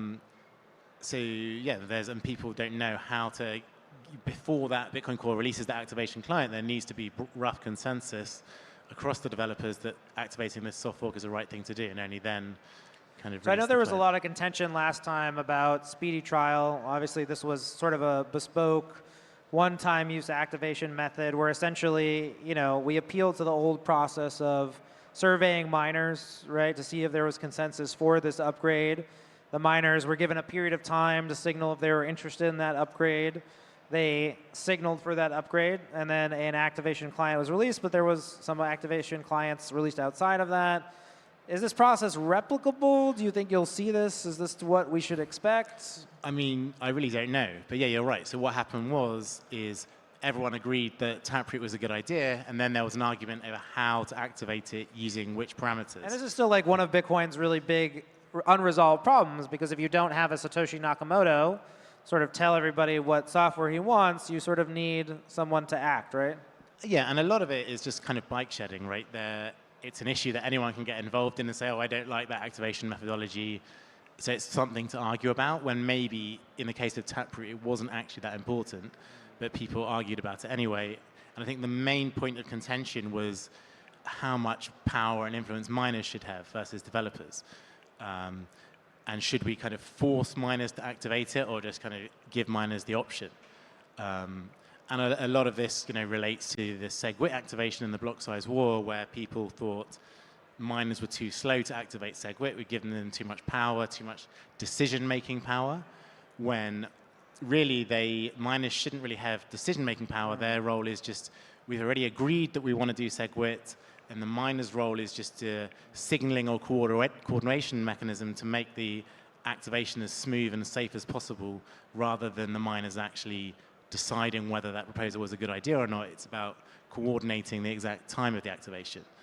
So maybe winding down here a little bit, do you think we'll see a contentious upgrade to Bitcoin in the future? And I think you wanted to talk a little bit about what we saw as the future for the Bitcoin protocol and the upgrade process. Do you think we'll get back to the fork wars, talking about your book, The Block Size Wars, which everybody should read. Go out there, bitmex.com, get a copy. Do people need to read that book and be prepared for something in the future that looks like that, in your view? Well, I hope not, because yeah, it was a very kind of stressful time and very difficult, and hopefully we won't have an upgrade that's that contentious. And as you were saying before, the space has very much evolved over time, when in the early days there was a technical leader, so maybe the battles of the future will look different. I don't know. They may kind of rhyme with that battle, but there'll be some key differences. I don't know, what's your view? Yeah, I would say I understand and sympathize with people who want to see the consensus process eradicated, right? So the people who are strong ossificationists, they say, we don't need a technical development process that is going to make changes. It causes too many problems. We want to explain Bitcoin to investors as digital gold. It's an immutable protocol. It doesn't change. And when you introduce this idea that there are developers, there's a political process for enacting changes, it gets messy, right? So I understand why, colloquially, we want to get rid of this, right? It would be easy for Michael Saylor to walk into Larry Fink's office and not explain everything you explained about soft forks and user activation and consensus. But I always go back to the fact that Bitcoin is software first, and then it's money. And it really is that because Bitcoin had to be software. It had to be code before it became money, right? I would argue it only really became money when people started trading these scarce units of data in that network as money. And yes, Bitcoin is money, but it's principally software. And because Bitcoin is a monetary software, we have to sort of grapple with this software aspects of Bitcoin. And I think the people who are on the ossification side, they want to sort of shut down the Bitcoin core consensus process. It's an ahistorical view, right? It's just this idea that Bitcoin can just be money. We hear this all the time from people who push this view. It's just money, but that's not true because Bitcoin will always be software. And it will always be something where we'll have to make improvements. We'll have to have developers who want to patch bugs and do the dirty work of making the software usable for everyone. And yes, as a result of that process, I think sometimes people are going to figure out ways to change Bitcoin that actually would benefit everyone. And there needs to be some reasonable process for everyone here to make Bitcoin a little bit better. So when you go to use Lightning, you don't need to know that check lock time verify was enacted on the Bitcoin software in 2013, and it enabled you to open a Lightning channel. And before that was impossible. You can just make your payment, and you don't have to answer those questions. And there's a direct benefit to that. So I think I want to move towards something where the consensus process is sort of understood, better articulated, and I'm sort of very wary of the attempts for people who want to just strip out this conversation or shut it down or say, okay, this governance conversation isn't important, because when I look at what's going on with the governance proposals right now that are being pulled, I see developers kind of converging on something, right? They're coming towards an agreement.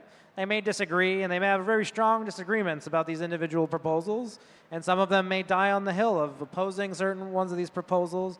But when I see strong developer disagreement, sometimes a precursor to agreement is strong disagreement about a subject, right? So I see the surface area of the disagreement narrowing. Before it was, should we upgrade? Which upgrade was good? Now and we're polling people. We're getting all of the kind of developer consensus. From that, we should emerge, I think, towards something like a conclusion. And I do feel like, to me, it feels like an iterative process. So. Yeah, definitely, I'd agree with you. I think we shouldn't ossify now. And I think, a lot of these people that you mentioned, have a more naive view about ossification, and it's just really impossible to do that to the degree they want. But the only thing I would push back a bit on what you're saying about, you want the consensus process to be reasonable and understandable. I think it's okay if it's a bit murky, and complicated, and even a bit unreasonable, stressful, frustrating. I think that's kind of part of the process. Well, I think that's all the time for us. Thanks, everybody. And we've got one more panel, so stick around. This has been How to Change Bitcoin. Get Johnny Beer's book, The Block Size War, bitmax.com. Thanks very much. All right. Cheers.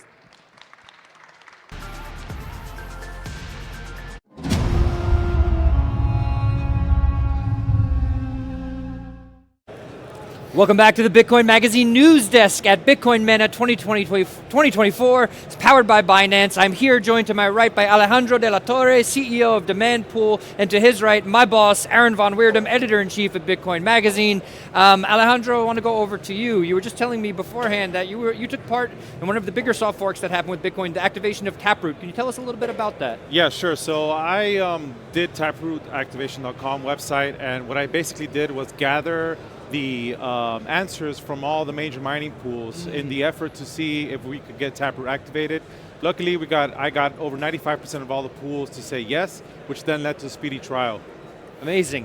Aaron, you've written a bit about this. We have bigger economic nodes in the network now, right? As these ETFs are coming online, people who are holding a lot of Bitcoin. But you're saying, the argument from maybe Shinobi, our technical editor at Bitcoin Magazine, is that might lead to Bitcoin ossifying. You've argued that that's not necessarily going to be the case. Do you think Bitcoin ossifies from here, or do you think we will see further development on the network?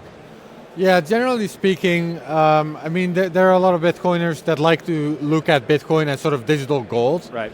And with gold has the property that the physics of gold cannot change, right? It's just it's the rules of the universe, what gold looks like. So they would like Bitcoin to kind of operate like that, as something that cannot change.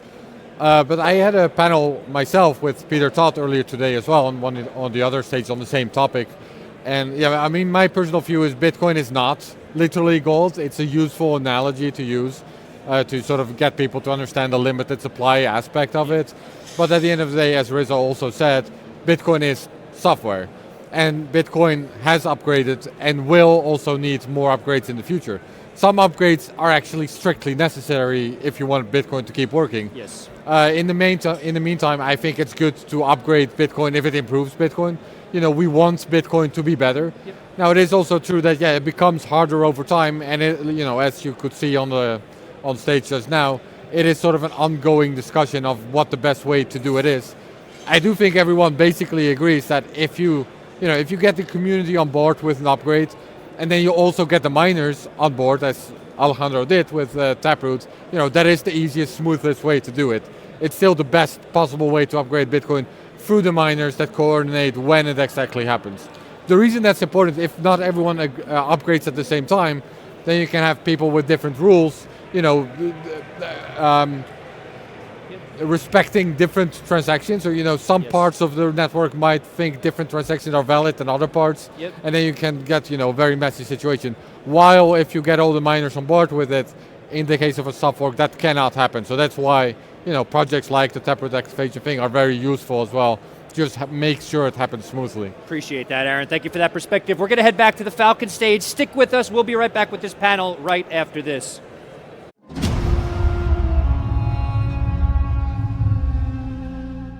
Don't worry about keeping up.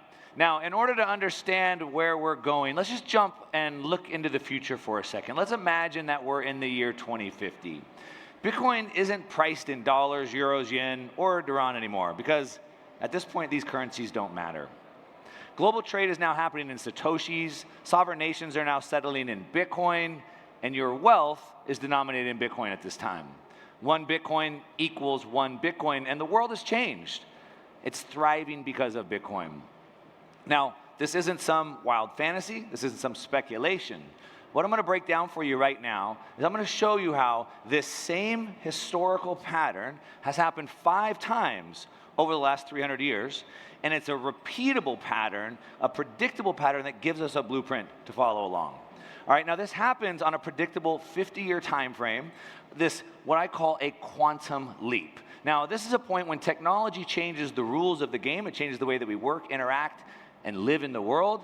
And the rules change, the balance of power is shifted forever, and the way that we view the world, we interact in the world has changed. Now, as I said, this happens on a 50-year time frame.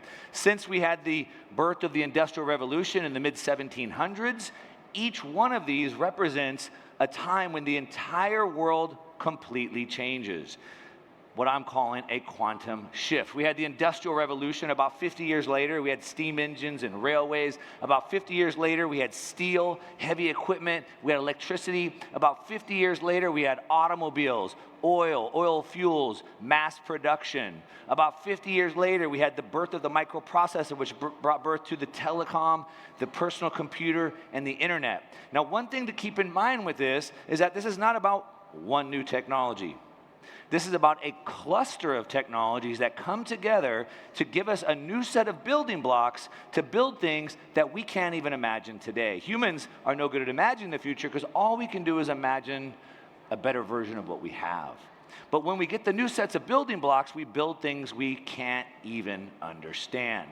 Now, in addition to, and now we're going into what I'm calling the 6th revolution. This is the 6th time we've seen this cycle repeat in what I'm calling the decentralized revolution. Now, it's not just that the world completely changes from the technology, which of course it does, but it drives all financial markets. The only place to invest for the last 50 years has been the internet and personal computers and telecom. And before that, it was Ford and GM and GM. Before that, it was oil and it was steel. Each one of these cycles represents a new set of generational wealth. And each one of us right now are sitting at this point where we have the ability to create generational wealth as this cycle unfolds. Now, as I said, each one of these cycles that's happened 5 times, now we're on the 6th, has a repeatable process and is broken down into 4 stages. Now, the first stage is what we call the eruption phase. Now, we have the Big Bang, which is where the new invention came. And there's a lot of excitement about it. And there's some people who like to tinker.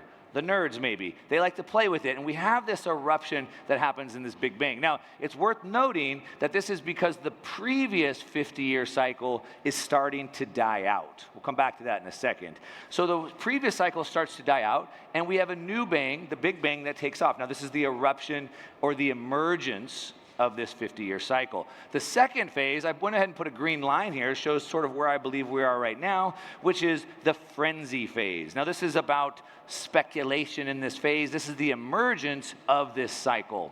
Then we go to phase 3, which is the synergy phase. This is really where we start to see integration of these new technologies into society.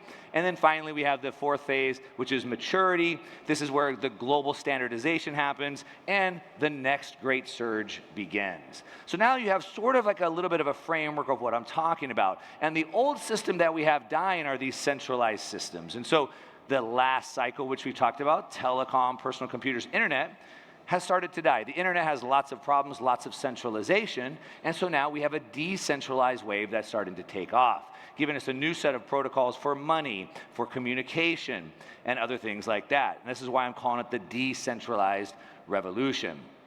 Now, each of these 4 phases, as I said, are very predictable, and we can map out this decentralized revolution, and we can overlay Bitcoin perfectly to this. So it gives us a perfect example, and we'll break down exactly where we'll be in 2050. As I framed in the beginning, this is not some hypothetical fantasy that, of course, we're all dreaming and believing in, but instead, history shows us this is what the reality will be. All right, now one more thing I want to overlay is it also overlays perfectly with money. If you go back through thousands of years of monetary history, you'll understand that money, as we know it, is both evolutionary and emergent. So it goes through 4 phases. Anybody read Saifedean's book, The Bitcoin Standard? You might understand some of this. So we've had lots of forms of money, from feathers, rocks, and seashells, and eventually gold emerged. And it goes from a collectible phase. Oh, look at this cool rock. Look at this cool feather, this cool seashell. Let's collect it. Now, some things, obviously not all of them, some collectibles could evolve to the next stage, which becomes of store of value. Now, in this store of value phase, we see this today. Lots of wealthy people store their value in collectibles, fine art, old cars, paintings, Pokemon cards, baseball cards, whatever that may be. Now, if some of these store of value assets have the right qualities, most of them don't, to be money, then it could potentially evolve to the next stage of medium exchange. Now, it has to be portable, divisible, durable, recognizable, etc. A Mona Lisa could not make a medium exchange because, of course, you can't divide it. A cow could be divided, but it's not fungible parts for parts. So if we have the right attributes, we can go to the medium exchange. And then ultimately, if we've met all of these levels, we could go to the unit of account. So this overlays perfectly with technology. So we're witnessing all of this at one time. So let's just break down. Let's jump into the past real quick. Let's just recap where we're at. Phase 1, which is eruption. This is from 2010 to 2020. We're going to go pretty quick through this. So in this phase, again, this really is represented by retail adoption. All right, in this first phase, it's defined by the same challenges, though, as every other one of these revolutions in history, which is the technology is limited by scalability. All right, when automobiles were introduced, for example, within 3 years, there's 250 manufacturers, but they couldn't scale. There was no roads, no gas stations, no tires. The internet was out for over 20 years. By the year 2000, after the dot-com boom, less than 10% of people had bought anything online because the internet was too slow and it couldn't scale. The same thing we saw with Bitcoin. It was hampered with scaling solutions, which is exactly what's supposed to happen in the first phase, which led to other things like altcoins, but we'll get back to that in a second. Now, this overlaps perfectly with money. So in this first phase, 2010 to 2020, Bitcoin is in this collectible phase. Now, we can see some illustrations of this. We had the famous Laszlo spending 10,000 Bitcoin on a pizza back in 2010. So this Bitcoin, this collectible, what is it? Let's see what we can do with it. Would anybody trade me one collectible for another? How about some pizzas? It was a groundbreaking experiment. Of course, it was a very expensive pizza looking back in it. But remember, each one of these cycles is held back by scaling. And so in this scaling, then we had this experimentation into this altcoin boom. Well, let's make ones that are faster and cheaper and more private. And now this really culminated into 2017 with the block size wars. There's a book broken down on this, but this is one piece that's always there present. It was a necessary step. Now, I believe that this collectible phase really headed up in 2020, and we can see where this really took a blow off top with NFTs, the ultimate collectible. The NFT market exploded in 2020, growing 300%, over $250 million in transactions.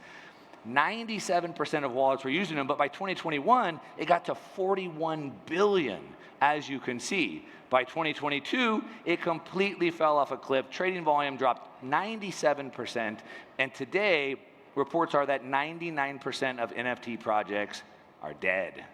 So the collectible phase was a necessary step, but it's not the future. Now, we can see that going into phase 2, which is then the store of value phase, the seeds were already planted early on. We saw early back in 2013, venture capital fund Andreessen Horowitz already started to invest into Bitcoin startups, trying to help build that next stage. We saw 2017, CBOE and CME started doing futures. That was really the first time we started seeing institutional adoption coming in for the store value. 2018, Fidelity started planting the seeds to get other institutions in as well. And so that's where it phased. Now, looking at some of the prices, we can see in 2010, these on the left are store of value assets. Jeff Booth was up here earlier showing store of value assets. So these are assets that we store our wealth in, obviously. Real estate, gold, collectibles, equities, real estate. Now, if we go back, gold was only a $5 trillion asset in 2010. By 2020, it was $11.5 trillion. Real estate was about $180 trillion. By 2020, it was $326 trillion, growing at a 6% ARR. Now, during this time, all store of value assets went up by about 8% ARR. Bitcoin went up 4,426%. It was an amazing time to be in Bitcoin. During that time, we can see that Bitcoin went from about 30 cents per Bitcoin to $28,000. Again, an ARR of 4,426%. Now, during this time, Bitcoin, by 2020, took about 0% of store of value assets. Not even a blip, not even a drop in the bucket. Okay, now let's get into some of this future, okay? Now, phase 2 is what we call the frenzy phase, and this is where we're at today, all right? This is gonna be unlike anything we've ever seen, and no matter how bullish you are, you're not bullish enough. Now, this is where Bitcoin evolves from the collectible phase and cements itself as the premier store of value. All right. So what we can see is we're in this institutional frenzy phase, and we're starting to see institutional adoption come in. And now, of course, here we are talking about sovereign adoption that both happen in this phase. Now, this maps, again, in the evolution of money, and will complete the store of value phase. We'll get to the medium exchange phase next. But this is where we're at today. Now, again, not all collectibles make it to this next level, but Bitcoin will. Now, I do want to point out real quick, for everybody who thinks that they're too late, that maybe they missed it, using an S-curve dynamic is how we'll look at technology adoption. Now, one way we can look at this S-curve is that the time it takes to go from 0 to 10% is the time it takes to go from 10 to 90%. And the reason why I want to show you this is because it illustrates that the size of this move we're going into now is much larger. Sure, today Bitcoin is about a $2 trillion US dollar market cap. Hundreds of billions of dollars have gone into it, and now we're about to see trillions of dollars come into it. The size and speed of the move is much bigger, so you haven't missed anything. It's just getting started. Now, at this point, we can see this total store of value assets. You can see Bitcoin down here on the bottom right, sitting today at about 2 trillion, and it's still just a little blip on the road right here, a drop in the bucket. Now, how much bigger is it gonna get? Well, I got a bunch more charts to show you, so don't worry. But really, right now, this is the frenzy. This is the institutional phase. We can see that right now today, about 60 companies have already started adopting Bitcoin on their balance sheet, and this is happening every day. We see new announcements of this happening. This chart, the big chart here, shows the real institutional adoption. We have MicroStrategy adding about $1 billion a week. I just saw before I went on stage, Riot just added about $500 million of debt to buy Bitcoin. We have Marathon doing $1 billion.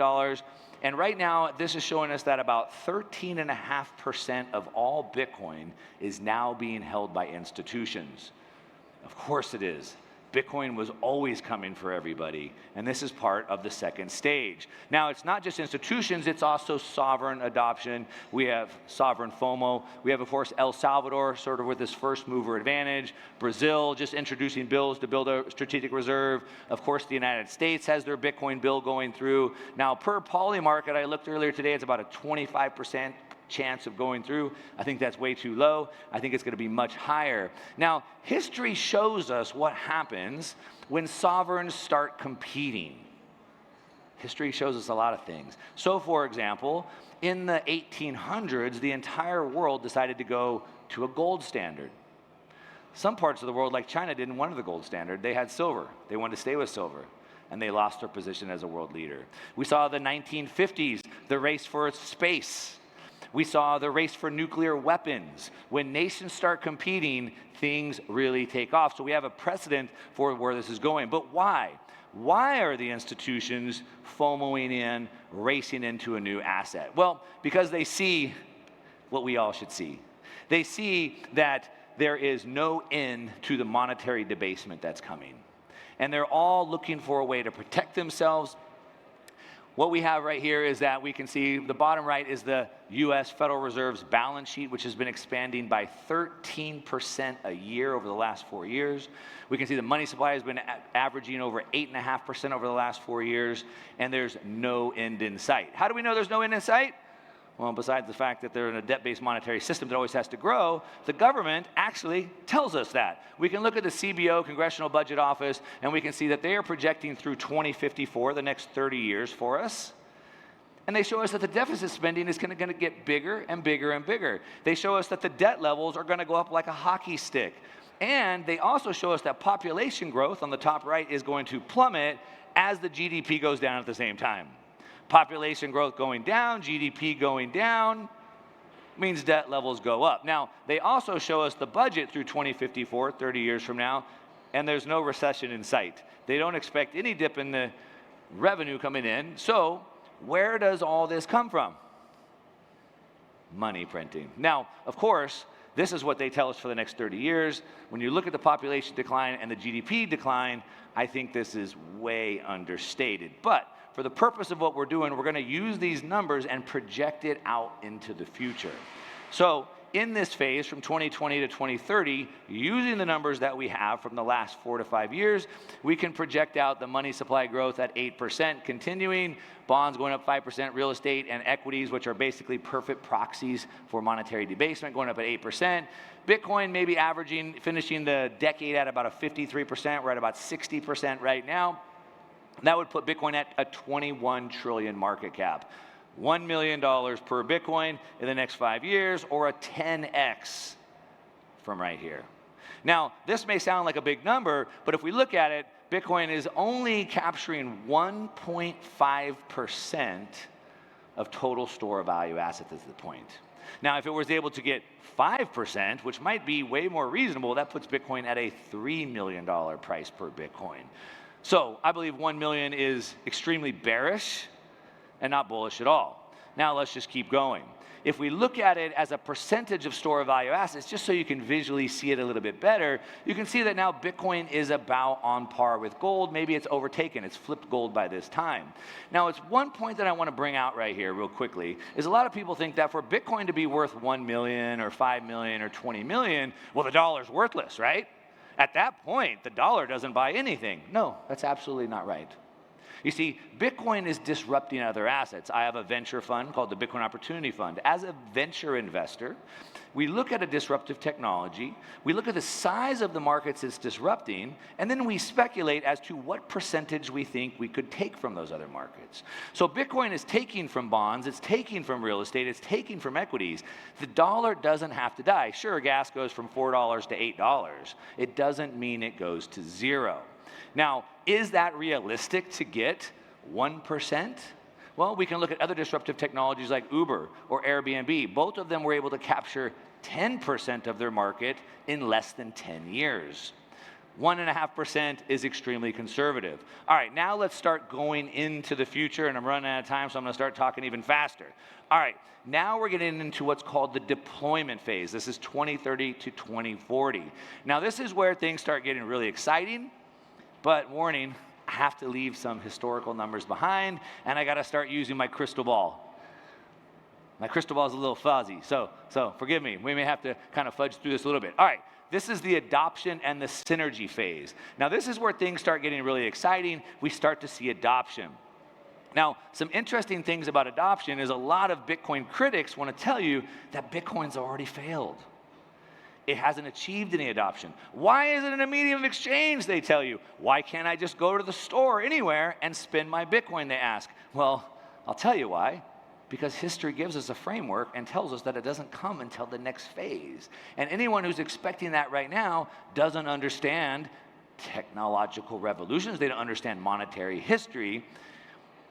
They don't understand that there's this evolutionary and emergent process that we have to go through. And what they also fail to understand is that even though Satoshi called it an electronic cash system, they say it's failed because it's only a store of value, they failed to understand monetary history and something specifically called Gresham's Law. Anybody ever heard of Gresham's Law? If you read Bitcoin Standard, you probably do. Gresham's Law says that bad money drives out good. Bad money drives out good. So what that means is we're always going to want to use the bad money, not the good money. As long as I can use fiat currency to buy my lunch, buy my drink at the bar, I'm going to use the fiat currency and I'm going to save the good money, which is the Bitcoin. Why would I spend the good money? Now, we have a perfect way to understand this. In the United States, of course, we have coins and we have quarters and dimes. A quarter's a quarter of a dollar. Now, up till 1965, these were made out of pure silver. Starting in 1965, they made them with junk metal. That's nickel and copper. You cannot find in America a pre-65 quarter or dime in circulation. They're all gone. They were driven out. If you just so happened to get some change and you found a pre-65 quarter and dime, you would not spend it. Why? Because a quarter now is worth $4, but you'd only get 25 cents for it. The bad money, the worthless quarters and dimes, have driven out the good ones. You wouldn't spend those. And so it's a perfect illustration. Now, why would we then use Bitcoin as a medium of exchange? Well, we would only use Bitcoin as a medium of exchange if it could do something that the existing money, the fiat system, could not be used for. Now, we can use this as another example. Gold collectors buy bags of what's called junk silver. They buy bags of these pre-65 quarters and dimes. Why do they buy them instead of bars? Because they believe that at some point the fiat system crashes and they're going to need the quarters and dimes in small denominations to barter with. They believe in a world where the other money, the fiat money, no longer works, and they would need that money, which illustrates the point. So then we ask ourselves, well, what would we need Bitcoin for that fiat would be no good for? Certainly not to buy the drink at the bar. Works fine for that, my plane ticket, make my house payment. So what kinds of things? Well, we look at the unique utility abilities of what Bitcoin can do. It's fast and cheap, it's borderless, it's permissionless, it's censorship resistant, it's immutable. So if we need to do those types of things, then we might want to use Bitcoin. Well, certainly, I guess, in authoritarian regimes, maybe North Korea, Afghanistan, where they censor transactions, maybe we could do it there. But where I think the real use case comes, and it's coming really fast, and we're talking about right now, is the ability to do microtransactions that are both fast and cheap. Now, what type of microtransactions being done fast and cheap in a borderless way, in a permissionless way, would we be looking at? Well, anybody heard of the rise of AI? More specifically, AI agents. Now, AI agents are the ability to build an AI bot to be autonomous and go do tasks, transactions, and maybe even build entire businesses by hiring other agents autonomously. Now, these AI agents are growing rapidly. And I'm talking rapidly. Every single week they're advancing. Within the next couple of years, they will be completely taken over. As a matter of fact, we can see that by 2040, they're expected to grow by over 40% compounded annual growth rate. And these AI agents can't have a bank account because they're not a person. They can't pass KYC, but they can have a Bitcoin wallet. These AI agents can hire other AI agents and pay them microtransactions. Why micro? How much does it cost to hire an AI agent? The cost of power and compute. How many times will they need to transact? Hundreds, maybe thousands of times a day. And fiat currency won't work for this. And this is all coming really fast, and I'm talking in the next couple of years. This is where Bitcoin becomes indispensable. It enables in a new era of autonomous collaboration. Now, this isn't just me saying it. If you haven't been paying attention, it's all over. But Elon Musk says that by 2030, robots and autonomous systems will dominate the 2030s. He says that they're going to overtake humans. You'll be able to buy these things for $20,000. Everyone's going to have them. Autonomous taxis, autonomous robots, and they'll all be running off of Bitcoin. It'll be their economic backbone. Where fiat fails, microtransactions, high fees, the need for permission, that's where Bitcoin will thrive. Just like electricity transforms cities, Bitcoin and AI together are going to power the next great economic revolution. Now, in this phase from 2030 to 2040, where we get the deployment, Bitcoin goes from a 21 trillion market cap to almost a $300 trillion market cap. Now, we're not talking about 4,000% compounded annual growth rate or ARR like we saw in the past. We're talking more of a modest 30%. If real estate and equities are still going up by 8%, if the money supply is expanding more than that, Bitcoin is going to be at least doing 30%, which takes it from 21 trillion to 300 trillion, or puts it at about a $14 million price per Bitcoin. Now, by then, Bitcoin would be worth, like I said, 14 million. It's going to dominate the global store of asset value stage. And if we look at this visually, we can see that it's now taken over collectibles and gold, and it's now catching up to the money supply. Still a little bit behind equities, but it's catching on quick. My time's up. Can I get a couple more minutes to go through a few more slides? Okay. You guys want to see where we're at in 2050? All right. I thought I had 30 minutes, but they didn't give me 30. All right. We'll get through these last couple of slides quick. All right, here we are, phase 4. Now, this is the maturity phase. This is covering, again, 2040 to 2050. And this is where Bitcoin evolves beyond just a financial asset. This is where it becomes something even bigger. So let me go back to my crystal ball one more time, see what we got. Okay, so we're in the maturity phase, and the maturity phase is where Bitcoin finally becomes a unit of account. This is where, as we've seen throughout history, using this repeatable framework, we've evolved to the final stage of a unit of account. Now, this maps over perfectly by this phase. Bitcoin achieves this role as this global unit of account. And we start to see things that we haven't seen before. So, for example, in this maturity phase, we start to realize that life's getting easier. Life's not getting more expensive. Life's getting easier. Life's getting cheaper. I have to work less to achieve the same lifestyle I had before. So, for example, in 2016, homes cost, on average in the United States, $288,000. Uh-oh, fire alarm. Censorship. All right, so in 2016, the US median home was $288,000 or 664 Bitcoin. Today, the median home has gone from 288 to 434,000, but it's only 4 Bitcoin. Life is getting easier. Bitcoin flips the script on that. But it's not just homes. We can see all financial assets, oil, gold, the S&P 500 in the last 5 years have dropped almost 90% when priced in Bitcoin terms. And it's not just financial assets, agriculture, eggs, cheese, beef, wheat, lumber, everything that we need to live dropping by 90% priced in Bitcoin. This is what a Bitcoin-denominated world looks like. It's not just about cheaper goods. It's about a world where life gets easier for us. It's about where your money works for you. Now imagine a world where your money gets stronger every year. Imagine a world where your money buys you more goods and services in the future instead of less. A world where actually we're seeing innovation thrive, and again, life getting easier and not harder. Now under this Bitcoin standard, we can actually start to see the reality of AI and robotics and energy all working together to reduce the cost and expand access, creating massive amounts of abundance. Now, this is in a Bitcoin-denominated world. As Jeff Booth laid out earlier, this cannot happen in a fiat world.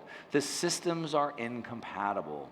The only way that we achieve this is with Bitcoin, and of course, everybody wants this. Now, in this phase, the maturity phase, I'm predicting, again, using what the Congressional Budget Office has shown us through 2054, that the money printing continues. Global store of assets have gone from $3.5 quadrillion to $8.5 quadrillion, which sounds absolutely crazy, but again, my parents bought a home for $40,000. I mean, that's how crazy this world is. Now, money is still there, bonds are still there, real estate, equities, collectibles, gold, all of those things are there. Bitcoin is now slowed down to about a 20% ARR. We're not talking crazy numbers. We're not talking a 4,000% ARR. And Bitcoin has gone from a $289 trillion to now a $1.8 quadrillion asset class. Divide that by the 21 million, and we are talking $85 million per Bitcoin. And again, this doesn't mean the dollar is worthless. This doesn't mean that dollars are no longer here. This just means that Bitcoin has captured value from all the other asset classes. Bitcoin is now the second largest asset in the world, behind real estate. And yes, it's pulled a lot of value from real estate, but we still, turns out need places to live, still need warehouses for our stuff, buildings to meet in. Turns out we still need real estate, but it has pulled value from real estate as well as every other asset that's out there. It's become the denominator. And at this point, the world has decided that we should no longer use the denominator of fiat currency. And at this point, Bitcoin has reached its full and final stage, which is stage 5, and has become the global unit of account. At this point, you no longer measure your wealth in fiat, you measure your wealth in Bitcoin. And at this point, 1 Bitcoin equals 1 Bitcoin. Now, at that point, this is going to sound crazy, but hopefully I've built this foundation for you. At that point, we're talking $8.5 trillion of global store of value assets. Just using the Fed's CBO or the CBO's projections of money printing and a basic historical growth rate, $8.5 quadrillion. If any of you are good at math, divide that by 21 million, and that puts Bitcoin to about $400 million per Bitcoin. And again, this is not speculation. This isn't a dream. This is the 6th time we've seen this exact pattern play out over the last 300 years in an exact repeating process. Over the 50 years, just like the Industrial Revolution, steam engines, rail, still electricity, automobile, oil, telecom, and now the decentralized revolution. We see it repeating the same time. I'll put the slides up here. They're open source. You can download them. But I want to just leave you with one thing. This is not just a new technology. This is a revolution. And you know that because you're here. So the question becomes simple. Are you going to take advantage and help lead this revolution, or are you just going to watch it pass by? The choice is yours. All right, I'm out of time. Thanks.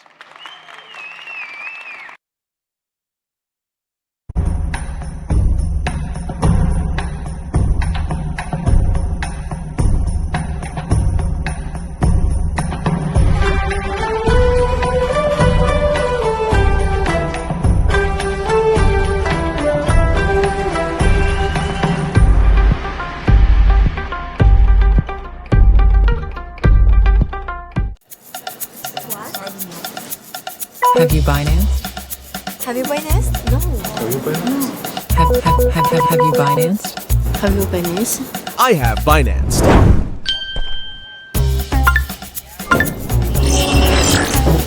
Congratulations.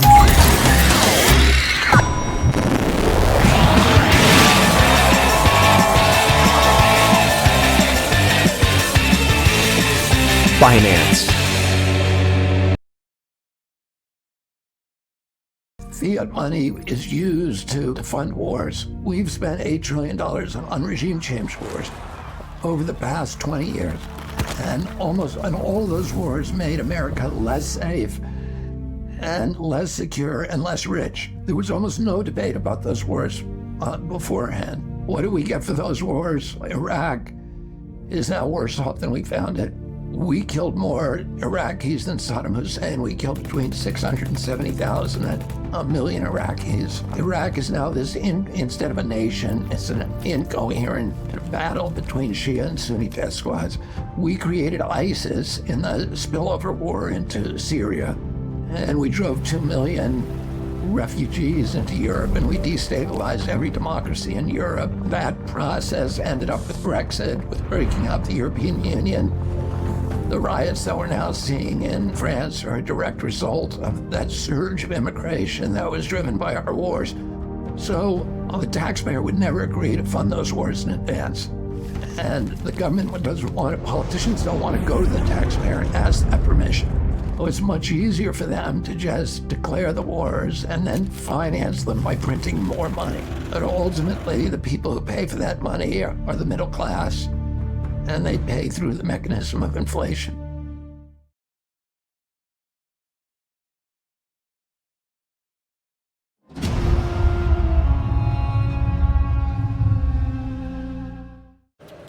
Welcome back to the Bitcoin Magazine News Desk. We are wrapping up here at Bitcoin MENA 2024. I am joined to my right by Alejandro de la Torre, CEO of Demand Pool, and to his right, Aaron Van Weerdum, Editor-in-Chief at Bitcoin Magazine. Gentlemen, we were just speaking behind the scenes here before we came back. You guys have been in this space for quite a long time. We have the biggest conference I think the Middle East has ever seen here, the biggest Bitcoin conference. What did you catch from this conference? What are your takeaways? And how is it different from all the time you've been in this space? Is it wild to see it grow this big? It's amazing to see how much this space has grown and how much it's growing in the Middle East. There's a lot of activity going on in the Middle East, mining, Bitcoin software companies, and definitely I'll be here next year, and I'm very, very happy to see the turnout, and great job that you guys have done. Appreciate that. Aaron, your thoughts, any particular talks or any standout moments from this conference? It was good. That's it. He's a man of few words, that Aaron Van Weerdum. Yeah. I didn't watch a lot of talks. The only one I really watched was the one with Rizzo and Johnny Beer, because that's kind of the topic that I personally find most interesting. Can you tell us a little bit about it? Yeah, that was the topic we discussed on the previous segment, right? On changing Bitcoin, upgrading Bitcoin, what are the different ways to do it? Should Bitcoin ossify, should it not? Like, what's the process in that? So, I mean, look, usually when I go to conferences, I don't watch any talks. Yep. Other than maybe one or two, right? So my conference experience is very different than the experience of someone who goes and sits down and listens. But I think that's also what makes conferences interesting and unique. Okay. Like, I always say this, like if you're watching the live stream, God bless you. Like, I hope you had a good time, but being at a conference is a different thing, Yes. It's really about meeting the people. It's about, hanging down a pole. Yeah, you got to hang on poles over here. You got to catch some candles down here. Yeah. It's the side events. It's the after party. It's an experience. It's a multi-day experience. This is true. But I mean, some of the talks I'm sure were great. I didn't see them other than the one which I thought was good, and then the talk that I did with Peter Todd, of course, that was undoubtely the best talk. The best of the talk concert. here. No question about that yes. one. Peter Todd, of course, Satoshi Nakamoto, according to HBO. But those of us who are in the know here, we know that is not true. Or at least we believe No, so. I mean, it might be true. I mean, I'm not saying it is true, but, he's probably a top something candidate. Yeah, okay. I mean, he could be. Top 10 candidate. Could be you as well, Aaron. That's also true. Aaron, what were you doing back then? What were you up to pre-2009? I was in university still at that time, Okay. so but side project maybe. Side maybe project. Not, I can't confirm nor deny. This is how brilliant this man is. Bitcoin was a side project for this man while he was at university. We love it. Alejandro, so sometimes at these conferences where we were just commenting on this phrase, to the moon, we're talking about $1 million Bitcoin and quadrillion dollar Bitcoin and this and that. What sometimes maybe gets lost. So at these conferences, I think back in the day, there was a lot more maybe technical discussions, things that people really need to pay attention to, protocol upgrades, things like that. What are some things, maybe if there's some newbies watching, maybe this is their first bull market, their first cycle, they're just getting into Bitcoin. What are some things that people should learn as they get into the space? Well, you should definitely learn about Bitcoin if you're going to get into Bitcoin. If you're going to invest in Bitcoin, I always tell people to first learn how Bitcoin works, download a wallet, send some transactions, use Lightning, learn how Bitcoin mining works, buy perhaps a small miner like a BitAxe. This way you get your hands-on experience and you actually understand how this freedom technology works. And this is pivotal, and all this to the moon stuff, it's great. I mean, the price increases, of course, it's great. But here in Bitcoin MENA, I've managed to speak with many people, networked a lot, and I've met a lot of miners, and it's been great. So if you're getting into Bitcoin, first learn. Fair enough. Aaron, we've done a few conferences together this year. We were at Nashville, we had Amsterdam, we had Bitcoin MENA. What's your favorite amongst the three so far? Well, so far I should say we're in December, so we're almost done. But comparing, Amsterdam had the best production value, I would say. I like the whole spectacle with the lights and like that. That's really amazing. Yes, agreed. But yeah, one of the fun things about Bitcoin in general is that it attracts people from all walks of life, really, right? Yep. Like you got the technologists, you got the investors, you got the miners, you got all kinds of different people come to Bitcoin for different reasons.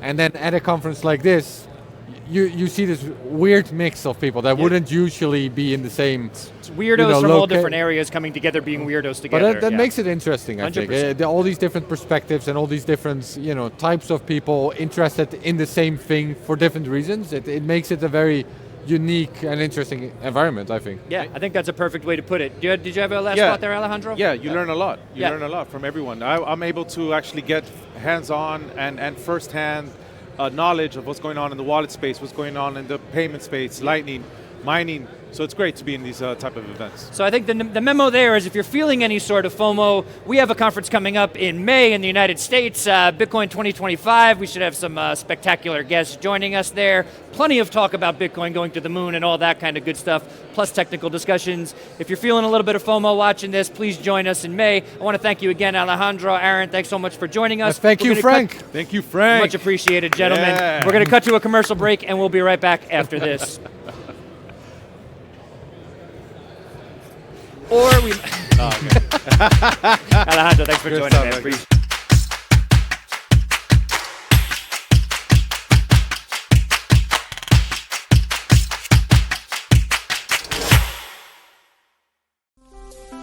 Is your company ready for the next evolution in financial strategy? Bitcoin for Corporations is your partner in securing the future of your business. With exclusive membership benefits, our comprehensive masterclass, and a network of trusted service providers, we provide the insights and resources to help you incorporate Bitcoin into your financial strategy, ensuring stability and long-term value. Strengthen your business, innovate with confidence. Bitcoin for Corporations, protecting your treasury and positioning you for the future.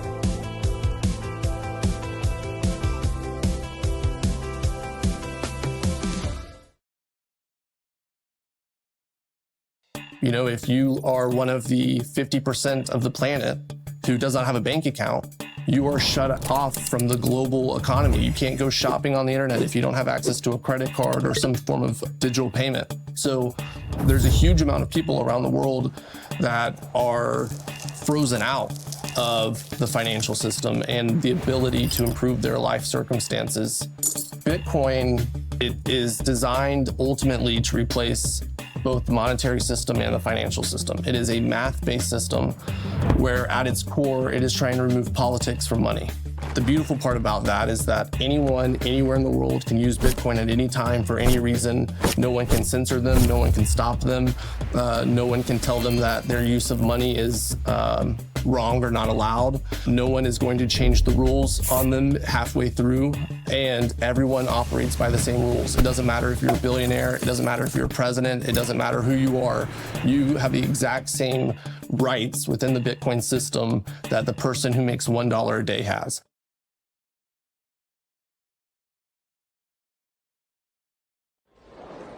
Have you Binanced?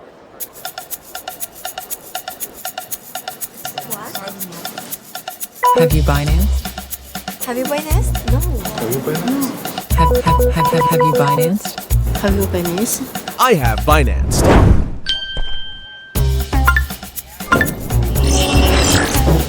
Congratulations.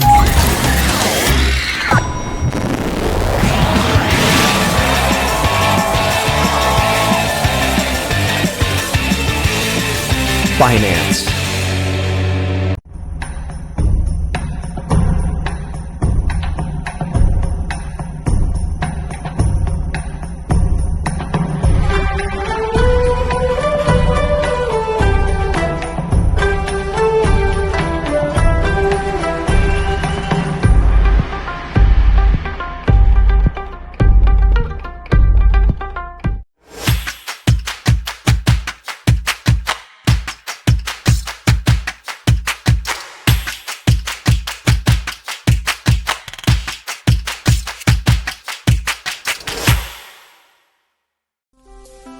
Is your company ready for the next evolution in financial strategy?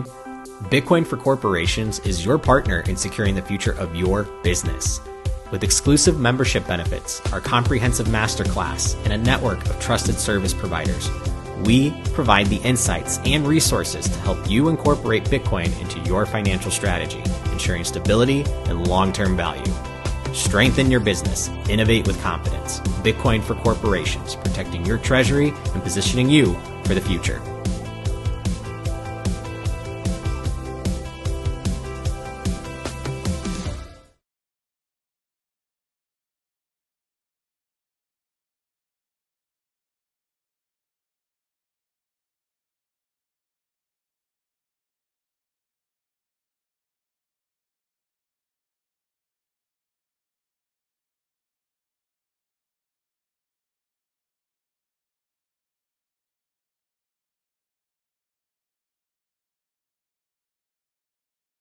Bitcoin, it is designed ultimately both the monetary system and the financial system. It is a math-based system where at its core, it is trying to remove politics from money.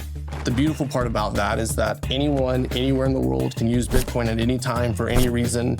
No one can censor them, no one can stop them, no one can tell them that their use of money is wrong or not allowed. No one is going to change the rules on them halfway through, and everyone operates by the same rules. It doesn't matter if you're a billionaire, it doesn't matter if you're a president, it doesn't matter who you are. You have the exact same rights within the Bitcoin system that the person who makes $1 a day has.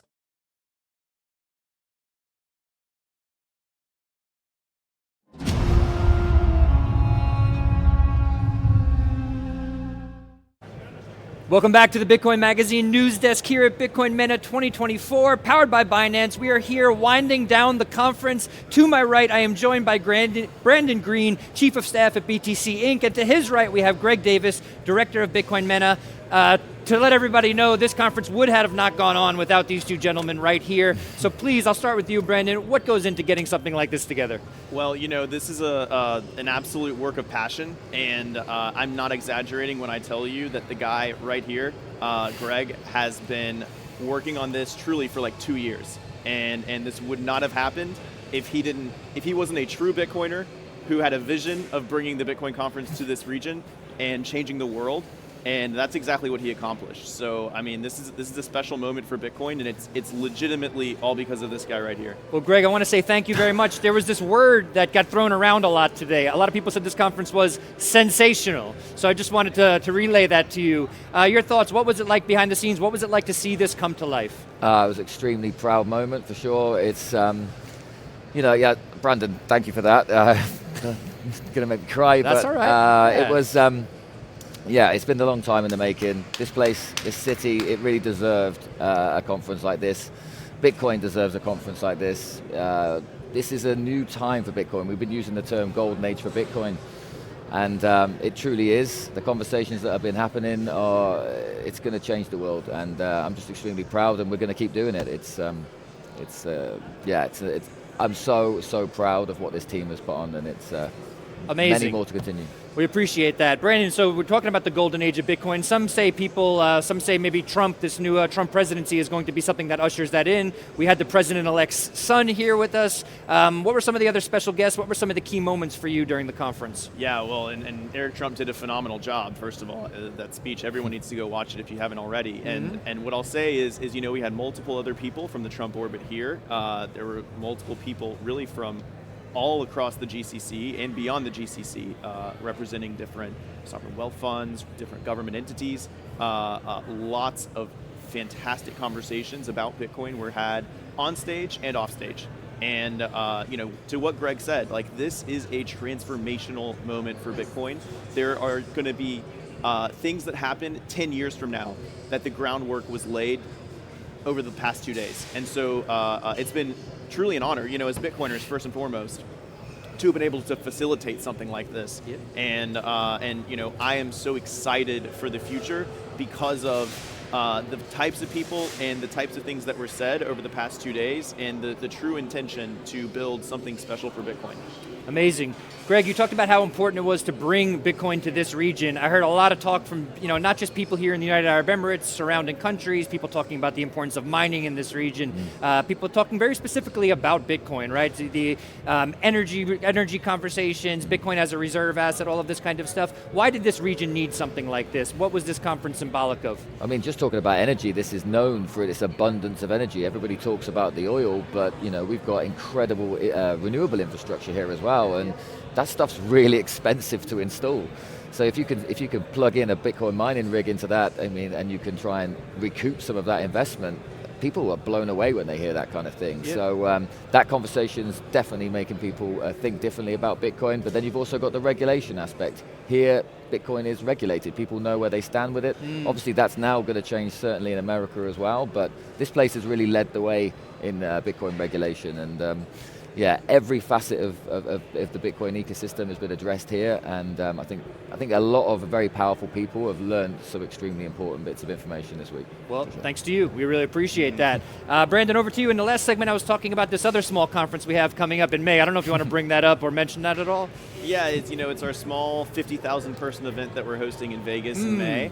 We're super excited for it. I mean, the momentum behind it is insane. Obviously, having President-elect Donald Trump speak at our previous conference was very special, and we're hoping to really build on that momentum next year as we enter into a full-on bull market. So lots of exciting things we have lined up to announce here in the next, couple of weeks. Let us go home, let us put our feet up for a little bit, all right, and then we're right back to the grind, man, because we got a special thing coming in Vegas in just a small amount of time. I mean, it's coming up quick. It will come quick, yes, we know that. I just want to open the floor up for some final thoughts here. Greg, your last takeaway for the audience. We had people tuning in, I think a few 100,000 people watching. Don't know what that feels like, maybe.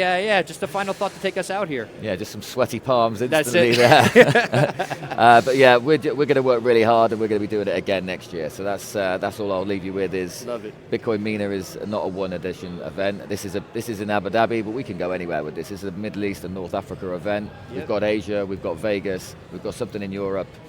We're just going to keep rolling. Amazing. And Brandon, final thoughts? All I'll say is that the time for Bitcoin is now.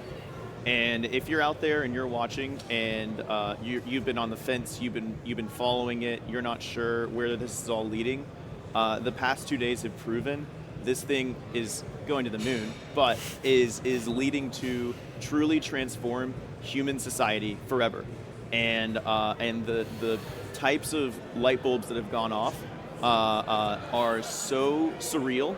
As myself, just been a Bitcoiner for 7.5 years, been working in the space for 7.5 years, to see us at this point, to understand the moment in time that we are in, this is what we've memed about for years, for cycles, and we're here. So the time is now. The time to move is now. The opportunity is now. If you're trying to, do something special in the Bitcoin space, now's the time, and I encourage everyone, dig in. If you want to work in Bitcoin, if you want to be in Bitcoin, go build your network and go meet the company of your dreams or start the company of your dreams and dig in, because we're building something special and we need you. Bullish. I don't think I could say anything better than that, Brandon. Thank you so much. Greg, thank you so much. And we also want to thank you, the audience, for tuning in. We want to thank the staff that helped bring this to life, the technical staff behind the scenes here at the live desk. Yeah, a round of applause for everybody. David Bailey, everybody here based in the Middle East, all the people who have done this for years before the conferences were this big, the people all the way back to 2009-10 who have been building so that we can have moments like this. We sincerely appreciate you all tuning in, and we will be doing this again in in Las Vegas at Bitcoin 2025 in just a couple months. Thank you again, everybody. We will talk soon. Good night. Cheers.